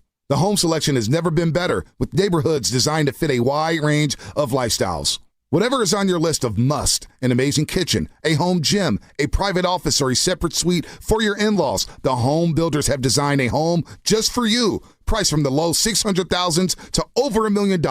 There's even a community for active adults, 55 plus, inside the River Islands Master Plan, with its own clubhouse for sports and socializing. Then there's everything that's all around your home. The lakes, the parks and trails. How about the San Joaquin River? Every day feels like a good day when you have so much access to the outdoors right out your own front door. Not far from home, day trippers head out to Yosemite, the Gold Country, or the Lodi Wine Country, or they meet up with friends on the deck of the Boathouse Restaurant. No matter how you define it, River Islands is where the good life comes to life. Isn't it time for you to discover the islands? Check it out at riverislands.com. Americans pay about $5 billion to control termites and repair their damage every year. Many people underestimate exactly how much damage they do. Call Pacific Coast Termite today at 800-PACIFIC for a free home inspection. Certain restrictions apply. No tenting, though. No double bagging your food. No pet sitting. Mention KCBS and get 10% off termite treatments and a 2-year guarantee on their work. Call 800-PACIFIC. 800-PACIFIC or go to PacificCoastTermite.com. Hey, it's Willard. You ever study the coaches who win relentlessly? The legends, the dynasties. They're systematic warriors, disciplined, obsessive. They outwork, outthink, and outlast everybody. Pure domination. That's Omar Habas, Tarek Habas, and the Habas Law team. When Habas Law goes up against big insurance companies, they grind them to dust. Habas Law knows every inch of the Bay Area legal playing field, and nothing catches them off guard if you've been injured and want to win. Visit HabasLaw.com. Habas Law, they fight to make it right. This is the story of the one. As the purchasing manager at a manufacturing plant, she knows the only thing more important than having the right safety gear is having it there when you need it. That's why she partners with Grainger for auto reordering, so her team members can count on her to have cut-resistant gloves on hand, and each shift can run safely and efficiently. Call 1-800-GRAINGER, click Grainger.com, or just stop by. Grainger, for the ones who get it done. Hi, I'm Maria, salon owner. You know the jingle. Now discover the facts about Ozempic, a GLP-1. There's only one FDA-approved Ozempic made by Novo Nordisk. Learn about the real thing. Talk to your healthcare professional today. Call 1-833-OZEMPIC or visit Ozempic.com to view the medication guide and to learn more about Ozempic. Semaglutide injection 0.5, 1, and 2 milligrams.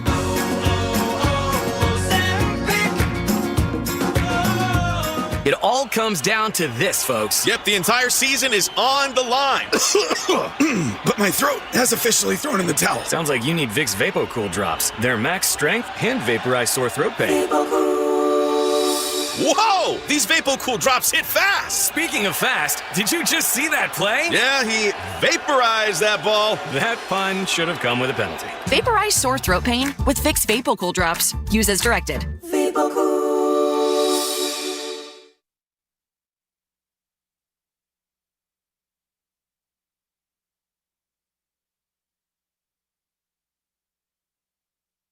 I am mad at you now. I don't care. No, you will. Dub Nation, this is Will Richard, coming to you live from the Laughing Monk Studios. You're listening to Steiny and Guru on 95.7 The Game. All righty, it is crossover time, and we welcome in the two gentlemen who will be interviewing Steve Kerr today at 5 o'clock, Willard and Dibbs. Guys, how you doing? Yeah, I mean, doing well. We actually were just back there in the green room, and we scripted our first 15 questions. And, like you guys always do. And stuff, you know, like Shanahan and stuff. And I've got a little something for you, Steiny, a little bit later, because you always were wondering, like, Shanahan, opening drives, how does he do? And I today actually did a deep dive in the morning on that and a number of other things, so I'll have that for you a little bit later in the crossover. I love it. I love it. Will, we started the show, I did with you, making sure we were okay. I get home, I open some mail, and it's the lovely Willard family, you and Christy and the kids. Steiny, I tell Dibbs, I send a thank you to both of you. Crickets. Yep. You do know Bird won 3 straight MVPs, right? There's something going to be delivered here that's going to send you over the top. But go ahead, Mark. We're good, right? Pull up the text. What time? 8:52. Okay. So PM. It's almost 9 o'clock at night on a Monday. Yes. And you, I don't want to bore the listeners. Yeah. Do you remember the whole school board thing? Yeah. Yeah. So the vote was last night. Oh, you don't got to say. The meeting was hot, heavy. We're both there at the meeting. I feel better now. Were you the Steelers or were you the Dolphins? Definitely the Dolphins. But we knew we were the Dolphins. It was more like the Raiders. Like we knew when we showed up about to get a butts kicked. So, yeah, it was a fait accompli, but people wanted to make sure that you still say your piece and express your concerns and also show your support for those who are people who are going to be losing jobs here. There's students who are hate to hear this. Like their whole world is changing. It's heavy. Yeah, absolutely. So anyway, by the time we got out of that, I feel that text came while we were in there. Neither one of us had dinner. Everyone's rushing home to kids and life and pets and things. And so, yeah, I didn't get a chance to hit you back. So, anyway, thank you for saying that. No doubt. Though. Thank you for sending it. And I'm going to be real. I've been around a few blocks. I'm from the hard streets of Union City, California. Yeah. As I get older, I'm getting wimpier. I'm crying at movies like by myself. I'm like, why am I crying? But I'm getting more sensitive. Like, you didn't respond. And I start the shows. They didn't know. Like, you didn't respond. Yeah. I got to do something. I'm getting too sensitive. Dude, get used to the tears because we've been watching the Taylor Swift Eras documentary Disney on Plus. Netflix. Oh, you going Steiny on me. Disney Plus. isn't Whatever. it? I don't even know anymore. I Like, was going to be like, my daughter made me buy Disney Plus. Did you tear just for up? that? Dude, so she better be on Disney Plus. So she comes out at the end of the tour and she gives bonuses. Yes. She gave out $192 million in bonuses. No joke. To her staff. Come on. And How her big is the staff, dancers, by the way?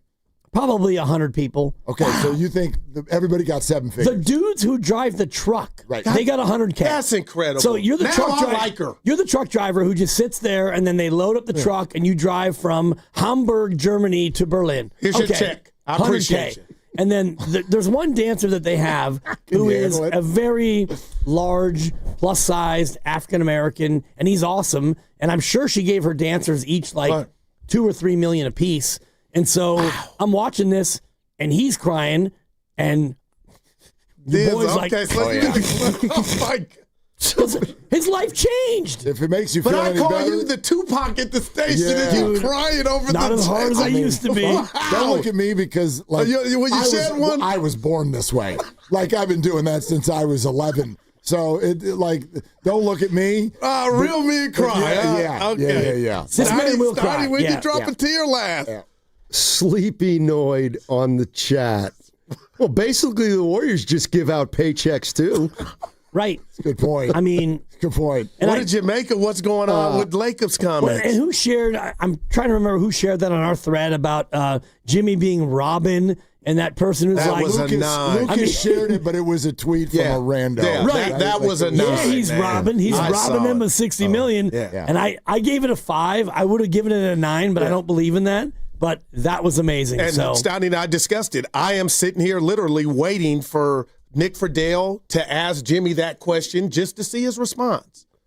He's not. I don't expect change, but the response. We've gotten a response from Steve Kerr from Slater asking. They got video asking about the email, and he just president. You know, what did you think of that? The email. Well, it made me want to do an exercise with everybody, starting with you two, because I Coach's desire. Well, I heard you guys. I think the poll when you read that, and we should mention it again so people know what the hell we're talking about. But yeah, there's an email that a Warrior fan sent to Joe Lacob, and apparently 2 minutes later he responded. The original email, Dear Joe, please do something about this team.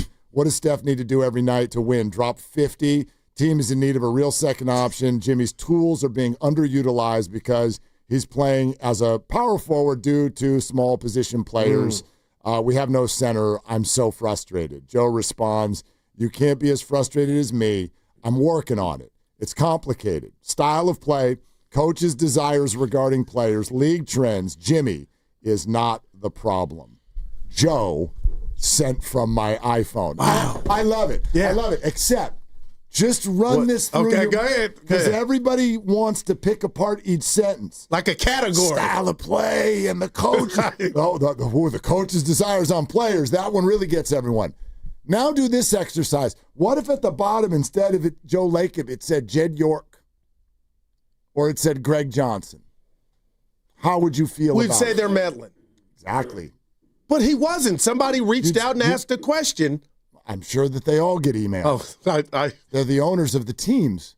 So that my mind goes to, do you, sports fans, do you want your owner thinking that way? Okay, can I start first? I'm working on it. Yeah, I think he's earned it. I'm working on league trends. He's text Stotty during our show. I think he listens to the station. He's a smart man. He knows what's out there. Yeah. And Dibbs, it took everything in his being to wait this long, but he responded knowing it would get out, and I respect him for that. I mean, I don't respect or disrespect him for that, but what he's done is he's put himself right back into the middle of it where, he talks about the league has changed. And he even talks about, a little bit of an opaque mention about, the coaches like players in a certain way. So he's kind of like throwing people under, and then he comes back with, I'm going to fix it. And I was talking to Willard about this before, Steiny, and you can appreciate this. The idea of I, me, mine versus we, us, and ours.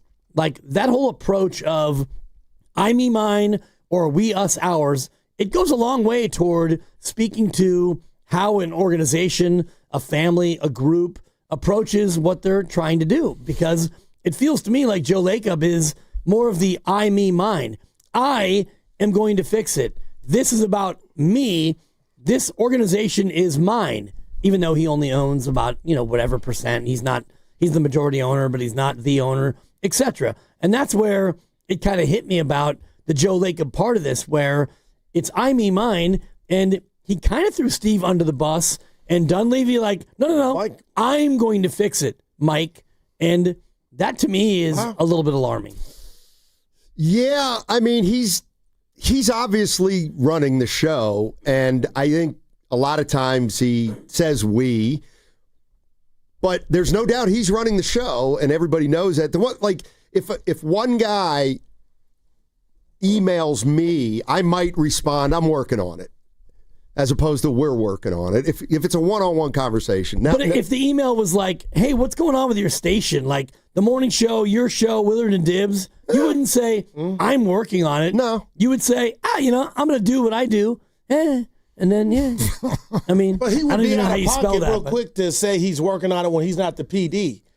No, but if it was an email about your show and like, hey, you and Guru, you seem to do too much Warriors. Like, how about you mix in some A, B, and C? He could say, well, I'm working on it because he's the driver or whatever. Yeah, right. But when you're Lacob and you're like, I think, talking about Kerr and who he's playing and you're talking about how you're going to fix it, that rings a little bit hollow to me.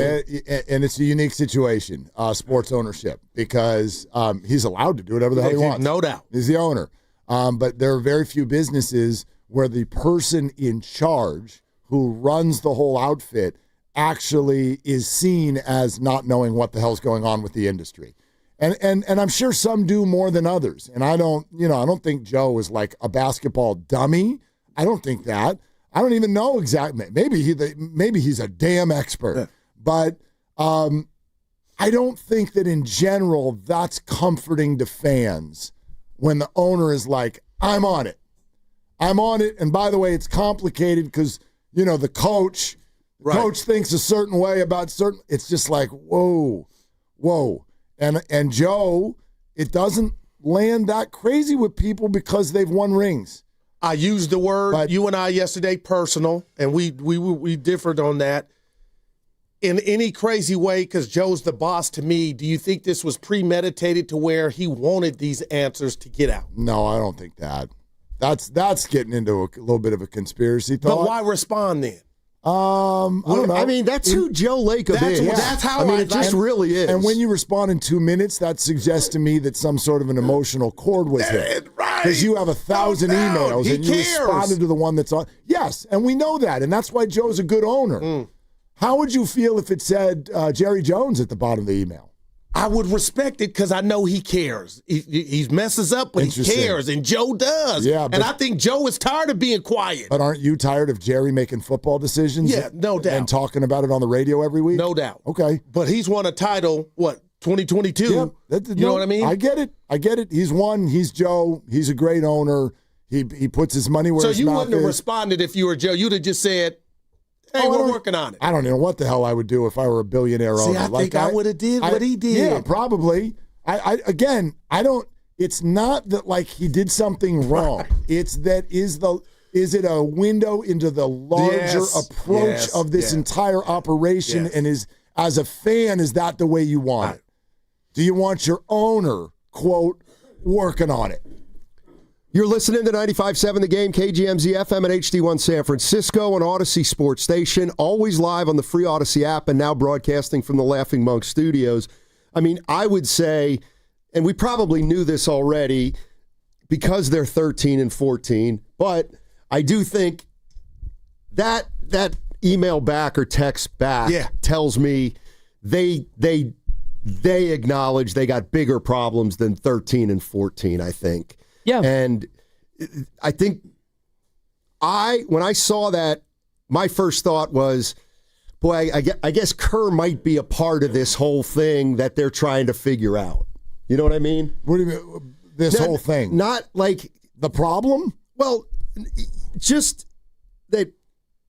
So right now, Draymond Green is under contract next year, but he can opt out. Steve's not under contract next year. And I think that's what I'm saying may be an issue in all this. If they're starting to talk about direction, if they're starting to talk about playing time for certain younger players, then Steve is in the middle of it, I think. I agree with that. And that absolutely could be going on. Yeah, and I heard you guys earlier about, man, when Willard and Diggs get in, I listened to almost the whole show today. You guys were awesome. But, when Willard and Diggs get in, we got to ask him about, will Steve be back next year? Because Steiny was like, I don't want to say hell no, but you were. I don't think so. I think it's on his terms. Whatever he wants to do, it's his call. And we're going to have him on at 5 today, and we won't ask him because he'll say that he doesn't know, and he's going to wait and see, like he said. And you already have. All along. I remember his answer. Exactly. And just based on the way this is going right now, I would lean toward the no. And Steiny was like, he might be coaching somewhere else. I don't think that he's going to coach anywhere else next year anyway. If he leaves, I think that he goes more in the Bob Myers mold, and that's what this whole thing has me thinking about. Bob Myers, where Bob, I do think that he kind of got to a point where he's like, enough of your calls all day and all night. I want a break. And so Bob took a break, and he did what he did, and he went to Washington in the NFL, and he went to ESPN, and I think that that's more likely what happens with Steve. So you don't think he'll coach in the NBA other than the Warriors? Not next year, and probably not ever. I don't think so. I wouldn't say not ever at all. I would say somehow my feeling is that he wouldn't coach another team while Steph is still playing. And I think he's going out with Steph. Maybe. And I'm sure that in a perfect world they hope that, but it's not a perfect world. But I could see him coaching another team, but I doubt it while Steph's playing. Look, this team's been good to us, and I love everybody involved. This dynasty from Steve Fizziak, remember him on the call way back in the day? God, Fizz. And Albert, I remember those days. So I say that before I go here, I'm just being real because I love this organization, and I don't want you tell me, you three, if I'm making more out of it than I need to. But I'm watching. We talked about the great Raymond Ritter. And the video of Slater asking Steve Kerr about the email, Steve says and acknowledges, Raymond told me about it. And I just thought to myself, Daryl Johnson from the Union. So did he have to deliver, Raymond, to Steve the intent of what you might read and perceive it to be when you read Coach's desire? So I'm thinking, is this just small, or for Raymond to have to explain to Steve maybe what Joe's intent was? Then I'm like, this could get tricky. And if I'm any coach and I hear my owner say Coach's desires, I'm like, that could be among a fan base that are not, let's just say happy right now. That could turn into something that nobody wants. That certainly could be the case. My guess, though, is, and just so listeners all realize, before any of these press conferences, the PR person's job is to sit there with the coach and be like, here's what you're probably going to get asked about. Pentagon with the president. You know what I mean? Okay. Remember when Kyle Shanahan had to read all the lip reading stuff from Jimmy Garoppolo? No, right. Oh, these plays suck. And everyone did lip reading gate. And that was how Kyle answered. He's like, the PR person just showed me this video now. I remember that. Because they want, it's like, hey, you're going to get asked about this, so be prepared. So I think that's okay. All right. Ritter's like, you're going to, so there's this email, and it was from Joe. Be prepared, you're going to be asked about What are you asking exactly? We're asking about the email from Joe Lake. Yeah. No, I think that part of it was modus operandi, if you can't, because that's he's Latin. just going to go in. Yeah. I shouldn't have done that. No. I think that's a normal MO. There you go. All right. Put it Okay. that way. Yeah. Well, and that's what MO stands for. So go ahead and educate the room and the audience. I like that. Now spell it. Modusoperandi. I have no idea if that's right. Give him I a think it ding, is. Randy. Okay. Give this man Grandy's his second ding for me today. Did we? Oh, gosh. He ain't What was dumping the Larry. first one? Oh, yeah, because Dibs got something for you. So we had 11. There's this picture of 11 players And in real NBA quick, history. I got Okay. intel 12. that Willard's Yeah. not in. He don't like those photos and you list and all that. No, What it was, you said? it was Lucas. Lucas really Oh, didn't okay. like it. Okay. You didn't But- see the AI picture of 11 studs and 2 got to go. Kareem, NBA Bill, players. Kareem, Bill That's Russell, fine. Kevin No, I Durant, haven't seen it. Tim Duncan, Magic Johnson, Bird, Shaq, Jordan, Curry, LeBron, Kobe. You have to take 2 out, I had which Bird clearly out. they did on purpose. Because KD, to me, does not belong on the list. Almighty does. He just doesn't. Can I see the list again? Yeah. Show him the picture if yeah. you can. Yeah. The picture's amazing. Yeah. Okay. And God, I wish it wasn't AI, but it has to be. Go ahead and right? deliver the bad news to Steiny. Who you would take off, Dibs? We talked about this. Stolen by DJ. Pass to Bird. Okay. That's Bird Who's is the out. other one? Shaq. Bird and Not Shaq. KD? No, KD is a unicorn. Guru's right. thanks. He's 6'13", and he. Randy, you listening? I mean, he did things that.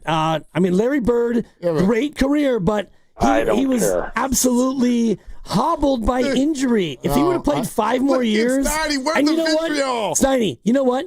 He got carried by 3 other Hall of Famers: DJ, stolen by DJ, and McHale and Parrish. KD did it on his own here in Golden State. I think I'd get rid of both of them. Does that help? So those would be KD your and 2? Bird. Wow. Yeah. Why do I need KD to be a unicorn scorer when I've got Michael Jordan, LeBron James, Kobe Bryant, Steph Curry, and Tim Duncan? Why do I need Kevin? Well, you're not building a team. Yeah. Well, Just like- 2 got to go, Will, for whatever reason. Yeah. I sent Magic and Bird home.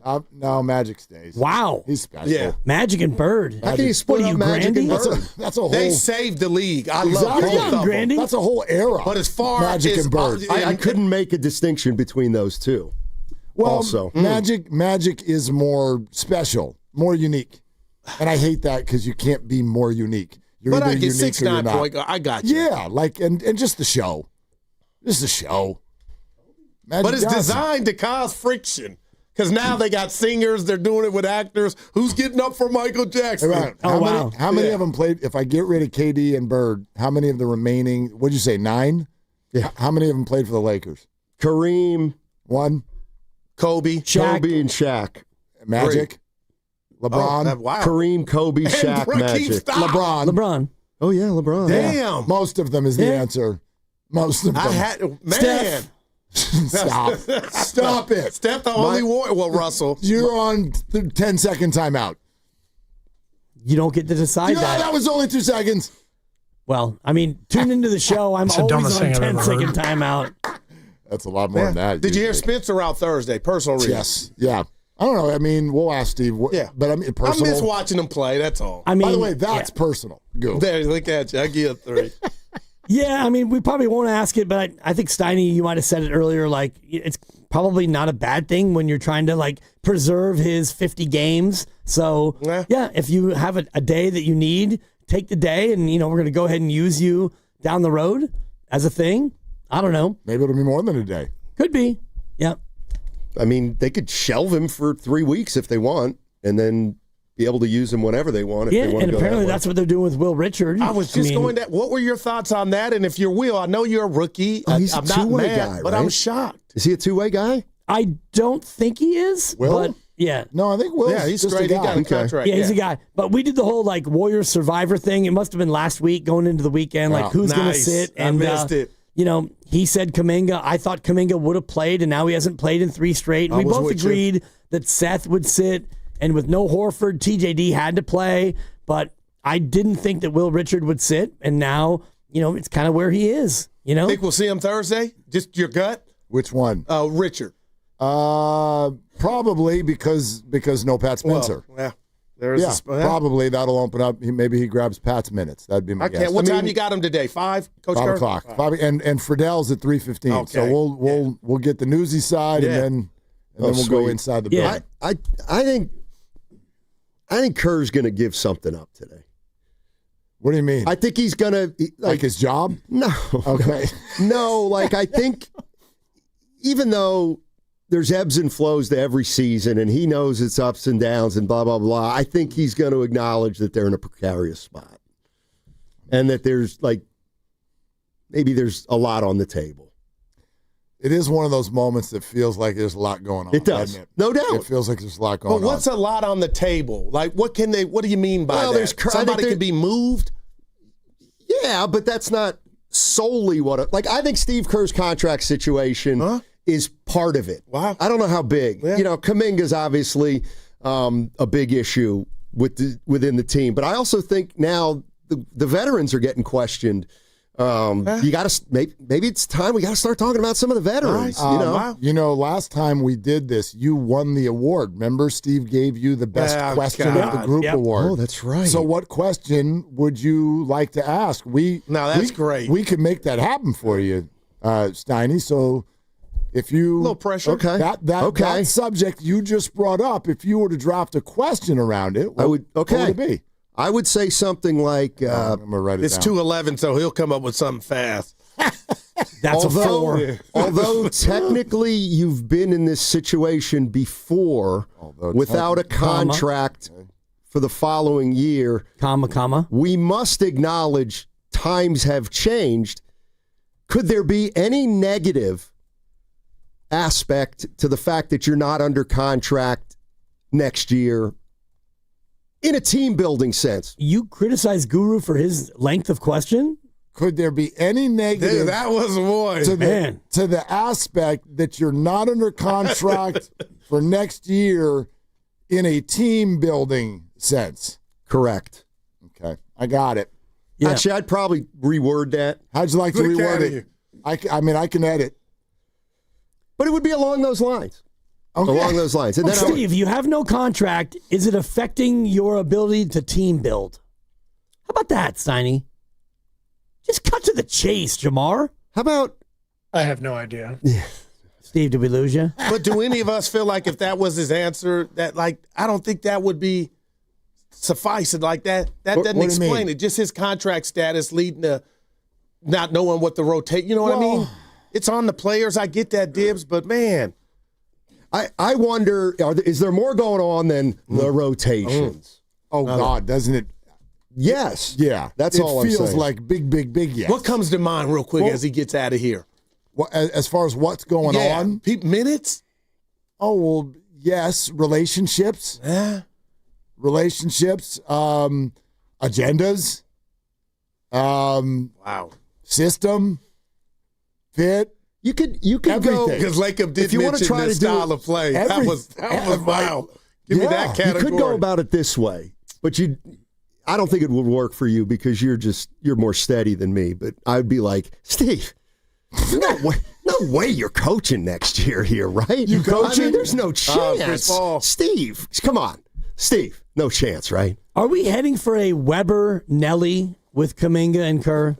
And that's what as you guys were doing your show today, I was thinking about that 30 years ago where Weber broke my heart. Weber, I want out. And Nelly, fine. You leave. And then he got fired 4 months later. Oh, my. So you had neither Weber nor Nelly. You guys had an interesting conversation earlier today about that whole idea of what do you do with a player that doesn't want to be there? Like, to me, it's a non-starter. So you're with me. You got to go. Gone. Yeah. And both organizations deserve to be criticized. Now we're talking about Aiyuk. Yeah. Deserve to be criticized for the fact that they did not listen to what they knew in the moment. Wow. On both Jonathan and Brandon. Because they could have really got something for those guys. And my $1 million question for Brandon is, what did they do that turned you off?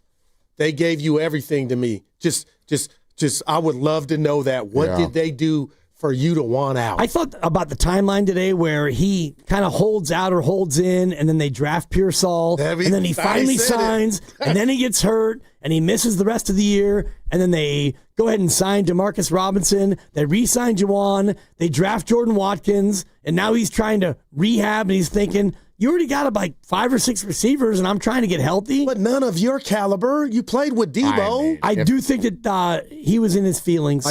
Shout out Drake. I think it would be worthwhile to go back and look at the exact timeline of all that kind of stuff. That's kind of the way it went. They paid him. That's so soft. If that's what it is. You said that yesterday. That's so soft. After you got paid. In the NFL, you're mad because you drafted someone at my position? I got to agree. So soft. And they paid you.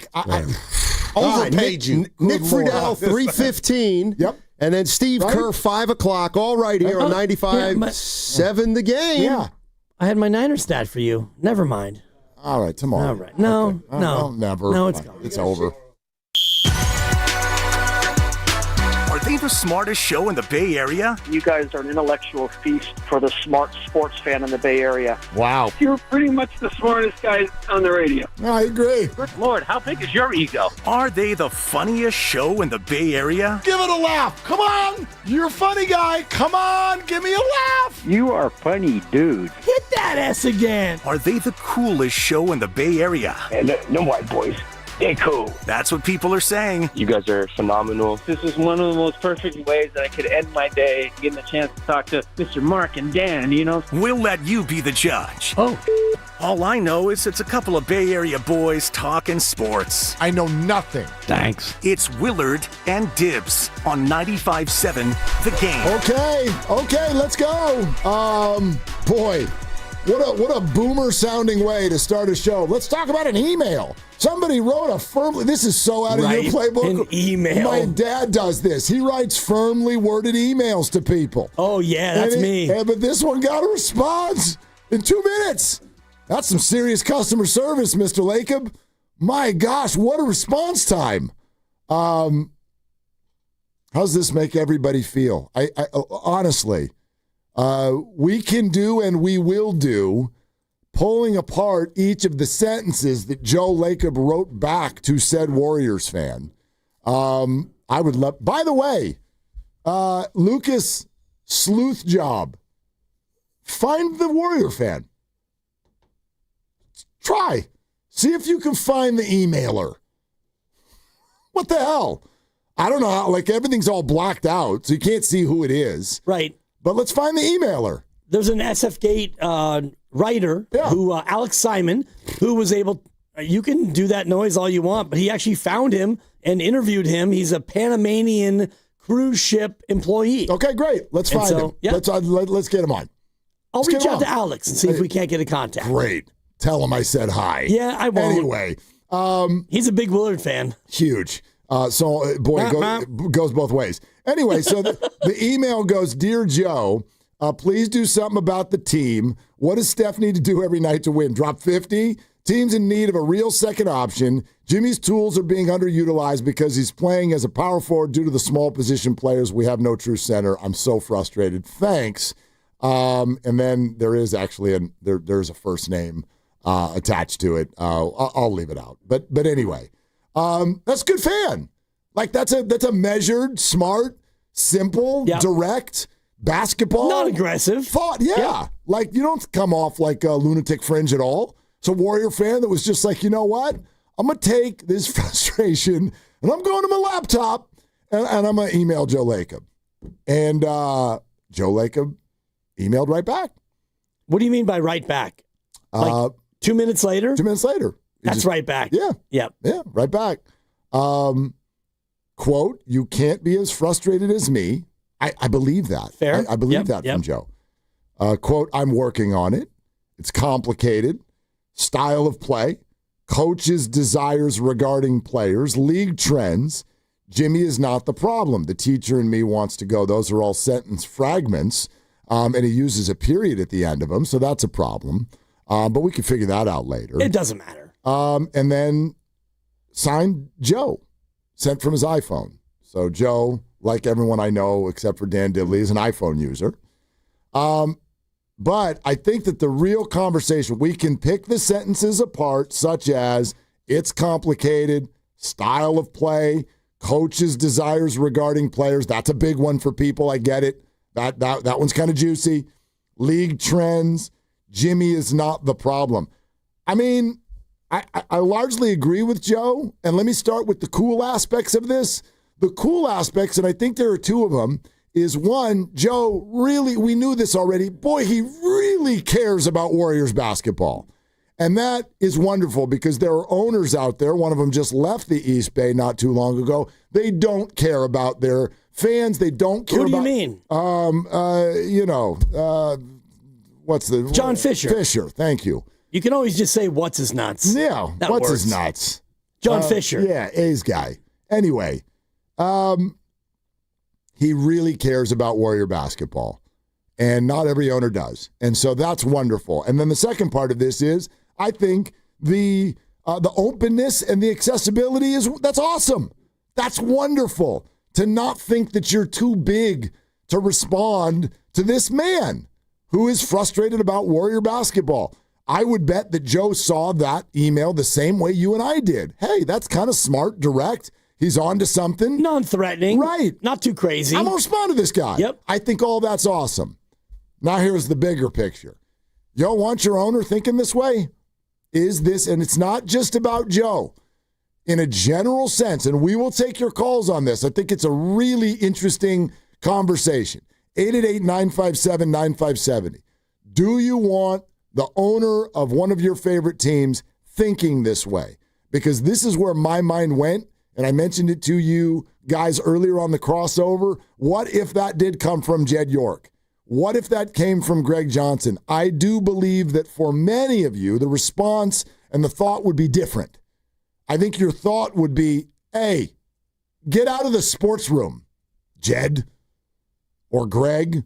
Like, what are you doing here? What do you mean? What do you mean style of play? What do you mean you're working on it? That's not your job. But Joe is very loved. He's been very successful. That openness, that accessibility helps him here.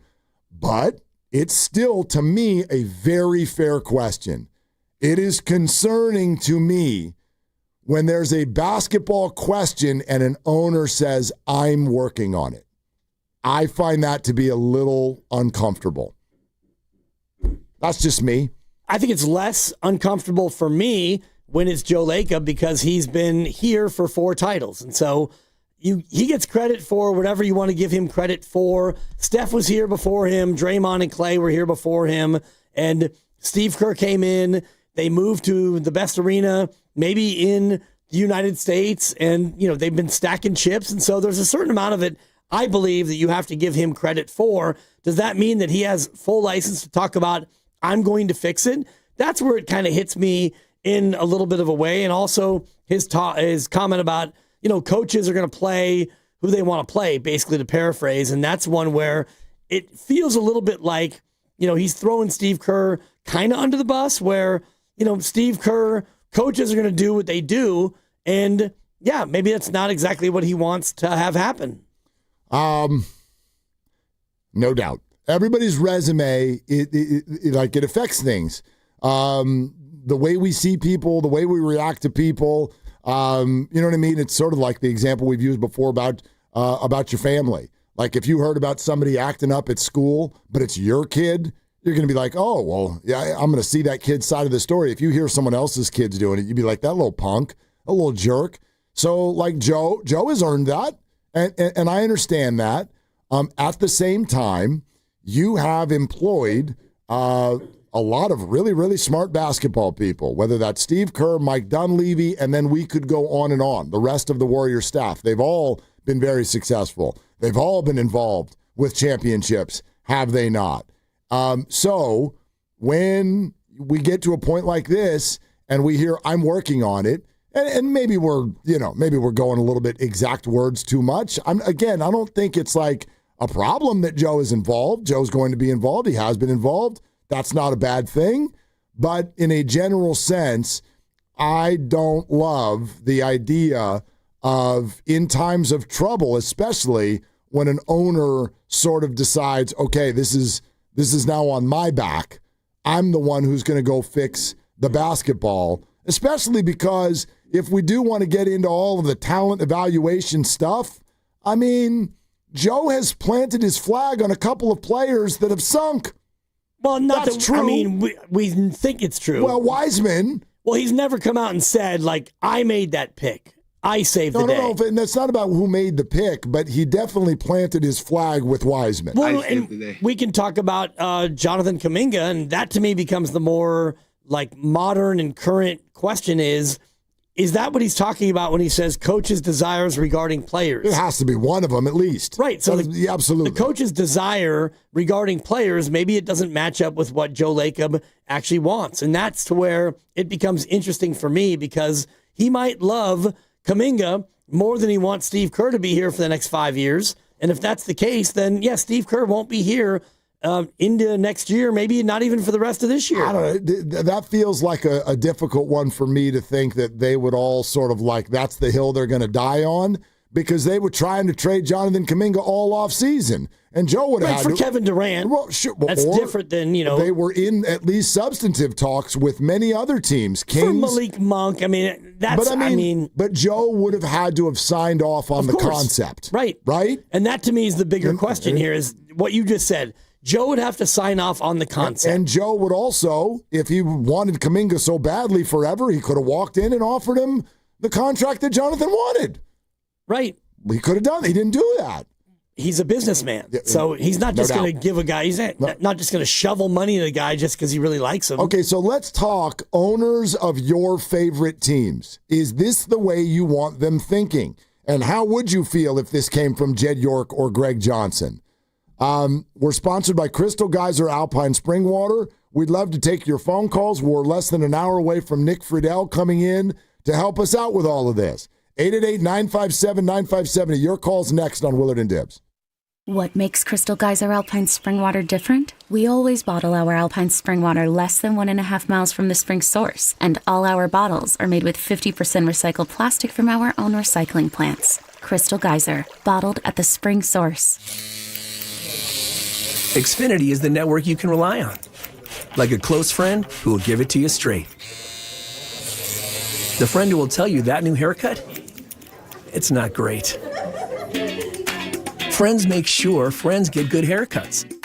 And Xfinity makes sure you get a good deal on Wi-Fi. Xfinity gives you reliable fiber-powered Wi-Fi at our best price. This holiday season through January 4th, get gig speed Wi-Fi for just $50 a month for 5 whole years. No strings, no commitments. Just super fast, reliable gig speed Wi-Fi with our best equipment and unlimited data included. Save yourself from questionable decisions and save over Verizon and AT&T. Xfinity. Imagine that. Restrictions apply. Requires paperless billing and auto-pay with stored bank account. Taxes and fees extra. Xfinity Internet powered by fiber and connected to premises by coaxial cable. Actual speeds vary. After doing it all, Lazy Boy Furniture takes you from zero to surrounding you with the comfort you deserve. Come try it for yourself at any Lazy Boy Bay Area store during the holiday sale and save 30% on everything, but only for a limited time at your local Bay Area Lazy Boy store. 95.7 The Game and Great Clips have teamed up for the new basketball season. We want our listeners to look fresh with a great haircut from Great Clips. Each week, we'll pick a lucky winner to score a gift card. For a chance to win, courtesy of Great Clips, enter online at 957thegame.com. Television sales on Black Friday set new records as millions of Americans snapped up the hot deals. But a lot of people were out of town or too busy to take advantage of the special pricing. So, how about a redo? Right now, you've got a second chance to save big on many of the top-rated Samsung, LG, and Sony TVs. Where? At Video Only, where the smart shoppers go. So, don't miss out. Check out Video Only now, or you'll be sorry. Hey there, it's Bonte with the report from River Islands in Lathrop, where so much is happening this winter. The home selection has never been better, with neighborhoods designed to fit a wide range of lifestyles. Whatever is on your list of must, an amazing kitchen, a home gym, a private office, or a separate suite for your in-laws, the home builders have designed a home just for you. Priced from the low $600,000 to over $1 million.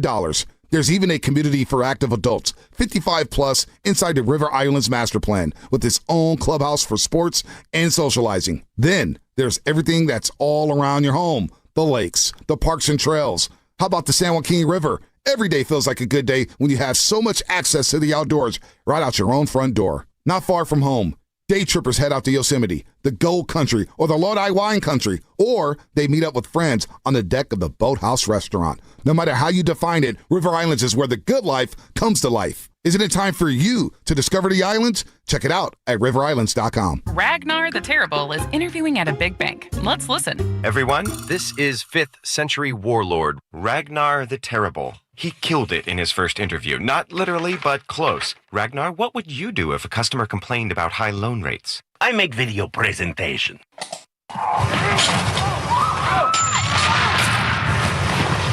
Star One is nothing like the big banks. We have better rates, minimal fees, and friendly customer service. Star One, in your best interest. Guys, thanks for helping me carry my Christmas tree. Zoe, this thing weighs a ton. Drewski, lift with your legs, man. Santa! Did you get my letter? He's talking to you, Bridges. I'm not. Of course he did. Right, Santa? You know, my elf Drewski here, he handles the nice list. An elf? I'm 6'3". What everyone wants is iPhone 17. And at T-Mobile, you can get it on them. That center stage front camera is amazing for group selfies. Right, Mrs. Claus? I'm Mrs. Claus's much younger sister. And at T-Mobile, there's no trade-in needed when you switch. So you can keep your old phone. Or give it as a gift. And the best part, you can make the switch to T-Mobile from your phone in just 15 minutes. Guys, my side of the tree is slipping. Timber! The holidays are better at T-Mobile. Switch in just 15 minutes and get iPhone 17 on us with no trade-in needed. With 24 monthly bill credits for well-qualified customers plus tax and $35 device connection charge. Credits end and balance due if you pay off earlier cancel. Finance agreement 256 gigs, $830. Eligible port in a new line. $100 plus a month plan with auto pay plus taxes and fees required. Check out in 15 minutes or less per line. Visit T-Mobile.com. This is the story of the one. As an HVAC technician, he and his digital multimeter are in high demand. So when a noisy office HVAC turns out to be a failing blower motor, he doesn't break a sweat. With Grainger's easy-to-use website and product information, he selects the product he needs to keep everything humming right along. Call 1-800-GRAINGER, click Grainger.com, or just stop by. Grainger, for the ones who get it done. Got any gadgets? Get online protection. NordVPN has a ho-ho holiday deal just for you. Secure up to 10 devices with a single account. NordVPN's Threat Protection Pro feature helps you avoid malware, phishing, and annoying trackers. Just a few taps and you're safer online. Let your gadgets sparkle with online security. Go to NordVPN.com and get up to 77% off plus 3 extra months. NordVPN. Red and Gold Game Day starts at Laughing Monk Brewing. Park for free. Enjoy amazing food, ice-cold beer, and every game on TV. Catch 95.7 The Game's pregame show. Then hop on the free shuttle straight to the stadium. Sign up now at 957thegame.com.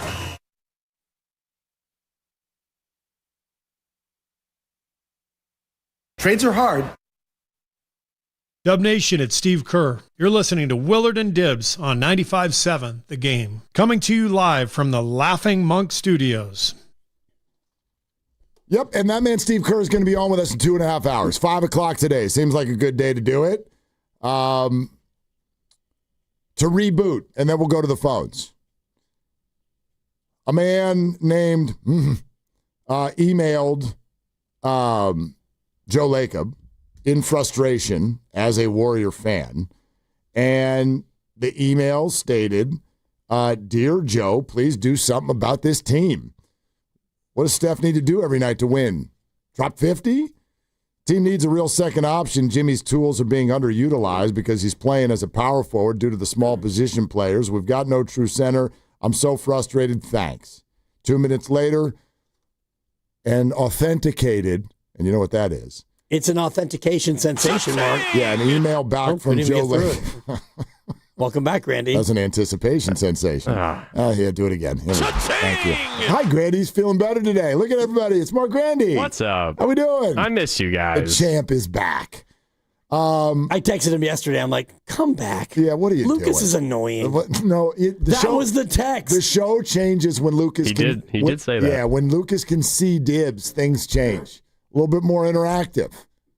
Hi, Lucas. Yeah. He's like a housefly. He can't see us over there. Buzz, buzz, buzz. Yeah, Lucas. Right, Joe Lacob's response. You can't be as frustrated as me. I'm working on it. It's complicated. Style of play, coaches' desires regarding players, league trends. Jimmy's not the problem. Joe. So there you go.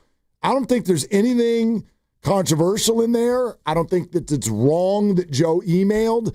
I just think there is a strategic window into the Warriors. And I find it not like problematic yet. I find it concerning. That's how I would phrase how I feel about it. And I started actually, oddly, and maybe coincidentally, I started this conversation yesterday. We talked about it a little bit. I'm concerned a little bit about the stubbornness at the ownership level of the Warriors because they are, I think understandably, they're very proud of themselves and they have achieved and built a lot. But I also think that leads to them constantly thinking that they're right.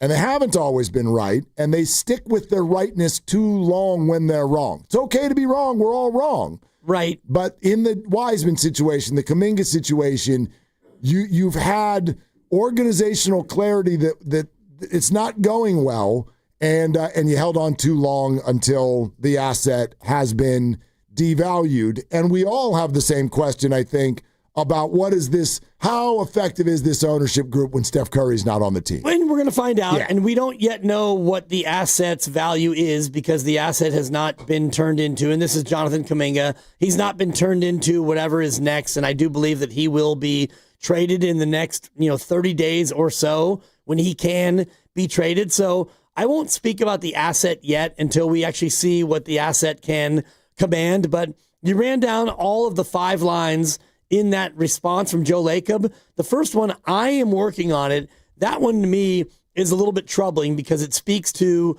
the hubris of, the I, me, mine that I talked about in the crossover. Like, I am working on it. Well, you have a GM, you've got a whole staff of people who probably are also working on it, including a couple of your various kids. But, and again, it's just a response and an email 2 minutes after it came in. So I'm not going to hold him like feet to the fire over every word. Style of play, I did think was a fascinating look at where they are because, as I shared with the group, the league is playing faster and you are playing older. And so you've got longer and faster and teams that actually shoot the 3 better than you. And you are not as long, not as fast, and you don't shoot it as well. And that speaks to league trends as well. The league has gone by you because you've gotten older and you don't have the players who play the way, and I won't say OKC because they are like unbelievable right now as far as league trends and style of play, but even Portland, a younger, faster team that can actually hit open threes, and they've done it to you twice. They've beaten you 3 times. That, to me, is a bigger issue in all this. 888-957-9570. Let's hear from you, okay, on Willard and Dibbs. Nick Friedel, 3:15. Steve Kerr, 5 o'clock. Dave in the city, first up. Hi, Dave. Thanks for calling in. Hey, can you hear me? Kind of, Dave. Try again. Can you hear me now? Yeah, that's better. All right, perfect. I think the resume allows an owner to talk that way. So I got to the head, but I absolutely want an owner talking that way because, I want him to take accountability and not just think about the money. He's embarrassed about what we've been putting out on the court. So I like that in an owner. Now, if you were to tell me Jed was to do it, I'd be like, Jed, sit down somewhere. But my second part, just a quick blurb. I think it's time that we move on from Jimmy and Draymond. Jimmy doesn't look like he has it anymore to be that second option, especially this year. And January 15th can't come soon enough. I think everybody has to be on the block other than Curry. Let me know what you guys think. Okay, Dave, thanks. And I think that's going to be a somewhat popular response. I think there's 2 pieces to that. Has Joe earned it because of their success? I think you can argue that. The second part is, sure, like what you were just saying, are we splitting hairs here with the wording? I don't mind that he's working on it. He should be working on it. Right, they all should be, and they are. Right, that's the question. The question is Joe like, no, I'm working on it. I'm going to step in here. I'm going to tell Steve Kerr and Mike Dunleavy about style of play and which players they should like. That's when I don't know that that's what's happening, but we do know that Joe Lacob is very involved. Yep. And this is not the first day that this has come up. And comments from folks like Andre Iguodala and Bob Myers and many others have at least flirted with the idea of Joe's a lot. Joe's a lot to work for. I bet Joe would agree with that. So that's where, to me, the conversation is. Second part of his commentary with regard to, I always think this is interesting. Everybody's available, not named Steph. It's true, but you do realize, I think that if that's your thought, it's time to move on from Jimmy and Draymond, you sort of are saying it's time to move on from Steph. I don't know who is this other person that you're bringing in a month from now, or a bevy of people who are going to come in and immediately blend with Steph, and off we go to June together. Like that wow, what a storybook. I just don't believe that to be possible or on the table. I don't buy it at all. So you're going to trade Jimmy, who's making about 54 or whatever he's making. So you're going to trade him to a team that is really good, and they're going to give up their $54 million player? No, that's not the way this goes. So you're going to trade him to somebody like, I don't know, Sacramento, who has Zach LaVine making $42 million. So you get Zach LaVine, and you get somebody else to come in here for Jimmy Butler, and you probably have to attach picks too, because I don't think that Sacramento wants that. And so now you've got Zach LaVine instead of Jimmy Butler, and now you're going to go from an 8 seed to a 3 seed. I don't see a trade for Jimmy being at all possible or being at all prudent. And the other one, you mentioned it with Draymond, like Steph and Draymond. Draymond and Steph, they play so well together. Steph doesn't want Draymond to leave. No chance. I have this big overarching question that I have decided we're never going to get an answer to. But every Warrior conversation I get into, I bet you too, and certainly on this show, everybody has opinions that really kind of started, if you date back to the last ring. From that point forward, things have seemingly been controversial as often as they have been not. Yep. From Draymond punching Jordan Poole to the Kuminga experience to Andrew Draymond Wiggins. hitting Nurkic, Draymond choking Gobert. All the Draymonds. Yep. Okay, and then the Wiggins disappearance, and then you're trading for Butler, all of the stuff. And it's all led to the same sort of thing, which is like good but not good enough. And everyone's got all these opinions. Trade this guy. Trade that guy. Let's do this. We're all in the trade machine. I have one umbrella question. What does 30 think? And isn't it we never know. We never, ever know. 30 won't ever let you know what he thinks. I'm sure he lets them know, and that's partly why they got Jimmy Butler, I would bet. Well, to me, that's the ultimate card. That's the winning card. That's a wild card. It's the trump card. What does 30 think? Right. Let's try not to use that word. What does 30 think? Because I don't think you can functionally do anything as a Warrior organization that has openly stated we are doing everything for Steph if you're not getting Steph's opinion on it. So therefore, every time someone goes, man, this freaking Draymond guy with the punches and the this and then that and the other, what does 30 think? Because to me, it's a conversation ender. If Steph Curry grabbed a mic and went, I'm not playing without Draymond, period. Well, then we're done here, right? I'm not playing for anyone other than Steve Kerr. Exactly. Which, by the way, he's flirted with these comments before, but he hasn't fully made them. But I always wonder about that. When people want to trade this and trade that, and everybody's available except for Steph, I don't think Steph agrees with you. I don't know, because he doesn't say it. Right. I don't think he agrees with that. I do think that if you look at the tea leaves and if you look at exactly what's gone on with the organization, most of it is based on, things that you're going to do to maximize the Steph Curry window, whether or not he's making the calls or not. I doubt he's making all of the minutia maneuvers like Kevon Looney, for example. Sure. All right, Kevon, I'm sure he would love for Kevon to stay, but financially, it's going to put you in a spot where maybe you can't get this or you can't get that. I do think when you look at a Jimmy Butler acquisition, a veteran Steph wanting another vet, and even Al Horford, where, let's bring in a stretch five who I know he can play. He's played for 18 years. I know how he plays. I do think that a lot of these are not, Steph as GM, but they're all built around the Steph Curry window. And so yeah, you're totally pot committed. You brought in Jimmy, you paid him. You've got Draymond for one more year. You've got Steph for one more year, maybe longer. And I do think with Steve, at least for the rest of this year, that's where you're going to be.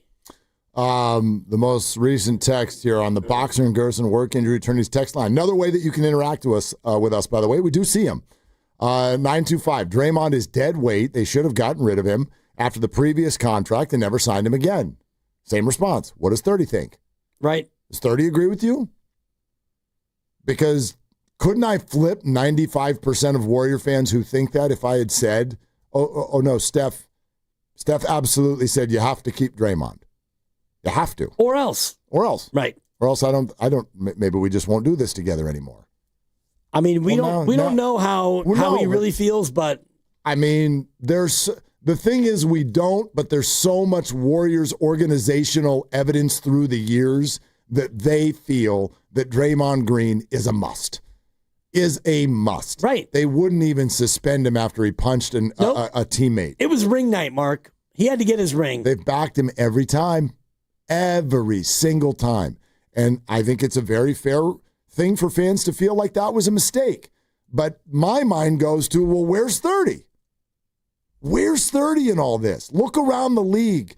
Every star tries to basically conduct the organization, don't they? Right. Giannis has brothers playing for the team. He's out like, I might ask for a trade. Like they brought in Lillard, right, to help. These stars run the show, but here we just because he's so special and different and nice and all of that. But I firmly believe that behind the scenes, these same kinds of conversations are happening. Why wouldn't they? Well, then let's just spin that to where all roads lead, because if you get to Jan 15 and Kuminga can be traded, if 30 really thinks that Kuminga can fit with this team, then Kuminga's not getting traded after January 15th. I don't even think he'd be getting DNPs if Curry would demand that he doesn't get DNPs. And that's what makes the Lacob comments in the email so fascinating, because his line that he wrote was, coach's desires regarding players. Yep. Coach's desires regarding players. And so what does that mean? It means Steve Kerr is playing who he thinks he can win with. And if that's his desire to not play Kuminga, then Lacob, went out of his way to use that phrase in the response to the fan. I don't know what other desire you could look at. Like, all right, Seth Curry doesn't play. Fine. Is that his desire? And maybe it's like Steve loves pods. He plays pods more than anyone else. No, I'm sure that it's all these things. It is, but its majority is it's those two players. Right. Like, I don't think Joe's like, if we would play Will Richard, then we would be the 2 seed. I don't think Joe Lacob thinks. I don't know that anybody thinks that. But there is a complicated sort of cycle that has developed, and it's mainly about those two players. That's why those two players get talked about by fans so much. Yeah, and then he goes on to talk about league trends, and I do think that the trend is have a bunch of 6'5" to 6'7" guys who are athletic, who can be 3-and-D, who can defend and attack and shoot, and that's one of the trends that the Warriors have not been able to follow. And again, that kind of goes back to Kuminga, where he's that guy. If he could shoot a little bit better, play the defense they want, rebound the way they want, and beyond that, like the Warriors have Moody, okay, and beyond that, they've got, Melton and Pods and Seth and Steph. These are littler guys. These are not like big-time wings like the league trend is. Let's go Sam in Sunnyvale next. Hi, Sam. Thanks for calling in. Hi, I love the show. Thanks. So wanted to comment on the I'm working on it line. Okay. So I don't read that as anything. Sorry, my dog is. That's okay. Introduce us to your dog, Sam. Who's your dog? My dog is Smush, and he's a bulldog, and he has a name of Smush. He's got kind of a smushy face. Okay, your last name's not Parker, is it? No. Okay, no. Good. Thank goodness. So, all right, go ahead. So I see that Joe saying I'm working on it as feeling a responsibility. The buck stops here, right? President Truman, famously had that sign on his desk. Doesn't mean that he's going to go ahead and make every single decision, but it does mean he's at the top. He's the guy who signs the paychecks, and he's got some responsibility. And I think that's reasonable. I mean, there are a lot of things in that email that could be talked about, and you guys are doing a great job of it, as other callers are. But 2 minutes later, he comes back and says, like, yeah, I'm working this situation. I think it's good. People would be understandably upset if he said, yeah, we don't really know what to do. You know, I've delegated the whole thing to my staff, whatever. I think it's a positive. Sam, I think that's totally fair. Thank you so much for the call, and enjoy the dog park this afternoon. Yeah, the smush. I don't think it's a negative, but I do think it's telling over the way he looks at it. And I'm looking at the Jed York comments after they had fired Harbaugh and Balky, and I'm looking at all these comments from NBC Bay Area from almost 10 years ago, and it's, we were 2-14. We need to get the right people. We need to be better. We have a vision. And I do think that when you think about it from that collective, it's more comforting for me as opposed to I, me, and mine. That's fine too, but also listen to those sentences you just said after Jed said we. Read them again. We what? We have a vision that's going to last for a long period of time. We have a vision. We need to get the right people. Got the right people. We were 2-14. We didn't do a lot of right things this year. We need to be better. See how general those statements are? That's, for me, it's a combo. It's a 1-2 punch. I don't mind that he said I'm working on it, but the next thing he said sort of is indicating what he's working on, and he got into the weeds. He did not say, I'm working on it. We have a vision for the future. We're really looking to be better, and do sort of that lip service stuff. He said, I'm working on it. We got league trends. You got a coach that's over here that's got certain thoughts about players. Style of play. Got style of play. It's complicated. Like, he went into the weeds, and that's where I went, ooh, okay. Maybe you're good at this, but in a general sense, you can all tell me all you want that because he's won rings, that makes it kind of okay. In a general sense, that is not the way that I like to see an owner go about it. Whether he said I or we, we're working on it. And now I'm going to dive into really deep basketball stuff and tell you that I'm about to go over here and do these things. Because as he just pointed out, Sam said he signs the checks. That's what most owners do, period. Go to bed. Greg Johnson waits for a phone call from Buster Posey. Hey, Greg, can I? Well, come on in. Let's have a meeting and see if you can convince me. Why? Why, baseball person, do you want to do this baseball thing? Greg doesn't go over to Buster's house and be like, so, this Emi guy looks really, really hot. I think we should sign him. I don't think that's the way it goes. And maybe everyone's okay with that. But in a general sense, my antennas go up whenever an owner dives into the weeds of the sport. And I wonder how deep in the weeds he is. And it's something I'll ask Steve Kerr today when we have him on at 5 o'clock about Joe Lacob's input on things like, rotations and DNPs and all the rest of it. Is he that involved? Because I'm thinking about Moneyball, where, Billy Beane was very involved in, what Art Howe was supposed to be doing and who's going to play against certain people. And, the Giants before they got into the Bob Melvin and now into the Tony Vitello, where, Farhan, hee-hee-ha, and the spreadsheet, it's like, here's the spreadsheet. This is what the spreadsheet says. And so let's act accordingly. But those are GMs. Those are GMs. Right. Those are not owners. I know, but it's even more of a dramatic thing where, he's the owner, but he's the owner, but he's also kind of like the president of basketball ops. Wow. Which is, his kids are. So that's the conversation. Right. That's the conversation. And my question is, how involved is he? And I don't know if Steve will actually answer, but I'm just curious about. Totally. Like, again, I don't have a problem with this. It just makes my ears start moving around a little bit. That's kind of the best way I can say it. Makes my ears move around a little bit. Because while some of you will go, hey, Willard and Dibbs, resume, rings, I think it's fair for either of us to go, right, Steph Curry. The resume of Joe Lacob making basketball moves correctly, being a basketball ops person, is what? Well, we don't know. We all want to assign Wiseman to Joe Lacob, and I don't know if we're ever going to find out how that all went down. And, whether it's Kuminga is the same and 2 timelines, we all want to use that fraudulent phrase because they never said it, but it became a thing. So I don't even know how much of that you put on Joe Lacob, but when I hear these comments in this email, it does strike me a certain kind of way. Okay, 888-957-9570. Definitely got more time for your reaction, so keep it coming. Nick Austin, you'll lead us off. Nick Friedell's in 20 minutes. We're sponsored by Surfside. The Golden State Warriors are back. Cheer on your Warriors with an ice-cold Surfside, only 100 calories, 2 grams of sugar, 0 bubbles. Easy to sip and enjoy. It's not a seltzer. It's Surfside, proud partner of the Golden State Warriors. Got to be 21. Please drink responsibly. We're also brought to you by Fremont Bank. Here for you, here for good. This is Willard and Dibbs.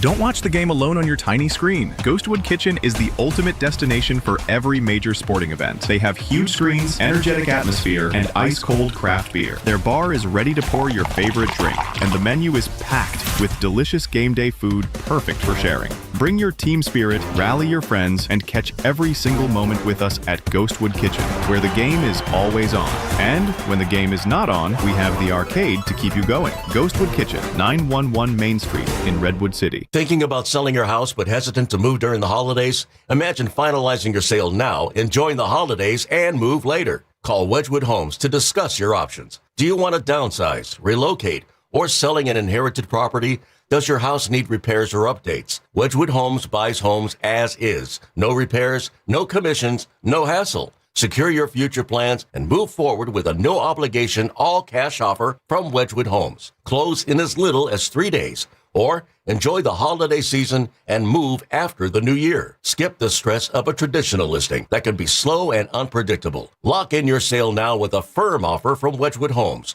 with no last-minute price drops like other cash buyers. Call 415-888-9432 for your no-obligation all-cash offer. 415-888-9432. 415-888-9432 or wedgwoodhomes.com. The Bay Area's trusted home buyer. Nationwide is so much more than a great insurance company. They're one of America's largest financial services companies. Like how I'm more than just Peyton Manning. I'm also motivating Manning, and you too can be so much more. Nationwide Investment Services Corporation, member FINRA, Columbus, Ohio. You know, covering Bay Area sports for years, I've seen athletes go through it all. The highs, the lows, and the pain that comes with getting knocked down. But when it's not just a game, when you're the one injured, or when tragedy strikes someone you love, that's where Beam Law comes in. Beam Law is the Bay Area's go-to personal injury law firm. Whether it's a car accident, a serious injury, or a wrongful death, they're there to shoulder the legal burden so you can focus on what truly matters: rebuilding, recovery, and taking care of your family. Beam Law is local, and they win, with millions recovered for clients across the region. That's why SF Weekly voted them Best of the Bay 4 times. If you've been hurt or lost someone because of someone else's negligence, call Beam Law at 415-523-5555.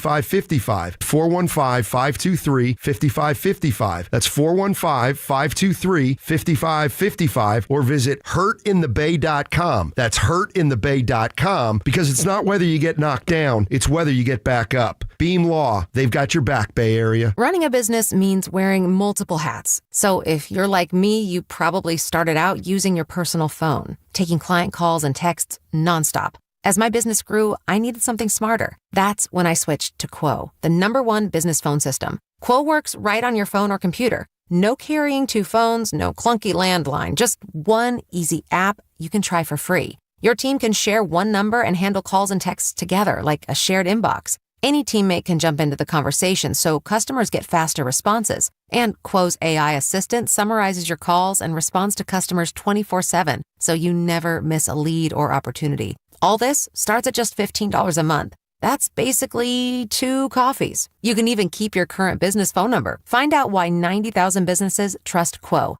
No missed calls, no missed customers. Try Quo for free at quo.com/sports. That's quo.com/sports to try Quo free. QUO.com/SPORTS. My name is Whitney Allen. I am a widow. My husband Ryan died. We never thought in a million years we'd have to use life insurance. The unexpected happened. With Ethos, it is so fast and easy. It's 100% online. You can get a quote in seconds, apply in minutes, and get same-day coverage. No medical exams, and you can get up to $3 million worth of coverage through Ethos. Get your free quote at ethos.com/radio. That's ethos.com/radio. Time spent on application may vary. Online health questions required.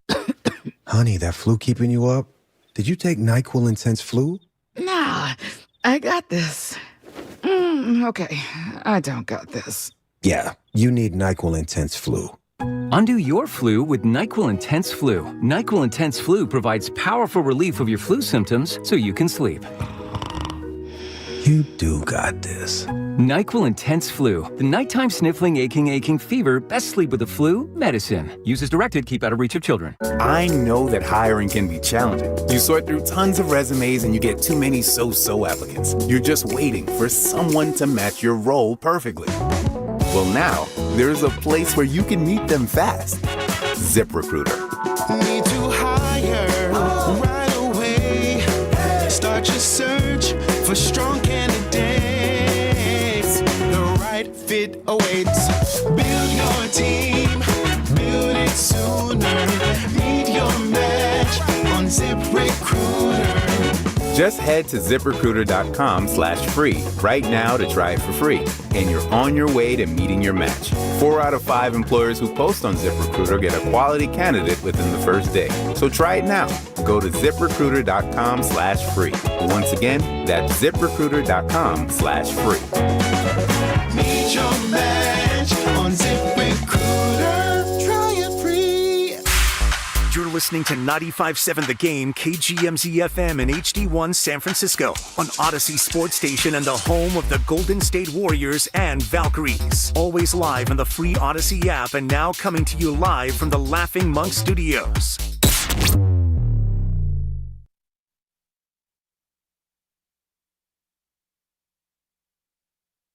Bay Area, this is Jonathan Kuminga. Catch my head coach, Steve Kerr, with Willard and Dibs each and every week, right here on 95.7 The Game. Yes, sir. Yep. Including today, 2 hours from right now.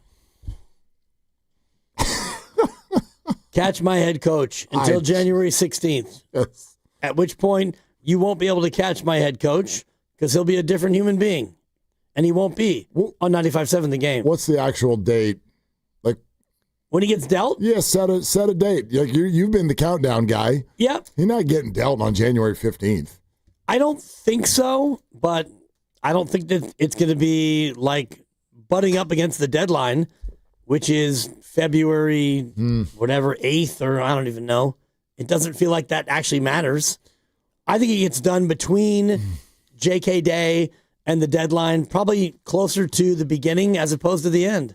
Whole thing's kind of frustrating and sad, to be honest with you. February 5th, by the way, is the deadline. Thank you, Grandy. Appreciate it. And I'm thinking about last year where they traded a broken DeAnthony Melton for a Dennis Schroeder. Yeah. And it was the day after they were able to do that, which I think is a year ago today. Or a year ago tomorrow. It's right about a year ago where they could trade Melton, and they did, and they brought in Schroeder. But, he didn't actually stay. Hopefully Dennis rented, and he didn't buy. Because if you buy a house and you're here for 3 months, that's awkward. Warriors acquired Dennis Schroeder. It was announced Sunday, December, I think, 14th, 13th. Last year. All right. Yeah, there you go. No. Maybe 15th, 14th. Anyway, whatever. Yeah, you're right. A year ago. You're about right. Yeah, it was right about now. And the point was when they could make a move, they did make a move. And I do think that, in this case, if this continues down this path of, Kuminga is healthy and he doesn't get to play, like, let's just do it on January 15th, even if we wind up getting whatever we get. You're going to get something. That's what I mean. Like, I never like it when it feels like this. And this is maybe the more overarching feeling I get when I see the email from Joe Lacob to a fan. And again, for those of you who are just joining us and unaware what transpired, and I guess this actually happened a few days ago, December 14th. So this happened 2 days ago, where a listener, I don't need to go through the whole thing, a fan, emails Joe Lacob and goes, please do something about this team, right? Steph's having to do too much, got no big man. Jimmy Butler is having his skill sets being diminished. Joe responds immediately right back. You can't be as frustrated as me. I'm working on it. It's complicated. Style of play, coaches' desires regarding players, league trends. Jimmy's not the problem. Signed, Joe. So There's nothing wrong with that. Again, I love the accessibility of it and I love the care of it, but it sends my antennas up. And in the moment, what it also makes me feel like is that comment that we were mentioning on the crossover. Doesn't it feel like there's just a lot going on? And I mean that in a negative sense. It feels like this isn't just, oh, they're 13 and 14 and they're struggling. It feels like people are butting heads. It feels like there are relationship problems. It feels like there are a lot of different opinions in the room. It feels like there are players who are probably really ticked off at their role. It feels like there are players who are ticked off at other players' roles. It feels like all of that. I can't tell you a hundo that that's true, but that's what all of this that I'm watching makes me feel like. And it leads to what you just said, which is that there's this fait accompli Kuminga trade thing. The whole thing I find to be frustrating and sad. It's sad that this is the way the whole thing is ending for him and potentially for more, potentially for all of them. And even if you play that out, if that is the reality of what's going to happen, is that going to fix suddenly everything that's wrong with this team? Of course not. Of course not. And you actually made an interesting summation right there of what's going on, because you've got the old guys, the OGs, and I'll put in Al Horford as a part of this just based on availability. Steph Curry's played in 2/3 of the games. Draymond's been hurt. Jimmy Butler has not been as effective. And Al Horford, if he's played half the games, I would be stunned. So you've got the OGs who aren't always available. And at times, Steph Curry is amazing. He's averaging almost 30 a game, and it doesn't always lead to wins. And I actually did not a deep dive, but I did a medium dive. That game was the first time in the history of the association that a player made 12 or more threes and they lost the game. That's never happened before. Really? Ever. Wow. Ever. And I think there are 15 of those instances, and a lot of them are Clay and Steph. Sure. But Danielle Marshall had one, Kobe had one, and they won the game. So that tells you just how frustrating that game was, where you put up a $131 and you lose. But the OGs are not pulling their weight. And then the other 10 guys on the roster, it's like, Pat, you're the flavor of the week. Now you don't play. Will Richard, we love you. You're a rookie. Now you don't play. TJD, if we face a center, you're going to play. If not, never mind. And Brandon Pajemski, the Poughkeepsie kid, who Steve loves and the fans don't, that becomes a hot button issue. So, Buddy can't shoot. And like, we could run through the whole roster. I do think what you said is right. Like, there's more broken than just Steve won't play JK. Yeah, it feels like just feels like a whole lot of people not on the same page, and that's kind of what the email says to me. Not a. I agree with one sentence the most. It's complicated. That's the one that I really super duper agree with. Yeah. By the way, here's Steve Kerr's response today to this Joe Lacob email to a fan. Joe Lacob had an email that, I don't know, leaked, whatever you want to call it. Did you see it? Yeah. Raymond told me the story. It's not a big deal. Yeah. I'm not concerned about anything like that. I mean, it did, I guess, express a sense of frustration with the current situation. I guess how are you feeling, not only, above you, below you, players, all that, just like the growing frustration at 13 and 14? Well, we're all frustrated. Joe is frustrated. I'm frustrated. Steph and Dre, everybody's frustrated. And this is, kind of how the league works. And, I hate when people, are going to post private emails. Like, imagine if everyone's emails were just publicly posted, how tough that would be to live our lives. So Joe supports me 100%. I support him. We have a great connection, and we've had so much continuity here, and our stable environment in our organization is one of our strengths. And so I didn't even know about it, but Raymond told me about it. It's not a big deal. Okay. I mean, yeah, I don't But he didn't like the fact that the private email got posted. What does that make you think of? Immediately, you know where my mind went? You remember what was one of Steve's first reactions when Draymond Green punched Jordan Poole? He was pissed that the video got out. Exactly. And he didn't like that this email exchange got leaked. Yeah. So it's not the email, it's not the punch, it's the fact that it got out. And again, I'm not saying Steve was like supportive of Draymond punching someone. No, you're right. And this is a relatively innocuous exchange between Joe Lacob and a fan. But Steve, and I get it. I would feel the same way if I had that kind of a public persona. The hell you all putting this on the internet? This is a guy who doesn't even have social media. Like, he needs to be updated by other people. He's like, so there's this thing going on. There's this thing on TikTok right now, Steve, that you're going to get asked about, so be ready. It's kind of like our show thread we have between you and me and Grandy and Lucas. If we that wouldn't go well. No, if we were to say something like a good idea off the cuff about either a fellow staff member or about somebody who we cover, and one of us just like tweeted that out. There's probably all kinds of fireable stuff in there. It's I might go viral. Yeah. Thank you. Austin in San Jose. Hey, Austin, thank you for calling. What you doing? Hey, fellas, I'm listening to you guys, man. It's a hell of a conversation, enjoying it. Here's my quick take as being an OG and been around the sport and listened to the coaches. First of all, Steve Kerr, you can take it. You're a big boy. I don't know why this is something that we need to worry about. He's getting paid to accept everything. Coach, feedback from fans, and the fans aren't happy, Willard. I mean, we can make all the excuses in the world, but the product, Joe Lacob's sitting there at courtside, he sees exactly what fans are seeing. The product isn't very good. So Steph Curry is Steph Curry. We all know Steph's great. That's not the issue. But the other pieces are not good. And you even there a couple weeks ago, I think you said you were going to leave early. I mean, there it is right there. I don't disagree with anything you're saying. I don't disagree with anything you're saying, Austin. It sounds like you think but hold on. You think Joe's email, that response, is directed at Steve Kerr. It doesn't say that. That's how you're taking it. I'm interested in that. I think it was, first of all, I think it was appropriate. I'm glad to see that Joe responded. That means he's on top of it. He hears the fans, even though a lot of people in the media say they don't care about what the fans say. Oh, I think they care a lot about what the fans say. That's my, so I think, let me ask you a question. I think, I think part of it was directed at Kerr. I think it was directed at everybody, the players, Kerr. They all work for him. Remember, Joe Lacob sees everybody as a worker, right? He doesn't. I don't think he cares about where you sit. You work for Joe.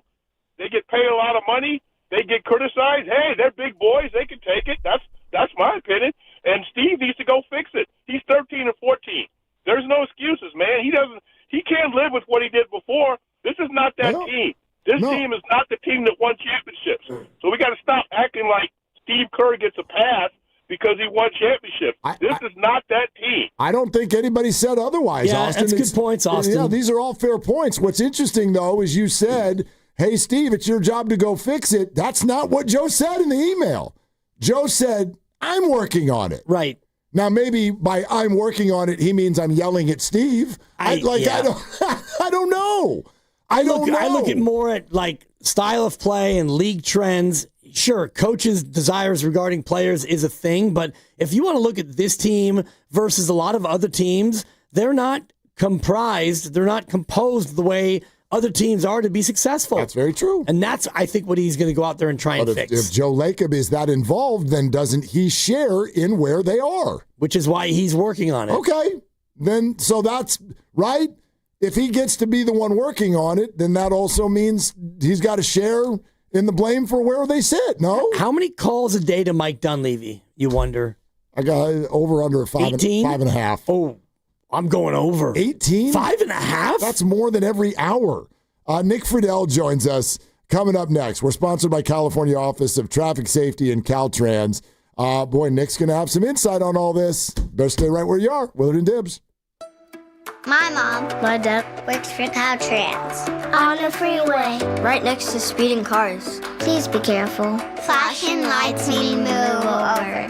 Brought to you by the kids of Caltrans. Come into Friedman's Appliance in Pleasant Hill and see an amazing selection of Sub-Zero, Wolf, and Cove appliances live and on display in one of the largest living kitchens in the country. And save with full suite savings event. With qualifying purchase, get 3 additional years of protection or qualify for a $1,000 rebate. For the largest selection of Sub-Zero, Wolf, and Cove appliances, visit the Living Kitchen at Friedman's Appliance in Pleasant Hill or at friedmansappliance.com.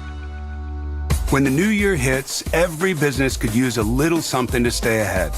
A lift, a jump start, an edge, or perhaps a boost. Like the all-new 5-year business boost from Comcast Business. It's the certainty of a price lock for 5 years on qualifying internet bundles.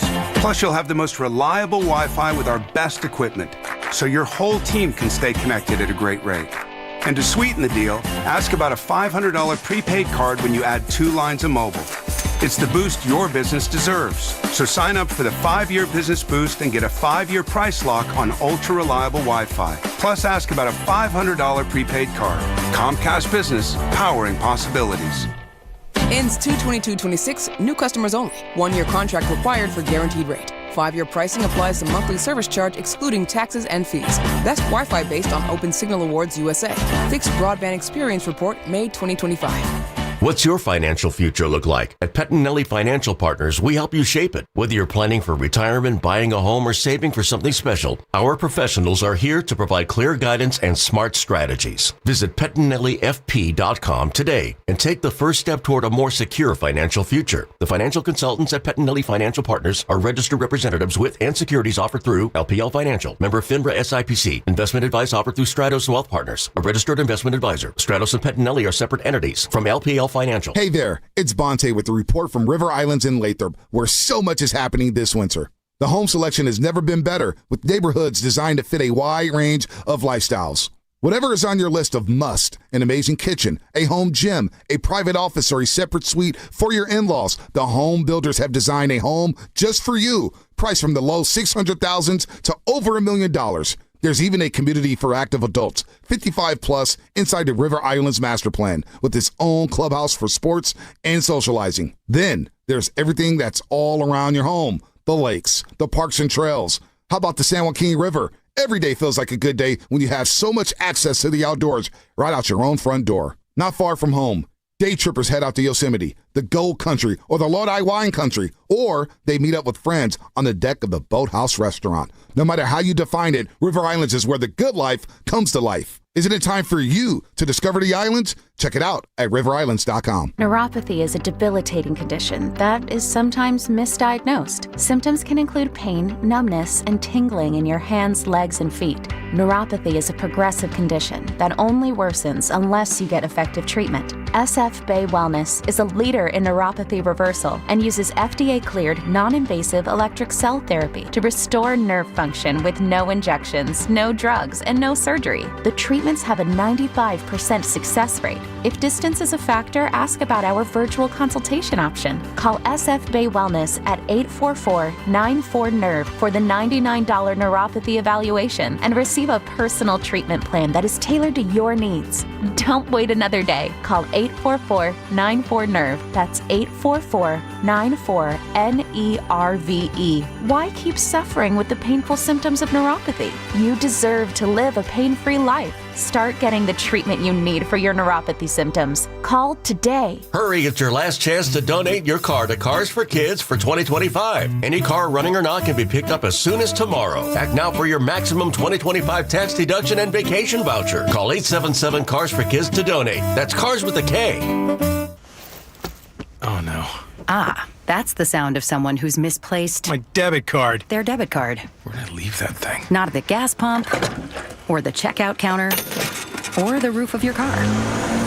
Now, if he has the Chase mobile app, he can use Card Lock. Wait, I could just lock my card. Yep, just a few tippy taps on his phone, and that sound, that's peace of mind from Chase.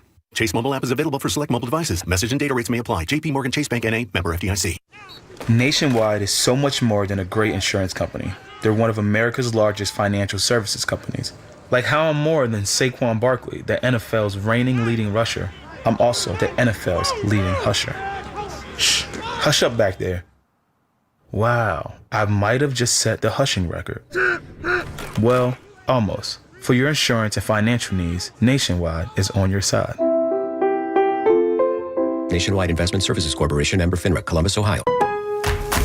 Getting more as a MyLowe's Pro Rewards member is easier than ever with the Lowe's app. Download it today and earn 500 points the first time you log in. Plus, your digital wallet helps you scan, save, earn, and access what you need to manage it all in one place. Download the Lowe's app and take advantage of your Pro benefits today. Lowe's, we help, you save. Valid 12/1/25 through 1/7/26. Offer valid for first login per organization only. Loyalty program subject to terms and conditions. Additional restrictions apply. Visit Lowe's.com/terms for more details. Subject to change.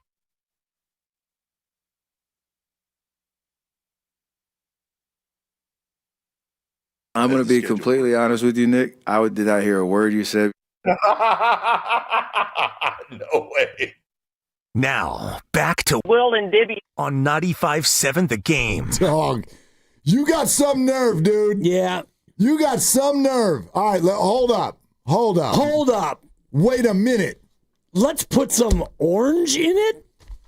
All right. Get to YouTube and see what we're talking about. Get to YouTube. Cousin Nick is here. River Island's guest line. Cream Nickel. Odyssey Friedel. Sports NBA insider Nick Friedel.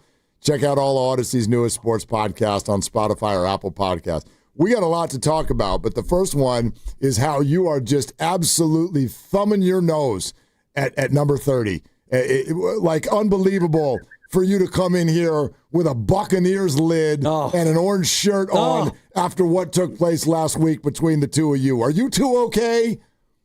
We're doing fine, but Mark, what cracks me up is I had a different hat on about 30 seconds ago, and Grandy's going, no, you got to get that Bucks hat on. So, Grandy's behind this?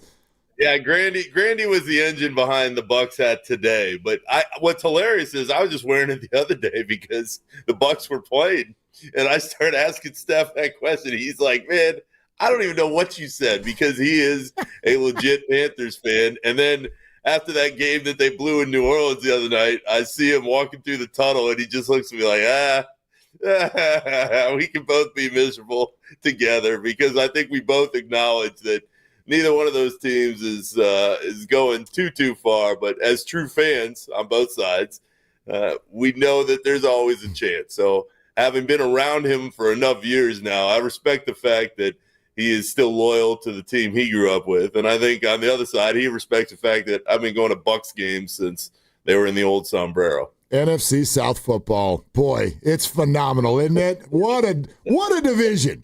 I don't even want to waste any more time on it, but good on you, Nick. All right, look, it's been a hell of a day. It's been a busy week. It's been a busy handful of games here. Let's start with the email that has now gone public between a Warrior fan and Joe Lacob.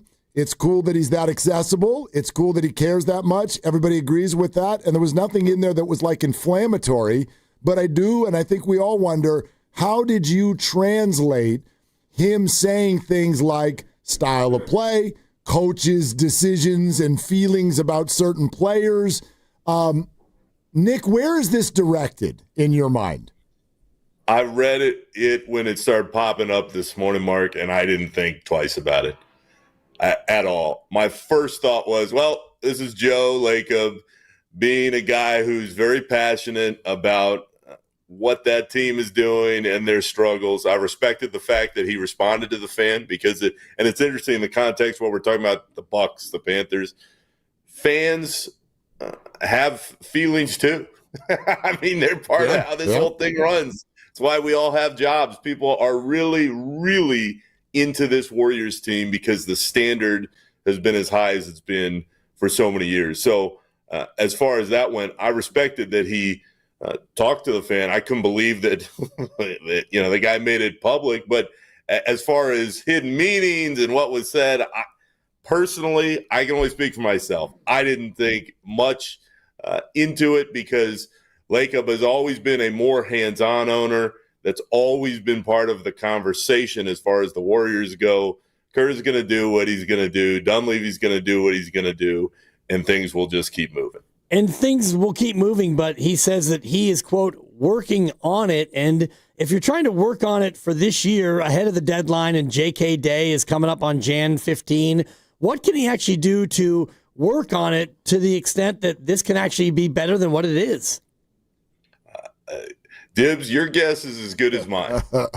and that's really where we can get into the entire conversation, not just the last week, but where this team is at. Because, guys, I hold to this. And quickly, let's remind everyone, on January 15th, I would be shocked if the calendar flips into the day and the deal's going to go down now. So everybody just take a deep breath because I just don't think that is the case, but it is the one that so many fans have had circled for so long.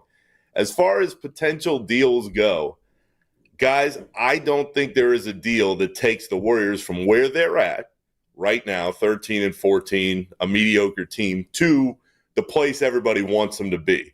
To me, the deal that would be the most fascinating, certainly, and would create the most interest is Giannis. And that's a conversation all three of us have been having for years. It was always Giannis and Steph. How's that going to go? Could it actually happen? Who knows? But it's more tangible, at least the mirage of it, than it's ever been because of what's going on in Milwaukee. I mean, that thing just looks like a mess that's headed in him getting traded at some point. Whether it happens in the next few weeks, whether it happens later, we'll see. But that is the deal that would have the most intrigue. But I think everybody is understanding of the fact that it's Kuminga, it's Draymond, more than likely. If that were to go down, it's every pick that they have. It's whatever else Milwaukee wants. Is that the best deal that they can get for Giannis? Personally, I don't think so. But I would much rather, Dibs, this gets to the core of what's going on. I'd much rather have people who care. Joe Lacob cares. Steve Kerr, Mike Dunleavy, they care. They want the best for the group. That's not the case with all teams, certainly not the case with teams in the league, because for a lot of people, it's the bottom line, it's the money. These guys want to win. They want to improve what's going on. Again, I just don't see them taking it from where they're at to where they want to be. But how are they all doing with each other, Nick? Right? Like Mike, Joe, Steve, Steph, Draymond, Jimmy, Jonathan. How are they all doing with each other? Mark, I would answer your question this way because it's fresh in my mind, and I got back from practice an hour and a half ago. I asked Moses Moody today. He was sitting at the podium. His conversation was about to end with reporters, and I said, Moses, how are you guys doing? How is the group doing together? Mark, I'm telling you, he paused for 5 or 6 seconds. Mm-hmm.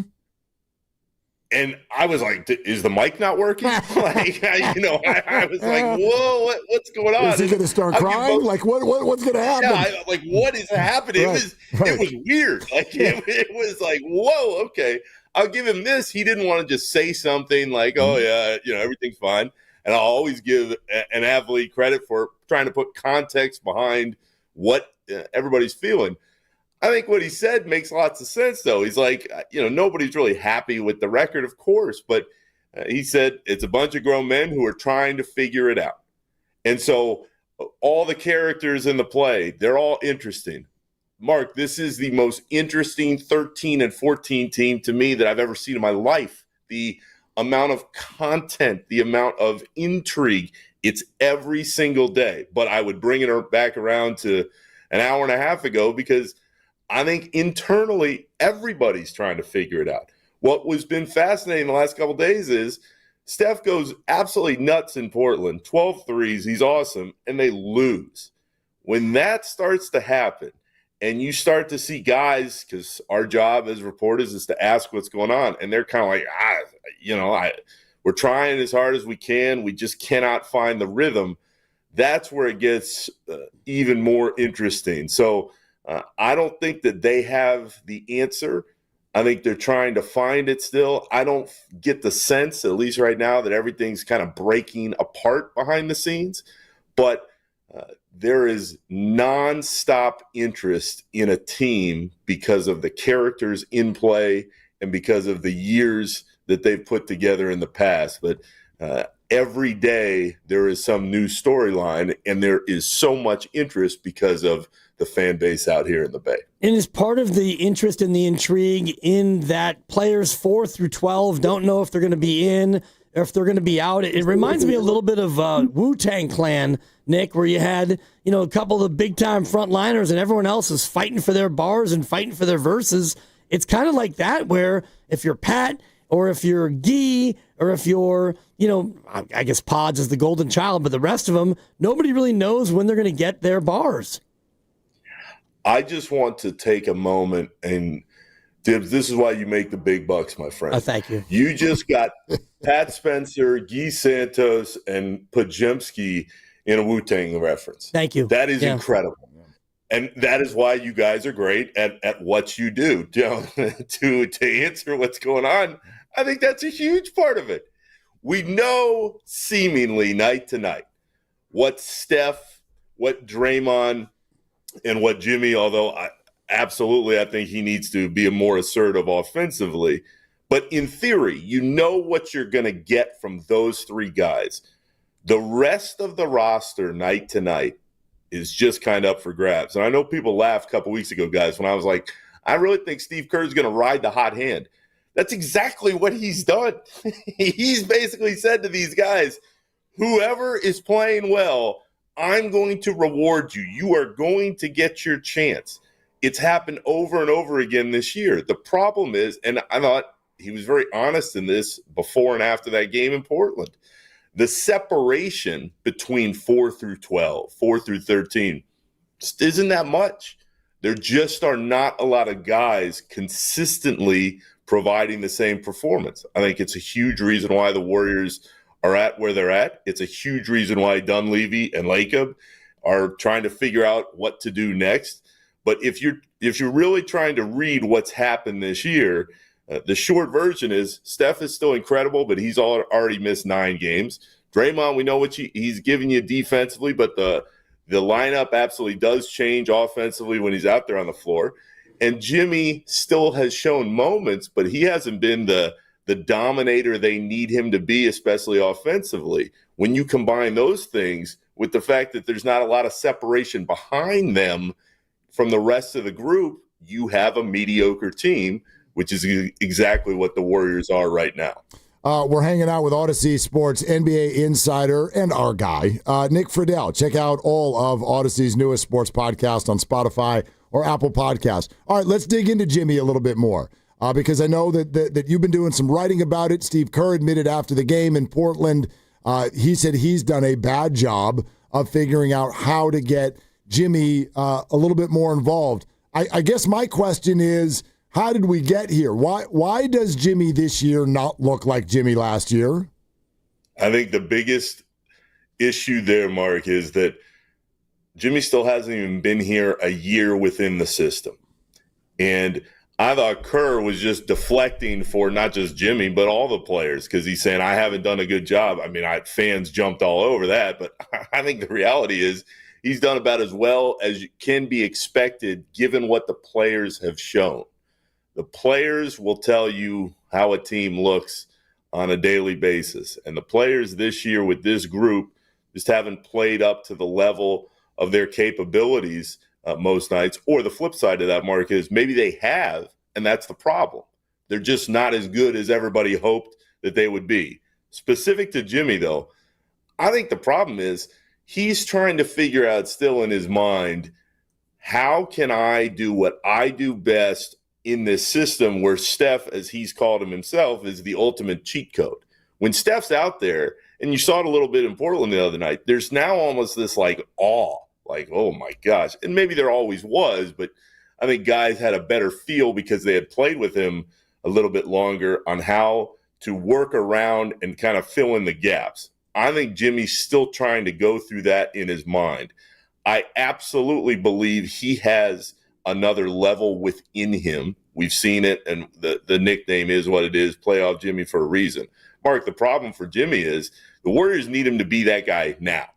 The Warriors have problems offensively. They have problems generating things outside of Steph. We saw that very clearly at times throughout the year, but even late in that Portland game, it was like other guys need to be able to make shots even when you were scoring 131. Jimmy has the ability to do that. I think he's just trying to feel things out. He is always big on making the right basketball play. The reality for where Jimmy and the Warriors are at right now, though, is the right play, even when Steph's on the floor sometimes, is for Jimmy to assert himself, get to the rim, and make things happen on his own. He does not want to do that maybe in game 28 or 29. He holds that more for the playoffs. They need to tell him, hey, Jimmy, we need you to click in here because if we keep losing these games now, we all know where they're headed, and that's a play-in land that they don't want to be in. So I think he's got a different level within him still. I think he's capable of it. I'm just worried that I don't know if he can do it night by night. If you're a Warriors fan, you need the old Jimmy Butler from 3-4 years ago. I don't know if that's a possibility at this stage in his career. Well, there's only one other guy who can really be assertive and try to get his own, and that's Jonathan Kuminga. What have you heard from, what you're seeing and what you're reporting as far as Kuminga and what's now a little bit of a stretch of DNPs? Not one thing is going to change, I don't think, right now, Dibs. I think for the foreseeable future, Kuminga is just out of the rotation. I know you guys are going to talk to Kerr here. I think Kerr has been as open as he can be in that the numbers are where they're at right now. And it's not like Kuminga didn't have his chance. It's not like he hasn't had his chance these last few years. That's why from a distance, as I read all the stuff online, I listen to the station, I hear people say, but Kuminga's athletic, and Kuminga could be a guy, especially against Portland, who could help. Guys, what I would tell you is I've watched every single day so far this season. Kuminga was really good to start the season. Then he wasn't very good. Then he got hurt, and he came back, and he wasn't very good. So I understand the idea in theory. All right, well, if Kuminga were out there, maybe things were different. If you're the coach of the team, personal feelings and whatever's happened over the last few years, I can't speak to that. What I can tell you is that when Kuminga has been on the floor, when he's played well, he's gotten rewarded. When he hasn't played well, he's gotten taken out of the lineup. So I don't know if things are going to change that much between now and JK Day, Dibs, and whatever happens first week of February. I am just personally not as surprised as it seems like a portion of the fan base is. He's gotten plenty of chances. He got plenty of chances this year. He just didn't play very well. If he played better, he'd be out on the floor. And so now we wait to see what Dunleavy and that staff does as far as will a deal go down or not. But I would say this one more time, and I'll keep saying it until we get to the day. I don't think they're going to just make a deal to make a deal. They want to know that whatever deal they make helps them now and into the future. That would really surprise me if they just said, all right, he's got to go. We got to be rid of this. I think the Warriors are handling it the way they want to publicly. Kuminga has handled it well publicly. Everybody's just waiting to see what happens next. But I would be shocked if they were just like, all right, let's get rid of this whole situation. Nick, can you take our listeners through what it's like to actually cover a practice? And here's what I'm getting at. Like, how much do you see and what are you observing right now, specifically with Jonathan, in terms of how engaged he is going through what is clearly a disappointing time for him? I think the first part, Mark, is in most practices now at home, you're supposed to get a little window sometimes where you walk down the steps in the practice facility and see what's going on. We don't get that as much because when the window opens, that's when Kerr talks. So you don't have the exchange that maybe you did in years past where you see everybody kind of on the floor. What I would tell you anecdotally, just being around the last couple of weeks, is Kuminga's handling it as well as you can.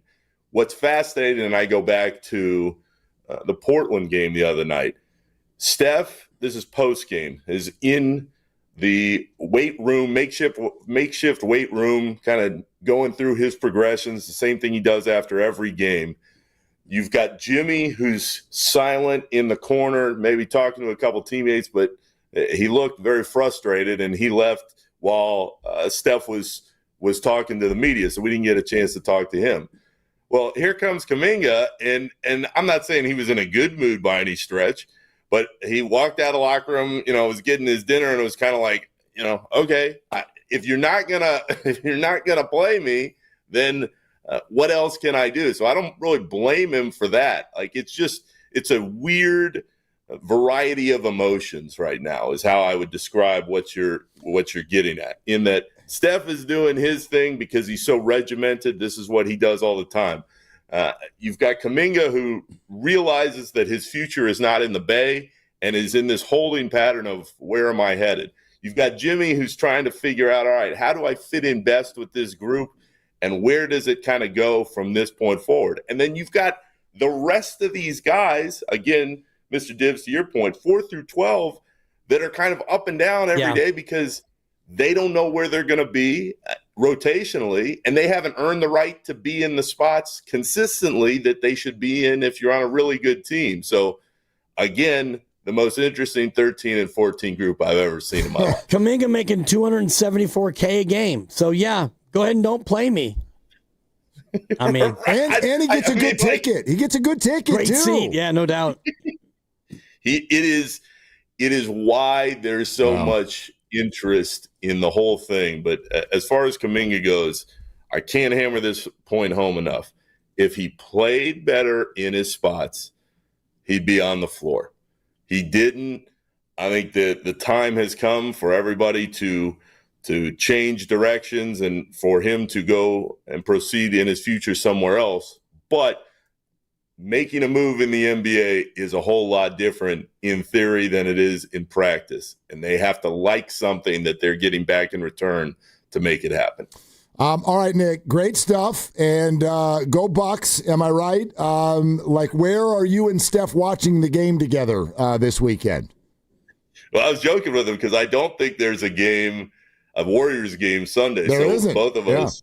You're free. Yeah, both of us have the ability to watch it. I don't think I'll be watching with Steph unless something dramatic changes here, Mark, in the next few days. But what's hilarious is they play Sunday, and then 2 weeks from now they play in Tampa. Yeah. So, the bragging rights, no matter which way it goes this weekend, aren't going to be fully felt until a couple more weeks from now. Sounds like a great time to watch together because there's maybe not nearly as much on the line. But good luck with that pursuit. Nick, thank you as always. Always, guys. Love being with you. Okay. You too. There he goes. That's Odyssey Sports NBA insider Nick Friedel. Check out all of Odyssey's newest sports podcasts on Spotify or Apple Podcasts. That second game that those two teams will play, they'll both be in L.A. So maybe they can just hunker down, and it's right the day before the Clipper game. You're talking about Nick and Steph. Yeah. I was like, the Bucks and Panthers are playing each other in L.A.? I mean, whose house? Both of their houses is how that works. Whoever's visiting, that's whose house it is. Yeah. It was crazy. Totally. All right, so back open for you, 888-957-9570. Reaction to Nick. We can also circle back to the Joe Lacob email and whether or not you're comfortable with an owner that is that involved. Some of you love it. Some of you a little hesitant about it. Let's keep talking it out. 888-957-9570. We're sponsored by Surfside. The Golden State Warriors are back. Cheer on your Warriors with an ice-cold Surfside. It's only 100 calories, 2 grams of sugar, and 0 bubbles. So easy to sip and enjoy. It's not a seltzer. It's Surfside. Proud partner of the Golden State Warriors. Must be 21. Please drink responsibly. Also brought to you by Fremont Bank. Here for you. Here for good. This is Willard and Dibbs. So you need last-minute gifts. No judgment. Get an extra 25% off during Kohl's Friends and Family Sale and find great gifts under $20. Like something cozy, something thoughtful, something that says you planned this all along.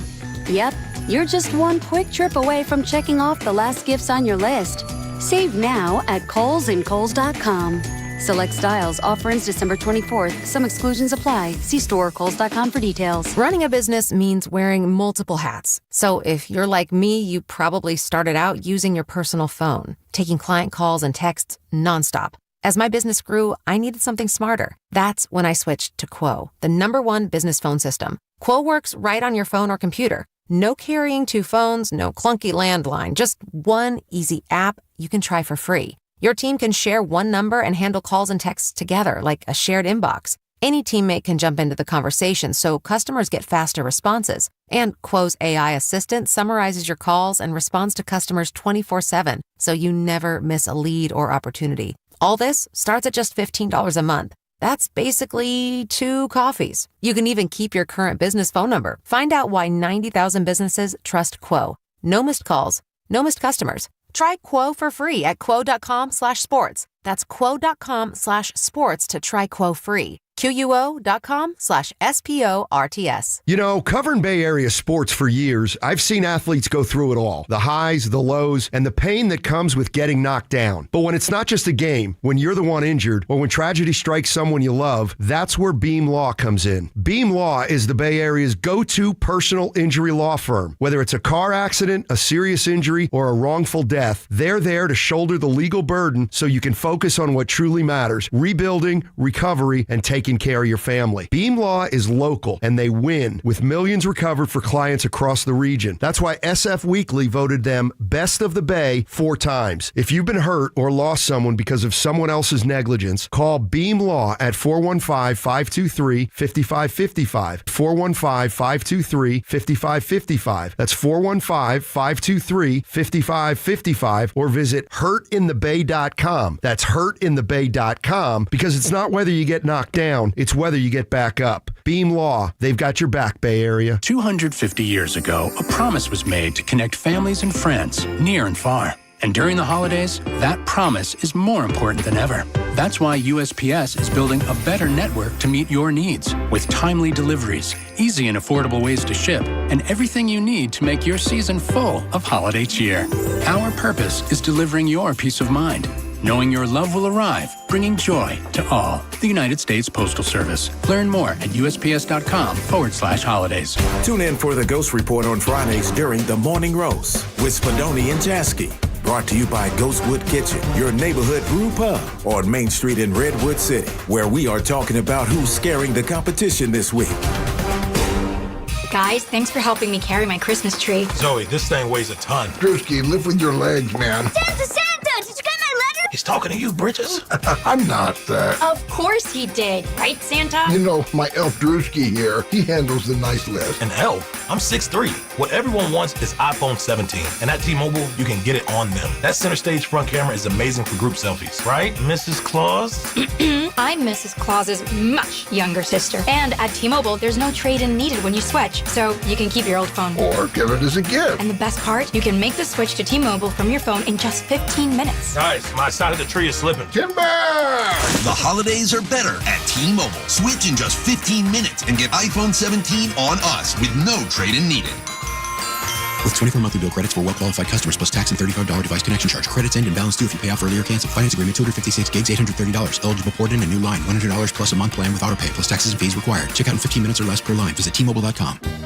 I'm Mark Solinger, producer and one of the hosts of the Moth podcast. For nearly 2 decades, The Moth has brought live storytelling to stages around the world and to millions of listeners. These are real people telling true stories from their lives. Stories about a lost family recipe, about working to free a wrongfully convicted man, about realizing you need to leave your May-December romance. Stories that will move you, surprise you, make you laugh. Stories you can't forget. Join us. Follow and listen to The Moth wherever you get your podcasts. You know that Big Bargain detergent jug is 80% water, right? It doesn't clean as well. 80% water? I thought I was getting a better deal because it's so big. If you want a better clean, Tide Pods are only 12% water. The rest is pure, concentrated cleaning ingredients. Oh, let me make an announcement. Attention shoppers, if you want a real deal, try Tide Pods. Stop paying for watered-down detergents. Pay for clean. If it's gotta be clean, it's gotta be Tide Pods. Water content based on the leading bargain liquid detergent. This is the story of the one. As the purchasing manager at a manufacturing plant, she knows the only thing more important than having the right safety gear is having it there when you need it. That's why she partners with Grainger for auto reordering, so her team members can count on her to have cut-resistant gloves on hand, and each shift can run safely and efficiently. Call 1-800-GRAINGER, click Grainger.com, or just stop by. Grainger, for the ones who get it done.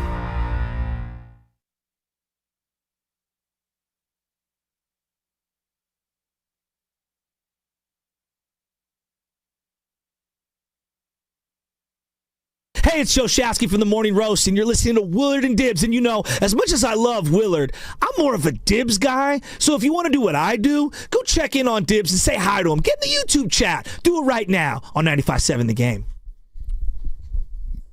But will he say hi back?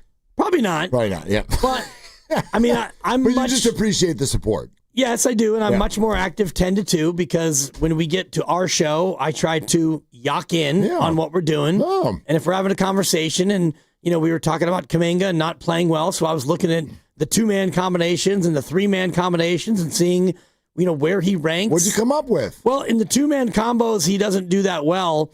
In the 3-man combos, as far as plus minus, he's actually among 3 times in the top 7 3-man combos. But he's got Steph and Draymond, he's got Jimmy and Steph, and he's got Jimmy and Draymond. So if you look across a lot of the 3-man combos, most of them involve Jimmy and Draymond, Jimmy and Steph, or Draymond and Steph. That's as it should be. Right. Yeah. The one guy who pops the most is Quentin Post. Oh. Yeah. Really? Yeah, Quentin is he's in the top 3 3-man combos as far as, plus minus rating and the rest of it. Sure. Which I think is why he is going to start. And Steve Kerr said today that he has a starting 5 that he's going to just go with for a while. Who do you think it is? Well, we know who 4 of them are. Yeah, I think that he put it out there. I think Moses is the 5th. Okay. I think I saw that from Slates. Okay. Yeah. Steph, Jimmy, Draymond, Quentin, and Moses. That's correct. That makes sense. It would be Melton maybe later in the year if Melton were fully healthy and ready to rock, but it won't be for now. I think you might see Melton close sometimes. That's the starting lineup. I don't know if it would necessarily be the closing lineup. Sometimes it still feels like people are earning their way into the closing lineup on a given night. But, okay, yeah. By the way, that's not just the concept there, since you brought up Kuminga, the concept of Steve putting it out there that he's going to ride a lineup for a little while, that's not good news for Jonathan. Because if you're going to ride what you're doing right now for a little while, what you're doing does not involve him. Right. So for those who keep doing this, every time the Warriors play, let's reboot the "is Jonathan going to play tonight" thing. And I think you heard it with Nick Friedel. The answer for now, sort of until further notice, the answer is no. Yeah. Not saying I agree with it, but the answer is no. That's what they're doing right now. That's what they're going with. And, that's my curiosity, though, is that's what you're going with, but you're not winning. So the last 2 games you've lost, and the last 3 games he hasn't played, and you're 1-2. And I know that Guy has earned his minutes, and Pat had. I wonder if Pat doesn't get shuttled now all the way down, and maybe Will Richard gets another chance. But the idea of going with a starting 5, that 5 that I mentioned, Butler, Curry, Green, Moody, and Post, they've started 1 game together. They've started 15 different lineups in 27 games. That's not good for continuity. No, it's not. And a lot of it they've been forced into, and a lot of it has just been that they have not. I keep being reminded of what Steve kept saying last year when Jimmy got acquired. We found something. We found something. We found something. They have not found anything so far this year.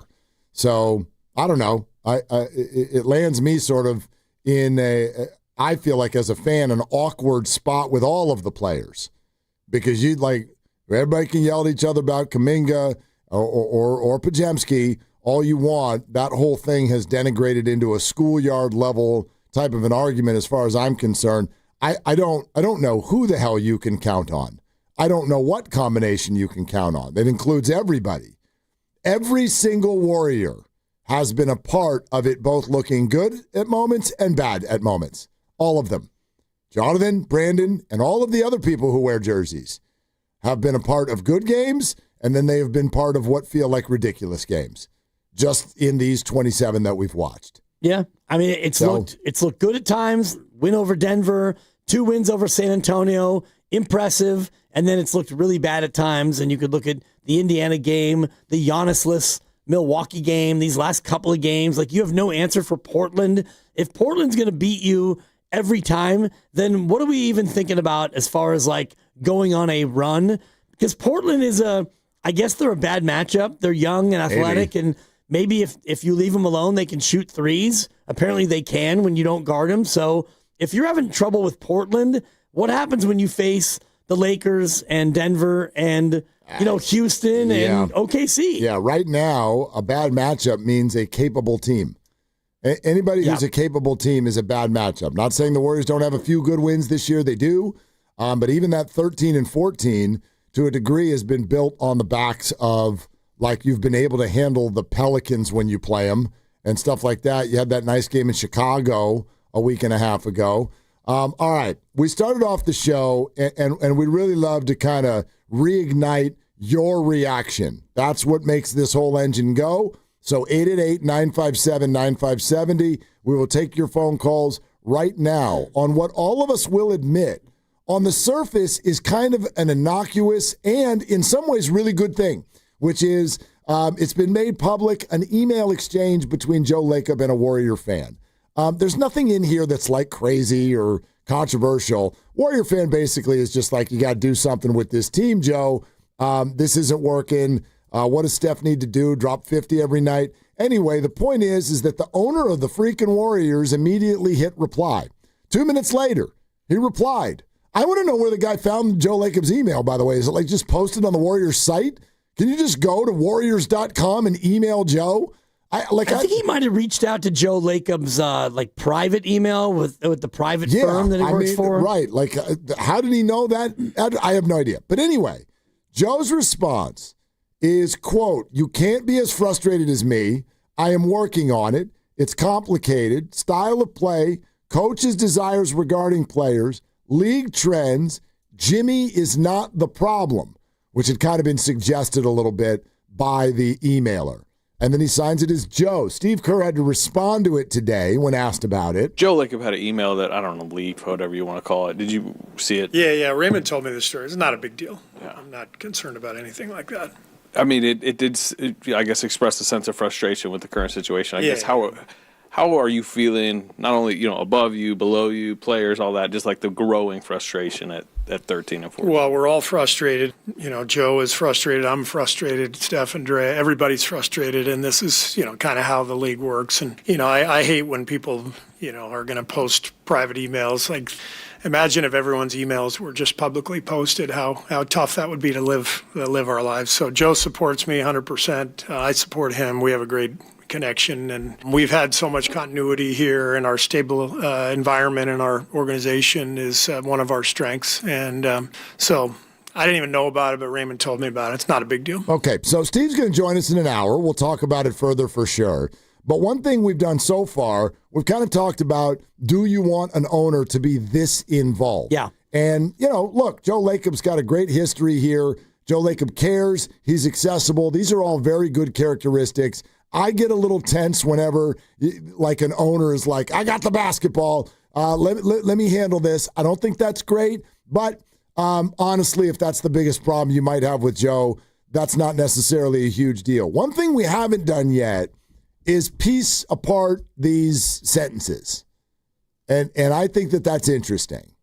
Because even the four of us, adding in Grandy and Lucas, we've been talking out kind of sentence by sentence, how do you translate this? So let's go sentence one. You can't be as frustrated as me. All right, that's great. Owner cares.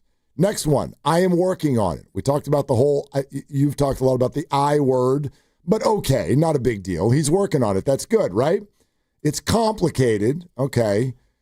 And now he gets into 3 sentences where you're like, huh. Yeah. Okay. It's like, who are you talking to? And what do you mean? So he says, style of play. So that feels like, and again, I don't know. Does this mean he disagrees with these things? I'm working on it. Right. Style of play. Yeah. Do you not like Steve Kerr's style of play? A lot of fans would agree with you right now. Or perhaps it's the style of play that you have to play based on the roster construction. Okay, so now the next sentence, coach's desires regarding players. That to me is the most undermining part of it. I mean, that feels like all roads lead to Kuminga. Sure. I mean, what other, unless like the owner doesn't like Pat Spencer and the coach desires playing a lot of Pat Spencer, I don't know what that actually means beyond Kuminga. That feels very Kuminga-centric. It does to me, too, unless, of course, he's saying that Steve Kerr and, by the way, he says coaches, and there's no apostrophe, so I also don't know. Like coaches, ES. So he's talking about coaches, right? I think. And again, he's typing it on an iPhone. Maybe he means Steve Kerr. Maybe he means the whole staff. Maybe the staff comes to Joe and says, we only want guards. Please. Right. If enough of these big guys. Anybody who's 6'6" or above, we hate them. Please don't bring them to our team. I don't know. But style of play, coaches' desires regarding players, league trends. League trends. Yeah. League trends are lanky, athletic wings who can shoot, play fast, and shoot a bunch of threes. Okay. And yes, exactly what you said. Like be long, be athletic, and get after people and go up and down. And that the league trends. The Warriors used to be the leader of the league trends. The Warriors were the ones who first made it a trend to shoot a bunch of threes, shoot a 30-footer, shoot a 35-footer. It doesn't matter. That's the trend they started. And now everybody's caught up to them and past them. And so, yeah, how are you going to match those league trends? And then he ends it with Jimmy is not the problem. I agree with that, by the way. I don't think could Jimmy Butler, could all of this be packaged differently? Could he look a little bit better? Sure. But on my list of things right now with the Golden State Warriors, Jimmy Butler does not make the top 3 at all. Well, what is the problem? Jimmy's not the problem. There isn't one problem. You're right. So if you want to talk, and I'll ask Steve this later about, what are the problems right now? And defensively, if you want to look at the rating, and he'll cite this, their defensive rating is pretty good. Yep. It's top 8 in the league, depending on what site you look at. I'm looking at Basketball Reference, and they're 6th. So their defensive rating is actually really good.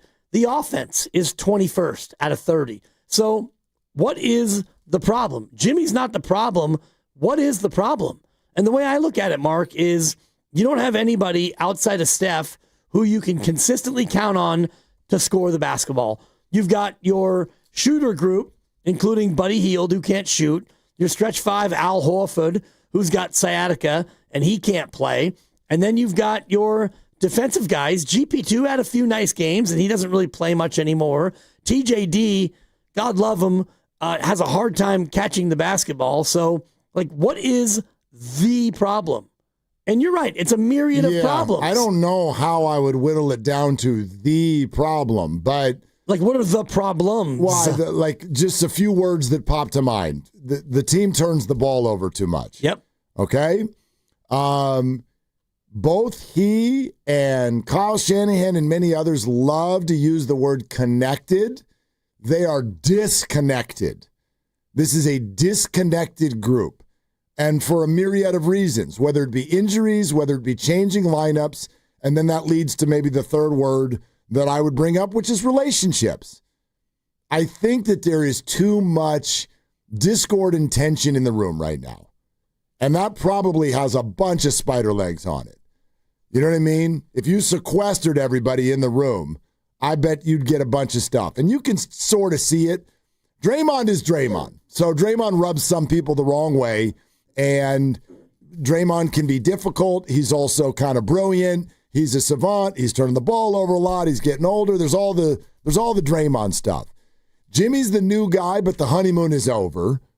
Jimmy probably has his opinions, for sure, about how this thing should operate. He's said publicly he hates turnovers beyond anything in the world, and they turn the ball over constantly. So he's probably super ticked about the way this is all going. Steph's trying to hang on for dear life and always doesn't want to upset anybody. And then, as you put it, 4 through 12 is probably mostly made up of people who think they should be playing more than they are. They want to be. They would love more definition and more playing time, preferably, than what they're getting. And all of that leads to Steve Kerr and do a better job managing all that. And he stood up and he said, I need to do a better job of managing all of that. It's very hard because he also probably doesn't really have the pieces. Right. That he would need to do it perfectly. So they're disconnected. They turn the ball over too much, and I think they've got some wonky relationships right now. A lot of tension in the room. Yeah. Those are my reasons. And those are great reasons. And if you want to get to the 4 through 12, who in the 4 through 12 group do you look at and go, yeah, you deserve to play as much as you are, if not more? And what we think does not align with what Steve thinks, because what Steve thinks is Pods. Pods leads the team in total minutes. He's getting 28 minutes a night, and he is a guy who is a connector. He's a guy who plays the way that they want somebody to play. He's getting you 12 a night, almost 5 rebounds, and he actually doesn't turn the ball over very often. So Pods is one of those guys who is going to be in that 4 through 12. And then when you go through, you've got your shooter, Buddy, who's not shooting great. You've got your defender, GP2, who for some reason doesn't get out there and play very often. He plays 12 minutes a night. You've got Kuminga with the ha-ha, but he's not playing the way you want, so you have to play Gee instead. You've got Pat Spencer, who was lightning in a bottle for a week and a half, and now he's kind of regressed to where he's supposed to be. Melton is getting better, but you can't play him more than 20 minutes right now because he's off an ACL. Quentin Post is a great spot-up shooter as a 7-footer, so there's a lot of different things where most of these guys are flawed. Let me answer that, and then we're going to go to the phones here. You're listening to 95.7 The Game, KGMZ FM and HD1 San Francisco and Odyssey Sports Station. Home of the Golden State Warriors and Valkyries, always live on the free Odyssey app and come to you live from the Laughing Monk Studios. I think that you just nailed why you have to at least give Steve Kerr a little bit of grace of, ooh, this is hard. This is hard. Because you just laid out all of these players. I wasn't even done. You weren't done. And you're like, who deserves more? Right. And I'm like, I don't think anybody's really got a case. Now, I could easily just respond by saying Kuminga because, I don't really know if it makes sense to just be flat out not playing him at all. I don't like that. That doesn't feel right to me. At the same time, you can't play 13 or 14 guys. And so I just as quickly can be like, I don't really like that Will Richard is not playing at all. And you have trouble shooting and you won't put Seth Curry in the game. Well, you can't play 14. So who's got just an absolute crazy case that they're playing great and they're leading to winning and they're not getting enough minutes? No one. Right. Nobody. Well, when you add in that last piece of, and they're not getting enough minutes, because if you look at Pods, he's a guy who's playing a lot, and he's a guy who's not killing you very often. Not killing you. He's not lifting you. No. He's not drowning you. Right. He's not a problem. Right. You usually have a good quarter, and then he'll have a bad quarter, and then a good shot, and then he'll have a shot that drives you nuts. And that's right. Yeah. And the little 10-foot floater that he... I could kind of do without that. I totally could. But, we could lose a lot that of times one. You get late in the shot clock, and he does that little dribble move, and he does that little one-legged floater, and it's like, even if he makes it, great, 2 points. I mean, it's the shot that he can get off. So I get why he takes it.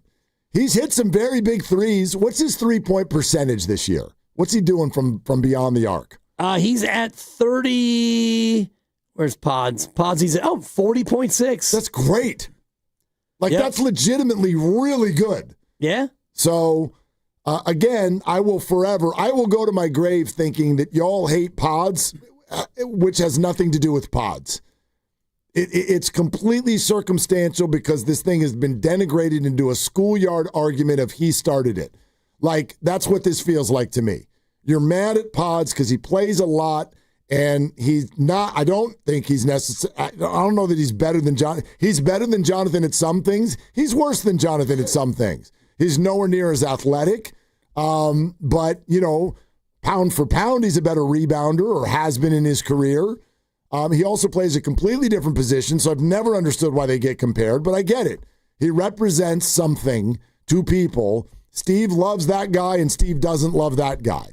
But, the whole thing has denigrated into a bunch of ridiculousness. There's nobody else in the NBA shooting beyond 40% from the arc that the fan base hates.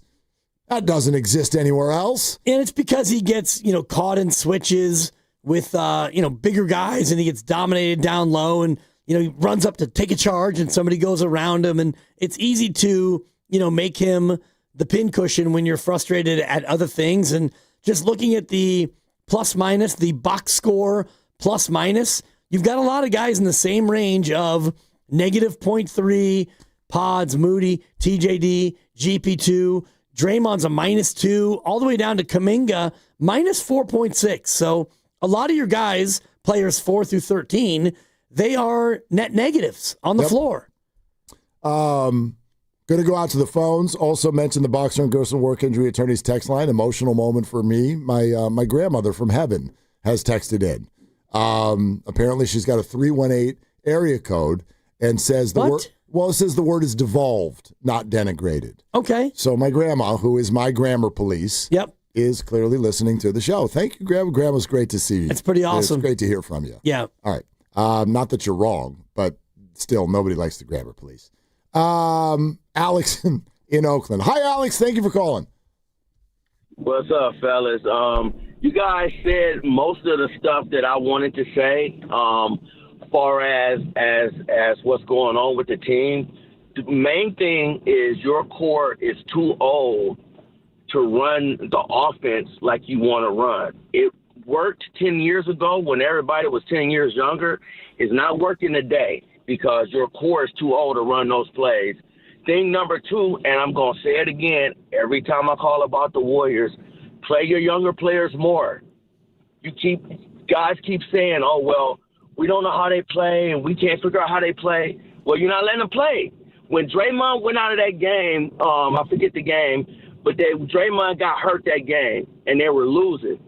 What happened? Everything sped up. Play your young legs. Let those guys run.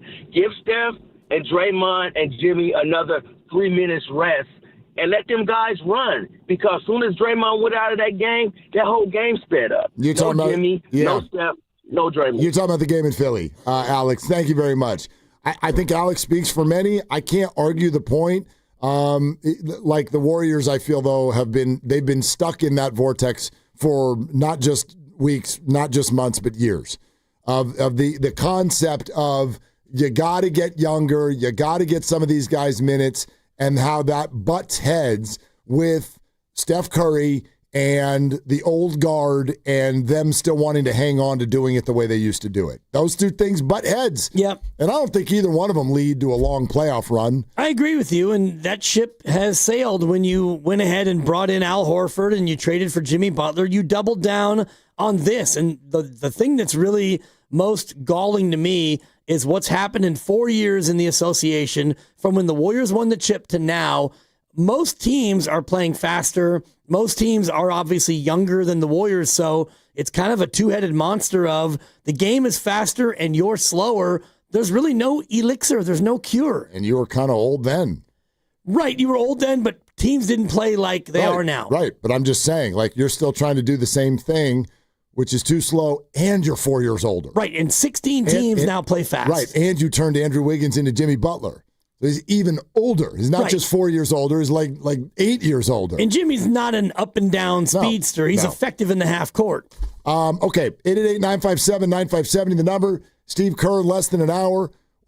Think we might throw some Grandy's grades in because it is Tuesday, and I think a 49ers palate cleanser would actually feel kind of nice. We're sponsored by Safeway. Time for your calls, though, as well, so keep them coming. It's Willard and Dibs. Head to Safeway this week for amazing deals for members. Signature Select chicken leg quarters, drumsticks, or thighs value pack. Buy one, get one free of equal or lesser value. Check out your weekly mailer or ad, or visit Safeway.com for more details. Okay, and it's Willard, and this question. You ever study the coaches who win relentlessly, the legends, the dynasties? They are systematic warriors. Think about a Bill Walsh type, right? Disciplined, obsessive, they outwork, outthink, and outlast everybody for pure domination. When it comes to the legal world, that describes Omar Habas, Tariq Habas, and the entire Habas Law team. When Habas Law goes up against a big insurance company, for example, they grind them to a dust. Habas Law knows every inch of the Bay Area legal playing field, and nothing catches them off guard. If you've been injured and you want to win, you visit habaslaw.com. Habas Law, they fight to make it right. Hi, I'm John with Jack's Restaurant and Bar. My brothers and I recorded our first commercial a while back. It got a little chaotic, so I'm here today. What's going on here, bro? Are you recording a commercial without us? Guys, no, I'm just trying to what? Take all the credit for our half-pound all-natural burgers? Or the best fish and chips or around? 7 mac and cheeses and 14 sandwiches, including a French dip that will change your life? Or homemade meatloaf, pot roast, and next-level lamb chops? Or that people can order takeout and delivery by visiting ilovejacks.com? Guys, no, I'm just went behind our backs. I knew he would. Wait till we tell Mom. Oh, please don't tell Mom. Real family, great food, ilovejacks.com. SuperTax.com. Hi, I'm Brian Bakhtiari, Executive Manager of Stevens Creek Subaru. The holiday season is a time of giving, and for the 17th year in a row, Stevens Creek Subaru wants to give back. From now until January 2nd, get a great vehicle and support a great cause. Because with every new Subaru purchased or leased, Subaru and Stevens Creek Subaru are donating a minimum of $325 to charity during the 2025 Subaru Share the Love event, happening now at Stevens Creek Subaru. And if that's not enough, buy or lease any new Subaru from Stevens Creek Subaru until December 31st and receive 2 Sierra at Tahoe season passes from Stevens Creek Subaru. So you get a great deal on a new Subaru, get 2 free season passes to Sierra at Tahoe, and help some great charities at the same time. It's a win-win-win at Stevens Creek Subaru. Located on Stevens Creek Boulevard near Santana Row and Valley Fair, or online at StevensCreekSubaru.com. StevensCreekSubaru.com. And remember, buckle up and drive safely. Xfinity is the network you can rely on. Like a close friend who will give it to you straight. The friend who will tell you that new haircut, it's not great. Friends make sure friends get good haircuts. And Xfinity makes sure you get a good deal on Wi-Fi. Xfinity gives you reliable, fiber-powered Wi-Fi at our best price. This holiday season through January 4th, get gig speed Wi-Fi for just $50 a month for 5 whole years. No strings, no commitments. Just super fast, reliable gig speed Wi-Fi with our best equipment and unlimited data included. Save yourself from questionable decisions and save over Verizon and AT&T. Xfinity. Imagine that. Restrictions apply. Requires paperless billing and autopay with stored bank account. Taxes and fees extra. Xfinity Internet powered by fiber and connected to premises by coaxial cable. Actual speeds vary. 1-877 Cards for Kids. KARS Cards for Kids. 1-877 Cards for Kids. Donate your card today. 1-877 Cars for Kids. KARS Cars for Kids. 1-877 Cars for Kids. Donate your car today. Ready to get rid of that old car? Donate it to Cars for Kids. Call 1-877-CARS-FOR-KIDS to reach a friendly live agent. Donation's super easy, and your car can be picked up as soon as tomorrow. Call us now, 1-877-CARS-FOR-KIDS. That's Cars with a K to donate your car today. 1-877 Cars for Kids. Donate your car today. Hurry! It's your last chance to donate for 2025. Last chance! Donate now for a 2025 tax deduction. Wesley Financial Group is not a law firm. I'm Chuck McDowell, founder of Wesley Financial Group. Did you buy a timeshare because they told you it was a great investment? That's a lie. Most timeshares can be bought online for $1. To find out what your timeshare is worth and to cancel it, call us today and we'll send you our timeshare exit kit free with all your options for cancellation. Call Wesley for your free exit info guide. 800-941-2255. That's 800-941-2255. I know that hiring can be challenging. You need someone to match your role perfectly. Well, now you can meet them fast on ZipRecruiter. Build your team. Build it sooner. Meet your match on ZipRecruiter. Just head to ZipRecruiter.com/free right now to try it for free. That's ZipRecruiter.com/free. Meet your match on ZipRecruiter. Try it free. San Francisco will be mostly cloudy tonight with a low near 46. Weather brought to you by Staples. Have an easy holiday at Staples. Save on top tech and gaming gifts, shipping supplies and services to get your packages there safely, even custom cards and wrapping paper. Staples. That was easy.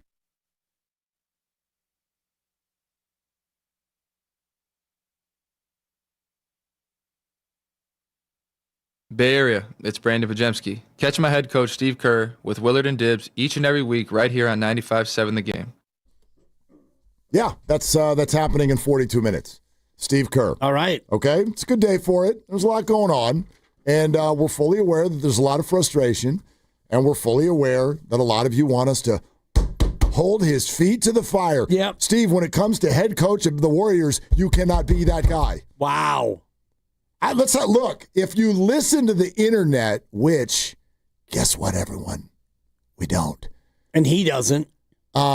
We see I it. don't care. Yeah, we see it. We see you. No, you don't. No, you don't. But the streets, the streets are mad at Steve right now. Yeah, sure. And by the way, hello, when a team is struggling, the head coach is a target. I have no idea. That's the way it goes. That's the way it goes. Kyle Shanahan did this last year. Steve Kerr's doing it this year. That's what we're doing. Bob Melvin lost his job. Yeah, and so that's totally fine, and we get it. And I do think there are some pointed questions coming today.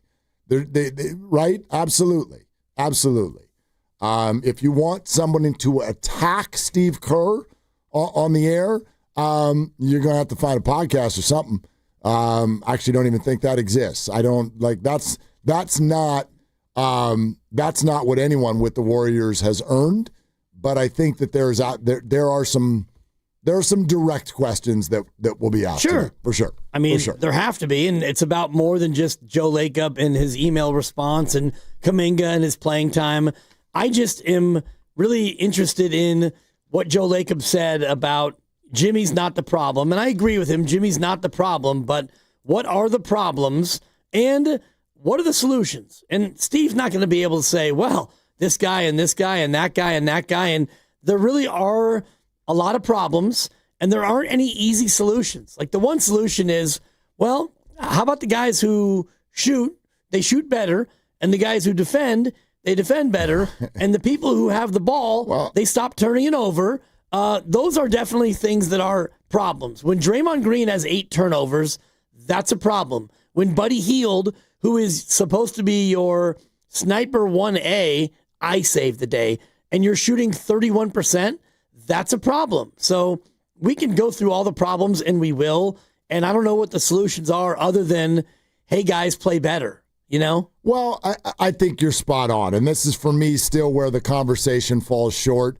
is I do think that a lot of us, you express frustration, you scream, like even take this emailer who got to Joe Lacob today, and hey, Joe, you got to do something about this team. Well, what? What is it you all want to do? What is it that any of them can do? Like, oh, sure, Steve's front and center, Mike Dunleavy. We better trade someone. Well, the main guy they want to trade is not even tradable.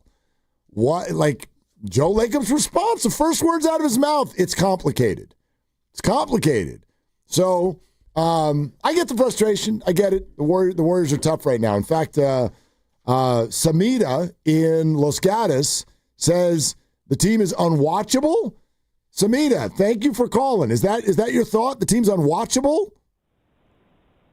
Yeah, it's brutal watching these games where they come back, put up a fight, and then lose by, a handful of points at the end because, I don't know, it's like the wheels come off at the end. And, watching them is, you watch Steph make these incredible efforts every night. He is really carrying this team on his shoulders, but no one else is stepping up to the level that he is.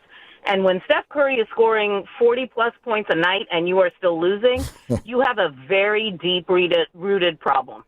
No question. Very, very deep-rooted problem. Samita, do you want to? And I. Oh, go ahead.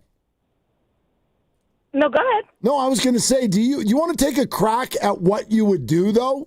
Like, what do you want to see them do differently? Yeah. What's the fix? Yeah. You got to play Butler in a different role, and if you're not going to play him in a different position where he can be more effective, then you got to get rid of him. And I think just about as you guys were saying, 4 through 14, none of those guys are good enough. And I don't know why they're not good enough. I don't have the, basketball, background to be able to say why they're good enough, not good enough. I don't know if they're not getting enough minutes. I don't know if they're not being coached correctly or they just don't have it. But we have no upcoming saviors on the bench. Yeah. It's just not going to happen, whether it's Pods, Kuminga, or anybody. And I think Dunleavy has to take some of the heat for this, because who are these guys?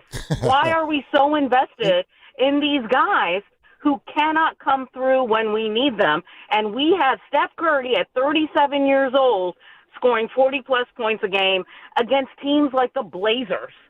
We lost to Minnesota with, nobody. You know what's fascinating, though, Samita? Like, what'd you think of all those scrubs when they went on the road to Cleveland and Chicago in 24 hours and won 2 basketball games? Yeah, I kind of think they were flukes because, the name of the game is consistency. Yeah, no, that's totally fair. Hey, Samita, great call. Thank you very much. Like, and here's the reason I bring that up. She used the word roles, and I really think that's where the Warriors are stuck. I think Jimmy Butler is suddenly having a hard time fitting. We already know that Jonathan is having a hard time fitting.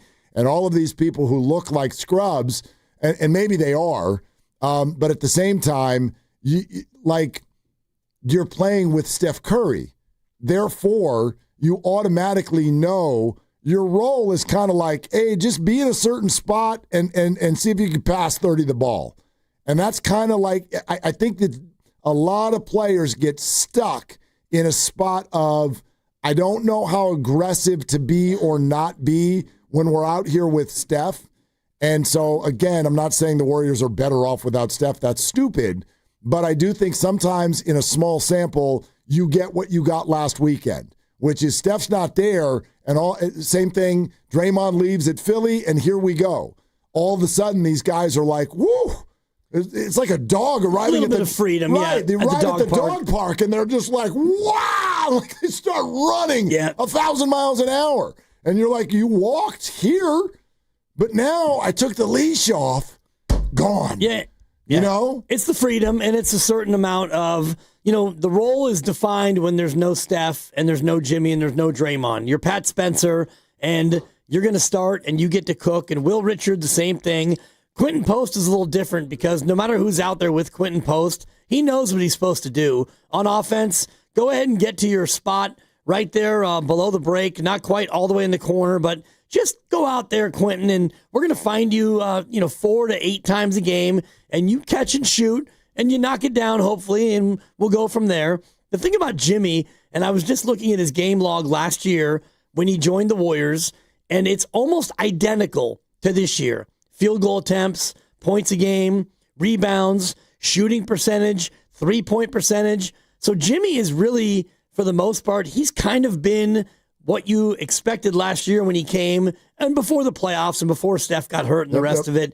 He's about 11 shots a game, about 18 points a game, and that's what he's done this year. So when Joe Lacob, yeah, Jimmy's not the problem, I kind of agree with him because Jimmy Butler's not going to be 25 points a night anymore. That's not who he is. No, I don't think I don't think you want him to do that. Like in an ideal world, the offense runs through Steph, and kind of as things get late in the shot clock, that's when you start to move maybe toward Jimmy to see if he can drive and create something for someone else or get himself to the free throw line. Or who knows, every now and again he might actually just finish. You know what I mean? Like that's kind of how I see the absolute basics of the Warriors offense, but they're in and out of the lineup, and the other guys are all seemingly somewhat confused about when to hit the gas and when to hit the brakes. Some of them have been kind of locked in the corner, and everybody's frustrated. Everybody's frustrated because the whole thing just feels kind of stop-start. Sometimes even within games. No doubt. That's why you get like a half against OKC or Philly where you're just like, well, this is sleepy and awful. And then the next thing you know, you're like, whoa, gangbusters, here they come from behind. It's just too inconsistent, all of it. Because you're talking about players 4 through 13 who honestly aren't that good.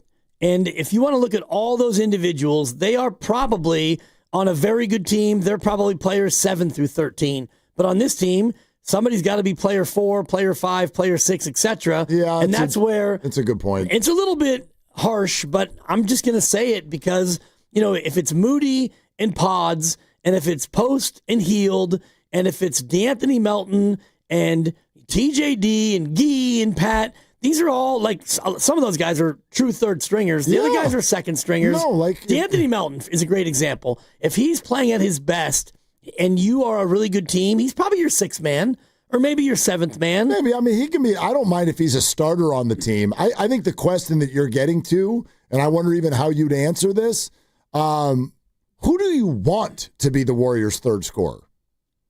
I mean, who would I want? Who do you want it to be? In an ideal in an ideal setting, it probably would be Buddy Hield. Buddy Hield would become the splash cousin, right? And Buddy Hield would play up to his level. And if he could do that, because honestly, in an ideal world, Steph's going to get you 27 or 28. Yeah. Jimmy's going to get you 18. Or 20, yeah. And then, Buddy gets you 15. And then Draymond gets you 12. Quentin will get you 9. And then everybody else can chip in with, 8s and 7s and 6s. See, I think it's such a fascinating answer because you answered it sort of in the moment with what the Warriors are currently attempting to do. I bet plenty of listeners just screamed at their smart speaker or their radio. All roads, you idiots. Yeah. And they're not wrong. That's in an ideal world. Right. We're not living in an ideal world. And whether you want to side with he hasn't been given the opportunity to do it, or you want to side with he hasn't made the most of the opportunities that he has been given, I would argue you're all correct. I would argue you're all correct. But yes, I think that's who they want to be the third scorer. He hasn't shown the ability to do it, and Steve is not patient enough to stick with it, nor probably are Steph and Jimmy. And so, to me, that's the whole problem. You don't have one. No. And you need one. You need one. Go around to the other good teams, and you all can name. Like, I can do OKC, we can do Denver. You can all come up with a viable, that person can score the basketball. If I go to Denver, the guy who owns the Warriors is their third option. His name is Aaron Gordon. It used to be Michael Porter. But those are third options. They go to OKC. And once you get past Shea and J-Dub, you could think about Chet Holmgren or even, going inside to Hartenstein or whatever. These are teams that have an actual look at the Lakers. For God's sakes, I don't even need to name the three names. You know what I'm talking about. The Rockets, I just looked at it. Look at it. Because I'm fascinated by Houston. Their third scorer is a guy named Amen Thompson. He's averaging 17 a night. Is he really? 17 a night. He's going to be special. He's going to be really special. And I just looked at Houston because I was thinking about Joe Lacob and his comment in the email, style of play. And the style of play that the Warriors play does not suit Jonathan Kuminga. The Warriors are shooting the second most threes a game in the association, and JK is not a good three-point shooter. So I thought, what other team out there doesn't shoot the three, but actually scores pretty well? And that's Houston. They shoot fewer than 30 threes a game, and they're averaging $121 a night. Yep. They're fourth in the association in PPG, points per game. The style of play that they play, it suits them. KD's not a three-point guy. Şengün, no. Amen Thompson, God, no. But all they do is get to the line, offensive rebound, and score. Yeah, they have an identity. They have a style of play that suits their roster. The style of play that the Warriors are playing, it doesn't suit Kuminga, and unfortunately, it doesn't suit a lot of these guys. Well, that's kind of the point. Like when we go, hey, why are you shooting so many threes? And then you go, hey, why are you so small? Well, you kind of answer your own question. Right. Like the Rockets can go. Answer your own question. The Rockets can go inside because they have the length to do so, and they can get high percentage looks because they can shoot over people. The Warriors can't go in there. They can't go in there. Even Jimmy Butler, you were just saying they're too small. Yep. Too small to go in there, so you got to fire a three. But then they're not that consistent from three. And there you go. There's your answer. That's right. Some nights you're going to be okay from three, and you might win those games. You might win those games if you can defend on the other end.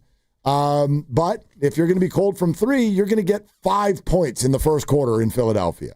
That's what you're going to get. Man. You know what I mean? So 888-957-9570. We made an executive decision on the fly there. Maybe we'll do Grandy's grades on the Niners tomorrow. People are just too. Yeah. This is too. I was about to bury them for getting to 10 wins. I was going to give their defense a C+. Sala, where were you last weekend? Sitting there with a Mai Tai, letting the offense do all the work. Anyway. Seriously. We'll get to it. For sure we will. And Kerr's in a half hour. But there's a lot of you that want to weigh in. So let's do that. We're here for you. Rick in Concord. Hi, Rick. Thanks for the call. Hey, guys. Thanks for having my call. Yeah. Long-time listener, but for me, it's It's all about touches in the paint. Right now, they don't have the balance. We just want to take all the 3-pointers in the world. Our 3-point attempts is high, so that means just no finisher. At the time that we're doing well, Kuminga was doing well. He was finishing. We were touching the paint. Jimmy was touching the paint. At this point, I would love to see GP2 get a run at it, just because we know he can finish. We know he can defend. He knows his role. He doesn't need to try so hard. The ball gets to where it needs to be. Jimmy can play his role. He could be the wing guy. He could be the cutter. And at some point, Kuminga was that guy. And for some reason, he became the wing and just held the ball outside and had all these turnovers. So I would really like to see GP2 get a crack at it, give him 5-6 minutes, see how it goes. But I think at the time we were winning, he was in the game. The play was fast. He knew how to play defense. He knew how to play with these guys. And he's a consistent guy within that group that knows his role. Rick, thanks. I don't necessarily disagree. I could probably, we'll listen on anyone right now, right? Here's the thing about GP2. I do think there are moments where the offense really, the ball movement with GP2 and him kind of getting into that dunker spot or maybe a corner three, and he obviously does not hurt you on the defensive end, it can be really good. The problem with GP2 is if they get him out of the corner and they put him out there on the wing, he becomes a non-factor immediately offensively. And here we go. Rinse, repeat. Can you put GP2 on the floor with Jimmy Butler and Draymond Green? No. You're done. Yep. You're dust. You're dust. The three-point line becomes a total problem. And so when you watch some of these other teams, when you watch the game in Portland the other night, doesn't it feel like the three-point line is surrounded? We've got you surrounded. Come out with your hands up. And the ball will move, and it doesn't matter who it gets to. It's a dangerous, open three-point look. The Warriors have too many players that help them on the defensive side that are basically unplayable on the offensive side because it means there's too many non-shooters on the floor. And that's an interesting comp because Portland is 29th in the association in three-point percentage. Unless they're playing the Warriors. Right, and it's because, the Warriors don't guard it very well. At least they haven't against Portland, and maybe it's just, Portland having a couple of great nights at home against Golden State from three, but it's not a wrong way to describe it because even when Portland wasn't shooting threes, they're getting a lot of easy shots at the rim because they have so much size, throwing up alley-oops to Robert Williams and company, and they're able to get easy buckets that way. So if the Warriors aren't hitting threes, they're having a hard time getting into the paint and getting buckets that way because they're outsized across the board. Totally. Brandon in Orinda next up. Hi, Brandon. Thank you for calling. Hey, can you hear me? We got you. All right, sweet. Yeah, so going back to Dib's question, he asked, who do you wish would be the third scorer? And for me, that's got to be the little Gator, right? He's the cheapest. He's the youngest. We have him for the longest. We want to get excited about the future. How about the young guy? That's all I got. Thanks, guys. Yeah, Brandon, I mean, again, I'm in I'll listen on anyone mode. I don't think Will is ready for that. Does he feel, again, being a number 3 scorer means you got to be ready to kind of do that every night. Yep. And I don't think, like Will has shown, he might pop a night and then he's going to kind of disappear. I think he's still figuring it out. I will say this about Will Richard. When someone brings up GP2, my mind kind of goes to Will Richard because he's an energy guy, and I think he's at least a solid enough defender. He has the makings of a good defender, but I'm a little bit more comfortable with him firing a three-pointer from the wing. No doubt. Than I am GP2. Not quite the defender that GP2 is, but a better offensive player and a guy who can shoot the three, and he's shooting it at almost 40% in the time that he's been out there. But the biggest problem, and Steve will break this down without running the numbers, but if you look at minutes per game, they've got a bunch of guys in that 16 to 26-minute range, and that doesn't include pods. There's a little bit above that, but you've got like 9 guys who are all in that, we're going to play you, and we're going to see. Get you a little run. We can get you a run, don't then miss. we'll see.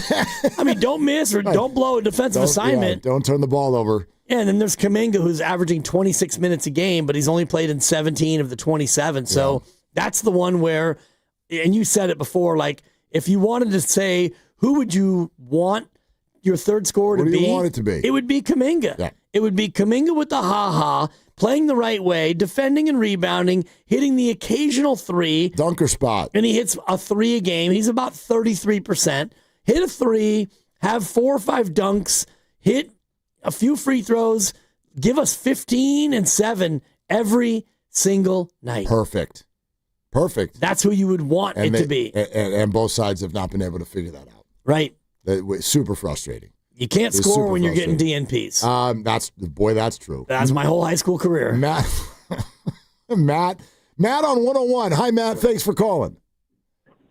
How you doing? Thanks for taking my call. Yeah. Love the rhythm and flow of your show. Appreciate it. Thank you. I'm struck by the rising tide of negativity towards Steve Kerr. Mm-hmm. I'm shocked.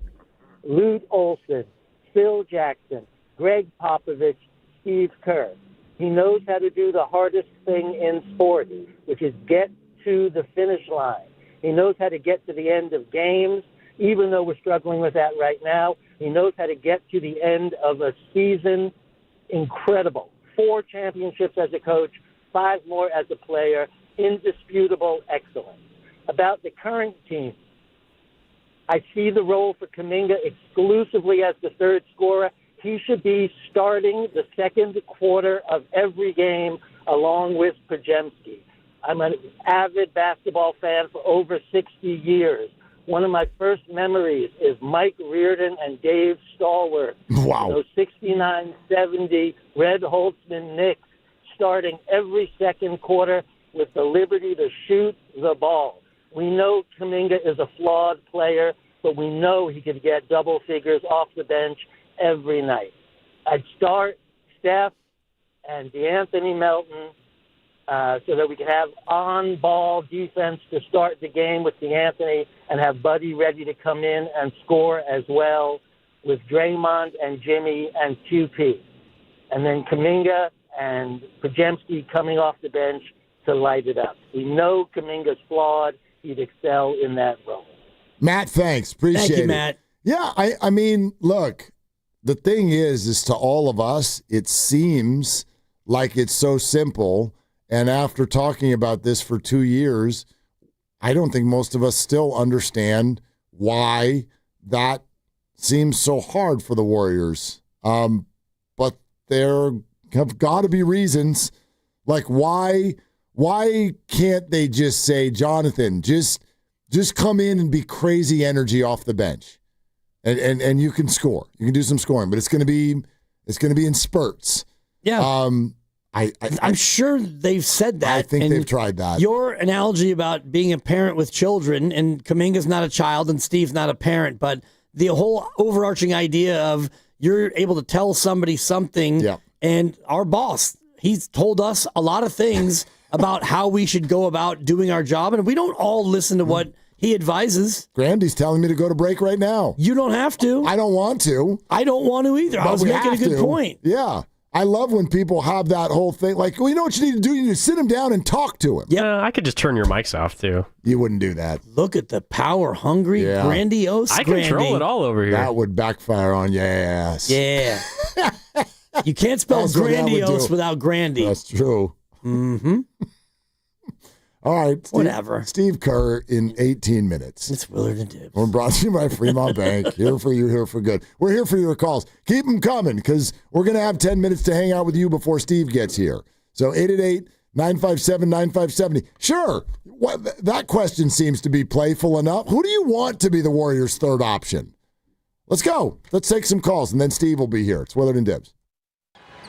Ready to play for a team that makes a real difference? Step up and join the Alameda County team. Whether you're passionate about social justice, equity, or the environment, this is your shot to lead and grow. With expert training, strong team support, and flexible schedules, you'll build a winning career. Enjoy job security, great benefits, and a work-life balance that keeps you in top shape. Don't sit on the sidelines. Apply today at acjobs.org. That's acjobs.org. Alameda County, our community, your purpose. When the new year hits, every business could use a little something to stay ahead. A lift, a jump start, an edge, or perhaps a boost. Like the all-new 5-year business boost from Comcast Business. It's the certainty of a price lock for 5 years on qualifying internet bundles. Plus, you'll have the most reliable Wi-Fi with our best equipment, so your whole team can stay connected at a great rate. And to sweeten the deal, ask about a $500 prepaid card when you add 2 lines of mobile. It's the boost your business deserves. So sign up for the 5-year business boost and get a 5-year price lock on ultra-reliable Wi-Fi. Plus, ask about a $500 prepaid card. Comcast Business, powering possibilities. Ends 2/22/26, new customers only. 1-year contract required for guaranteed rate. 5-year pricing applies to monthly service charge excluding taxes and fees. Best Wi-Fi based on Open Signal Awards USA. Fixed Broadband Experience Report, May 2025. The following is an attorney advertisement. If you get sidelined by a workplace injury, the workers' compensation attorneys at Boxer & Gerson can help you get back in the game. Our team of skilled attorneys will fight by your side for the treatment and compensation you deserve. We care about justice for injured workers. That's what makes us Northern California's premier workers' comp law firm. Call Boxer & Gerson at 510-835-8870 or visit boxerlaw.com for a free consultation. Boxer & Gerson, your life is worth the fight. When you own your own business, you need to keep things moving. Need to book a last-minute flight? Earn a $300 travel credit to cover that. Need to take a meeting before takeoff? Do it from the comfort of the Chase Sapphire Lounge by the club. Need to catch your breath before you board? Done. With $2,500 in annual value, the new Chase Sapphire Reserve for Business is the card that gives back all you put in.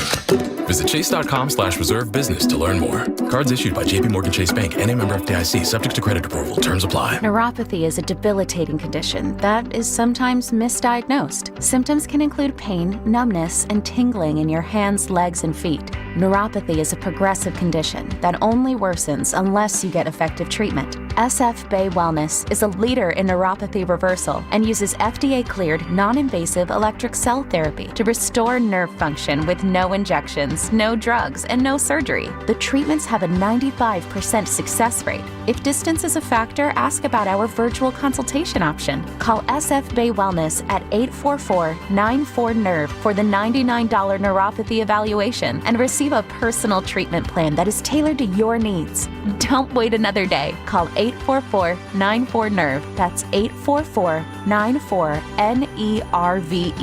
Why keep suffering with the painful symptoms of neuropathy? You deserve to live a pain-free life. Start getting the treatment you need for your neuropathy symptoms. Call today.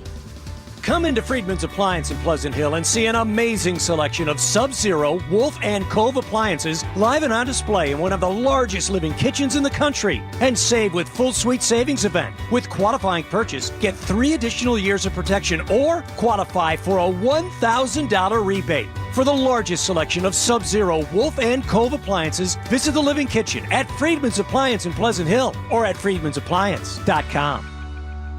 We all hear the radio ads about the IRS. They tell you to be afraid, to be scared, and they try to frighten you into calling. I'm not here to do that. Tax Relief Advocates is different. TRA is here to tell you that if you owe money to the IRS, whether it's $5,000, $50,000, or $500,000, we have a solution. It doesn't matter if you're sitting in your car, at work, or with your kids. No matter where you are, call now. 800-575-9834. Don't lose hope. TRA can eliminate or reduce what you owe to the IRS. Generous programs are now available that can give you a fresh start. Our passion is taxes and helping individuals fix their IRS problems. We have over 1,000 5-star reviews on Google and an A+ with the Better Business Bureau. You don't need to be afraid of the IRS any longer. End your tax nightmare today by visiting us online at TRA.com or call 800-575-9834. That's 800-575-9834. Tax Relief Advocates. Real solutions for real people. Target's last-minute deals are here, right on time to get you holiday ready in no time. Snack beauty gift sets for every style, the hottest toys, can't miss entertainment, crowd-pleasing candy, and much more. All under $20. Whether you're hosting or welcoming surprise guests, you'll be ready for all of it for less. Grab them now before they're gone. Last-minute deals under $20.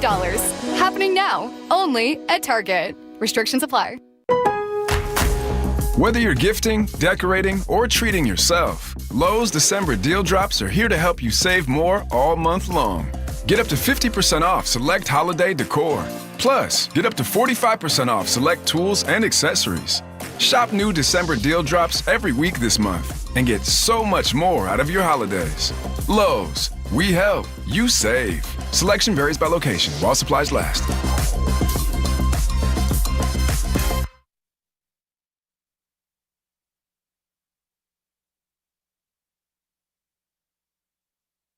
Dub Nation, it's Steve Kerr. You're listening to Willard and Dibbs on 95.7 The Game. And you never know when I'll be on the River Islands guest line. So make sure to keep it locked on 95.7 The Game.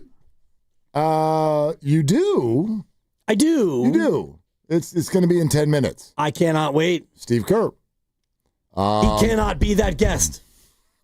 He actually can be. Yes, he can. And he will be. Can. All guests. Yeah, thanks a lot. Yeah, you're welcome. I bet Steve right now is like, I can't wait to get on Willard and Dibbs. Yep. Boy, do I love answering. Well, first of all, I don't really care. Yeah, well, we'll see. He better be wearing fireproof socks. Because them feet, I'm about to be held to the fire now. Steve, did we lose you? Yeah, I'm sorry, I'm here. That was season 1. Oh, gosh. Well, yeah, a lot of questions to ask. It's the dumbest thing I've ever heard. Well, it's sports radio, so what do you want? Joe Lacob is emailing fans. Yep. Jonathan Kuminga's not playing basketball. Is this the week where we open up the phone lines to listeners to ask Steve a question? Oh, let me check. Is this not that week? Okay. Tis the season to be angry. I haven't given that any thoughts. Yeah. Look, Pat Spencer is missing Thursday for personal reasons. Okay. The Warriors are under 500. We're exactly, as of yesterday, is a month away from what many are calling JK Day. I made that up. What else? What else do we got? Will Richard doesn't play basketball. Seth Curry doesn't play basketball. Buddy Hield couldn't hit the ocean if he fell out of a boat west of Hawaii. You got to help me out because I was doing the show in the middle of the Warrior-Portland game, so I was watching, but I would miss little pieces here and there because we're doing the show. Like, I saw Buddy hit some threes. Yep. Was he awful against Portland? What was the full number? Not awful. Okay. 2 for 5 from 3. That's fine. It's fine. It what? 40%. It's fine, but, he's got a 1 for 5 2 games back. Yeah. A 3 for 6, a 2 for 7. He is shooting below. My name is Buddy. I'm sorry, Buddy, and I love you. You're always there. You always play. Last year, he shot 37% from 3. Okay. The year before, combining 2 teams, he shot 39. The year before that, 39. The year before that, 42. This year, he's at 31 and a hook. Yeah. Yeah. He had what would Joe Namath say about how he's played? I want to kiss you? Struggling. Oh, okay. Yeah. Either one works, but depends on if he's had any it's cocktails. From the same. It's not a rant, but that's one of the single greatest live interviews in history. Completely. And completely. Susie Colbert gets a 7 out of 5 on how she handled it. Oh, my God. Poor Thanks, thing. Joe. Yeah, poor thing. I really don't care that the Jets are struggling. It's one of my underrated good impersonations. I want to kiss you. Oh, gosh. Struggling. All guests on 95.7 The Game appear on the River Islands guest line. Isn't it time for you to discover the islands? River Islands in Lathrop. And then all callers appear just on the line.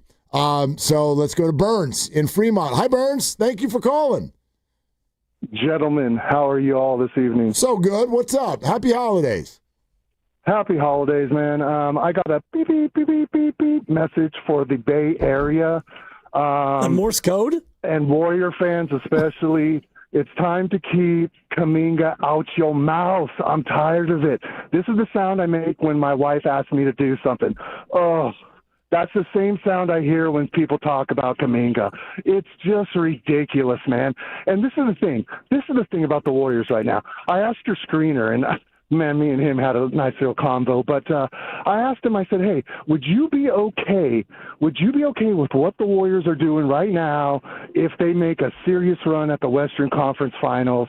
And he said, this is amazing. He said, no, because they would have lost. They wouldn't have won the championship. And it just dawns on me right then and there what kind of Warrior fans there are.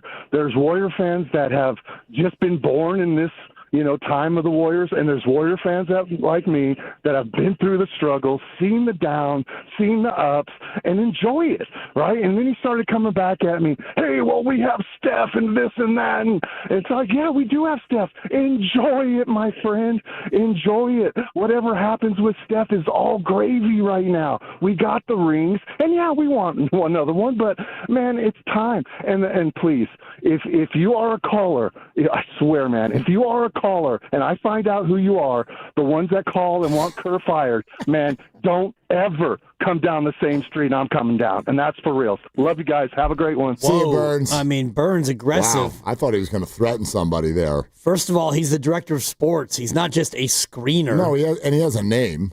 Yeah. It's Lucas with an L. That's right. Yeah, and I stand by it. And he took an L right there. Yeah. Burns coming down his road. Yeah, were you and Burns okay? Did you have beef?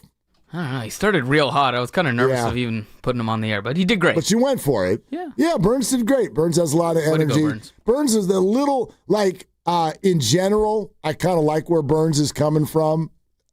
Today, it feels a little Bobby McFerrin-esque, which people don't like. And Brandon, do you know what that reference is? Do you know what the Bobby reference McFerrin? is? If I say Don't worry, be happy. Good job, Grandy. Impressive. Lucas, did you have any idea what the hell Grandy's talking about? Actually, yeah. Okay, good for you. Great song. All right, sing it. I could. That's a 4. Whistle. No, but it's a great effort. But it's not singing. It takes a lot of effort to try Steve whistling Young would when you're tell not you good. that's not singing. But anyway, Should I try again? go for it. Yeah, no, That was better. Yeah, Close though. Don't worry. Yeah, and then you got to go through the whole thing again, and then be happy now. Anyway, 1988. So yeah. Ouch. Neither Lucas nor Grandy were even a twinkle in their parents' eyes. Do you know that I was sitting here talking to you yesterday, and we got these 4 TVs here in our room. Yep. 3 of them work, and one of One's them. a clock. One's a clock. Clock. One of them had a big thing that popped up on the screen, and it was former Astro Craig Biggio highlights, and it goes, "Happy 60th birthday." No. I did the same thing. I was like, I love the young people. Shut your mouth, TV. Dude. You go away. Craig Biggio, who always looked 18 when he was 28. Little babyface guy. Yep. Little catcher. And then 60. 60. Yeah. I was like, I'm going to bed. Totally. I don't love the young people. Where's my Afghan? I don't want to do the rest of this day. Yeah, that one hurts. 60. That's a tough one. Come on. I'm like 48. Yeah. Sure. 48. My age, Craig you know? Biggio. Yeah. Exactly. Gurus, too. You would figure. Okay. Anyway, the Bobby McFerrin thing. It's hard when people care about something to just be like, yo, chill. Don't worry. Be happy. I'll give you a quick story. So one time, coming home from a concert, whole group of people decided to get like a limo, 15 people. Hey, let's get a limo. And everybody chips in, and then you got a ride to and from the concert. Well, the concert goes really late, and this is when I'm doing morning radio. So I got to be somewhere at like 4:30 in the morning. Yep. Now, I signed up for it. I'm the one who bought tickets to a concert the night before I had to work. But it was a show I really wanted to see. And the limo driver gets lost on the way home. Okay? And I'm like looking at my watch. I'm like, I got to be up in like 3 hours. And the limo driver is going off in literally the wrong direction. And I'm wanting to climb out of my seat and go, bzz, down the window and be like, can I help you? Because I know how to get where we're going. And the rest of the limo is a bunch of people. They're like, dude, What's the rush? Just chill, bro. It's all good. Wasted out of their minds, just chilling. And there's a little bit of that in what Burns just said. Hey, all of you frustrated Warrior fans, just chill, bro. We got Steph Curry. It's cool. Don't worry so much. Yeah. And that'll drive you nuts if you're over here in Strestville. And that night, I was in Strestville. I was looking at the clock. I was worried about my sleep. I was worried about getting a migraine headache. And the drunk people who were telling me to chill made me want to punch them in the face. And that's how Burns feels about the Fire Steve Kerr contingent. Right, but also I bet the Fire Steve Kerr contingent feels that way about Burns. Like, don't tell a Warrior fan right now it's all okay. Even though I totally get how some of you might feel like it is. I think there's a healthy portion of Warrior fans who have been feeling that this was coming for a long time. This is how a dynasty ends. Every time. It doesn't have to necessarily end this way this soon. And I know it's not that soon, but... Yeah, I would argue it's not like it's late. Well, and you got the bonus title, which in my family, I was the bonus baby. I was called a mistake.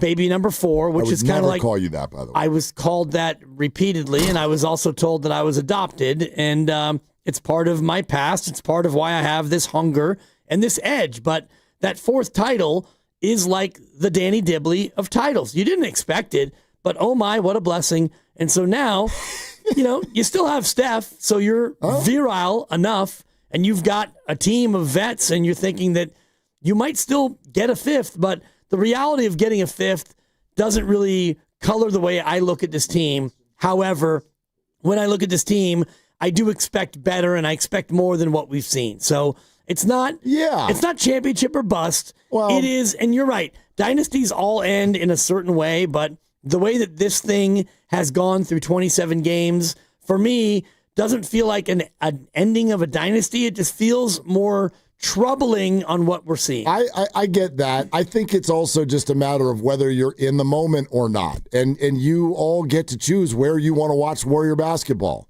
Like, if you're just in the moment, if you're just doing right now, and that's all you want to do, and I'm told that's the healthy way to live, but like, if that's what you want to do, yeah, it's frustrating. Right now is frustrating. If you want to find a way to do like that Great America ride and like hit the button and have it go straight up into the air 10,000 feet. The edge. Yeah. If you want to look down on everything, then you can very easily be like, yeah, like we're fine. This has been amazing. This has been amazing for 15 years. And we've had every luxury that a fan base and that an organization can have. And it's hard to be like super ticked that a 37-year-old superstar isn't still running the league just by his presence. Like, I get both sides of that. My advice, don't look down. Okay. Just don't look down. Dude, the edge was, that was a thing. No doubt. Took me a lot of convincing to get up there. You're listening to 95.7 The Game, KGMZ FM and HD1 San Francisco, and Odyssey Sports Station, and the home of the Golden State Warriors and Valkyries, always live on the free Odyssey app. Coming to you live from the Laughing Monk Studios. He's ready to go, so let's do this thing. Out to the River Islands guest line for Steve Kerr, who joins us, by the way, not only on the radio, but on YouTube as well. It's presented by Great Clips. In sports, success is about team effort, and the same is true for your hair. Great Clips. It's going to be great. Hello, Coach. How are you tonight?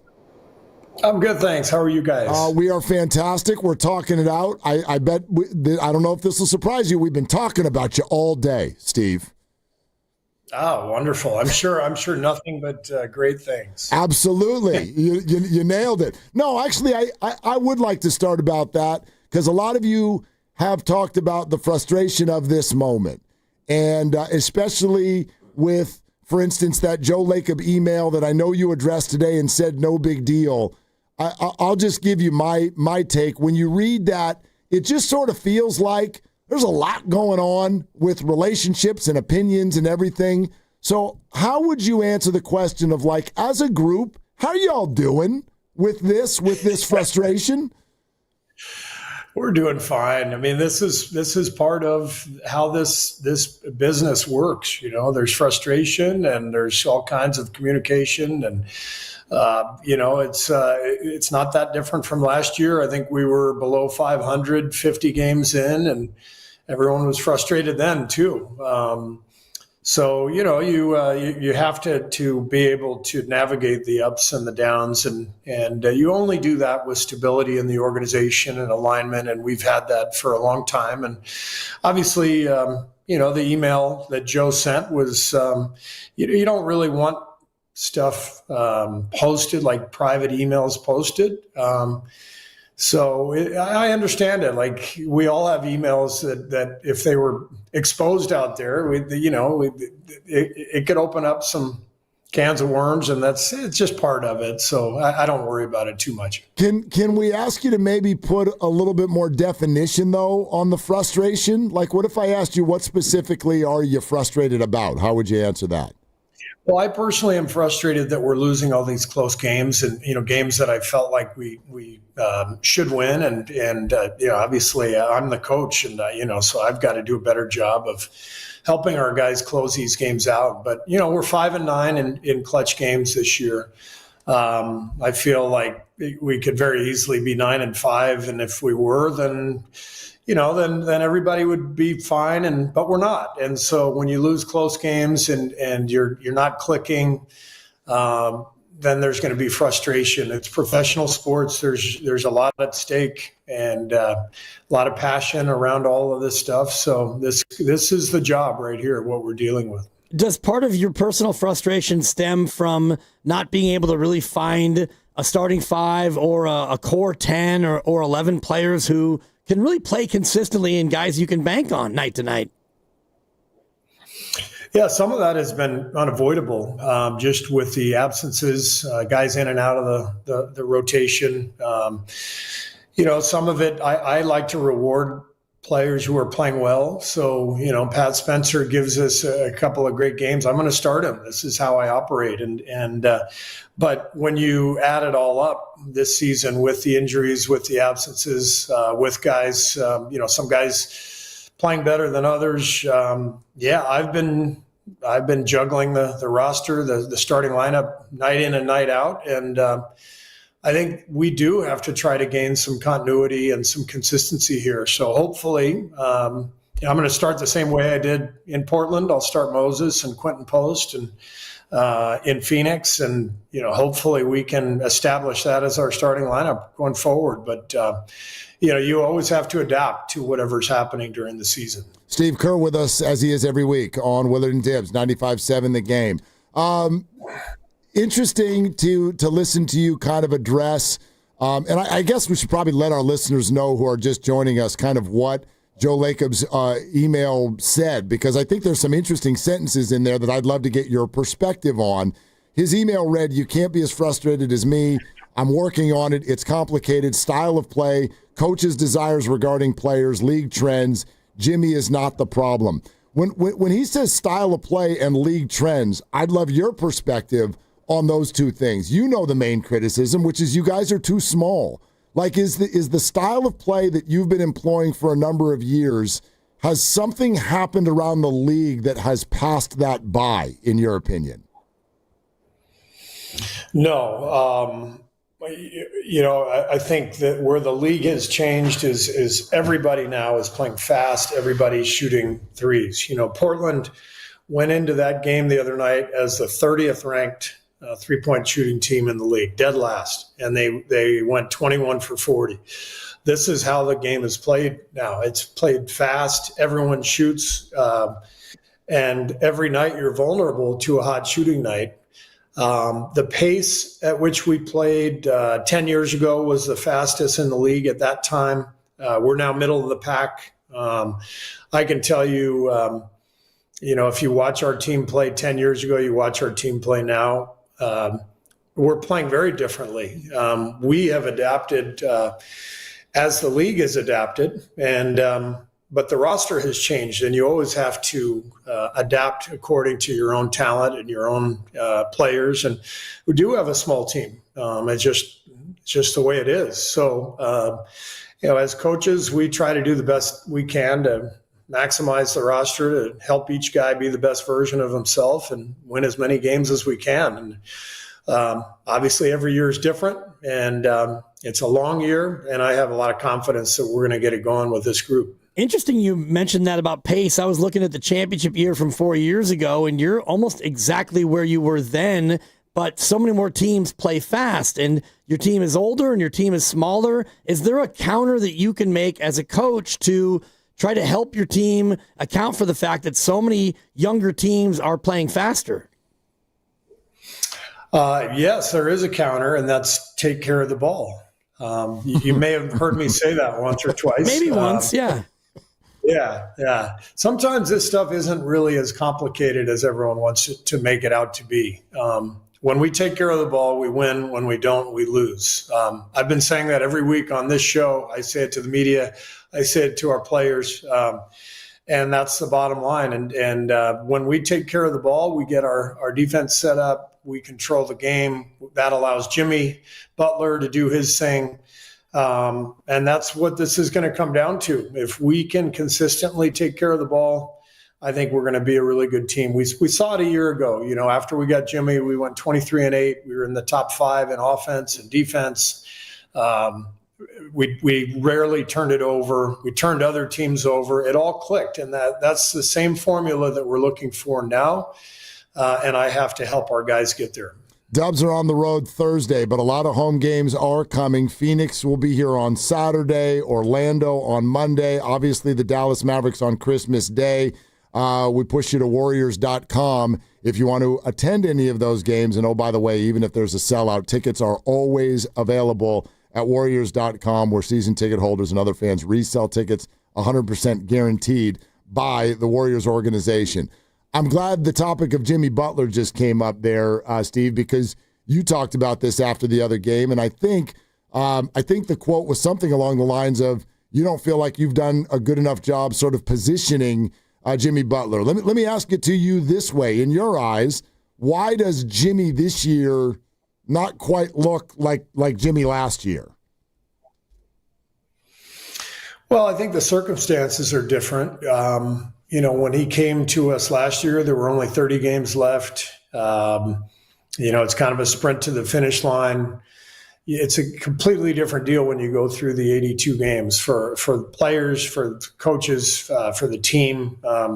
82 is a long haul, and we're in the midst of that long haul right now. We're trying to find our team. We're obviously mixing up lineups. We've had a lot of different groupings, and so our team hasn't found that groove yet. But I have no doubt that we will find it. I've got to do a better job of making sure Jimmy touches the ball. Every time he gets the ball, we have a good possession.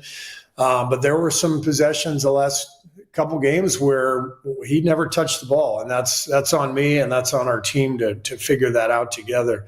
I feel really strongly that when the game is played through Steph and Jimmy for 48 minutes, we are really good. That doesn't mean they have to shoot every time. It just means they have to have the ball and threaten the defense, and then everybody has to play off of those guys. Is part of the struggle the non-Steph minutes when Jimmy's out there, and for you the challenge of being able to put enough shooters around Jimmy to where he can isolate and do what he needs to do, but also if he's being guarded heavily, you have somebody help him out? Yeah, well, we again, I'm going to keep going back to last year, those last 30 games. We really thrived when Steph was off the floor. We played Jimmy and Draymond, Quentin Post, and Brandon Podziemski, either with Buddy or Moses. We found a really good groove, and so we have all those guys. They're all still on our team. We can still play that group together. We've got a few other combinations we can go to. But there are very fine margins between winning and losing in this league. And right now we're losing in the margins with the turnovers, with just some key plays here and there. And like I said, it's up to us to figure this out, to make sure we button up and take care of these close games, and I know we're capable of that. Steve, I remember asking you last year if it was, in general, realistic to think a team could contend for a title when its core players are all over the age of 35. And you said yes. And I'm looking at this year, And now I'm wondering just about like what's on their plate as a core. Like, are you comfortable right now with what the amount that feels like is sitting on the shoulders of Steph, Jimmy, and Draymond, particularly with them in and out of the lineup? I am, yeah, because this is how our team is structured. They're all still really damn good players, amazing players, and I just watched it. 9 months ago, I watched us, to make a run in the playoffs and advance to the final 8 and win game 1. And had we stayed healthy, I think we could have gone pretty deep and made a run. So. I know we can do it, and we're obviously, in a conference that's loaded, and there's some great teams out there, but we still feel like we have a lot to give. You mentioned before that you have a certain amount of meritocracy when it comes to playing time, and that's been great, and Guy's been in there because he's earned it. Is Jonathan Kuminga at a spot where if somebody ahead of him regresses, can he be poised to get back into the rotation? 100%. He can absolutely get back. And I've talked to him about it. He's had some really good practices this past week. And the pendulum always swings. So, I'm just encouraging Jonathan to stay ready for when his opportunity comes back. So for right now, it's more that the people in front of him, particularly Guy Santos, they're still playing well enough to where that's keeping him at bay as opposed to JK not doing the things that he should be doing. Well, he hasn't played the last 3 games. And we had a really good road trip. And the guys who I played ahead of him, on the road played really well. So I'm rewarding them. But we've lost the last 2 games. So, when you find something in this league, you really do need to stick with it. Because it's fragile. Everything is very delicate in this league.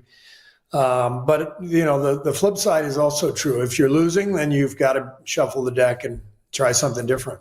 Steve, this is a tough question to ask, but I'm going to give it a whirl here because I've had 2 people I consider big-time Warrior fans come up to me just in the last handful of days and say that for whatever reason, the Jonathan Kuminga and the Warriors organization thing to them feels personal. I would love to hear your response to that. I'm not even sure what that means, but I guess it means that we are holding something personally. Yeah, I think that's what I think that was the implication. Yeah. Yeah, no, that couldn't be farther from the truth. We treat all of our players with the utmost dignity and respect, and all we try to do is win. And part, I've talked about this publicly. I don't think it's a secret. It has been a tricky fit at times, and he's a really talented player. And he's had some really good moments, and then there's been times where it hasn't clicked. The last couple of weeks, it was a tough fit, and so we went in the opposite direction just to try to see if we could find a little more rhythm, and it's as simple as that. One more slightly tricky one, and this is a sense maybe from fans and callers and whatnot, but the idea of Joe Lacob and his input, how much goes into that from whether it's Joe Lacob or Mike Dunleavy or others when it comes to things like lineups and rotations? What's that process like for you as much as you can, reveal the inner workings of what you do? Joe has always been unbelievably respectful, to me in my position as coach. He's always made it very clear that he's never going to intervene. He never comes into the locker room after a game. I've heard horror stories, from my fellow coaches about owners barging into the locker room, yelling, being mad, that kind of stuff. Joe couldn't be more respectful of my position. He's never once, told me, who to play, who he thinks I should play. We have conversations. We probably talk once every few weeks or so, and we get along great. And he's opinionated and but respectful. And he's a great owner. You think about where the Warriors were before Joe took over the team, and what he has done since. That's all you need to know. He's a phenomenal owner.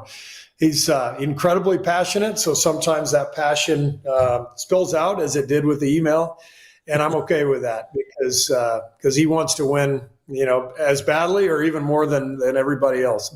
I wonder sometimes about those kind of dynamics within any company. I mean, hell, in our kind of business, we have it all the time. Where like people they spar a little bit over stuff, and then you go do your job, and you go to bed, and you wake up and do it the next day. How would you kind of describe those interactions from the high level front office staff?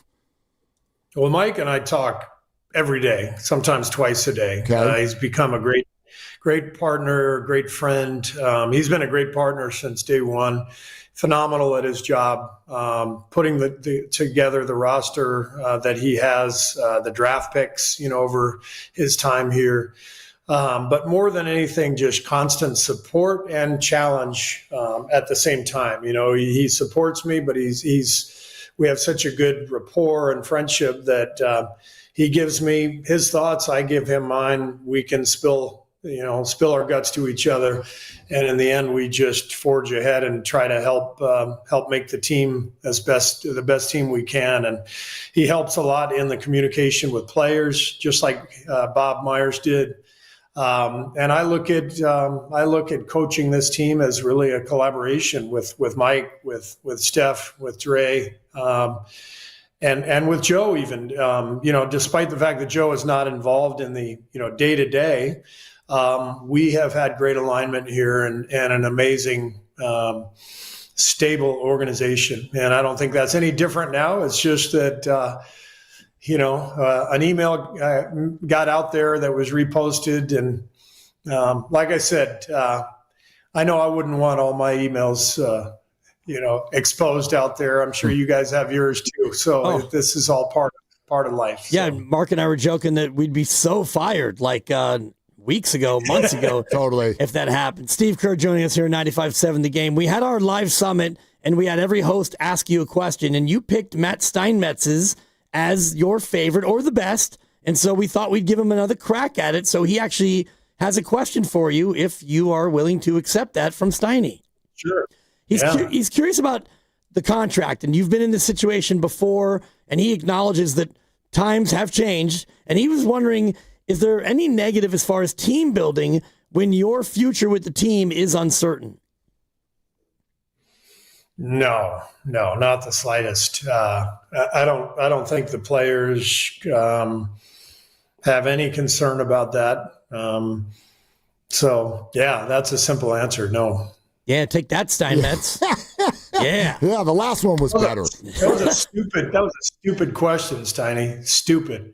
Yeah. Terrible. My God. I mean, if you have more, we'll cut all this. This is great. Steve, if you listen to 95.7 The Game at all, you'll be hearing that clip again. Yeah, that I don't even need to ask the guys. That's going to be a drop. So we appreciate that very much so. You got it. Anything I can do to help. Yeah, perfect. Thank you. How about, Will Richard? People are excited about him, and he's kind of ended up in out of the rotation right now. So what are your plans for him?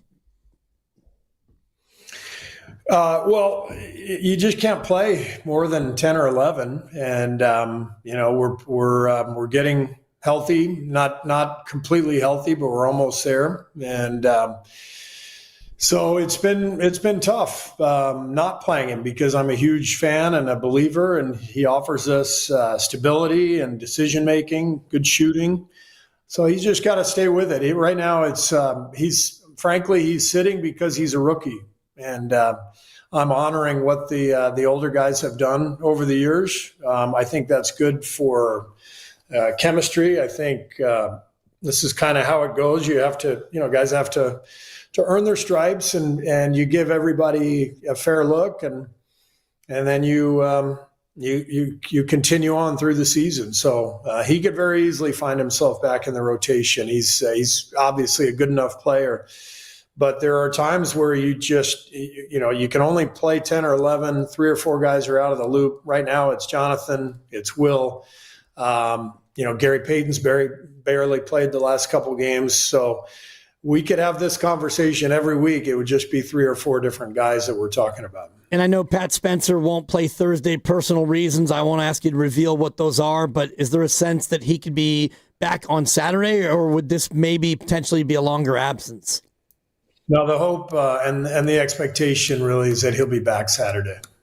All right, Steve Kerr, are you an early holiday shopper or last minute Charlie? Oh, man, I'm kind of last minute, but I actually have it pretty easy. I only have to buy something for my wife because she does all the shopping for the kids. But I actually handled it this year. I've already made the purchase. I'm good to go. So you're done. Usually I'm the last second guy. And you said the purchase, so nice. It's one thing, huh? Say that again. It's one thing. Like you didn't get her 5 gifts. It's like one. No. It's one gift. Just one. Okay. Yeah. I assume. And as long as you've been married, I mean, let's be honest, you can kind of mail it in, right, Steve? Well, given that I know my wife is not listening to this, I'll just say, yeah, I can mail it in. That's my guy. It's an Amazon gift card. Does she ask you for something, or does she make you figure it out? Yeah, I kind of ask her. She kind of makes a hint. She might tell our daughter what she wants. Eventually, it finds its way to my desk. Smart, yeah. All right, very well played. Hey, anything that sort of hits you about the whole home and home thing? You get to see Dylan Brooks twice this week. Yeah, I mean this is a long-standing tradition in the NBA where you go home and home. Though the relatively new one over the last 5 years or so is the baseball series where you play the same team twice in one location. So this is not anything new, but Phoenix is having a great year. Brooks, you got to give him his credit. I mean, everywhere he goes, he makes his team better. He competes, and we know he's going to try to get under our skin, and Draymond's going to try to get under theirs, and should be a great couple of games. You're a lot classier than we are, especially my partner, who he would not have put it the way you just did. Not a fan. No, not a fan. Kerr's all class. And there you have it. See, that's exactly what we should do more often. It's so great. We suck at it. All right. Silence. Steve, thank you very much. Great to talk to you. Thanks, Coach. All right, guys. Thanks a lot. We'll see you later. Okay, talk to you next week. Steve Kerr right here on 95.7 The Game. And if you were watching on YouTube, his face told 1,000 words. Just looked at us. Yeah. Like what? Yeah. What? I said what I said. Yeah, you want to have a staring contest? I gave you 27 words of praise for that guy. Smirk. You want to have a who can stay silent contest longer on the radio? Right. Go ahead. They're not my ratings. Dead airs are yours. Yep. All right. It's great. There you have it. Yeah, Dylan Brooks. That one present for the wife. I cannot wait until I have been married long enough. Yeah. Oh my God. I mean, you haven't been married even as long as I have. I'm at 3 years, and you're. I mean, currently. Yeah. Overall years, it might be interesting. I'm also. I don't even want to do that. I don't either. I will say this. I have arrived at a spot in my life where I've lost my damn mind on the holiday shopping. I know you have. I get to November 20-something, and I'm just like, we're gonna get all of it. Pow. We're gonna get everything that we can get. I mean, I don't, not stupid. Like, I'm not gonna spend stuff I don't have, but I have set a very poor precedent. Well, and I do. I'll admit that. I should thank you for the holiday card because it's a lovely family, but that's a lot of people in your holiday card. There's a lot of people. Your blended family now, it becomes, this time of year, it becomes a little bit more cost preventative when you go from me and the 3 to, well, now me and her and the 5. It's a party of 7. It's a party of 7 plus 2 dogs. And you got to get a squeaky toy for each of them, I would imagine. Yep, we did. All right, so listen, it's only 5:27. And I know a lot of you were waiting for that, so let's react. 888-957-9570. What'd you think about Steve Kerr's answers, about Joe Lacob, about Jimmy Butler, about the rotations, about, Jonathan Kuminga, about Will Richard. It's all there. It's all there. Steiny's question. Well, yeah, it's a stupid question, apparently. Yeah, that's out there. Yeah, that's on the record. That was a stupid question, Steiny. Stupid. Oh. Ooh, and the second stupid brings it home. And I think he knew his mic might have broken up a little on the first stupid. Yeah, so he's like, I better hit that again. Yeah. Just to be sure. Just to be sure. That was a stupid question, Steiny. Stupid. Yeah, I tell you what. Keep that one close. The overarching takeaway, I would say, if I were to kind of brand that conversation, remember last year before Jimmy Butler came and Guru really latched on to something that I said to him because he asked us, like, is the answer in the building or is the answer not in the building? And I was like, the answer's not in the building.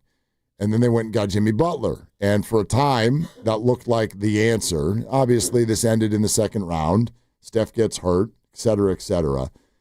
I think that Steve believes, and you can disagree with him, and I bet a lot of you do, but it sounds to me like Steve Kerr remains pretty optimistic about what he has in the building. Now, that does not mean that they will not be active at the deadline, because, my goodness, I really think that they will be. But I don't know if they're necessarily on the search for, quote, the answer, because they've said till they're blue in the face, we made our big deal already. His name is Jimmy Butler. Yeah. And then he talked about all of the success they had last year, and he named a list of names, and he goes, and they're all still on the team. They're all this group of players that right now all of us are so frustrated with. We're a really good team 6 months ago. They were 7 months ago, whatever. Yeah, something. They were a good team 7 months ago, and the people who played are all still on the Warriors. They're all older. Yes, and that's true. A lot of the teams with whom they're going to compete are better. And so that becomes, another part of the calculus. And I'm just looking at last year, the night they traded, hi, this is Andrew Wiggins, and others, that was February 5th. They went out and they blew a lead against Utah, and they fell to 25-25. And that's what Steve is referencing, where you were a 500 team after 50 games, and you got Jimmy, and you went on that run. And the other thing that I took away from the Jimmy part was almost him saying Jimmy's pacing himself. Because last year when he came, it was a push 30 games to the finish line. And so, it's balls to the wall and let's go. And this year it's an 82-game slog. And so, Jimmy he's not playing with that same level of intensity because it's a long year. Well, but then he also said, look, any possession where we're not running the ball at least through the hands of both Steph and Jimmy is a bad possession. And, look, we're pressed to get all the questions. We could do an hour with Steve, but that's not fair to Steve. I'd love to know, if all the same people are there, why are y'all having such a hard time running the ball through their hands, which is what you all did so well last year? 7 months ago, you were able to do it at a very high success level. So far this year, the same people, a couple of additions, a couple of subtractions, whatever. Will Richard's in there. Certain guys are getting minutes. Kevon Looney's not on the team. Okay, but it's pretty much the same people. Why does it seem they are approaching their offensive possessions differently here in December than they would have last April? That's what I think is hard for people to really grasp. It's hard for me to grasp. Yeah. It's the same people. It's the same people, but Steph Curry has played in 18 of 27, which is 2/3 of the season. Draymond's missed 6 games. Jimmy's missed 4. And I ran the number by you yesterday on games where the 3 of them all play together. They're 9-8. So it's only been 17 of the 27 when you've had all 3. That's the most optimistic thing anyone said to me all week, though. Because if your answer is the reason it's not working is because of the lack of continuity, because they haven't been in the game, well, then that suggests to me then there is an avenue to this getting better. They just need to stay healthy. And maybe that's a fool's thought. Yeah, maybe. Maybe they won't, but like that, to me, that was always baked into this. Of course. You're going to need some silly luck with regard to health if this is going to really go the way you want it to go, and that's still on the table. And you haven't had bad luck. Like Steph, no. He had the thigh bruise. Steph had the illness. He had the ankle tweak, which I don't think cost him games. And Jimmy Butler had another hard fall. And Draymond Green had a personal absence, and he missed a couple of other games. So, yeah, it still is December. It's always going to be about April, May, and hopefully June. But at the same time, you don't want to get back into the same thing you were last year, which is we're chasing, we're a 7 seed, we needed 7 games, and then Steph got hurt. And many people think because of the exertion factor. I think that's a great question, and one that's already on my mind to ask him next week, which is just that. Like the whole idea preseason was, well, now you got Jimmy for the whole year, so you're not going to have to chase in January, February, and March. Well, looks like, yes, you will. Yeah, you will. Now, again, 13 and 14 last year probably puts you about 10 or 11. This year, it's got you at 8. Yep. So that's a plus. But if they do have to be a play-in tournament team again, and then they do have to do everything on the road, yeah, it lends itself to the exact same thing that happened last year. There's nothing you can do about that, though, right now, except for just start trying to win games now. Yeah, we'll go out and beat Phoenix. Yeah, and, go on a winning streak. You're a game and a half back of Phoenix, and you are 4.5 back of Minnesota at the 6. Now, that's not insurmountable, but that's already a little bit of a gap between you and the 6, which is what everybody wants. You all want to be the 6 seed, and they're 17 and 9, and you're 13 and 14. So the good news is the Grizzlies are 9, fine. They're a half game back of you. The 10 seed is Utah. You have a couple games on Utah. I don't think that Utah is much of a threat. Memphis maybe, but it's more what you were saying about chasing. And, if you're going to have to start chasing again right out of the deadline, maybe you make an acquisition and you bring in a new player. But, hey, we need to end this year 23 and 8 to get where we need to be. That could be a problem. That could be a real problem, no doubt. Let's go to Mitch in Maryland. Hey, Mitch, thank you for calling. What's up? Hey, buddy. I'm a native of the Bay Area, by the way. I listen to you guys all the time, living out here in Maryland. Thanks, Mitch. And followed the Warriors for years. I love Kerr. As an X's and O's guy, he's great, impeachable. But I question his roster composition. And I think if you listen to the totality of Lacob's email, he was kind of throwing shade at Kerr without he was saying it without saying it, but basically the roster construction is basically goes through Kerr because the style of play goes through Kerr, and there are certain players that he prefers, like stretch 5 instead of guys who could bang and rebound. And if you look at the Warriors' weakness, the Portland game, they were scoring beautifully, but they were getting scored on at will because the Portland players are just too big. And they're going to grind Curry and Butler to a nub if they continuously have to guard players who are bigger than them. They have nobody behind them to defend. I think they missed Looney more than they expected, but they absolutely need to get bigger and more athletic, in the front court. And I think they're this way by design because Kerr likes bigs that can shoot and not necessarily rebound first. And I think we need to turn that Lacob needs to turn that mindset around. I think that's what he's working on. He's trying to get Kerr to kind of nudge out of his, this is the only way you can win concept. Say, hey, this is the way the league is now. We need guys, on our front line that can bang. Yeah, Mitch, it's a really good point/question. I will say that Steve Kerr, in the interview you just listened to, talked about how as a coach you're always having to evolve based on who's on your roster and who's available to you. So there's a little bit of a chicken or the egg conversation there because as Mitch is pointing out, and he may have a point, when you say roster construction, you think of Mike Dunleavy. But is the roster construction contingent on how Steve wants to play? Therefore, we're getting players to fit that system. But Steve over here is going, well, we got to fit our system to the players that we have. I honestly, I can't answer that. To what Steph level. Curry is the system. Sure, Steph Curry's the system, but all of the pieces that you've plugged in around him, your second-round picks and your mid-level exceptions and all of that, is that like trying to fit Steve Kerr's system, or Are you trying to evolve out of it a little bit? And maybe some of the things just haven't worked, Al Horford, etc.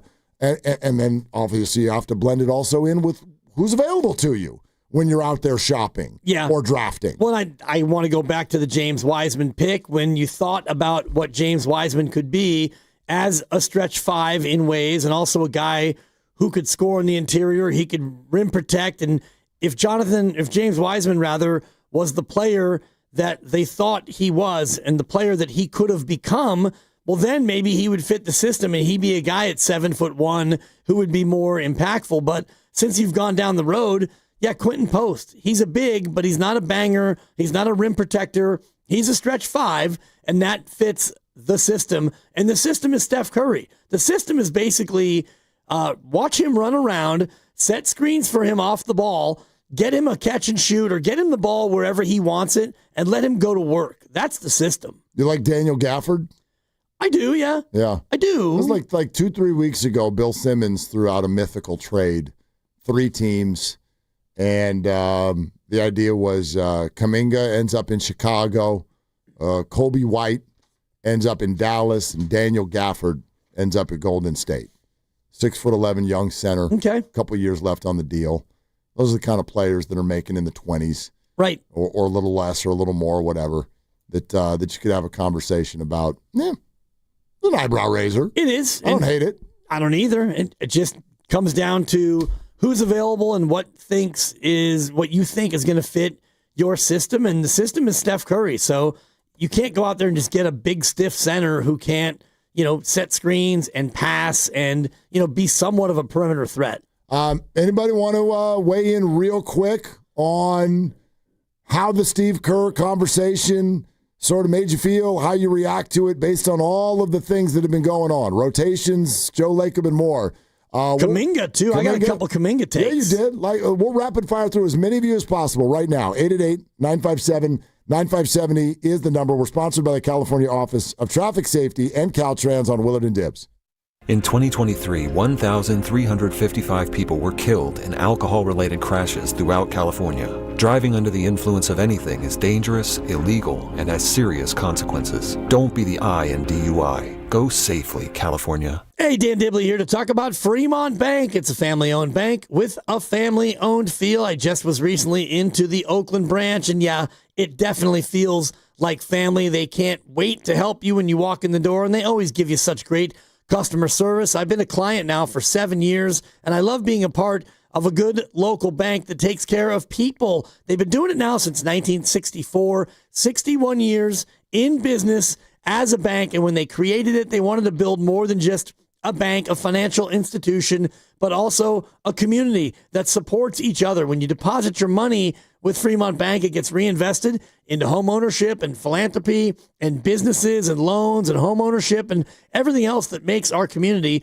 so strong. It's good to know that you deposit your money and it stays local and it supports other people, people you live with, people you work with, people you care about. That's what Fremont Bank is doing right here in the Bay Area. Go into one of the 21 branches and see for yourself what full-service banking looks like. It's Fremont Bank, here for you and here for good. Xfinity is the network you can rely on. Like a close friend who will give it to you straight. The friend who will tell you that new haircut, it's not great. Friends make sure friends get good haircuts. And Xfinity makes sure you get a good deal on Wi-Fi.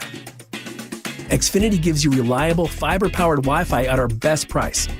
This holiday season through January 4th, get gig speed Wi-Fi for just $50 a month for 5 whole years. No strings, no commitments. Just super fast, reliable gig speed Wi-Fi with our best equipment and unlimited data included. Save yourself from questionable decisions and save over Verizon and AT&T. Xfinity. Imagine that. Restrictions apply. Requires paperless billing and auto-pay with stored bank account. Taxes and fees extra. Xfinity Internet powered by fiber and connected to premises by coaxial cable. Actual speeds vary. The chase starts here. To make moments you'll never forget. Chase Center is rocking. Historic ones. For 4,000 for Stephen Curry. Joyful ones. My joy back, as some would say. Winning ones. The moment needs you. To manifest it, to chase it, and put the opponent to sleep. Chase the moment. Buy tickets at Warriors.com. Hey, it's your boy Guru. Every time we put a rat on the table during our show, it's brought to you by Atco Pest Control. Atco Pest Control is a family-owned local business proud to provide pest control in the Bay Area for over 35 years. Atco uses natural methods to give you a peace of mind and keep your family out of harm's way. Quality pest control doesn't have to empty your savings either. Don't wait. Go to AtcoPestControl.com for all your pest control needs. They got you covered. When you own your own business, you own every decision. Catch the red eye or take the 6 a.m. Make a new hire or promote internally. Celebrate a win with the toast at the gate or unwind at the lounge. Big props to this team. Some decisions are a win-win. Like earning 8 times points on Chase Travel. Introducing Chase Sapphire Reserve for Business. With $2,500 in annual value, it's the business card that gives back all you put in. Visit chase.com/reserve business to learn more. Cards issued by JPMorgan Chase Bank and a member of FDIC, subject to credit approval. Terms apply. Ready for the ultimate red and gold game day? Laughing Monk Brewing is the place to park, party, and ride. Skip the traffic. Forget the expensive parking. Park for free and dive into an epic tailgate with mouth-watering food, ice-cold Laughing Monk beer, and every game on TV. Catch 95.7 The Game's pregame show with Lorenzo Neal and Evan Giddings. Then hop on the free shuttle minutes away from the stadium. Shuttles are first come, first serve. So head to 957thegame.com to sign up and join the party. Oh, how's that flu, babe? Did you take Dayquil Intense Flu yet? Nah, I got this. Ugh, okay, I don't got this. You stay on the couch, and I'll grab the Dayquil. Undo your flu symptoms with Dayquil Intense Flu. Dayquil Intense Flu provides powerful relief of your flu symptoms. I'm ready for that to-do list. Wow, you do got this. Dayquil Intense Flu. The daytime coughing, aching, fever, under your flu medicine. Use as directed. Keep out of reach of children. See website for details. Bills Happen is not a lender and does not make credit decisions. Hey, bills happen! So when you need extra cash fast, go to BillsHappen.com. Have you been turned down? Are your credit cards maxed out? Do you have bad credit? Go to BillsHappen.com. You could find a lender and get up to $5,000 cash as early as tomorrow. BillsHappen.com is safe, secure, and all online. Just remember, when you need cash, go to BillsHappen.com. BillsHappen.com for the cash you need now. BillsHappen.com. This is the story of the one. As an HVAC technician, he and his digital multimeter are in high demand. So when a noisy office HVAC turns out to be a failing blower motor, he doesn't break a sweat. With Grainger's easy-to-use website and product information, he selects the product he needs to keep everything humming right along. Call 1-800-GRAINGER, click Grainger.com, or just stop by. Grainger, for the ones who get it done.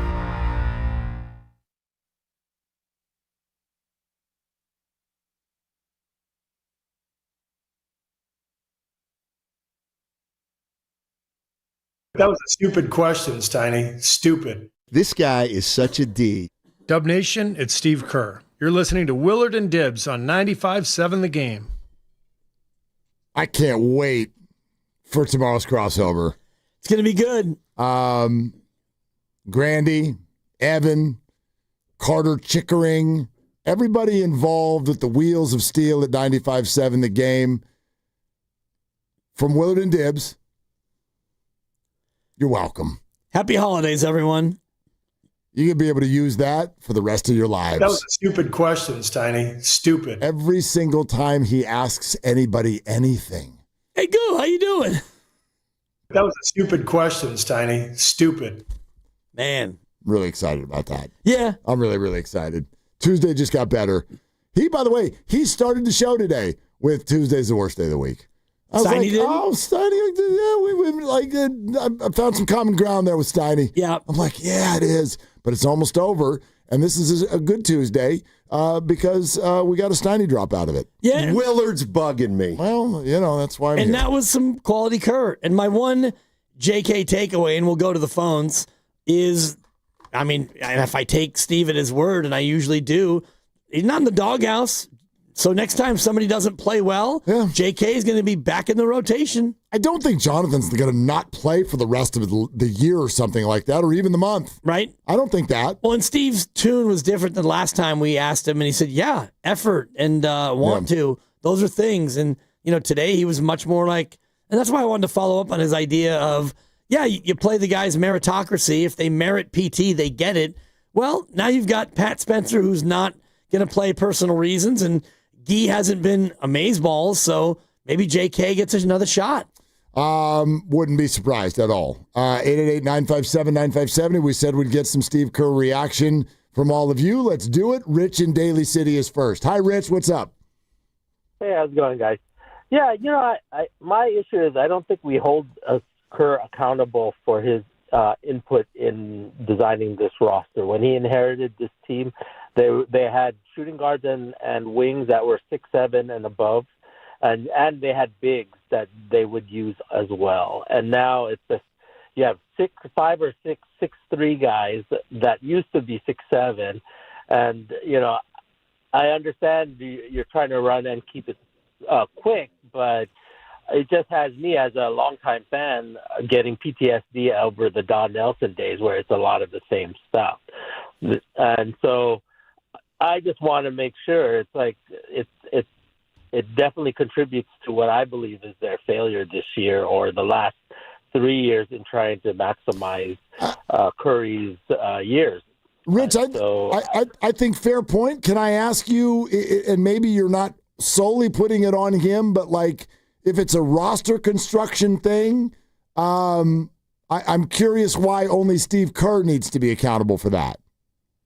Well, I think, it seems like in listening to your show, you don't, it seems like it's being put, Mike Dunleavy is doing it, but it was the same thing when the previous general manager, it's like they could add the players, but it's up to Kerr to ultimately play them. Yeah, no. And to say that Kerr has no input on getting these 5'6" guys and then complaining, I can't play them all. It's because you loaded the shooting guard position up and took away the players that you would have put in the small forward and shooting guard position. Yeah, Rich, I get it. Thanks. I'll tell you what. I know you're probably referring to when Bob Myers made the comment, I could acquire a big man, but it doesn't matter if the coach isn't going to play him. I also heard Steve in the conversation we just had with him talk about how he talks to Mike Dunleavy at least once a day and expresses that the two of them could not be more in lockstep with what's going on. So it doesn't devalue the point you just made,